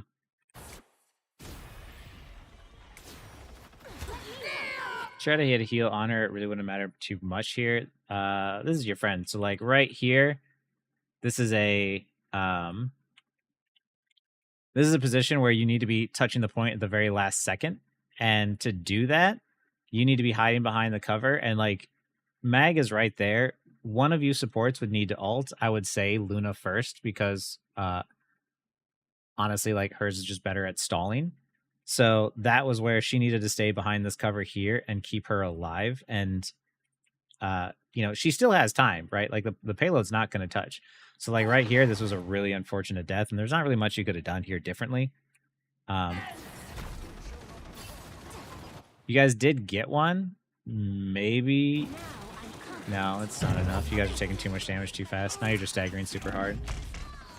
Yeah, this is how, like, that one death when you got Moon Knight ulted where you didn't hit Q fast enough that it snowballed out of control for your team. Like, there's a lot of things that happened leading up to this point, but that right there is something you could have done to, like, stop all of this from happening.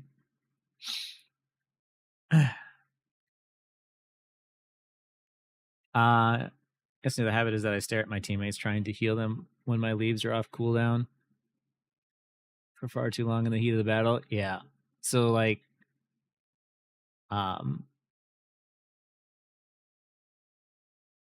managing Mantis's, like, leaves and damage boost is, like, tough to remember. A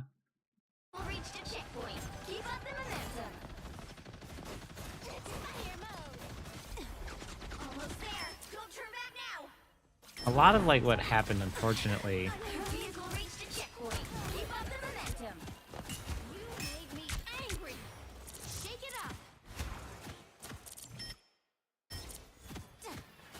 The moon haunts you. Here it comes. The vehicle reached a checkpoint. Keep up the momentum. Chin up. This is natural anger. Sayonara. The moon haunts you. A shame. The vehicle reached a checkpoint. Keep up the momentum. Sayonara. The moon. There was a lot of things that went wrong in this situation. Like Moon Knight was able to close the gap and that space was uncontested. You know, realistically, like hopefully Psylocke should have been able to be there to like slow him down to stop him, but he just managed to kind of like, I think, like rotate in a way that was just out of the LOS. She wasn't expecting the ult, so it's like I can't really fault her too much for that. And then it happened so quick that by the time you got hit, you basically just get blown up. Like it would kill through your ult. It could kill through your ult. I know it can do enough damage. I don't know for sure. I want you to test it out after this and see if you can like ult and speed your way out of it with the healing. But test that to be sure, because yeah, after that ult, everything snowballed against your team's favor.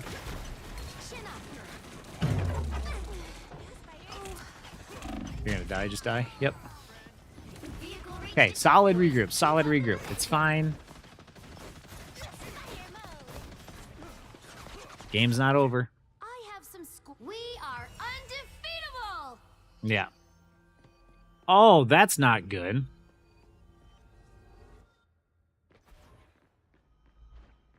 Oops, rip. This one you can stand more on your team for. And you can also put the orb directly on the card if Punisher's there. Fantastic!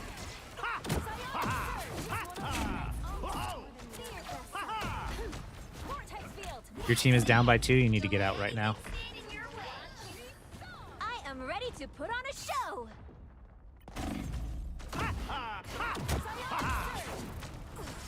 Fantastic! Fantastic!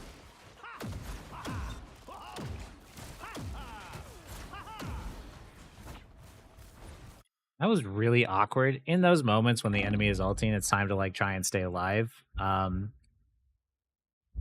want to criticize that and say like you should have like, yeah, that was definitely a fat finger. I for sure saw that. It's fine though, like that happens. I want to think like maybe you could have like tried to heal Luna. Maybe Luna could have backed up a bit more, but like maybe in your position you could have healed Luna and then she could have healed you from the Mr. Fantastic. But I will say that he like ulted up top in that area and it was really awkward and somehow like went but and then immediately came out and then died. And then he came out with like the very last jump and was able to like secure kills. Right now your team is like staggering super hard though. Like you guys have been trickling for like since the very cap of the very first point. There you go. Help your team, help your teammate. There you go. Push forward, help your teammate. You're okay. Like there's nothing here right now. It's just Magneto and Emma Frost. You need to be like up there to where your shots are hitting Magneto and Emma Frost at the same time. Like, and I want you to use your orb to apply damage so you can start applying pressure. Orb. Pull her in. Don't let her run away. Ah, you missed, but it's okay. There you go. See how she did eventually die? She would have died faster if you were there, like, backing him up a little bit more.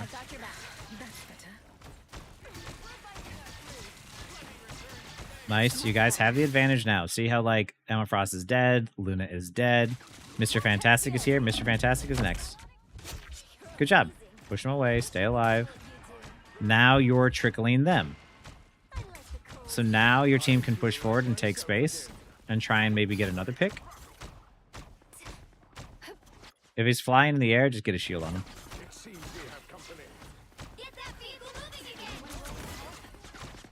Judge, jury.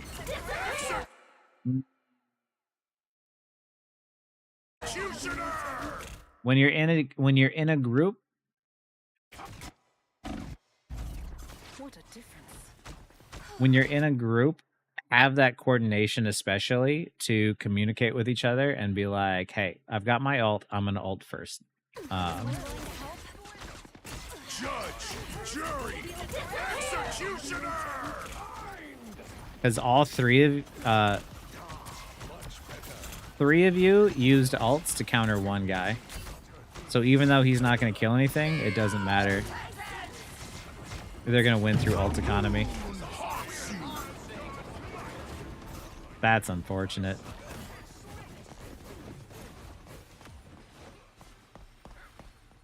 Thought you would. Right here was your time to communicate, like Luna to be like, "Hey, I've got ult. I'm going to use mine first." You're like, "Okay."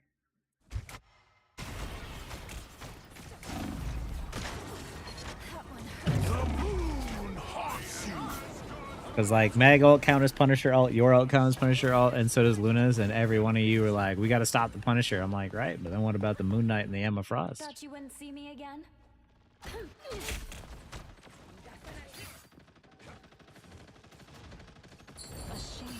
Fantastic!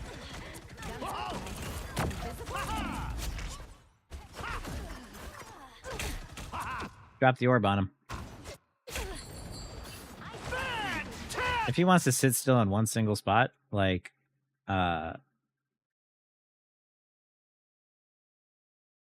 then drop that orb and destroy him. Standing out in the open, everyone here can see you. And standing near your teammate. Couldn't they move to a bit to the left? Wasn't an open area? You mean during the Punisher ult?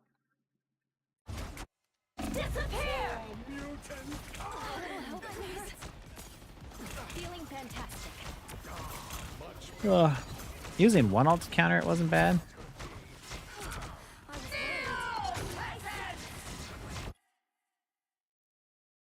Like right there. There's no place here that like anything meaningful would have happened. So many ults are going off at once now that like you either need to ult back or you need to give up space.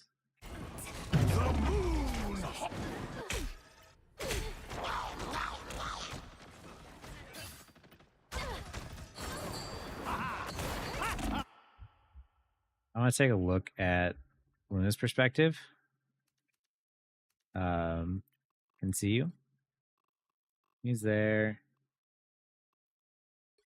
There. He's there. Oh, rip.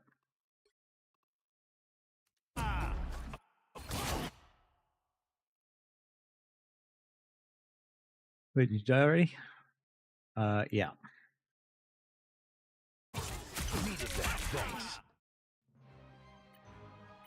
The right heroes could make all the difference. My ultimate The goal battle is starts in simple. 5, Solve everything. 4, So, 3, 2. Only 60 started. seconds left.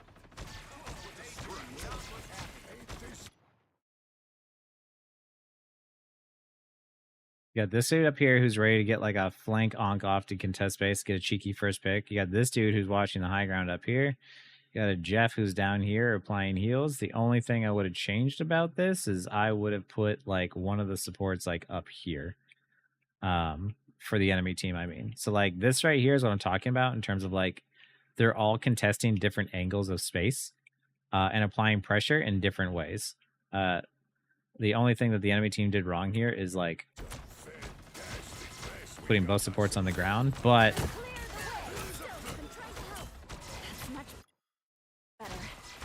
because of their coordination, they're able to get some very cheeky quick picks. And like right now you're down by 3, so you really just have to play safe. Thing needs to get out. Yeah, he stayed too long. When you're down by that many, all you can do is regroup, and if you're already in spawn, then One final push. We can take them. there you go. There you go. Yeah. Oh. Diamond farm, yellow health bar means that she can't be pushed or pulled or CC'd. Wait until after that runs out before using your abilities. She did get greedy though, and she died for it. Good job in your team collapsing on her. He's stalling point out, which is smart.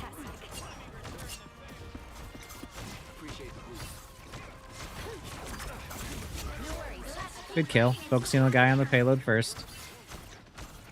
Even with heals, like if there's 5 people focusing one guy, he's gonna drop. Throw your orb, throw your orb, throw your orb.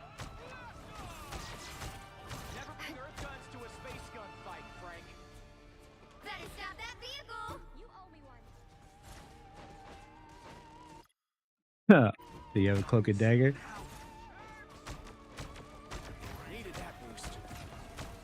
Good shields. Good heals.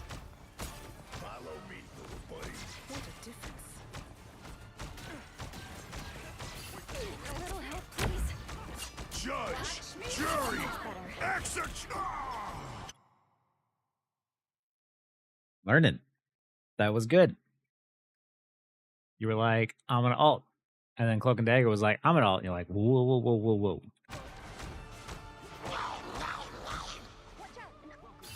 I would get the fuck away from my teammate. That's why. Oh, worked out though. You did get eaten though. Like, be very, very careful. The moment that you hear Jeff eating, or Jeff using his ult, you're a support. He wants to get you. Like, I would have double jumped and gone invis and left my tanks or something there to try and deal with him. I ain't getting caught with ult. Screw that.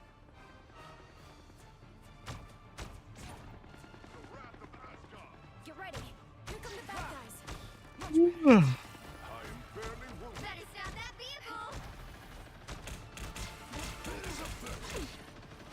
Yep, push the payload. Nice job, Psylocke. You have the advantage. Keep them staggered. What else did they have?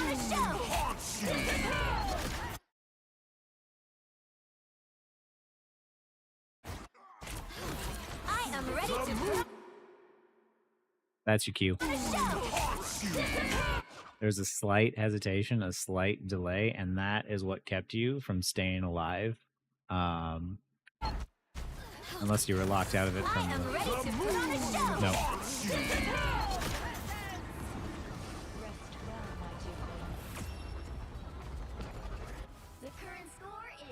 That's so unfortunate. Ult predicting the damage. You know they're gonna start to pressure you. You know they have ults. Like, you got to keep track of which ones they have, and be ready for it.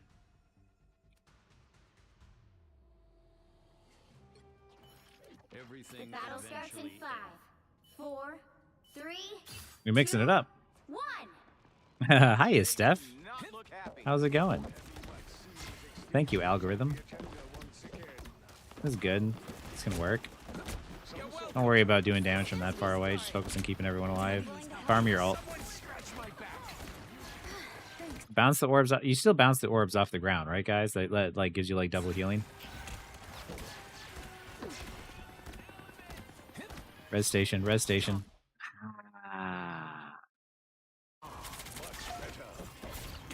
Damage. Res station. Res station. Throw it to your left. Throw it to your left. Nah. I wonder if you threw it down and it got destroyed and you didn't realize it.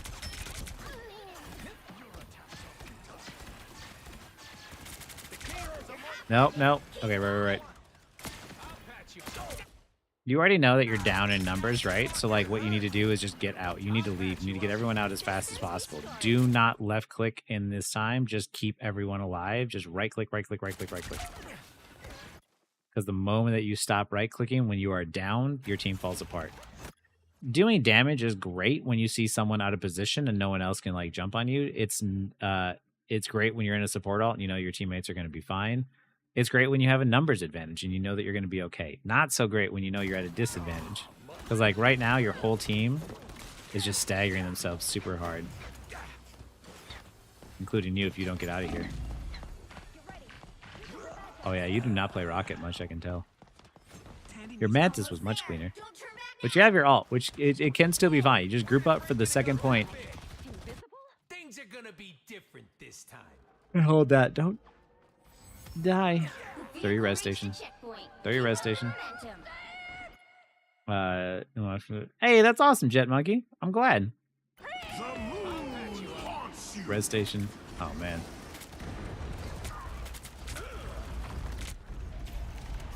Yeah, we need to get some rocket practice in there. Your Mantis was better, for sure. Your Mantis was your best one so far. Judge, jury, executioner! No, no, no, no. No.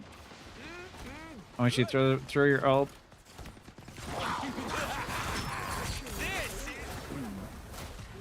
Honestly, the biggest problem that you guys have, like, as a team is being able to understand and control that momentum. There's a lot of times that you guys just kept like staggering out over and over again that you just never really fully like regain that momentum and were able to fully fight as 6. Like on defense especially, they'd pick one of you guys and then they'd pick another one, and instead of realizing that the fight was over and that you're not going to win a 6v4 and getting out, one of you would stagger and then another one stagger and another one would stagger, and by the other time the other person respawned, you definitely needed to tell your team like, hey, just back up, regroup as a full team. Yeah, Zenyatta clone, that was Mantis. Yeah, I definitely think that like your Mantis was your best one. The only thing is just the fact that like you play way too much behind your team. Like you need to be doing positions like this where like you rotate and you apply pressure and you help. Because like if you were in here, like look at this angle. Like who on the enemy team is going to shoot you while you're shooting at this penny, right? These are the types of angles I want to see you find and I want to see you shoot for, right? Like constantly try to sit there and see if you can off angle and find different positions, and do not hesitate on your ult. I would rather you use your ult and maybe it not get a lot of value than die and not use it. A lot of times you hesitated too quickly, or hesitated too much, and because of it, like you would end up dying like with your ult. So cute. Anyway, I never saw that thing. So yeah, like rotate here. See, imagine you had this damage, you just applying a bunch of damage. Because like he just gets to hide behind that payload for free, and then everyone gets to hide behind that payload for free, and then it's just like, let's play Rock'em Sock'em. And eventually, because of the fact that Psylocke gets in there, the moment that Psylocke gets in there, then the penny falls over. But you want to be able to kill and apply the pressure to the penny, so that way she backs up even if Psylocke doesn't necessarily get the kill. Which, by the way, good job, Psylocke. Star-Lord, I honestly didn't pay attention too much. I didn't see anything that was terribly obvious. You guys overall just like understanding that sort of like trickling dynamic and trying to avoid it is going to go a long way for you guys like as a group. But like right here, you have ult and stuff. I'm rotating. I see this. And I'm like, oh, I can shoot that from here. Look at that. I can destroy that. And I'm like, oh, it's destroyed. I can walk forward now. I can kill this Emma who's out of position.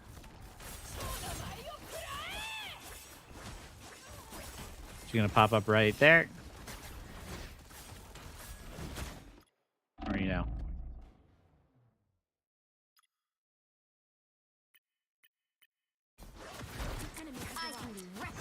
Got too close to the sun.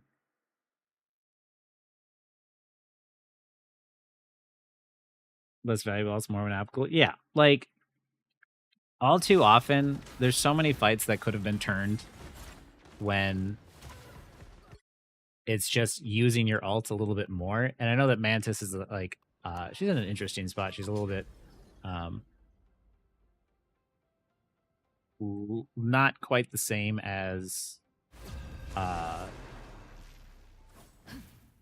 like she used to be, like in Season 0, not quite as powerful, but a lot of times like your sleep ability is like really powerful too, and it's just not being used as much. I'm not judging. Life energy is a powerful weapon against evil. When that sleep ability could be very, very powerful at like just throwing it out there mid-fight and getting a sleep on someone random like right in front of you, and that interrupt is enough to like give your teammate the advantage and maybe secure the kill. Yeah, Costi. This is doing a lot more. Okay. I'm clearly not going to be able to do a lot here with this team comp, but I'll still show you the rotations nonetheless. Life energy is my eternal guide and the source of my powers. One of the 3 DPS can change. Okay. 30 seconds before you attack. Get ready. Yeah, for sure, preschool. Like, I want to see you on Mantis more, honestly. I like how aggressive you played, and the only thing was, like, if you use your ult a couple of times to stay alive a little bit more, and, like, as a team, got your team to, like, group together. Yeah, I'm gonna do a quick Mantis game for you here. Like, I probably should have invited some of you guys here, so that way I could have, like, 5, 4, 3, 2, I could have had actual teammates, but here we go. We're going hardcore DPS here. got it? If only the Dora Milaje were here. Okay. Yeah, it's just gonna be quick here. I might even leave like mid game. Feel better, fight better. I will strike even So we're gonna damage here. Oh, I didn't mean to drop. You made me angry. Anything to hurt me. Looks like the mission area is yours to capture now. I feel bad for you. My life energy grows stronger. Help is here. Missionary. My job is to be. Ah! I'm in danger. Too kind. I'm in danger. My anger is healthy. My anger is purged. Chin up. We will avenge your majesty. See, you are a distraction, right? Like, my job is not to necessarily, like, be with my team. I want to be a giant pain in the butt. This is natural anger. Our enemies are here. Oh, crap. Not where I want to be. Who will help? Feel better, fight better. Ease down. We better test this out. Just in time. My life energy grows stronger. You've captured more than half of the mission area. Keep going. Please chin up. Be a pain in the ass. No more music. See how I'm taking the separate angles from my team? I underestimate. They rotate one way, I rotate the other way, right? I'm gonna go up here. I'm gonna take this high ground. I'm gonna push up.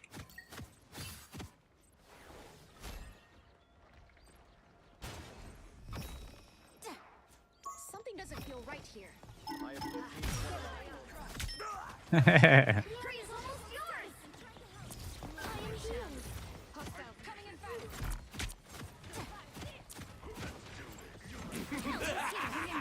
This is real. I'm gonna back up here. grace us with victory. I can apply some damage. See how nobody's looking at me right now? They will attack until we defeat them once and for all. Let's keep fighting until we have a winner. No one's looking. Every single time my team is rotating one way, I want to rotate another way. They rotate one way, I throw and rotate another way. And, like, you are a DPS distraction because you're not as good as, like, if you're, like, playing, like, Luna or something, you're just clapping behind your team because you don't have, like, the clap. Life energy is my eternal guide and the source of my powers. So you definitely want to try and find those different angles and kind of, like, play like you're playing, like, a solo fight. Does that make sense? Like a solo game? 30 seconds before Hi, you Wizzy's attack. iPod. Get ready.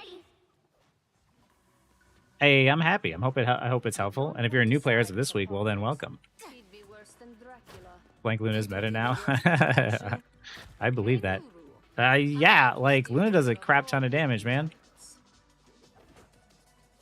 Yeah, there's a donation link, but I can't do any more VODs today because I have one more after this for Frez.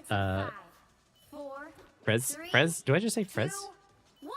Let's see if I can do it again All you here. need to do is capture the mission area. Got it? I really just want to I don't want to abandon my team mid-game, but also at the same time, I would not have gotten an invitation. let's see. Watch out, they're headed our way. I see. You made me angry. Feel better, Damage boost, damage boost.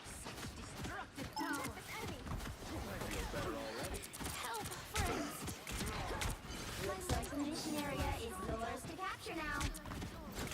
Elder gods. We are Alts. I'm afraid I'm gonna die. I'm just gonna ult. stronger now. It pleases me to be helpful. You made me angry. Myself get hit. Ramos' plan was cursed from the start. Focus on the battle. Everybody needs a hand sometimes. If I get nervous that I'm gonna die, I'm just gonna The mission area throw is my ult. yours. Because now I'm alive, we keep the momentum going, and I'm gonna keep going with my team. We are on Bye-bye. our way to victory. Hey, thanks for the follow there. Boy with the black dog. Aw, doggy.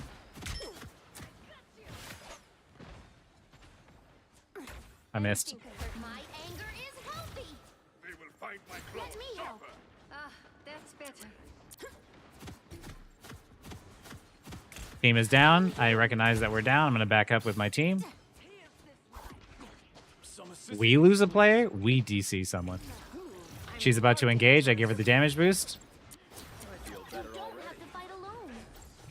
Another damage boost because she's doing work.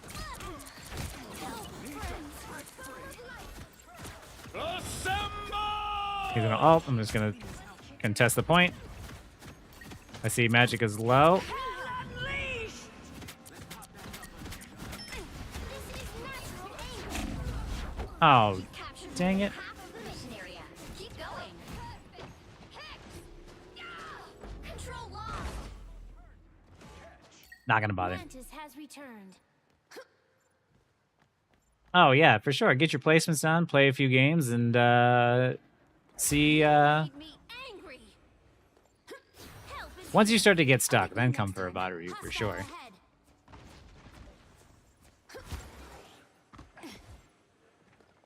Okay, if they don't come back, then, or if we don't get a new player, then I'll just leave the game. You have my chance. Require some aid. You needed some help, didn't you? My magic's doing work though, so I'm gonna follow up with her. Chin up.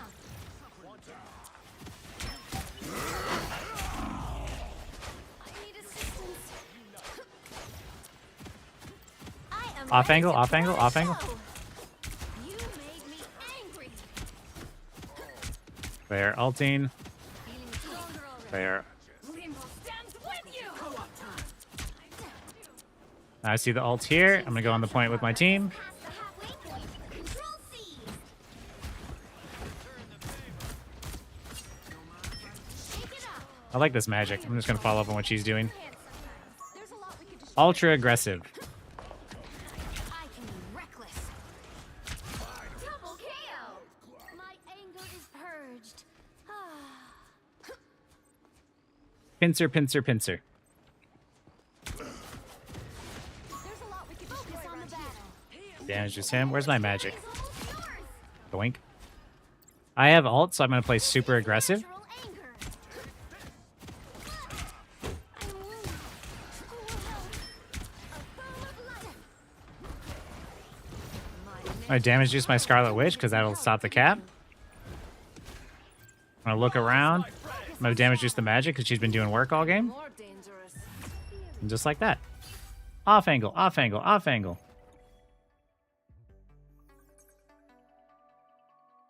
They had no heals, but we also had no tank for most of that, so.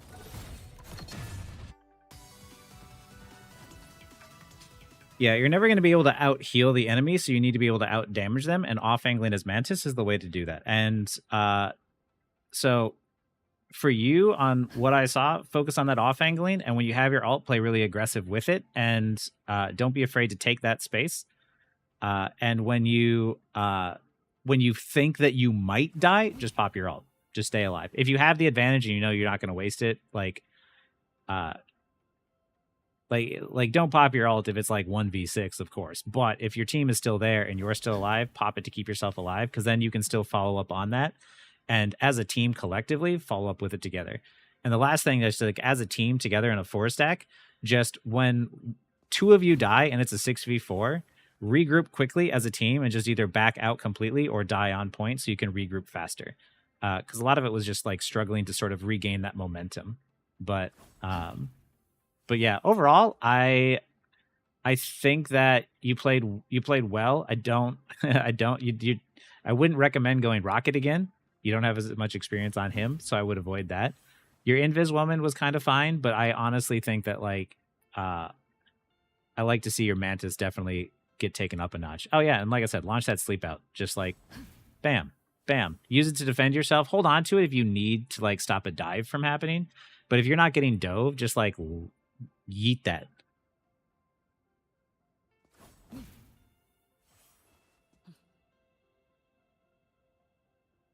It took all the fun when they made her slow. Yeah, they did make her a little bit slow. I still think Mantis is fun, but it definitely there's something missing for Mantis for sure. I hope that they add.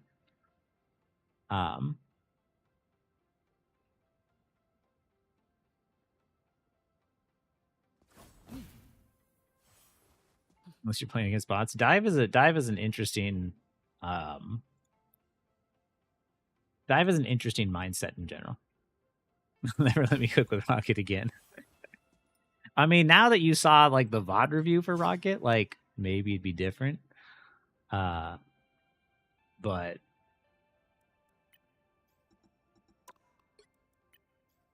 wait. Dude, so many Central Park tonight, man. Everyone having trouble with that map. But yeah, honestly, like when you did play aggressive with Mantis, like when you saw that one Psylocke that was a bit like out of position on the second point and you walked up aggressively and just took that kill, that was fantastic. I was like, oh, that's really good. And the moment you heard the ult, I was like, dude, if you just ult right now and get out of this alive, you have an advantage. And it was just hesitating on some of those ults at times that like really mess it up, and also not syncing up with your teammate. Like, yeah. But yeah, overall pretty good. I would definitely just focus on if you're gonna play strategist, focus on like maybe 2 at a time. Pick like Mantis and Invis Woman or something. Those are like your 2. Really hone and polish those mechanics. And then after that, once you feel good on those, then I would say then you could branch over to another one. Or, you could practice like Rocket or something, like quick play with friends and stuff. Prez, are you ready? I might need to get water here so I can like reset my voice, but oh yeah, you're here.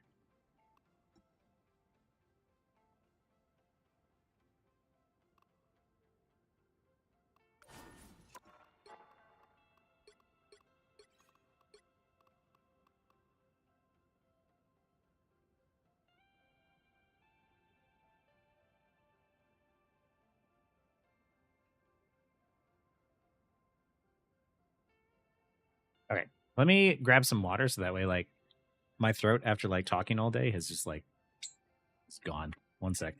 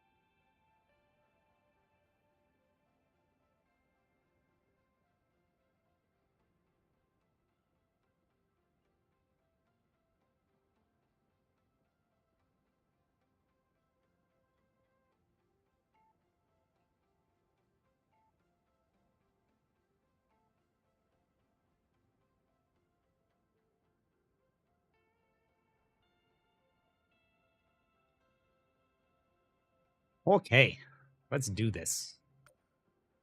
Son of a...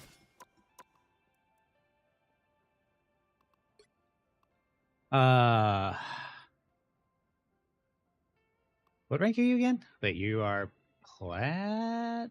Yeah, plat 3. Stin Snails. Ooh, a Loki and Invis woman. Ah. Trapman Grillian is my first hero shooter video game, and the video games all around because I have other hobbies. I'm nervous, but I've gotten to Plat 2 in 5 months. I mean, like, if you don't play much for video games and for hero shooters, getting to Plat 2 already is pretty darn good. Like, and if you're playing Invis Woman to start, like, or I mean, if you're playing Loki to start, like, that's impressive because Loki's not easy. You have to stop them from Ooh, securing controller the too. area.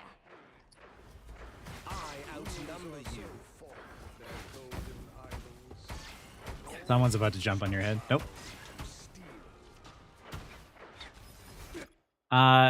Be careful not utilizing like the full value out of your clones, because now your clones are on cooldown.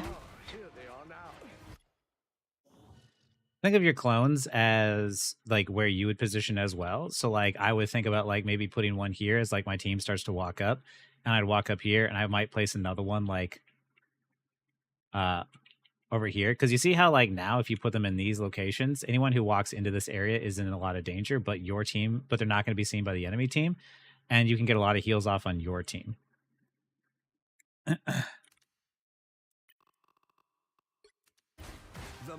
Oh, I saw you try to put it up top there. That could have been good. Careful though, because of the fact that like once you drop a clone in front of the enemy, they're just going to melt it.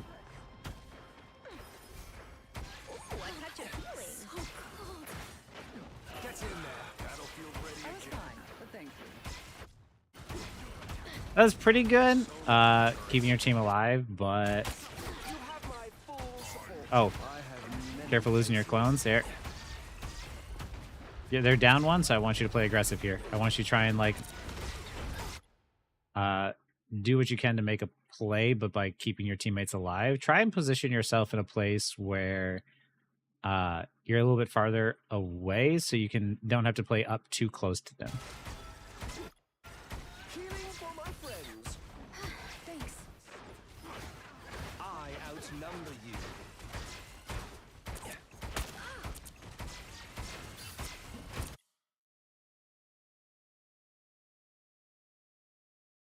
Loki does a lot of damage, as far as I know. I don't want you to be too afraid to, at times, like, make a play. And by make a play, I mean, like, teleport yourself up here and get to, like, this angle, right? And then suddenly drop a clone, right-click, and create 3 of you and just start pumping damage. Because, like, look at how they're distracted right here. One of the hardest parts about some of these maps is getting through, like, especially this map, is getting through this choke. Because the only place for you to realistically walk is through this choke. You have some divers that can reach over here, but not many. Some people with verticality can get over here, but not many. So most people try to force their way through here. But with Groot and everything, it makes it very difficult. But imagine if you got really sneaky and you put a clone up here and you teleported up here and you walk forward and you dropped a clone, hit right click, and then immediately started shooting 3 clones at once into this location, right? How fast would they drop? This is something that someone did to me once and immediately blew me up, and I've never forgotten about it. So I want you to think creatively about how you can play aggressive on Loki in that way too, because he does a lot of damage. F7. Okay, I can remember that.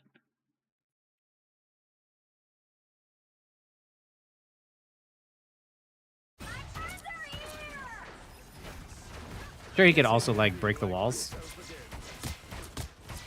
Yep.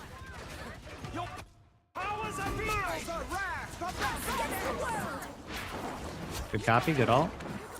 Good job. Your ult is on the ground. I want you to do damage. Damage, damage, damage. Yes, yes, yes, yes, yes. Go get that fool.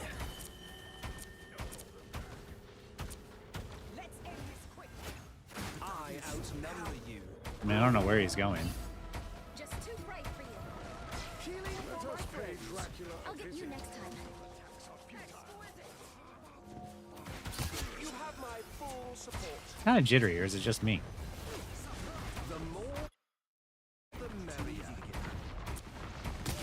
There you go. I like this. I like this. No, no, no, no, no, no. Keep applying pressure. Keep applying pressure. Well, I guess, like, yeah, you saw that you wanted to be on the payload. I get that.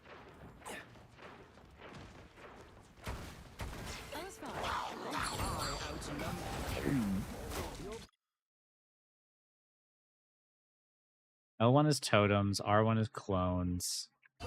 Circle is swap places. Leg? Okay. So it's not just me. You might have been able to swap places, but...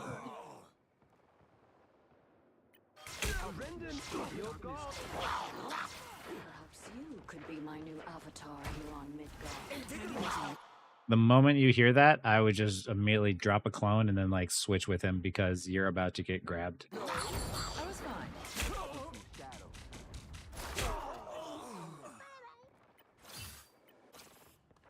The replay looks like it recorded the lag.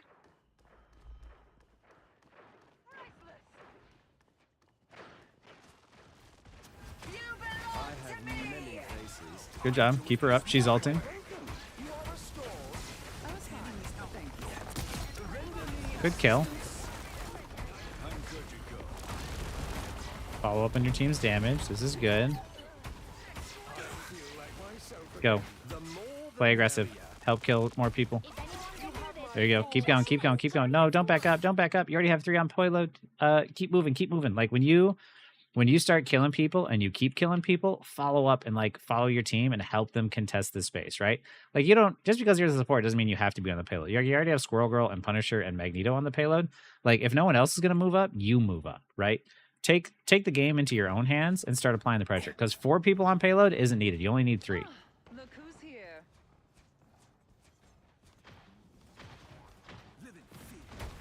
And like right now, nobody is watching this other door. And look at, she gets to walk out for free. No. I always like to make sure that everyone, like once we take the space, I want somebody to be over here, like in there. This is the reason why, like you put one person on the payload and everybody else tries to hold the doorways down. And they're just like, we're not going to let you out here. We're not going to let you come through this area, right? Got scared? Yes. I want you to be more confident. Push your limits. Like, I want, like, the best way for you to win is to deny the enemy from having the opportunity to take that space back. So I really want you to get used to, like, when you're playing up and you're already forward and your team is securing kills, keep walking forward and help them secure more kills, right? Keep that staggering effect going. Because the problem is, like, what happens is when your team, like enemies or your team or whatever starts to back up because they're just like, oh, you know what? I'm going to go rejoin my team because I think it's safer. But by rejoining your team, you give the enemy time to rejoin their team. And then it turns into, it's like, oh, now it's an actual 6v6 again. And then it's a real team fight. You want to make sure they never get an opportunity to have a team fight. Hey, thanks for the follow there, Jelly Blob.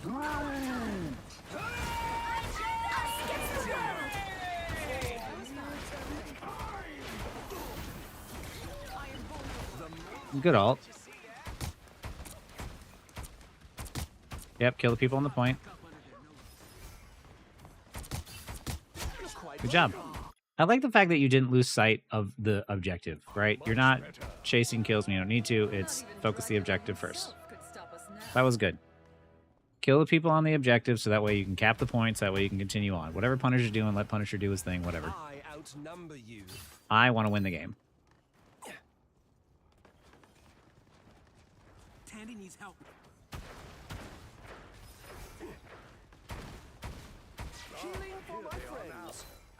It looks like when you lag, even it lags in the replay.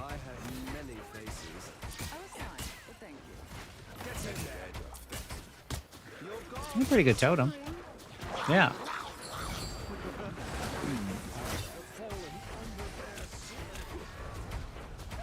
Is Jeff OP on this point?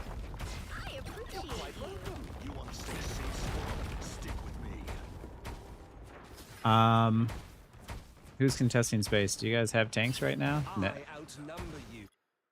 Do a quick check, take a look around, see like, okay, like where's my tanks and whatnot. Low. Keep contesting space.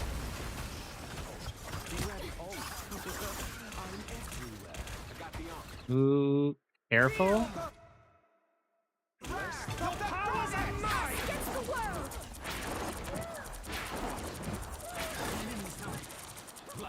Are you sure that this is your first hero shooter and that like you don't play that many video games? Because that was a good quick copy and alt. And the kill. I think you're lagging here. Do you have totems? You do. I like the aggression. I know you, Ladataska, but an unlikely safe. Invigorating, no.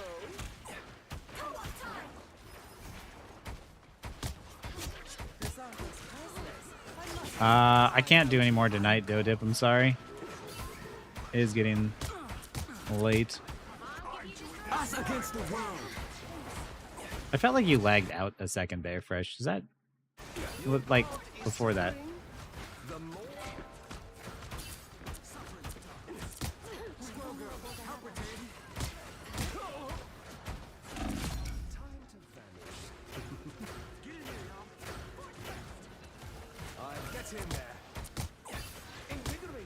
Good totems, good damage. I really like what you're doing here.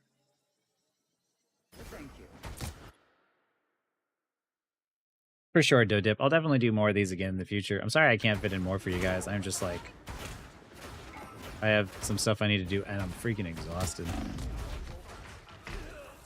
It didn't work out, but I don't want you to, like, think that that necessarily, like, wasn't the right play.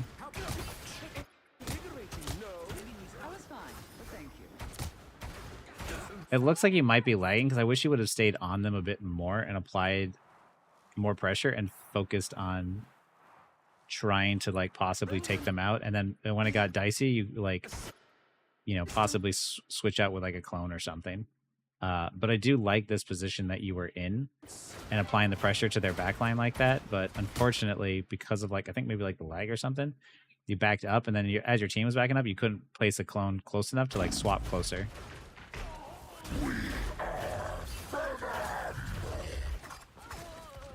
Oh, I'll definitely try to. And please, like, for those of you who did get VOD reviews today, you know, if you get the chance to apply some of the things, and if it gets better, let me know if it improves. And if you have more questions, like, you know, just go into Discord or whatever and, like, tag me in general or something. I'll try to answer, like, when I can. The more the merrier. The moon haunts you.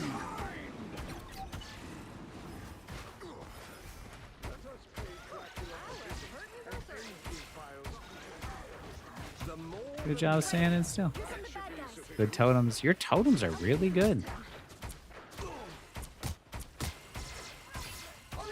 Try and find the cloak and dagger, because shit's about to go down. Feel the wrath of the goddess. I'm everywhere. The more the merrier.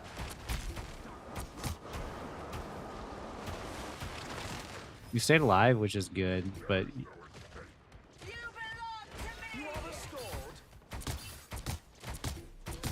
you were really active. You need to get in there. Why are we out here so much? Are we lagging? What's going on? 30 seconds. Your team is like winning that fight. You have my... I know you, Ladataska, but an unlikely savior. Your team got it though. But you were over there for a really long time. 2, 3. Time to switch things up, including. I would have preemptively, like, when you know that your ult is coming back and you previously used your ult to counter the Storm ult, you know that, like, if your ult is back, then Storm ult is back. So kind of remember that as, like, a constant sort of, like, reminder counter, so you can be ready to be like, I need to find Cloak and Dagger because I need to be ready. If I have my ult, Storm's got hers. You'll need a top-notch team to win this one. You're good. I mean, like, it's understandable if you probably thought, like, oh, like, you made a wrong judgment call, like you thought the fight was maybe over and then you realized it wasn't over and you guys were actually winning. Like, sometimes that happens too. Get ready. The battle starts in 5, 4, 3, 2, 1. All you need to do is capture the mission area. Got it? Anything that increases my firepower, I like. Looks like your connection gives you trouble.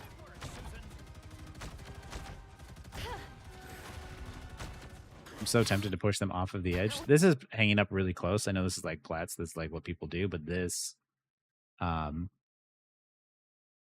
is why I don't like hanging out that far away, because Appreciate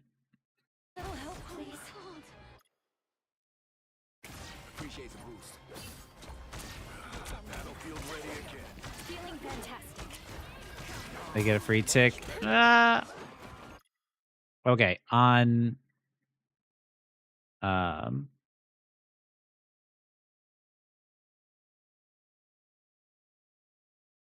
yeah, this Persia's biggest opponent is their connection. Hi, nuclear acorn. Okay, so what happened here is when the game starts, one thing you always need to be very hyper aware of, especially like if you're playing Invis Woman, what I want you to do is be mindful of like this spot over here.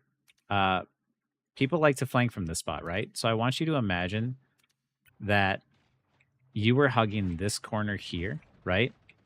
You were doing third person, and you saw as you stood still trying to mark this territory and keep an eye on it, and you were waiting, and now the moment you see like this pop up, you turn the corner and you just go boop, and you launch Magic and Groot off and into the pit, right? It is everybody's job to contest space, and with you having push and pull, you should definitely be watching this angle here to keep them from doing this, right? Like, scapegoated you for losing a quick play match? I mean, it's a quick play match. Like, what does it even matter? Like,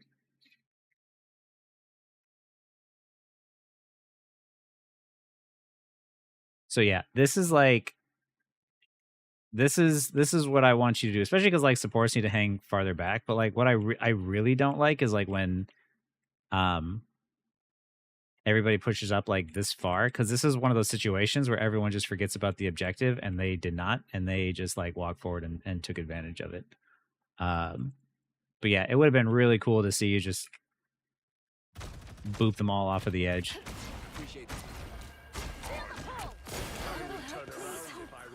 It's unfortunate they got a tick. Good. Magic tries to leave, pull her back in. Unfortunate, Mag died.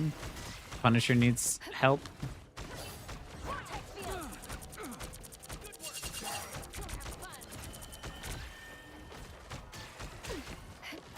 Time to get out. I'll do my best to carry on, lead, but it won't be easy. Help get that vehicle to its destination.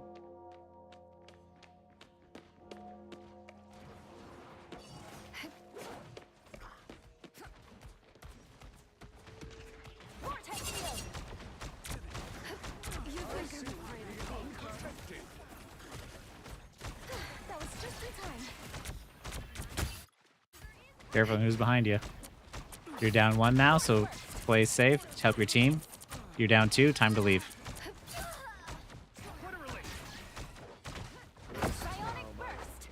If you're going to stay, you're going to have to ult. There's a lot of decisions that were happening that there was a lot of like hesitation. The moment you saw your team start to get pressured out and take too much damage, you needed to like really stabilize as a team. And the moment you saw 2 people die, especially, and you were down like 6v4, it was time to leave for sure. But then after you stayed, it's like, okay, well, I'm already here. If I die now, I stagger super hard. So it's like, I should probably just ult in order to buy time, in order to get my teammates to come back, or at least stall on the objective and maybe make a play. But unfortunately, it just didn't work out that way. But yeah, I think the best play would have been in that situation to leave sooner and get out, so that way you can fully stabilize. Woof, my goodness. We are undefeatable! Us against the world! You gotta get on the point, gotta get on the point. I think you just lagged out there, but like, yeah. If he hits this, he's the GOAT. That's much better. Please.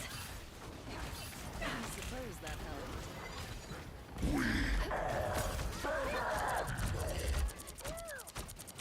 I'm not.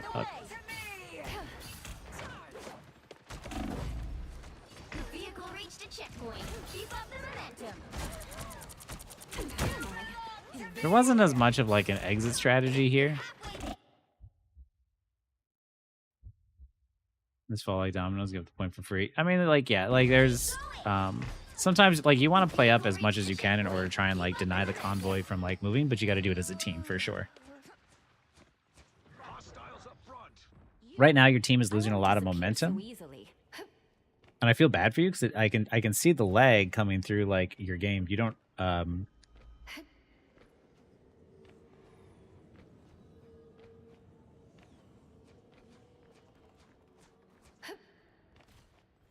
You're really bouncing around a lot. I really want you to hug the right side now and get ready to push people off the edge.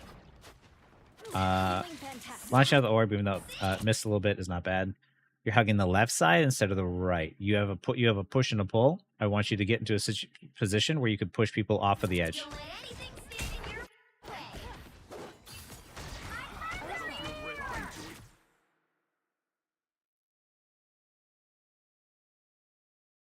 Boop.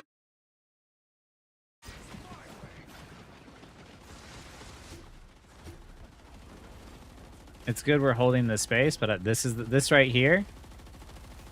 This is where I want you to sit all the time. Because you see how like you can sit in this position and nobody can see you here. You can see if there's somebody flanking on this side, and you have a pull or push and a pull. So if anybody walks over here on this side, boop. I want you to send them to the, what do they call it in Yu-Gi-Oh? The something realm. Play aggressive. Get up there. Your Loki was super aggressive. Where's the aggressive Invis woman?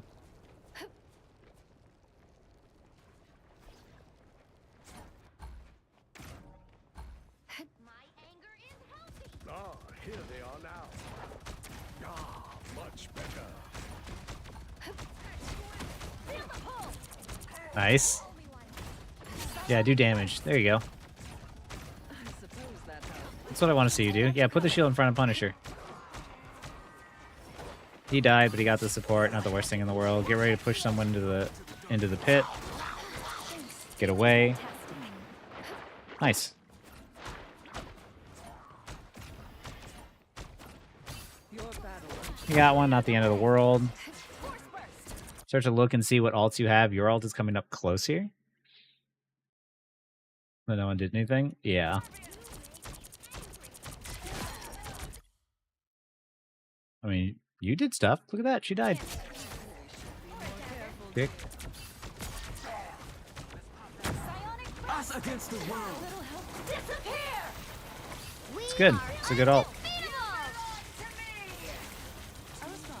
That was a bad ult on her part.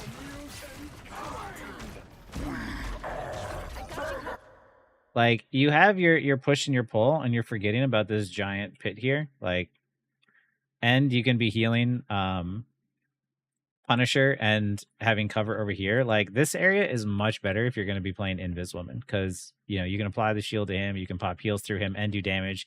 You could be using Punisher as basically a human shield, right? Like, you know, because your shots pierce through, I would be using him as bait. I'd be like, hey, Punisher, yeah, you get him, Punisher, and I'm just like knocking shots like through him as I'm trying to apply damage through both of them at the same time. And if anyone gets too close to the edge, boom, push off the edge.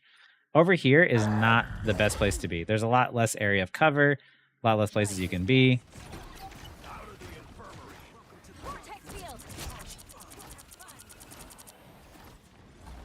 Like, I absolutely sometimes use my teammates as bait when they're going to do something like, when they're going to position themselves or whatnot. Like, I'll use them as a human shield or as bait if I can. Because, like, I'd rather than provide value in some way, and if that's the way, then sure. And you hear the footsteps, so, like, yeah. Nice. Because of the fact that they need to get health packs, like, you just pushed her out. Look at that. Look how far you pushed her away. See? Standing near your team. Imagine if you were right here. Boop.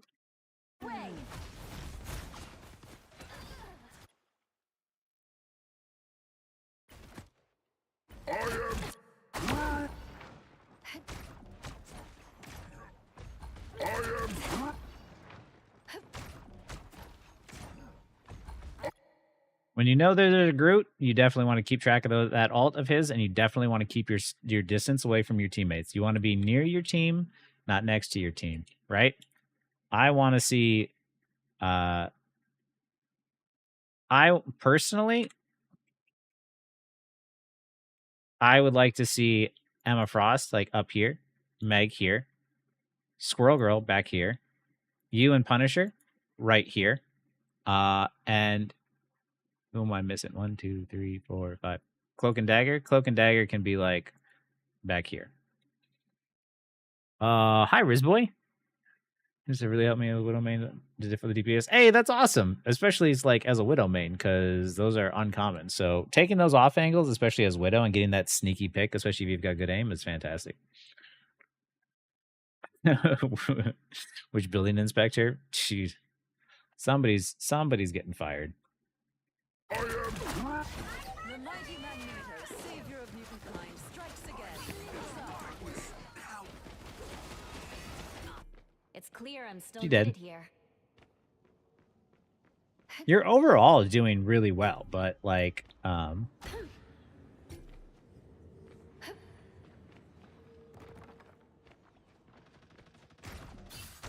the edge at this point. I mean, that's fair. I've seen that happen before. Look at shield on Punisher. Use him as a shield.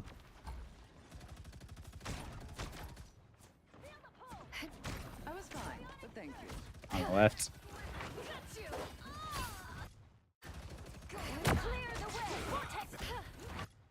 You have a push and a pull. So what I want to see you do is when you hear those footsteps, like you're hearing right now, that's when it's your job to look over there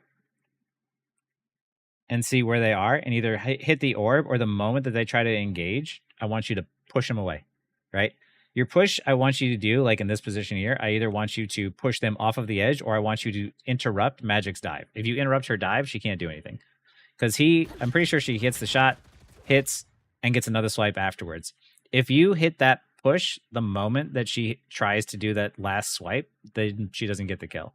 So the way to counter against dive in that situation is to prepare for it, and when you see it's about to happen, just like say go away. That's what you can do in that position in order to deal with her, especially as Invis woman. What's your possible idea for a video? Well, definitely remember that my position is definitely something I lack, but I try it too because of your videos. You're really good at, like, I mean, like, I don't think you've died very much, which is good. Yeah, you haven't died often, so like your positioning's good. Now you just need a position in order to fight. Like, that's what I want to see you do.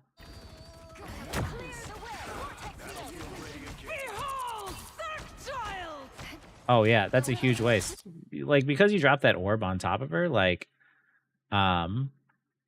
you made it to where she activated her ult, but she activated her ult in such a bad place that you forced her out. Like, I know you said that like no one was doing anything about the magic, but you've actually done quite a bit about the magic, like yourself. Like, you've been doing a lot in order to keep her at bay. Like, you launched the orb here and you pushed her out after she ulted. You used the orb again here on the side when you noticed that she was there, and you pushed her out and she ran all the way away. And there, if you would have just pushed her off of your Squirrel Girl would have lived. Like, I know you're saying like your team wasn't doing anything about the magic, but like, I don't think you realize how much value you were bringing to your team, because you were doing quite a bit. Map design from perspective of a game designer, providing angles and possibility to approach for different team and how they're implementing different maps in Marvel Rivals. Wait. Map design from a perspective of a game designer and providing angles and possibilities of approach for different teams and how they're implemented on different maps in Marvel Rivals. You mean like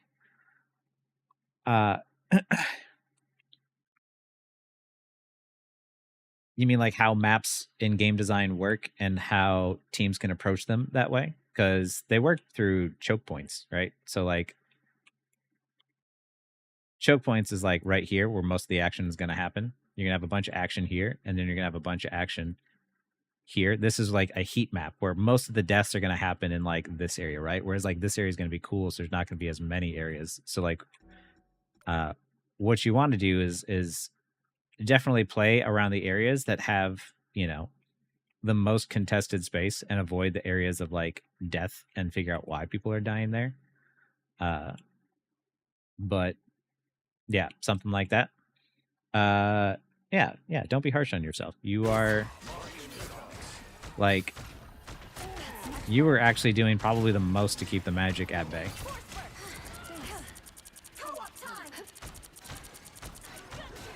Push, push, push. There you go. They look like they mean business. I'm a team player. Fill the hole! You needed it.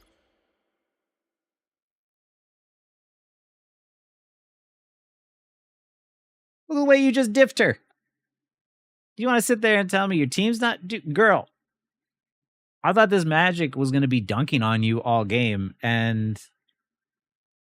Look at who's still standing.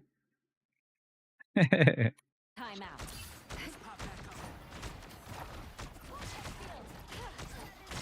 That's a good idea, Danfu. I'll definitely consider that one.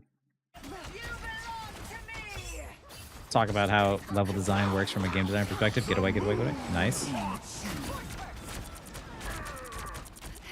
Get away. Fight's over. Run, run, run, run, run, run, run, run, run, run, run, run. You need to survive and be ready to stall at the last second. Don't move. Don't move. They can hear your footsteps. Don't move. Don't move. Last second. Go. Beautiful. Beautifully done.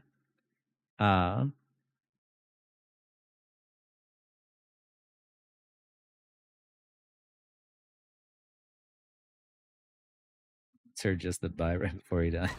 Yeah, bye. The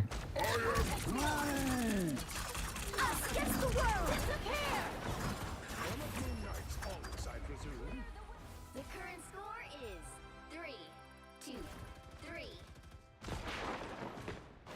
Bionic surge. You needed a timeout. I feel like myself again. You belong to me. A little help, please. When this happens, I want you to throw an orb directly at the center. This is plat 3. I think there might have been the time. Oh wait, did you throw the orb? Looks like you might have actually. It looks like you already did. You could have thrown the ult up to possibly save the Emma Frost. I think by this time it was kind of like already too late. I don't think that anyone in this position would have been able to assume that like, oh, it would have been better here versus using it to stall like you did at the end and try and buy more time. So I think after this, like, not much is there. Did it late? Yeah. Being a living avatar. Did a little late, but like, yeah. Out of a guy. 4, 3, 2. You have to stop them from securing the mission area. Only 60 seconds left. Healing for my friends. Don't play passive. I want you to play a bit more aggressive. Make plays.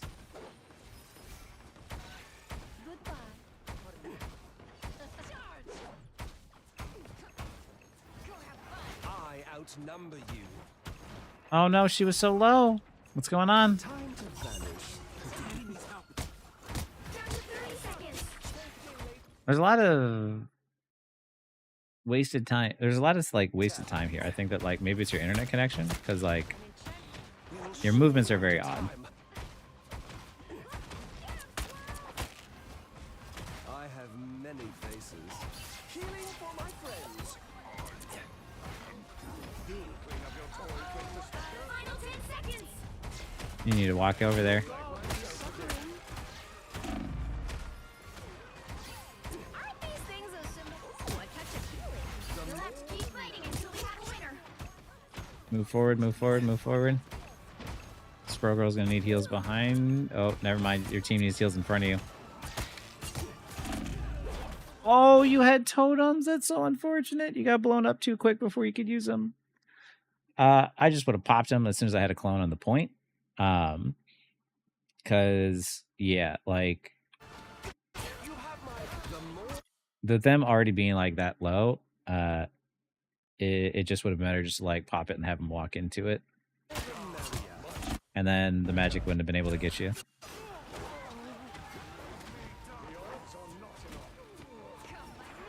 What was that Moon Knight doing? I don't even know. They're doing a lot of silly things. silly things that you can only get away with like in plat. Here's the thing, like as you climb through the ranks, you get used to doing silly stuff that just you're allowed to get away with. Like in gold, you can get away with so much. So then people think that that strategy should still be working. And then like you have to really adjust your playstyle as you climb.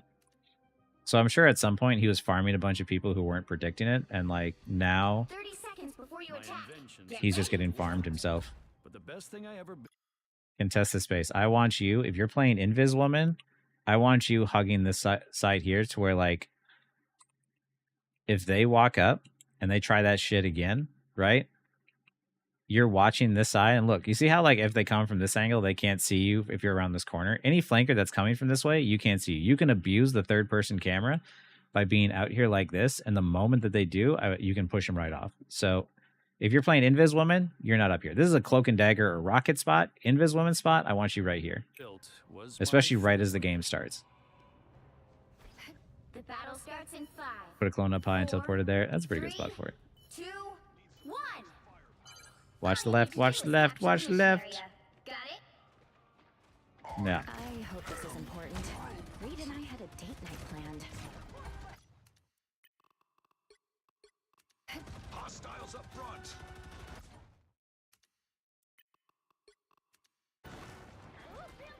Anyone willing to help?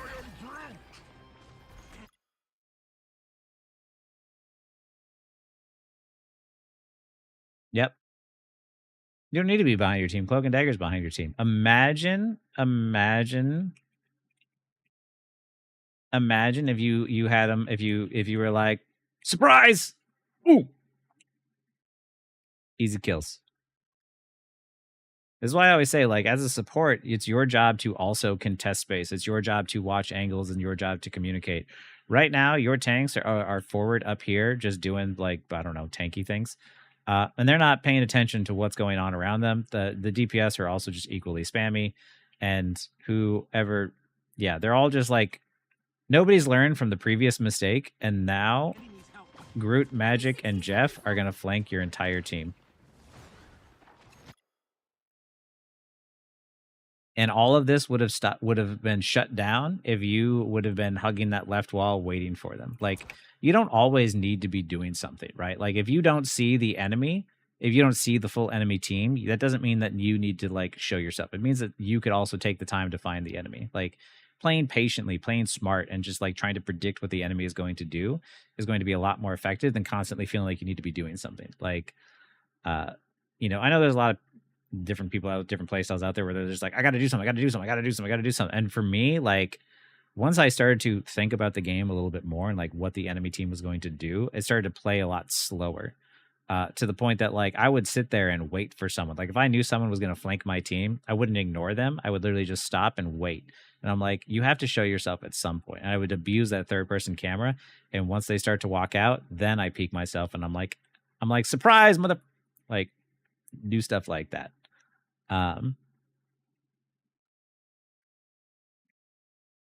Infiltrated Groot. Yeah. Groot's been trying this stuff and apparently it's been working. I like that though. You saw the Jeff and you're like, screw you, Jeff. You're not supposed to be here.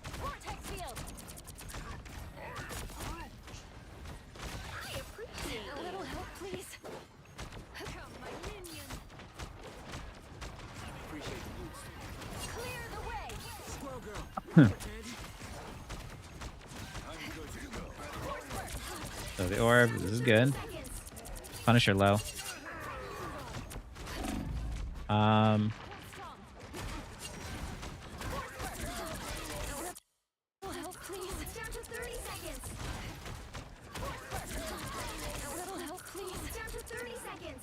don't think you saw the Punisher was low. Unfortunately, we missed the pull there. I think you panicked on the pull a little bit. Because, like, you saw the magic and you immediately went for the push, and you could have you always got to, like, wait for that portal. Like, don't rush it. What do you got to be embarrassed for? Nothing to be embarrassed about. Everybody could have done something, right?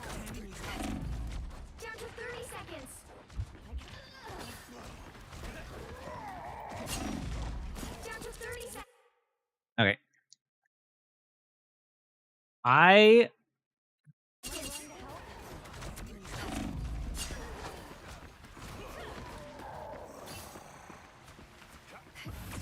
Your team loses a lot of momentum throughout. So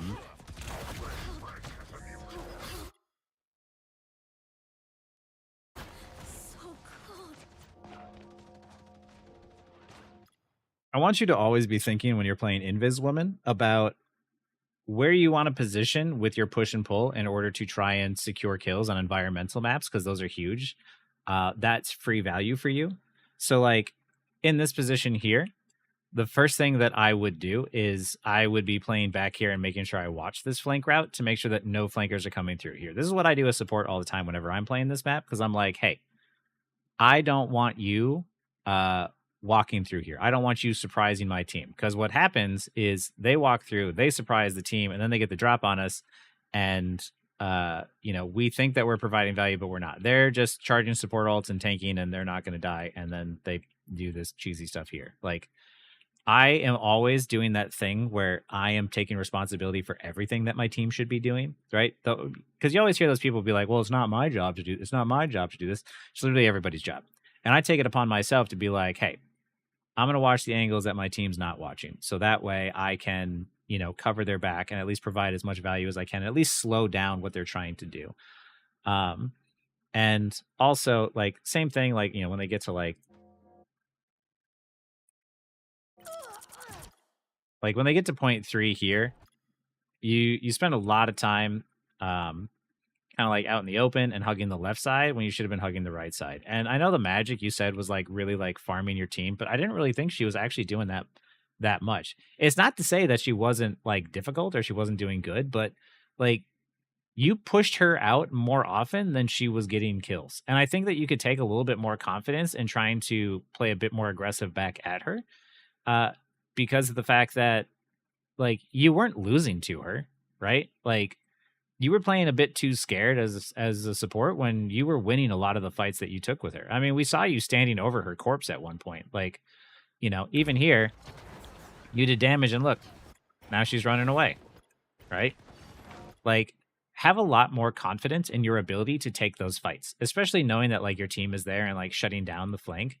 Because if you're here and you're on this side, you can push people into the pit. You can stay away from your team. You can shield and heal your Punisher. You can use him as a human shield himself. If Magic comes over here, she's got none of her team to back her up. You can 1v1 her for sure, or at the very least provide enough damage that she just has to leave. Because like, look, there's no health packs anywhere near here. The closest one is all the way back here, which at that point you're just getting healed anyway. There's this one, but at this point she's got to walk out into the enemy team, which isn't good either, and I don't think she's going to do that. So like, I really want you to have more confidence in your ability to make plays, because you're actually a lot better than you're giving yourself credit for. Like when you were playing Loki and you were applying damage, the only times that you weren't doing a whole lot was basically when you were lagging. Like, but when you made those aggressive plays and you're TPing behind them, you were applying pressure from the backside, like it was a lot of value you were getting. It was just you just needed more confidence and better internet. All right, this is a good stream. Thank you for the review. I enjoyed everyone else's VOD reviews too. I'm up to bed. Good night. Have a good rest of your stream. Thank you, Preschool Fight Club, for hanging out and for the VOD review. I hope it was helpful, and I really appreciate it. Have a good night. But yeah, like definitely have more confidence in yourself to be able to fight and push away those DPS. Because even if you don't kill the DPS, just like what you did here with like pushing the magic away, like look how far away she is. And now let's like look at her cooldowns. She has no portals and she has no dash for 9 seconds, right? You just applying that pressure, you were just like, hey, magic, go away. And now your team is safe for 9 seconds, right? That's what you want to do over and over again. And yeah, right here, this right here, this is offensive. If you were in this position, even if he ulted you, you would just go yeet. Wait.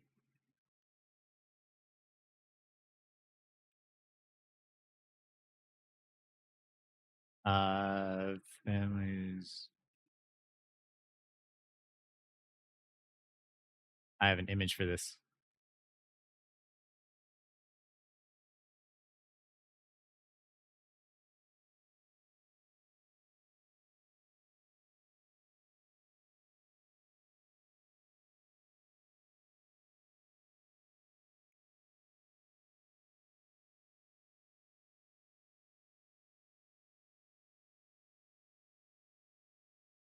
This is you. This is you as Invis woman. This is everybody who gets near you. This is everybody who wants to test your patience while being near a pit. I want you to yeet them into the pit. I want you to have all the confidence in the world to be like, no, this area, my area, right? Every single time you have people who are willing to walk up here, especially people who don't have mobility like Groot, like, I want you to punish them for that. And anytime you hear Magic's footsteps and she's about to dive you, you wait and you either see the dash and you push her, or you see the portal and you push her, right? Or you throw the orb like you did beforehand, because like, oh, did I freeze it again?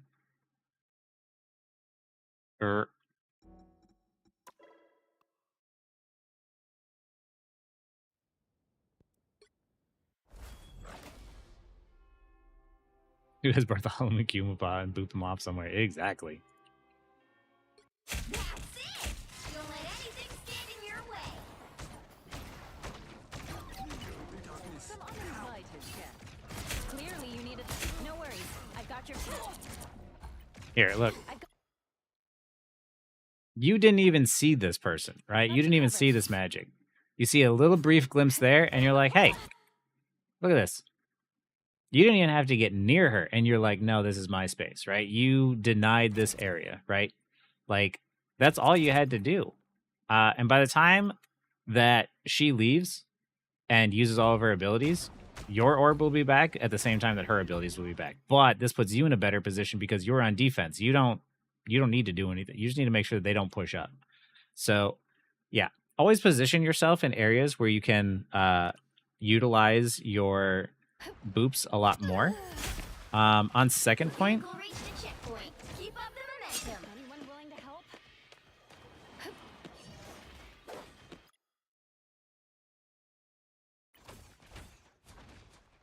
I think you're just trying to survive here, which is like fine. I think you're also lagging when I saw a bit here, but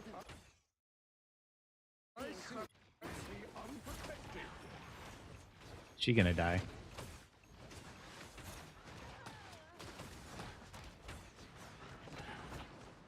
Right here. Fight's over. Dip. Dip right away. When you see that it's a 6v4, I just want you to leave. If it's a 6v5 and maybe you can get your teammates out, then maybe you can try and like switch it around, but you can't win a 6v5 if everybody's full health and nobody's got ultimates. Like in this situation, you're missing 2 and 2 people are low. I just want you to leave, right? You lost a lot of momentum here as a team because of the fact that everyone just stayed too long, right? Like here, you're going forward and back, you're trying to save them. Nah. If that's me, I'm leaving your ass. Like, if you want to stay, like, if those guys want to stay, they can stay, but I'm telling them over mic, I'm like, hey, just get back and reset. I'm leaving. I'm dipping.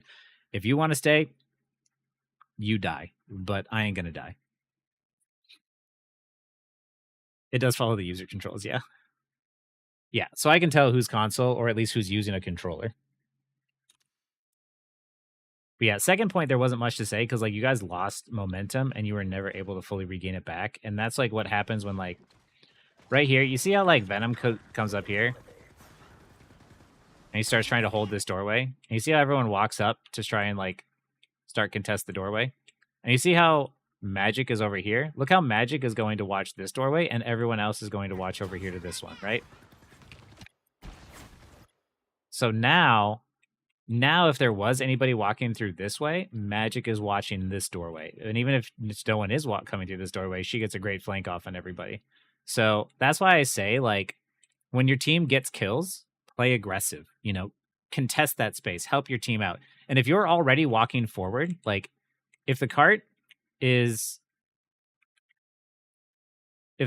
back here and you're pushed up and there's other people on the payload already, let them take care of it, right? If you're already pushed up, you've already got the space. You don't need to walk farther. Like, follow with your team and start contesting that space. Like, have a lot more confidence to make those plays and hold that ground and push yourself to take those battles a little bit more. And then if it gets dicey, then, you know, get out. But like, you know, try to really limit test yourself. Try to see how much you can get away with your life as possible and still survive. Because like right here, you know, they got to watch that space and now they get to flank off. And you, I think, like leg out. Yeah. Honestly, it was still a really close game and you were lagging. I wonder how the game would have been if you weren't lagging. Look at you snip snapping all over the place. If it was a little bit closer, it would have been better, but it's not bad.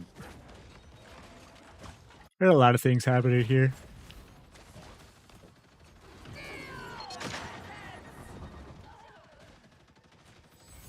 But your Loki was really good. Oh yeah, and track those ultimates too. Like if you use Loki as a defensive ultimate against a Storm or a Punisher, the moment you get your ult back, the Punisher or the Storm or whoever else you use to counter is going to have it back too. But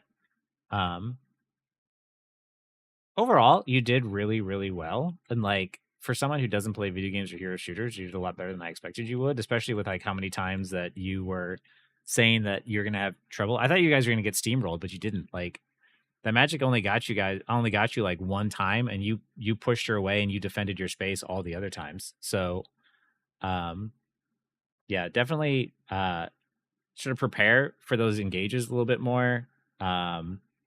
Position yourself to yeet them off of the edge. And yeah, maybe get a wired connection or something. But honestly, like, overall, like, just, I think you did a lot better than I was thinking, because you were talking yourself down. I feel like everybody just like plays themselves down, because like I was told I was going to see some terrible ultimates and that like DPS was bad or something, and like nobody was terrible. Like, and you saw how quickly too that you know, you might have seen how quickly how Aces was able to adjust to playing DPS and make a couple of changes and immediately start to provide a lot more value, and how Dakota was also able to like make some changes. Like you're not even doing anything mechanically different. It's literally just you change your positioning and you change your timing and you change like where you're looking and trying to like predict what the enemy is going to do, and suddenly the matches are a lot easier. Like you don't need to you know, mechanically get better. All of everybody here who's watching, you don't need to have perfect mechanical aim. It's literally just shifting where you're shooting from and when you're shooting that is going to make a world of difference. Because yeah, it's really not hero shooters luckily are not games that you need to have the best aim on, because like games you need to have the best aim on, like Counter-Strike or something, or games that I wasn't like necessarily the best at. I was decent, but I was never like very good. Whereas like hero shooters are more about strategy, it's more about positioning and timing your abilities and whatnot. That matters way more, and that's what makes it fun. So you know, you don't need to be clicking heads like you're Shroud or Necros or whoever else plays these games professionally, but yeah, how much time did they cap with? It was 41 to 22. It wasn't even that bad. And I think that like if you weren't lagging, and if at the very beginning you push them off of the edge early on both of those times, like you would have won this game. So yeah, have a little bit more faith in yourself. Especially for console, you were doing really well on console. I think that like I had an idea of possibly playing unranked to GM on console, because that would be reasonable, because then it wouldn't be smurfing. And we have a capture card, so now we can do that. And now I can technically afford the capture card because you all bought coaching and VOD reviews today. So pay more attention and remember, like I want to show you like I'll give you a quick like mock-up, right? it's going to be easiest from like a top-down view. Okay. So this is the objective, and you know that like where the team funnels is where you're going to want to defend, right? You want to defend in areas where there's cover. There's 2 entrances to the point, right? There's 1 and 2. There's only 2 places outside of. There's a possible 3 if people have vertical mobility, but most don't. So most are going to funnel through here. Right now, you have 6 people all watching this one area, right? And nobody is watching this area. So realistically, what you want to do in situations like this is you want to have people contesting different areas of space. So what I would do personally is I would be positioning like possibly my tanks here to eventually back up and hold here. I would position myself as a support where if I had like a rocket, I'd put him here. If I was Inviswoman, like I said, I'd be over here so I could like watch this doorway. If I was a DPS, I would be positioning myself probably 1 DPS up here and another DPS maybe behind the point.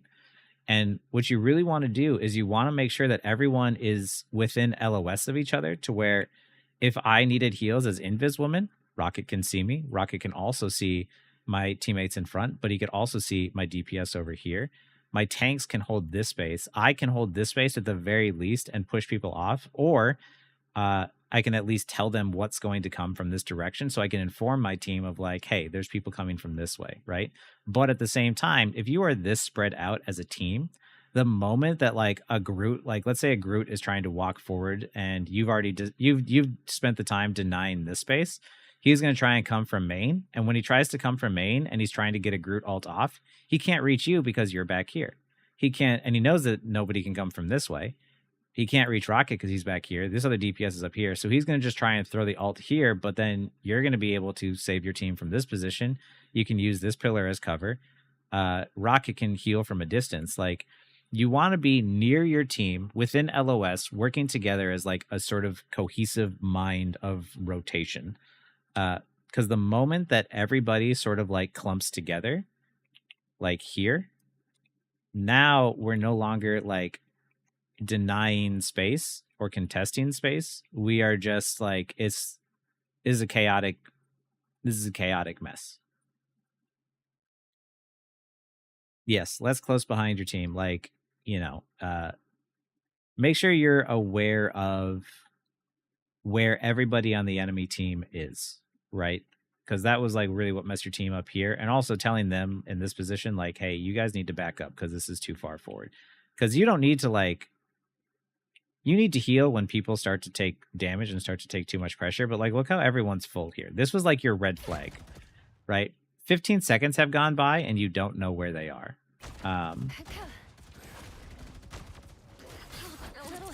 And now they start to cap and no one's paying attention. Like, when I'm not seeing people and it's too quiet, it's suspicious, right? It's too suspicious. It's like when you have a puppy and it's quiet in the house and you're like, wait, something's getting destroyed right now. Like, I know it.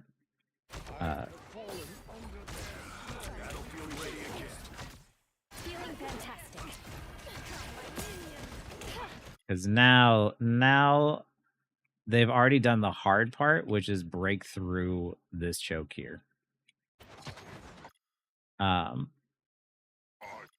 And realistically, like, maybe it would have been like not in their favor. Like, it could have been bad. If they had a support go this way, it would have helped them a lot more. But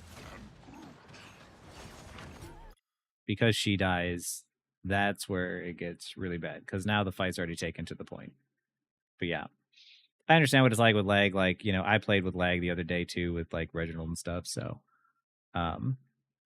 yeah, sometimes you just have days that are laggy, but like, honestly, like you played really well with the lag. You are, you barely lost this game. And with a couple of things, there's a couple of times where you could have done something to like change the outcome of the game by like pushing them off the edges or denying magic a little bit more, but like realistically, like you did really well. So, you know, hopefully this was helpful for you and you got to learn a lot from it. But yeah, this was fun. Let me know how it goes in like your games and stuff in the future too.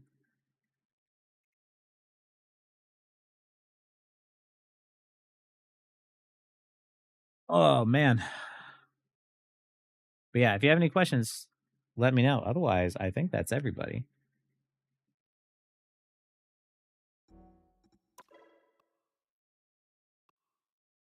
Yeah, for sure. Thank you. I really appreciate everyone who signed up for VOD reviews and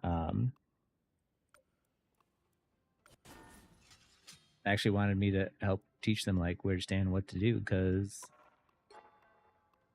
that was fun. But also, I'm fucking tired.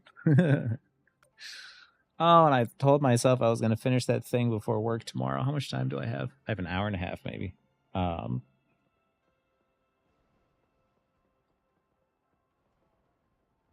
But yeah, I really appreciate everyone for watching. I hope the VOD reviews were helpful and educational for you all.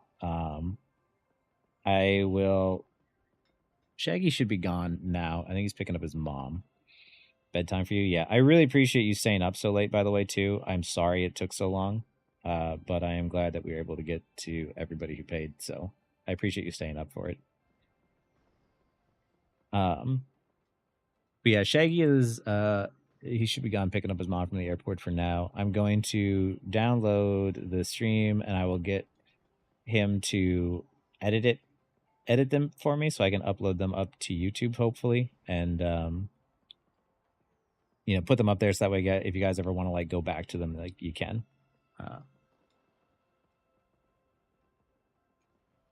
Thanks, Russ. I really appreciate it. Wait, is your name supposed to be like Fresh Strawberries? Because I just kind of like realized that. And have a good night.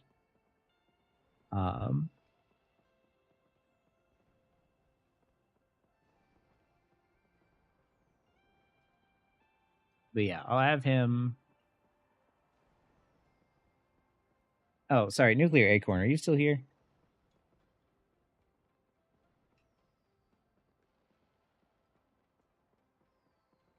Good night, Costy. Fresa is Spanish and for strawberry. Oh, that makes sense. Yo, I'm hungry again. Crap, I forgot to eat more.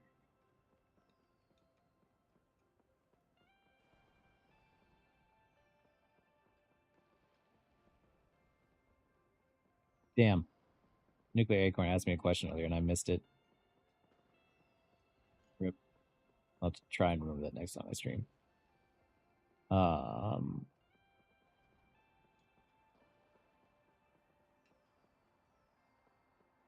yeah, I should probably be done for the night, and I will try to create more content and stuff for you guys in the future. I'll still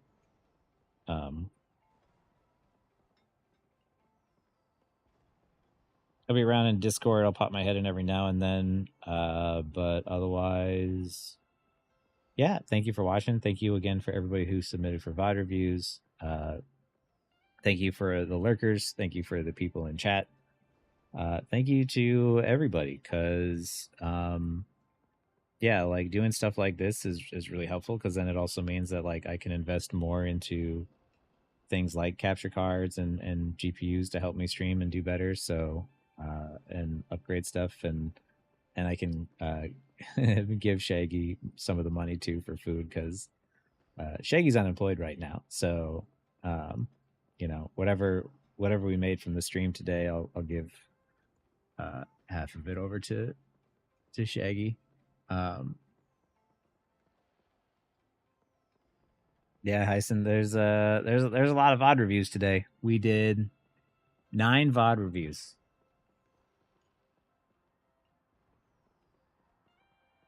So 9 VOD reviews, 2 coachings. So super effective. Everyone did really well. I want to try and figure out that match. Yeah, man.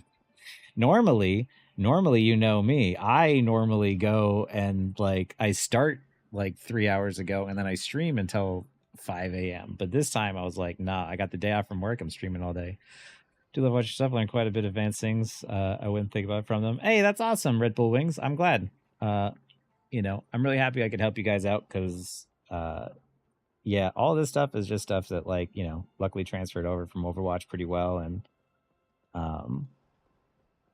yeah, it makes climbing a lot easier when you don't have to be the most mechanical god like a Necros or something, because yeah, it's a lot easier to win through positioning and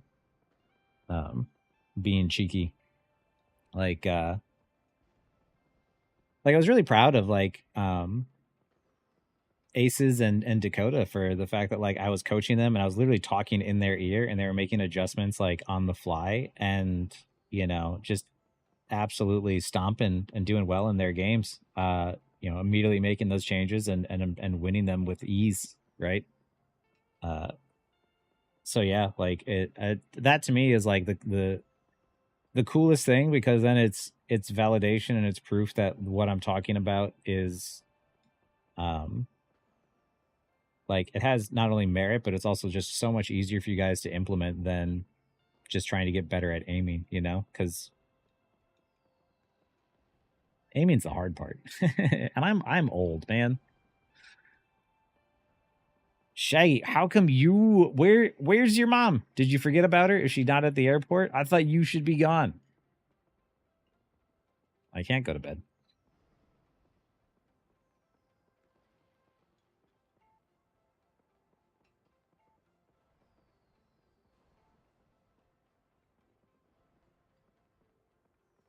Oh, okay. Well, I'm gonna download the stream and I'll give it to you if you want to like edit the stuff, edit the separate VOD reviews into episodes, and you can clip them up.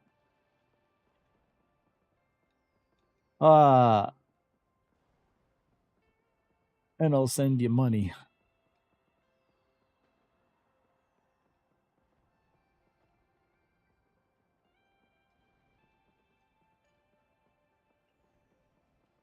Chipotle money. And hiya, Mama Gian.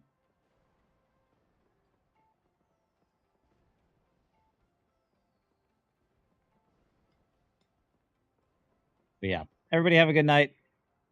I'm taking off. I'm dying.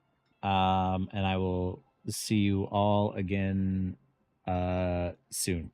Maybe for some ranked games with Reginald, or maybe some ranked games on the alt, or maybe I'll play some variety games. I don't know. We're making this up as we go. I am dying right now. I am dead. But yeah, enjoy the VOD, Heisen. I'm dying. You all have a good night and have a good day if you're in Europe. I am out of here.